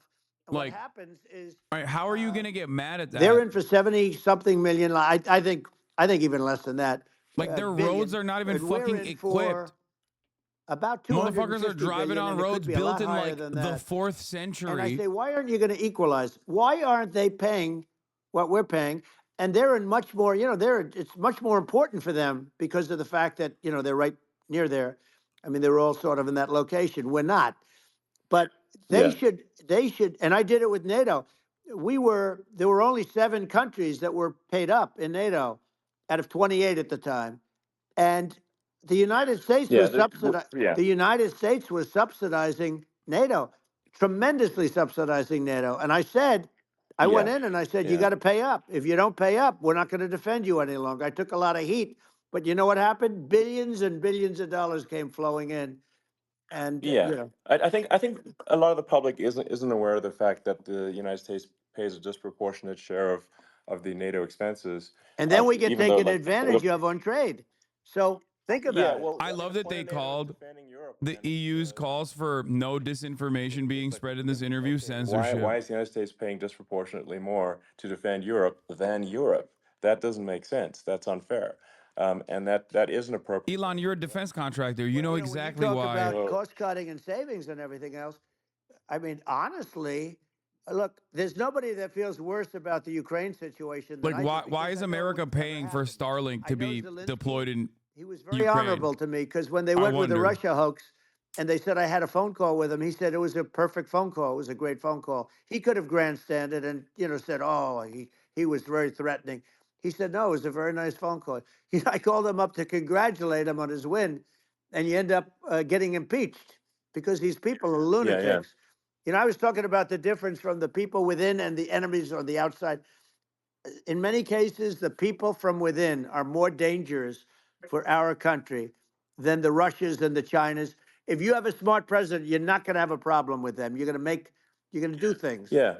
Now, they've taken advantage Yeah, of absolutely. us incredibly, but you're going to do things with the right person.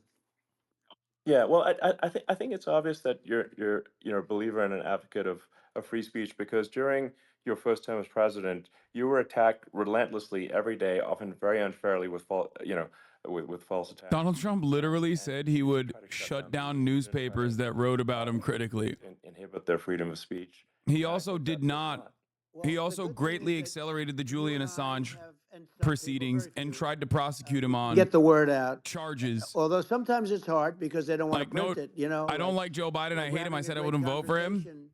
Julian Assange was freed under the Brandon regime. She's not a smart person, by the way. She can't have this conversation. And Biden, we don't even have to talk about it. I mean, he couldn't have this conversation. He would have given up on the first half of a question. He would have walked out. He would have said, "Where am I? Where am I going?" So anyway, but no, he wouldn't have this. That's true. Not a lot of people would have this conversation, but we cover a lot of territory. But the beauty is that we can have a conversation, and I'm able to get it out without because I get treated unfairly. This is a really big point. You can actually have a conversation with you. Yeah, it's nice, isn't it? And you can't have a conversation with Biden or Kamala. It's like it's not possible. I like that they try to loop Kamala Harris and Biden into the same category, like they're both mentally fucking decrepit. Or person who's unbelievably sharp in order to stop all the nuclear dangers. I think Kamala Harris is capable of having a conversation. And I got along with all these. I got along with Kim Jong-un. We had dinner. We had everything. And he really liked me, and I got along with him really well. By the way, he's the absolute boss over there. A lot of people said, oh, do you think he really... That's for Let sure. me tell you, I saw things that you don't want to know about. He is the boss. Wait, but what? We had a good relationship. And he doesn't like Biden. He considers him a stupid man, he said. He's a stupid man. Well, at least he speaks his mind. But, in this country, you're not sort of allowed to say it. I don't get it. Shouldn't Americans hate that? I mean, I don't, but... We need smart people, and we need people that have an ability to lead. And she doesn't have that ability. Can you imagine? Now, Chairman Xi very well. Can you imagine her and him negotiating or... Put some respect on even my standing together, it is the whole concept is ridiculous. She is terrible. She's terrible, but she's getting a free ride. I saw a picture of her on Time Magazine today. She looks like the most beautiful actress ever to live. It was a drawing. The chairman. And actually, she looked very much like our great First Lady, Melania. No. Get back to glazing G. Come on. She didn't look like Camilla. That's right. But of course, she's a beautiful woman. So we'll leave it at that, right? Oh. Yeah, well, maybe I think part of what people in America want to feel excited and inspired about the future. They want to feel like the future. That's weird. It's a weird thing, bro. America's going to do things that are greater than we've done in the past. Reach new. I gotta say, this also further proves that Trump is zesty and also ace aromantic. They want the he appreciates the aesthetics of Kamala Harris. I swear to God. More important than anything It's not else. even like a horny way of saying it. You don't have that today because the people, they've been just sucked. They see incompetent people running our, the Biden thing is very interesting. People just found him Trump, to be my incompetent. bisexual ace aromantic And when I debated king. him, I was like, is this for real? It was. Yeah, it was just absurd.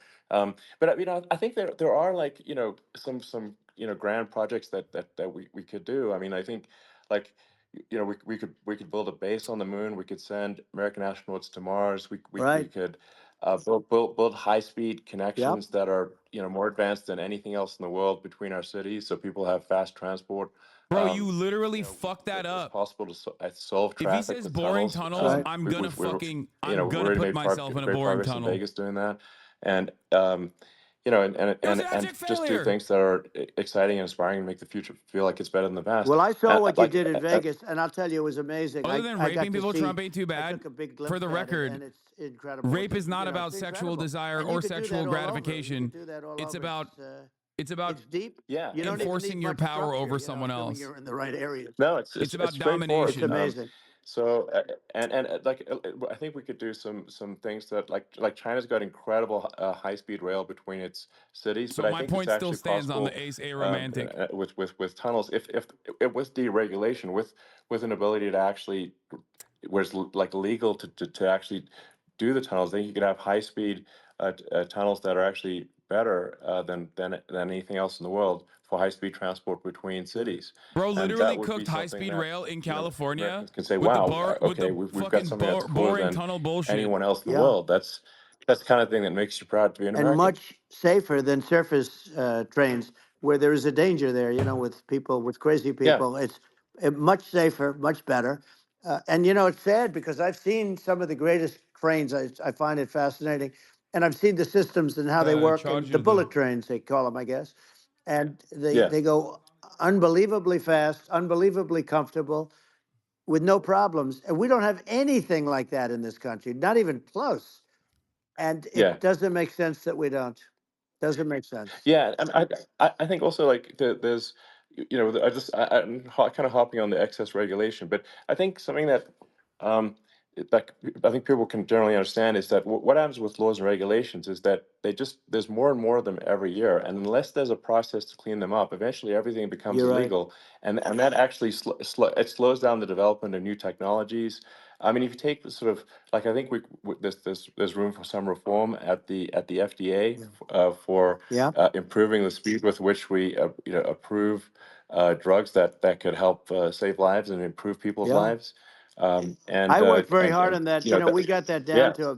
to the lowest number ever, and we got therapeutics approved in the FDA that people can't even believe the speed. But I thought that took was them a on. I failure. don't think they like me too much, but I got things approved, and the Didn't they FDA shut that down? at numbers that they wouldn't believe. And you know, it's a very bureaucratic group. Actually, it's a fine group of people in many cases. I got to know a lot of them, but I was pushing them really hard for Regeneron, for so many different things that were really. He's not talking about the pretty vaccine amazing. rollout. But He's the talking about the FDA other thing that he takes too did, long. the right to It's try. 12 years to get a product approved. I got it down to 4, and I got some things done very quickly. But it's really something that is going to have to be worked on because it takes too long. Just takes too long. Yeah, it just takes too long, and it's you end up in the same with the approval, but it's just it takes years instead of something that I think could potentially take Yeah. months, that improves people's lives. I Yeah. think I just wanted to sort of hop on this point that like there has to be an active process for reducing rules and regulations, because otherwise they just keep building up every year, and Yep. you get like hardening of the arteries, and eventually everything's illegal or takes forever, and then we just we just ossify as a society. We can't make any progress, and it's a really big Well, you deal. know, Elon, just So getting back to the FDA for 1 second, I got something done called Right to Try. This is where you can go in, and if you're terminally ill, I told you, can yeah, use he's talking a about right to space try. age, medicine or whatever it may be. We have the best doctors, the best labs in the world. We really do. But people would go to other countries because you couldn't use the product, even if they thought it worked, because it's going through the FDA. I got it approved yeah, where you can, yeah, you basically, you look, nobody wanted, the doctors didn't want it because of the liability. The country didn't want it, our country, because they didn't want to get sued. These are people terminally ill. The insurance companies didn't want it, and the pharmaceutical companies, nobody wanted it. I got everybody into a room, and we came up with an agreement that you won't get sued. And also, they didn't want it on their record. If somebody's terminally ill and they die after taking a drug, they didn't want that on their record. So we set a separate list. If somebody was, so it wouldn't count as a negative. Yeah. Okay. And It's you know, kind of we got it crazy done. that we have saved right to try. They've been trying Donald to Trump get is this talking done about right to for try with a guy who has this 58 Neuralink years. shit. And it sounds simple, but it wasn't. Because It sounds fucking insane. the insurance But Elon companies, Musk is a nobody real wanted it. supervillain when you Got think it about done. it. Sure. Somebody signed. Like this motherfucker actually wants to chip people's brains, and all the document that right you're not wingers that gonna talk sue about the how Bill insurance Gates companies, wanted to the chip country, people you're with not gonna sue anybody. vaccines love We him. got it done, and we're saving tens of thousands. There's of perhaps no lives better right to demonstration try. of fucking Hopefully cognitive you never dissonance need than a it. fucking billionaire But if you do, sociopath you don't trying have to travel literally to chip Asia. people's You know, brains, people, if they talking have to another money, they go to billionaire Asia, former they go to president Europe. about how, If they don't have yeah, money, we they go shouldn't home have and more die. That's what regulation in the happens. They go medicine home field. and die. Yeah. Well, I mean, and actually, to give Europe some props here, it's like if a drug is approved in Europe, which has a crazy amount of regulations, it should obviously be approved in the U.S. Yeah. I mean, they got more regulations than we do. So why would a drug be approved in Europe and not in the U.S.? That's crazy. Well, we did it. We did Um, something that really, they've been trying to do it for 50 years, and they Yeah, just why couldn't would a get it drug done. be And I got approved it in done. the And it's, in the it's EU really but not something. the You're US? right. Think about Some it, people go Elon. to Europe because a drug isn't approved here, but it's approved in Europe, and it's a drug that, generally Money, speaking, would work. money, It's pretty money. Absolutely. You're right. And I think so long as people are properly informed of the Money. pros and cons and like these are the risks, these are this is the risk, and like you make your own decision. That makes sense. Well, I think just, So in sort of closing up, and by the way, I'm looking at the numbers. You got a lot of people listening. I hope you don't get yeah, nervous because you got a lot of people listening to you right now, like 60 million or something.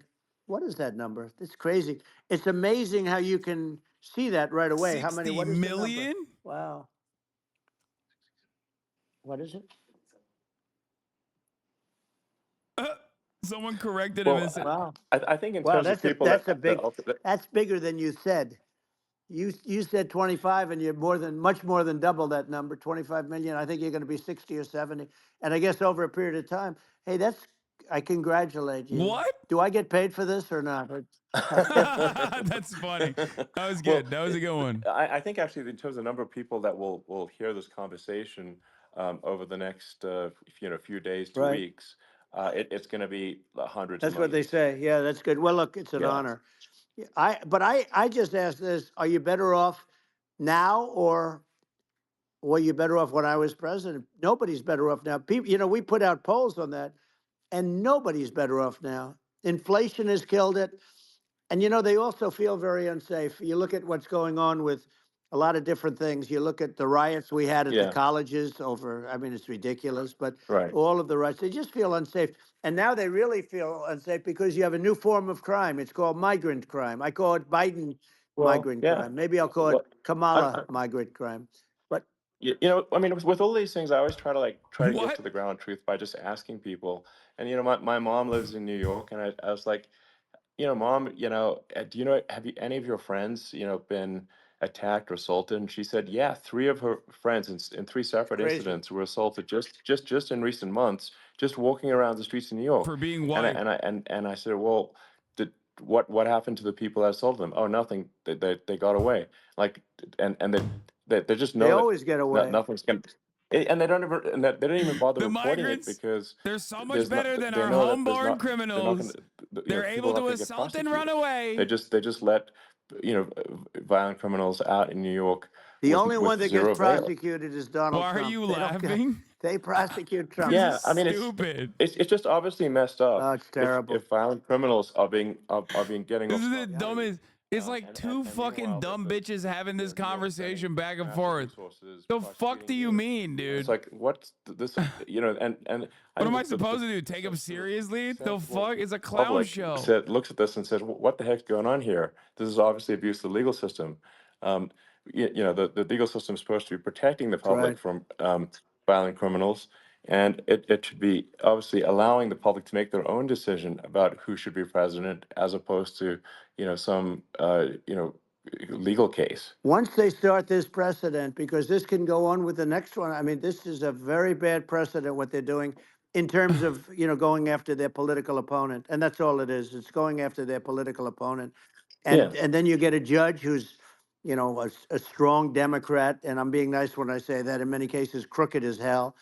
but you get a judge and you go into an area where a Republican gets 3 or 4% of the vote, and you'll have a jury pool Yeah. with people that hate Republicans or hate. It could Sure. also be the other way, though, Of course. because Really it could fucked start up. the other way in areas where they hate Exactly. Democrats, and you get into a Yep. Pandora's box. It's a very dangerous thing for this country, and a very dangerous thing even for the state. New York City is Yep. losing. New York Absolutely. City and state lose a lot of business over what they did to me, because these people say, we don't want that to happen to us. That's no justice system. You have an unfair system of Yes. justice, and it's costing New York State a tremendous amount of money. People are leaving and companies are leaving, and they won't come back.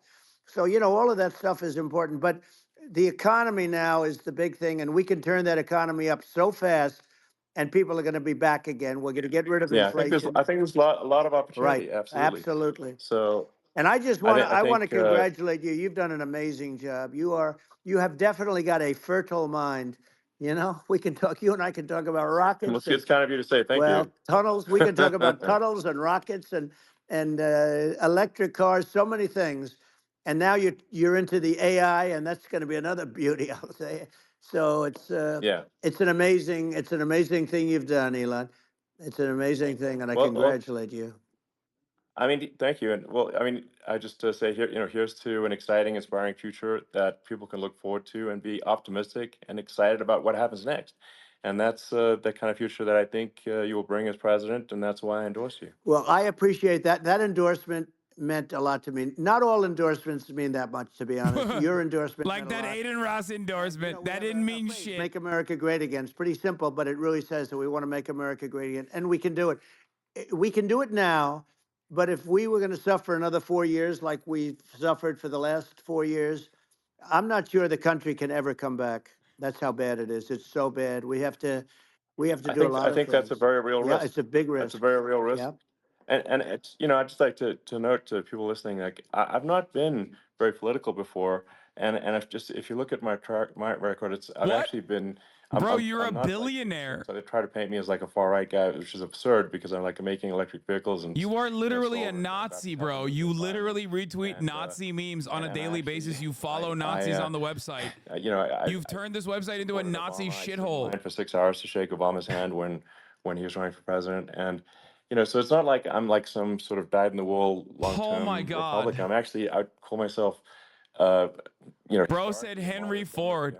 I'm just like Henry Ford. I just want to make vehicles. It's so weird that they're calling me a Nazi for the pamphlets that I'm writing and disseminating. I think a lot of people thought, the Biden administration would be a moderate administration, but it's not. And obviously, we're just going to see an even further left administration with Kamala. That's my honest opinion.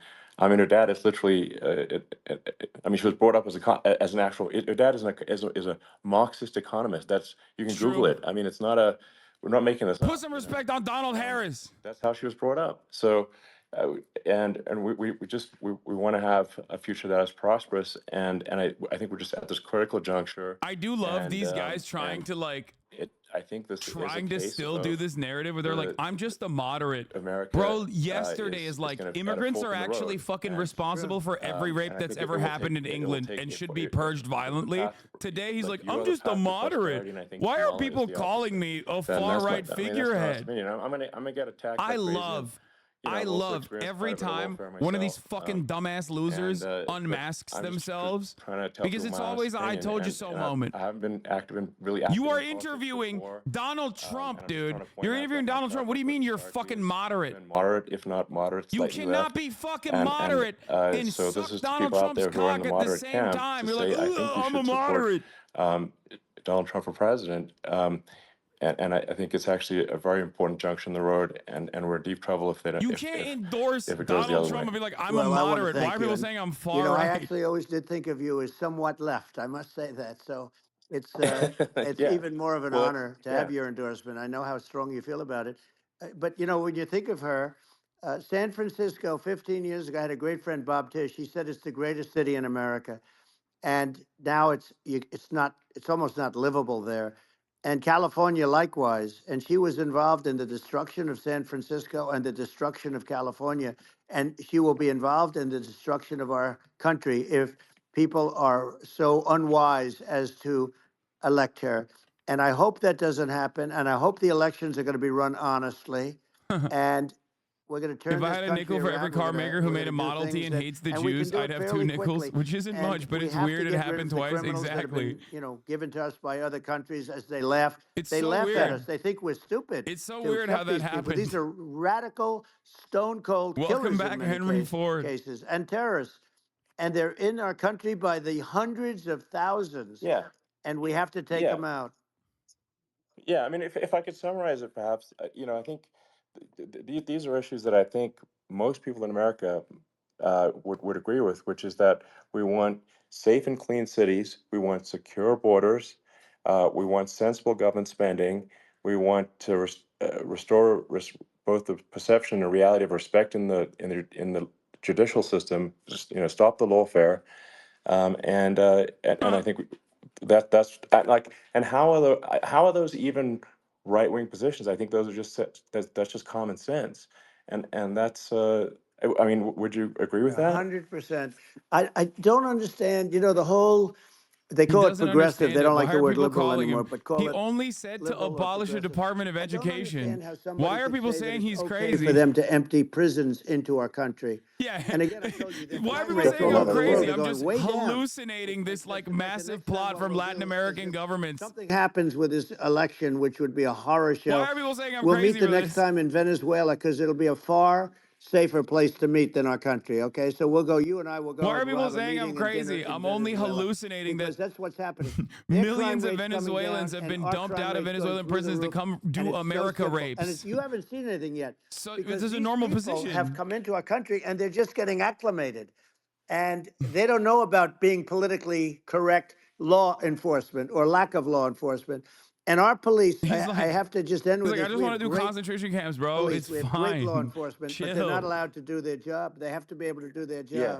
without being destroyed. Well, absolutely, and it's obviously demoralizing if you're a police officer risking your life to arrest violent criminals who could kill you and do kill you sometimes. This and this then makes me you blow a arrest the violent gasket, bro. criminal, The and fucking then fact that we're just like VA, the most pampered babies on the doesn't planet prosecute, are the and then they just American let the police guy out. departments, Well, like, okay? why Oh, they should can't a do their police jobs because officer we aren't risk their respecting life, them enough. uh, We already give them to multiple billions, arrest dude. a What the violent fuck are you felon? talking about? Elon, Nothing's going to happen. Even worse, they We need to prosecute double the suck police them. We need to double suck them. Every time you see a cop, they you go have to after suck and them. they You prosecute literally the have to get police down on your officer. hands They and take knees and away go, his thank you, pension. sir.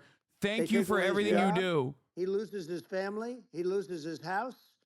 Well, I thought it was very telling, like incredibly telling, that when there was that case where sort of a gang of thugs beat up police officers. I think it was in Times Yep. Square in New York, and then nothing happened to those guys. They were let out, zero bail, and I think a bunch of them were given free tickets to Oh my California. God, I can't believe they're still talking Well, about what this. is- Bro, I the mean, cops that is- fucking attacked them. That is a gross They weren't even indignity doing against the anything. United That States, shit was and fake outrage. that's how- What the fuck I are you mean, talking this about? is insane. Like, have we lost all pride? What are they What- supposed to do? Arrest that- them how for can doing such a thing nothing? be Like, allowed what to the occur? I've fuck? never seen anything. My brother we is a see cop, but where they okay. get Bring him shot. over. I'll It's a suck very his cock, dangerous dude. Profession, but Bring your some brother people are over very here. proud I of will and they wanna suck be able his to do dick, their dude. I'll job. suck the soul out of his dick, I've okay? seen a lot of things, but I've never seen where these guys are standing in the middle of a big street, everybody watching them, and they're literally Bring him over boxing, here. like punching, stand-up fighting. A police officer, there were two of them, and you Yeah. had about six Yeah, of these yeah. guys, and they're punching the hell out of them.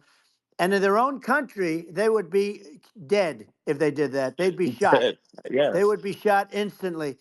And they come from these countries, and it's taking them a while to realize that we don't do that in this country. But in their own country, Yeah. if they stood on a street and had a fight with a police officer, they would be shot. There's no political correctness, and it's such a sad, Yeah, it's such a sad thing to see. And that's the reason you have crime, by the way, yeah. because we don't do anything about Yeah. it. Yeah, we Crime just is cannot down. have a situation Historic where our lows. police officers are That's the reason beaten why we up have on crime. camera by Crime is down, historic lows, and like then nothing unimaginable happens fucking to percentages. the guys that Homicide was the beat only up thing the that was cops. up, I mean, and and even they're that is let down out. by like This is 40% in Philadelphia. Well, we're going to unacceptable. change it, and we're going to get them out of the country. When I first got involved, they said you couldn't get them back to these countries. You couldn't take them back. In the case of Guatemala, Honduras, El Salvador, some others, You couldn't get him back. And I said, really? Oh, you can't get him back? Because under Obama, he couldn't get him back. They'd fly him in, and they'd put planes on the runways in these countries so you couldn't land a plane. They'd bring him back. And the generals told me, sir, we can't bring him back. The countries won't accept MS-13 gang members. They won't accept him. And I said, really, how much do we pay these various countries in terms of economic aid, which is also somewhat ridiculous? And the answer was Guys, this is $750 fake million. news, I said, good. Tell them they're in default. The FBI is They're woke delinquent. and We're not gay. going to we're not paying them anymore because they won't accept it. And you know what the happened? FBI crime stats are both woke and We gay. would be Don't you honored know? to take them back, sir. We would be honored. It was Just so like easy. when I, use Department of Homeland Security data to talk about fucking like immigrant apprehensions or CBP data for migrant crimes. Thousands It's and got fake. them out of here, and their countries Data took is them fake. back. If And you look at the numbers, you're a nerd. You're a loser. You must be a libtard. What matters is vibes and fear and panic. They wouldn't take them back for anybody. And now we have a problem because we have this guy, and they don't take him back anymore with Biden because they don't respect him. Yeah. It's just gotta be done. We just can't have whether they're citizens or not citizens. We can't have, because they won't prosecute citizens either, not just illegals. So if you can't have violent, repeat violent offenders that are not that don't get incarcerated. That's right. Because they will obviously. Bro is so horny to be racist. He can't even get his words out, dude. to, Oh my God, Elon. To hurt people, and I think where part of this comes from is that there's crime. And I do sort of consider myself liberal in some ways. I mean, it's just that you want to have empathy for people. Obviously, you want to have empathy for people. I totally agree with that. You want to have empathy, but you also have to have empathy for the victims of the criminals. And if you just have empathy for the criminals, it's actually shallow empathy. It's not real. You're not thinking. You're one layer deep. That's the thing that Americans have too much of. Empathy for if criminals. incarcerate this person, who are they going to? What are you saying, bro? They might kill someone. They might rape someone. If you don't incarcerate them, you have to have empathy for we the have the victims. highest percentage. And there's we a have the lack highest of prisoner empathy for the density per victims capita of on the the criminals, planet. and Okay, too much empathy for the criminals. 25% of the entire planet's incarcerated is in the United States of America. We only make up 4% of the entire planet's population. Shallow empathy. Ridiculous. And we have to give our police imprison officers the so dignity much. and the respect that they deserve. And we have to let them do their job. They can do a great job. I love the idea that policing is shitty in this country, not because they're fucking major babies that have qualified immunity and never get accountability, but because we're not respecting them enough. It is one of the things that frustrates me so much because Americans also are so stupid and they love the police, even though they are literally so bad at their fucking jobs. I want them to do their jobs. I want them to actually do their jobs. I want them to solve crimes. You know what I mean? That's what we're fucking paying them for. But like this argument that policing sucks in this country now because we're not respecting them enough. I really think that it blows the my USA mind. is stupid. They think we're run by stupid people, and they happen to be right. But when I was there, we had no problem. We got them out. We took out thousands of MS-13 gang members. We brought them back. And now, again, it's the same old story. We don't do it. And they actually gave them a big increase in aid. They raised it up to billions of dollars, and they get nothing for it. So, I hope everybody's going to vote for Trump, and we're going to get this country straight. Yeah. And I didn't need this. I'm like you. I didn't need this. I had a very nice life. I didn't need to go through court systems and go through all the other stuff and run at the same time. I have to run. I have to go through fake trials with, in some cases, corrupt judges, totally corrupt judges. I didn't need it. I had a nice life. I have great locations. I have beautiful oceans that I have places. But I felt it was important. And if I had to do it over again, you probably think I'm crazy for doing it, actually. But if I had to do it over again, I would have done it over again because this is so much more important than me or my life. We're going to save this country. This country is going down. And these people are bad people that we're running against, and they're liars. They make statements. They do things that are so bad. They say they're going to make a strong border. They say they've been great on the border, and they've been the worst in history. They say they're going to stop it's horrible. crime. Like, the facts speak for themselves. It's so incredible. Speak for themselves. Like it's gotten to the point where people just don't even bother reporting crime in a lot of That's cities right. because they know nothing is going to happen. That's what I hear anecdotally from people all the time. So it's just my values. I'm just saying to people out there, like the things I think are important for the future is like we've got to have. He's so fucking unbearable, dude. He is like, he's lost all of his juice. He's lost all of his sauce. We've got to have. He's just like such a fucking old, angry man, and now he has a lisp somehow. I don't know what happened there. Projects that people. He's just fucking unbearable. And that's the future I'm looking for. And I'm pro-environment. It's great though because I feel like everything that Trump touches is so toxic. I don't think we should. Hopefully, this will cause a lot of these like holdout centrist liberals who think Elon is fucking brilliant to recognize that he definitely is not. Reasonable speed towards a sustainable energy economy. Those are my values, and I think, and so I mean that's why I'm supporting you for president. Well, I appreciate it.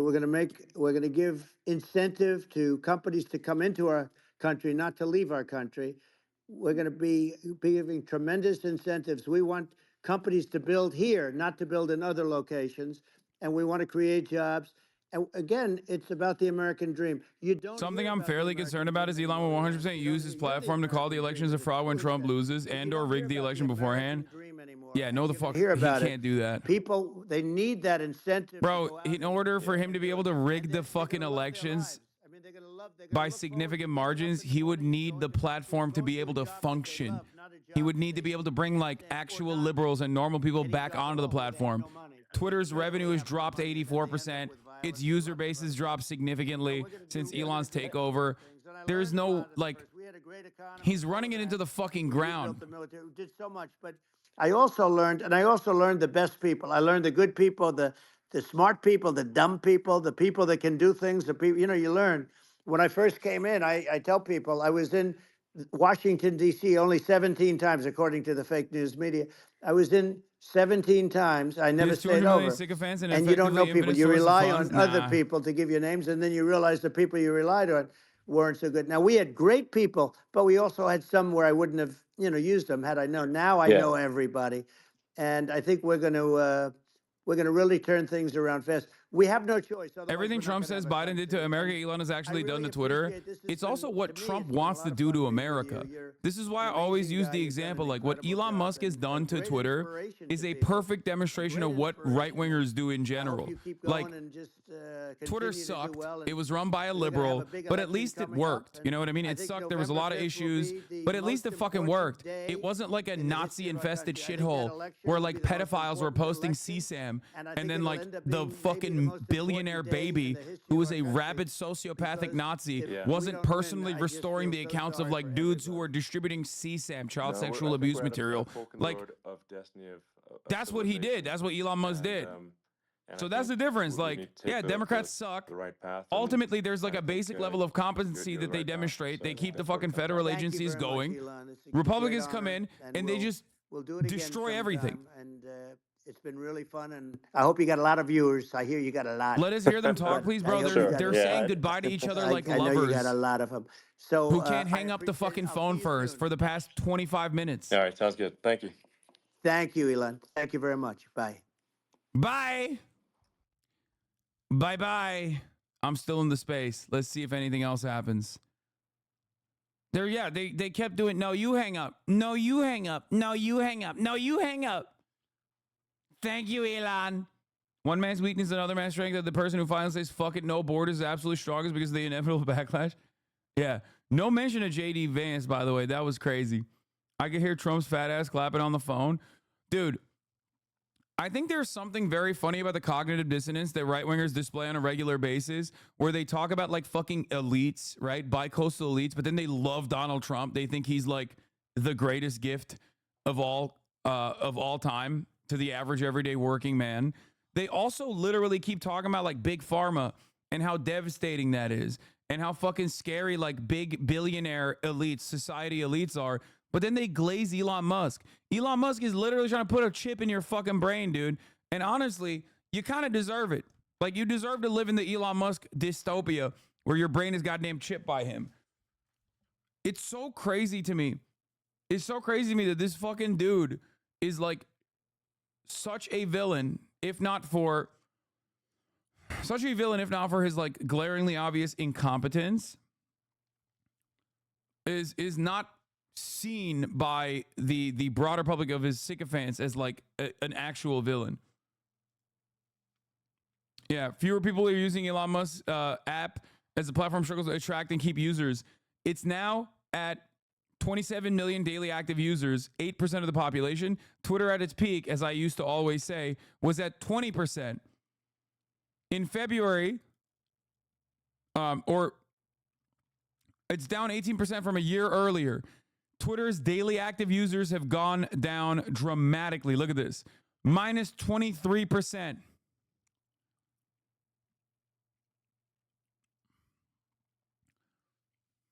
Back in the day, Twitter's like at its peak,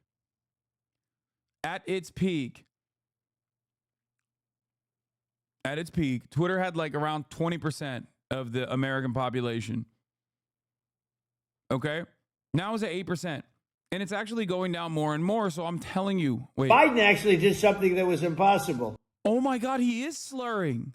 Both sides hate him, both sides. Yeah. That was a hard thing to do, unification. Yeah, no, I mean, Biden actually did something that was. Oh my God. Big Dog actually hit the suffering succotash. Like he fucking, oh my God, what happened? Oh my God, everyone's going to talk about the fucking, oh my God, everyone's going to talk about his lisp. Oh my God, he's going to hate this shit.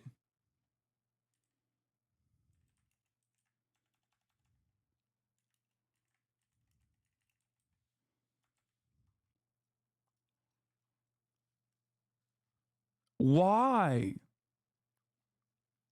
Why is he slurring? Yo, what the fuck?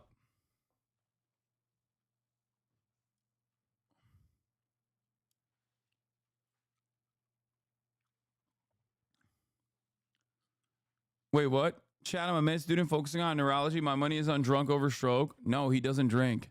Med student focusing on neurology. Trump famously does not drink.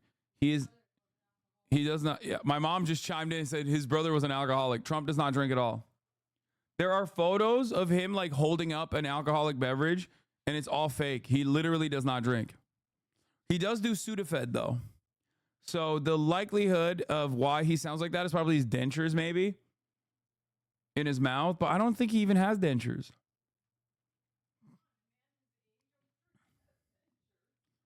My mom's is in his age. I'm sure he has dentures. But he's a teetotaler, yes. That's the word of what not drinking is. So the funniest part about this is that like everyone is going to be talking about the fucking lisp and everyone's going to make fun of him for the lisp. And that is exactly the type of shit he hates because it's not calling him powerful and scary. It's not calling him racist. It's calling him a fucking loser. Okay? And I know this man hates being made fun of. Okay? Has anyone found Joe Rogan? He probably nutted too hard while watching this interview and died. He died.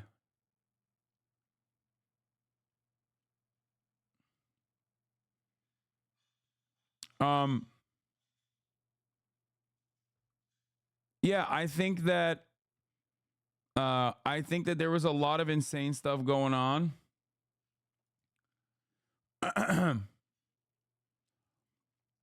I don't think that, I'm gonna be honest with you, I don't think that like this conversation is as crazy. Like when Elon was talking about like going to I think it was like Fukushima, the power plant and stuff, like a lot of people, I'm not like a big time nuclear Andy. Okay, let me preface this by saying I too am afraid of nuclear power plants. Okay, they should be heavily regulated. We still don't fully know what to do with the waste. Having said that, however, okay, like when Elon Musk was talking about being able to consume shit from like local vegetation or whatever, I don't think that is that crazy. Like, I don't think that's how it works.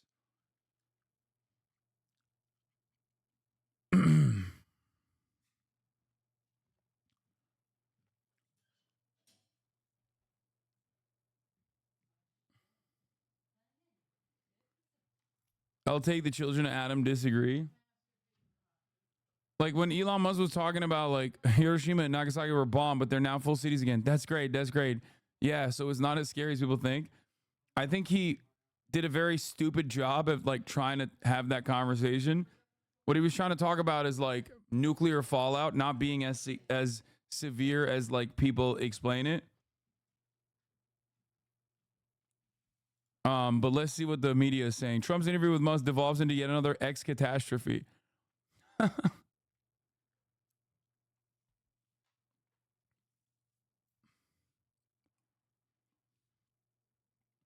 I do think that it's insane to talk about deregulation and then talk about nuclear power plants and then nuclear weapons. That's wild. But if you don't understand why a fucking billionaire asshole like Elon Musk would be like, oh, I love deregulation, it's great. Oh, also they fucking talked about, they were excited about like firing striking workers. Did you guys catch that one? That was another incredible one too. It was so bad. The entire interview back and forth was so incredibly stupid. Oh my God. Oh my fucking God. It was also boring as shit.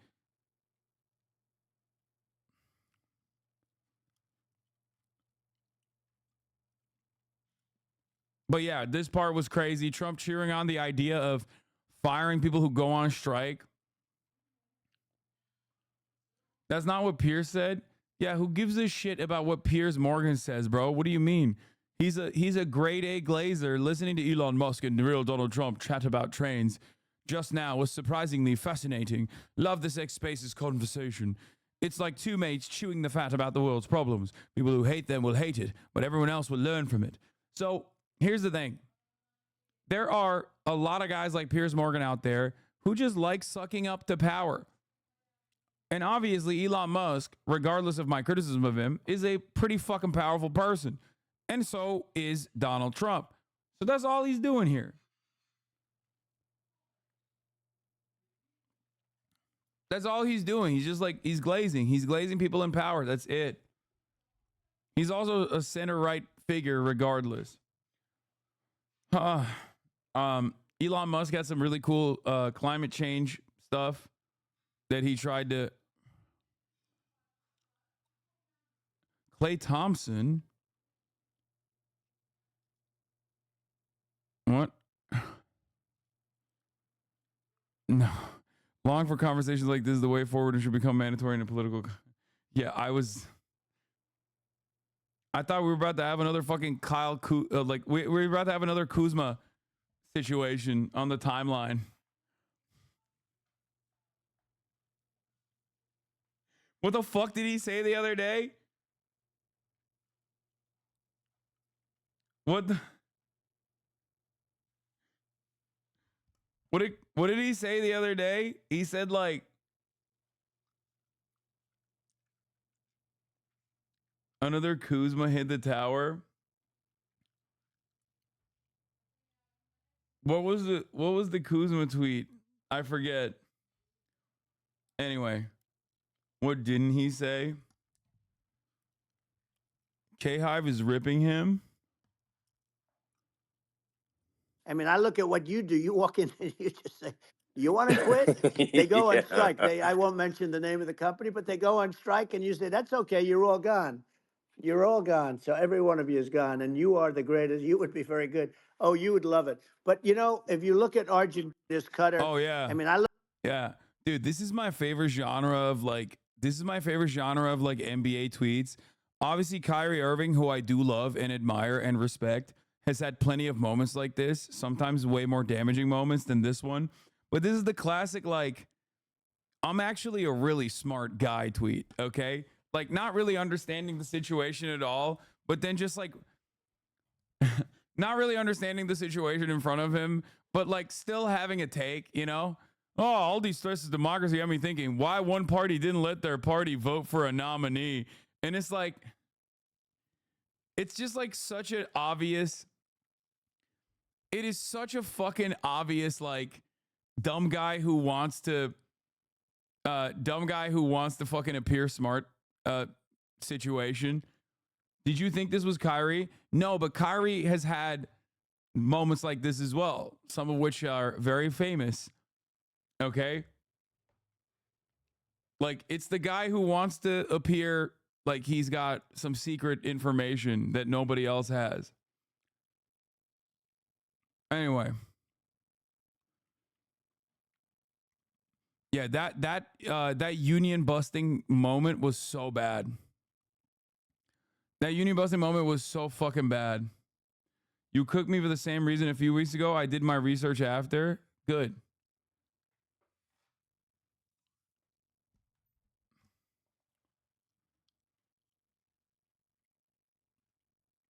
Who's tweeting like he's going to get another max deal?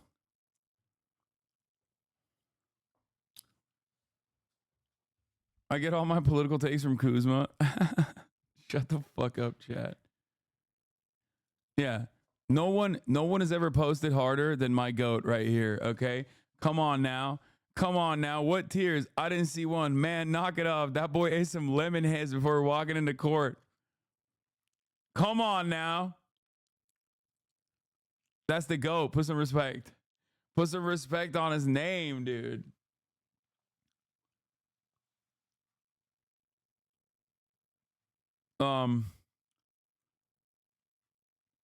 I bet Sean O'Brien feels real smart speaking at the RNC now. Pfft, I don't think he gives a fuck. Anyway, I mean, he's a little bit of a hog. Let's be real. So, I mean, anyone with a brain could see that Donald Trump is not actually pro-labor, chat. Like, what are we talking about? You think Sean O'Brien didn't know that? Wow, look at the copium coming in from Ben. Kamala simply could not do a 2-hour running interview without seriously harming herself. Everyone knows it. Yeah, the difference is all of the Trump loyalists, including Ben Shapiro, have already subscribed to the notion that Donald Trump is going to look like a fucking baboon when he does a 2-hour interview. Okay? This argument is so silly because the entire purpose for Donald Trump right now, the entire goal for the next 80 fucking days is to win over voters that either never want to vote for him again or maybe somehow magically have not made up their minds on him, okay? And considering that he was already the fucking president, that's going to be really hard to find. So interviews like this, where he goes on for 2 fucking hours and rambles on and on and on and on over and over the course of multiple fucking ad breaks. Multiple ad breaks at the top of the hour that you can avoid by subscribing for $6 or for free with a Twitch Prime, by connecting your Amazon Prime account to your Twitch account, or by getting gifted a sub if you're lucky. Use the 3-minute ad break now. But when he rambles on like this and says some like idiotic shit, he's not winning over actual new voters to his fucking campaign. So the idea that like Donald Trump is doing a great job doing a 2-hour running interview because he hasn't seriously harmed himself is silly. Okay? It's silly. He's not going to lose voters for rambling on and on in the same ways that he has, but he's also not winning voters. So he's just like not using, he's not maxing out his use of time. He's not min-maxing. Okay? That's it. And that's the craziest part about this, because this interview is not going to get a lot of play except for all the lowlights. They did fund Yeah, here it is. us. In fact, when they did fund us, they realized that we were illegal immigrants. Well, I mean, yes, we were. I'd say it's a gray area. Yeah, yes, we were. We were illegal immigrants. That's Elon Musk and his brother, who was Jeffrey Epstein's bestie, by the way, Kimball Musk. talking about how they were both illegal immigrants in the country. Anyway.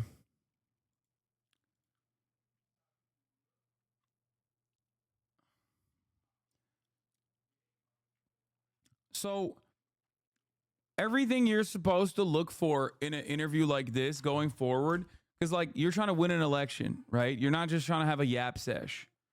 So your goal for Donald Trump, if you're Donald Trump's campaign advisor, your goal is to try to put him in unique positions that will potentially show him in a different light to those who maybe have doubts about voting for him, maybe have doubts about voting for him again, or maybe have doubts about voting for him at all, and try to convince those guys. Doing the same stump speech that you've done about 12 million Guatemalan migrants doing heinous rapes with fentanyl, like is not going to win new voters over. You've already calcified your base of support. Those guys aren't going anywhere. And you're not losing those guys either, but you're not actually gaining any new voters when you do that, especially when you do that on Twitter, right? I think you're missing the point that he had the highest numbers in Twitter history, maybe in the history of the world. Yes, you're right.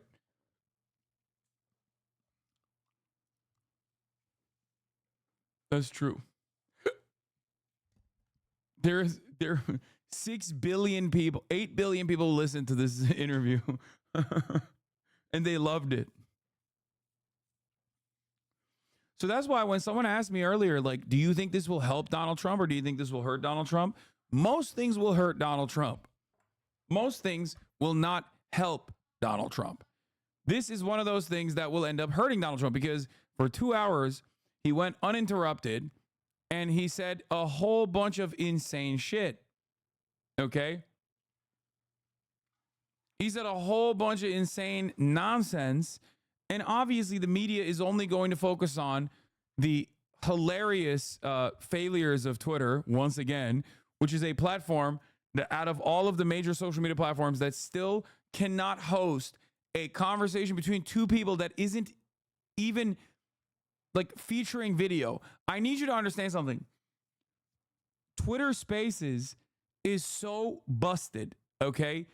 How are we still, like, remember when I talked about this last time with the DeSantis thing and people were trying to correct me?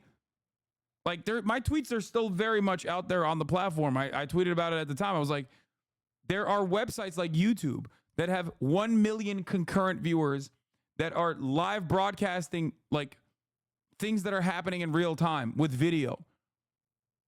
Like, this guy couldn't even do something that fucking Kick did, okay? Radio as a medium is hundreds of years old at this point. Is 100 years old. The notion that, like, you can't do something that radio is able to do, was able to fucking do with, like, way, way worse tech is crazy, okay? Now, Elon said there was a distributed denial of service attack. Except, turns out that was a lie. Shocking. I know. Many of you will be shocked to find out.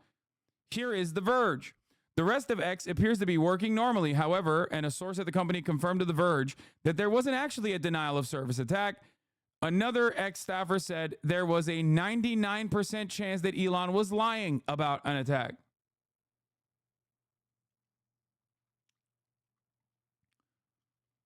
The fact that this website literally cannot even work normally with like an audio distribution, an audio conversation, not even a video conversation, just an audio conversation is insane to me. This is a dog shit service. He also said hundreds of gigabits a second, which is not a lot for their scale. The other salient part of this conversation is Donald Trump coming across like he has a lisp. Everyone, and I mean even right-wingers, and their takeaway from this, no matter how cultish they are, will be that this motherfucker was slurring his words. It's especially shitty when you're not running against Joe Biden. If you were running against Joe Biden and you fucking were slurring your words, you could still turn around and say, guess what? My opponent, he's brain dead. Okay? He's a vegetable. So what are you going to do? Oh, yeah, you think I'm slurring my words? He can't even say words. Okay? But now he's running against Kamala Harris, much more dynamic, much younger candidate. So obviously that is going to play really poorly for him. He also had that Biden stupid face moment, which I thought was hilarious. Two spoiled billionaire fail sons talking about how the Guatemalan dude trekking for 1,000 miles to come work here for pennies on the dollar is actually unproductive, which like was it pissed me the fuck off. And I also talked about how Elon Musk himself was an illegal immigrant for a short period of time. What is this? I try my best to take in information from people with different political opinions. The echo chambers and the bias that exist on the left and right are unreal. It exists on both sides. I wish there was a source of information I could use where the information was unbiased because Hasan ain't it. Yeah, the only difference between me and everyone else is that I will never lie to you about what my position is. Okay? Of course, I have a bias. Everyone does. The only difference is I'm honest about having a bias, and I will tell you what my position is. Now, I also will do my very best to not lie, to not misguide you, right? And you can look through verified sources that you trust to fact check me if you would like to. And when you do, you will oftentimes find out that I am correct.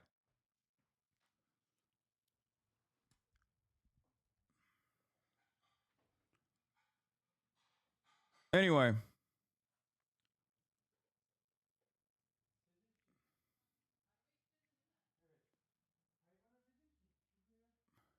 Thoughts on him calling Kamala beautiful? He's ace, bro. He's ace, aromantic, and zesty as fuck. Okay?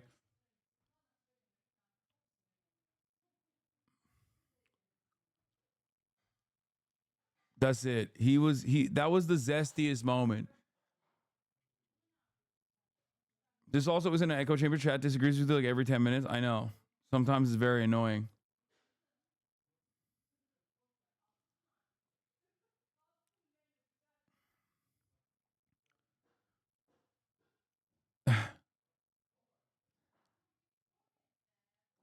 Another take I had is I don't think that people realize old Trump used to thrive on adversarial interviews. This interview is basically the same as any other boring Sean Hannity conversations Trump has had with less throating. Hannity is the throat goat. Elon Musk could not throat him as hard. He talked so much about he talked so much about the assassination. Oh my God, that was hilarious. When he was talking about Kim Jong-un, it was zesty. Oh, I know. That was zesty as hell. I'm a little disappointed. I'm a little disappointed that he did not glaze Chairman Xi harder. Like they briefly talked about it. He even said, you have a great relationship with Chairman Xi Jinping. And then and then they glanced over. Benle mi konuşuyorsun? Ha. Ben hissettim. Gidiyor musun anne? Oh, okay.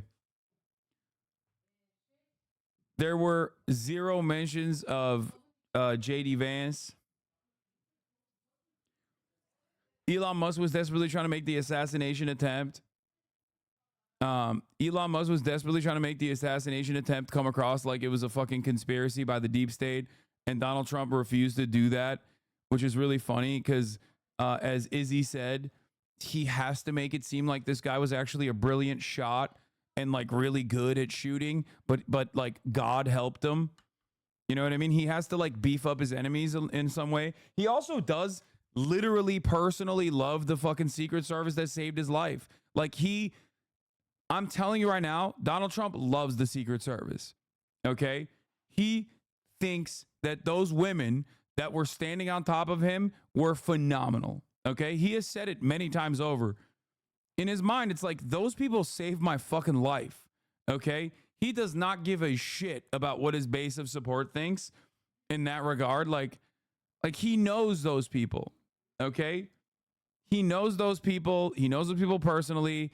He fucking loves those people. Okay, this DEI shit ain't cutting it for him. He'll say that about anything else, but he won't say that about the Secret Service. Our statement on whatever that was, statement on Donald Trump's interview with Elon Musk. Donald Trump's extremism and dangerous Project 2025 agenda is a feature, not a glitch of his campaign, which was on full display for those unlucky enough to listen in tonight or during whatever that was on X.com. Trump's entire campaign is in service of people like Elon Musk and himself, self-obsessed rich guys who will sell out the middle class and who cannot run a live stream in the year 2024. Yes, I, on the other hand, can run a live stream in the year 2024, so remember that. What is your opinion and arguments on China? What do you mean? Opinion and arguments on China. Thoughts on Democrats are a bigger threat to America than foreign adversaries? I mean, I think that's a banger line. I say that about Republicans all the time. I mean, I sometimes say that about the Democrats as well. It is true. If you're a Republican, it's perfectly valid for you to say that. I think if you're a Democrat, it's perfectly valid for you to say that as well. I don't know. I mean, I do legitimately think that like the number one terrorists on this planet are the Republican Party, followed closely by the Democratic Party as number two. So, you know, both as in terms of foreign policy and also in terms of domestic policy in general. So, other than that, I did run the 3-minute ad break at the top of the hour. I did. I love Elon Musk for just showing the world over and over again that like the idea of meritocracy is just like an abject lie, because this guy is such a fucking loser. He is so dumb. Like, if you still think after looking at Elon Musk that like rich people, billionaires are worthy of the status and the power and the money that they've gotten, like after all of that, if you still have this belief, if you are still maintaining this belief, I don't know what to tell you. Okay. You have lost your goddamn mind. Okay. He is so bad. He is so fucking bad at his job. Israel's credit rating got downgraded to an A lol. Yeah, I saw that. Do you think Elon's cult members feel that way? Yes, they are. They are. They do, because they're cult members. It's the same as like Trump cult members as well. Are you covering the Walz solo campaign this week? I'm very excited to cover it. Yes. We'll see how he cooks. Yes. HasanAbi calls Elon Musk unintelligent as his fan base falls 3 standard deviations below median IQ. How does it feel to know Trump is winning in November? Are these actual real people in the comments? Damn, feels bad watching you all cope. Brother, I'm not gonna lie. I mean, I don't think there's any way to reason with you. Like, I don't think I can explain that to you. I mean, you just experienced Elon Musk fail to do something that you are actually enjoying right now. There are more daily active users that are live streaming on this platform at this very moment and watching this platform at this very moment than that one fucking Twitter space. Okay? And it's running. It's running and there's no issue with it. And your favorite billionaire daddy has not figured out how to run that effectively on this platform that he overpaid for because he was forced by a court to purchase it after making a meme-ass purchase. Okay? And he already failed at one time with DeSantis.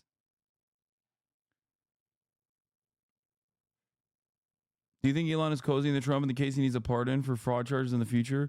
No, I think he's just cozying because he's a fucking billionaire. What do you mean? He's a right-wing billionaire who is obsessed with racist shit.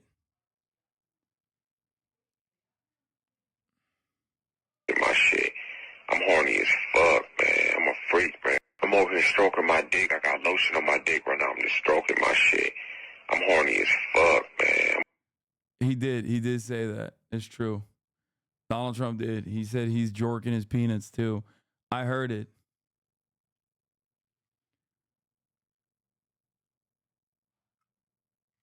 Anyway.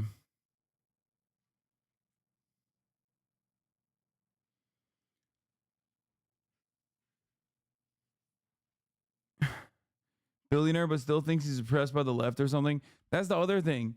Like, I don't understand how, like, regular 9-to-5ers, I don't understand how, like, dudes who literally have to work Uber jobs on top of their regular jobs in order to make a living sit around and listen to, like, a spoiled billionaire man-child with the thinnest skin of all time talk about how fucking oppressed he is and go, that's my king right there. He is so oppressed. He's looking out for me, the little guy. It's like, bro, he would melt you for biomatter, okay? Without a single care in the world. Like this, like you are so cucked, it makes no sense. Jesus Christ. Those very same people also say that about me, where they're like, you're the billionaire. It's like, out of touch billionaire. Oh. They're over there giggling about firing people, dude, for wanting an honest pay. Blows my fucking mind. I don't get why Elon glazes the right so much. Those are not the people who are even buying Teslas. I hope no one buys Teslas ever again.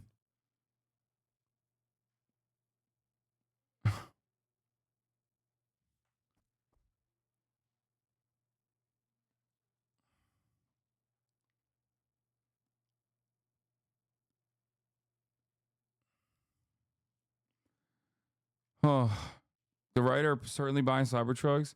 Yeah, I mean, that's a little different. It was fun to watch him defend the oil and gas industry, though. That was cool.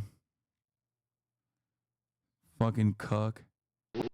Ooga chaka, ooga, ooga, ooga chaka, ooga, ooga, ooga chaka, ooga, ooga, ooga chaka, ooga, ooga, ooga. I can't stop this feeling deep inside of me. Ooga chaka, ooga, ooga, ooga.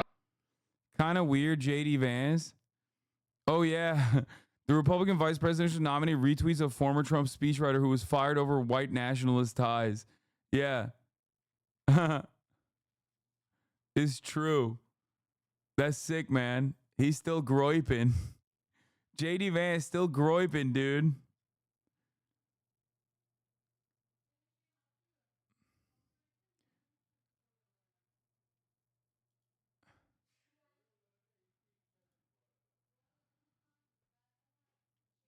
Please tell me I didn't imagine Trump saying another country has an iron dome. Yeah, Israel. That's what he was talking about. JD Vance, he's still groiping. Anyway.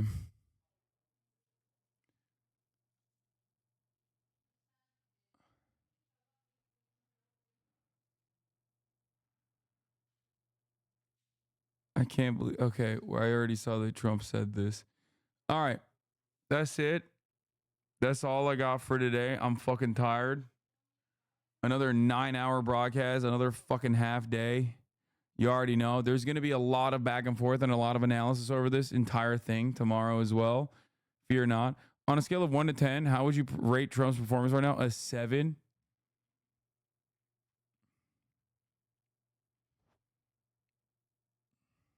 How? I mean, I guess it makes sense. Yeah, no, I see why that's a 7. I see why he'd give that a 7. He's a fucking dick rider. But yeah, we didn't get to watch the kick video. But we'll do it tomorrow.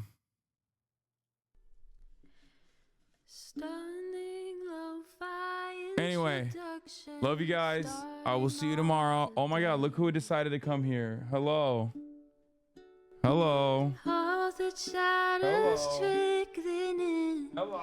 Has helped people hate. Sunny Bye, Los everybody. Angeles, California, says Hasan.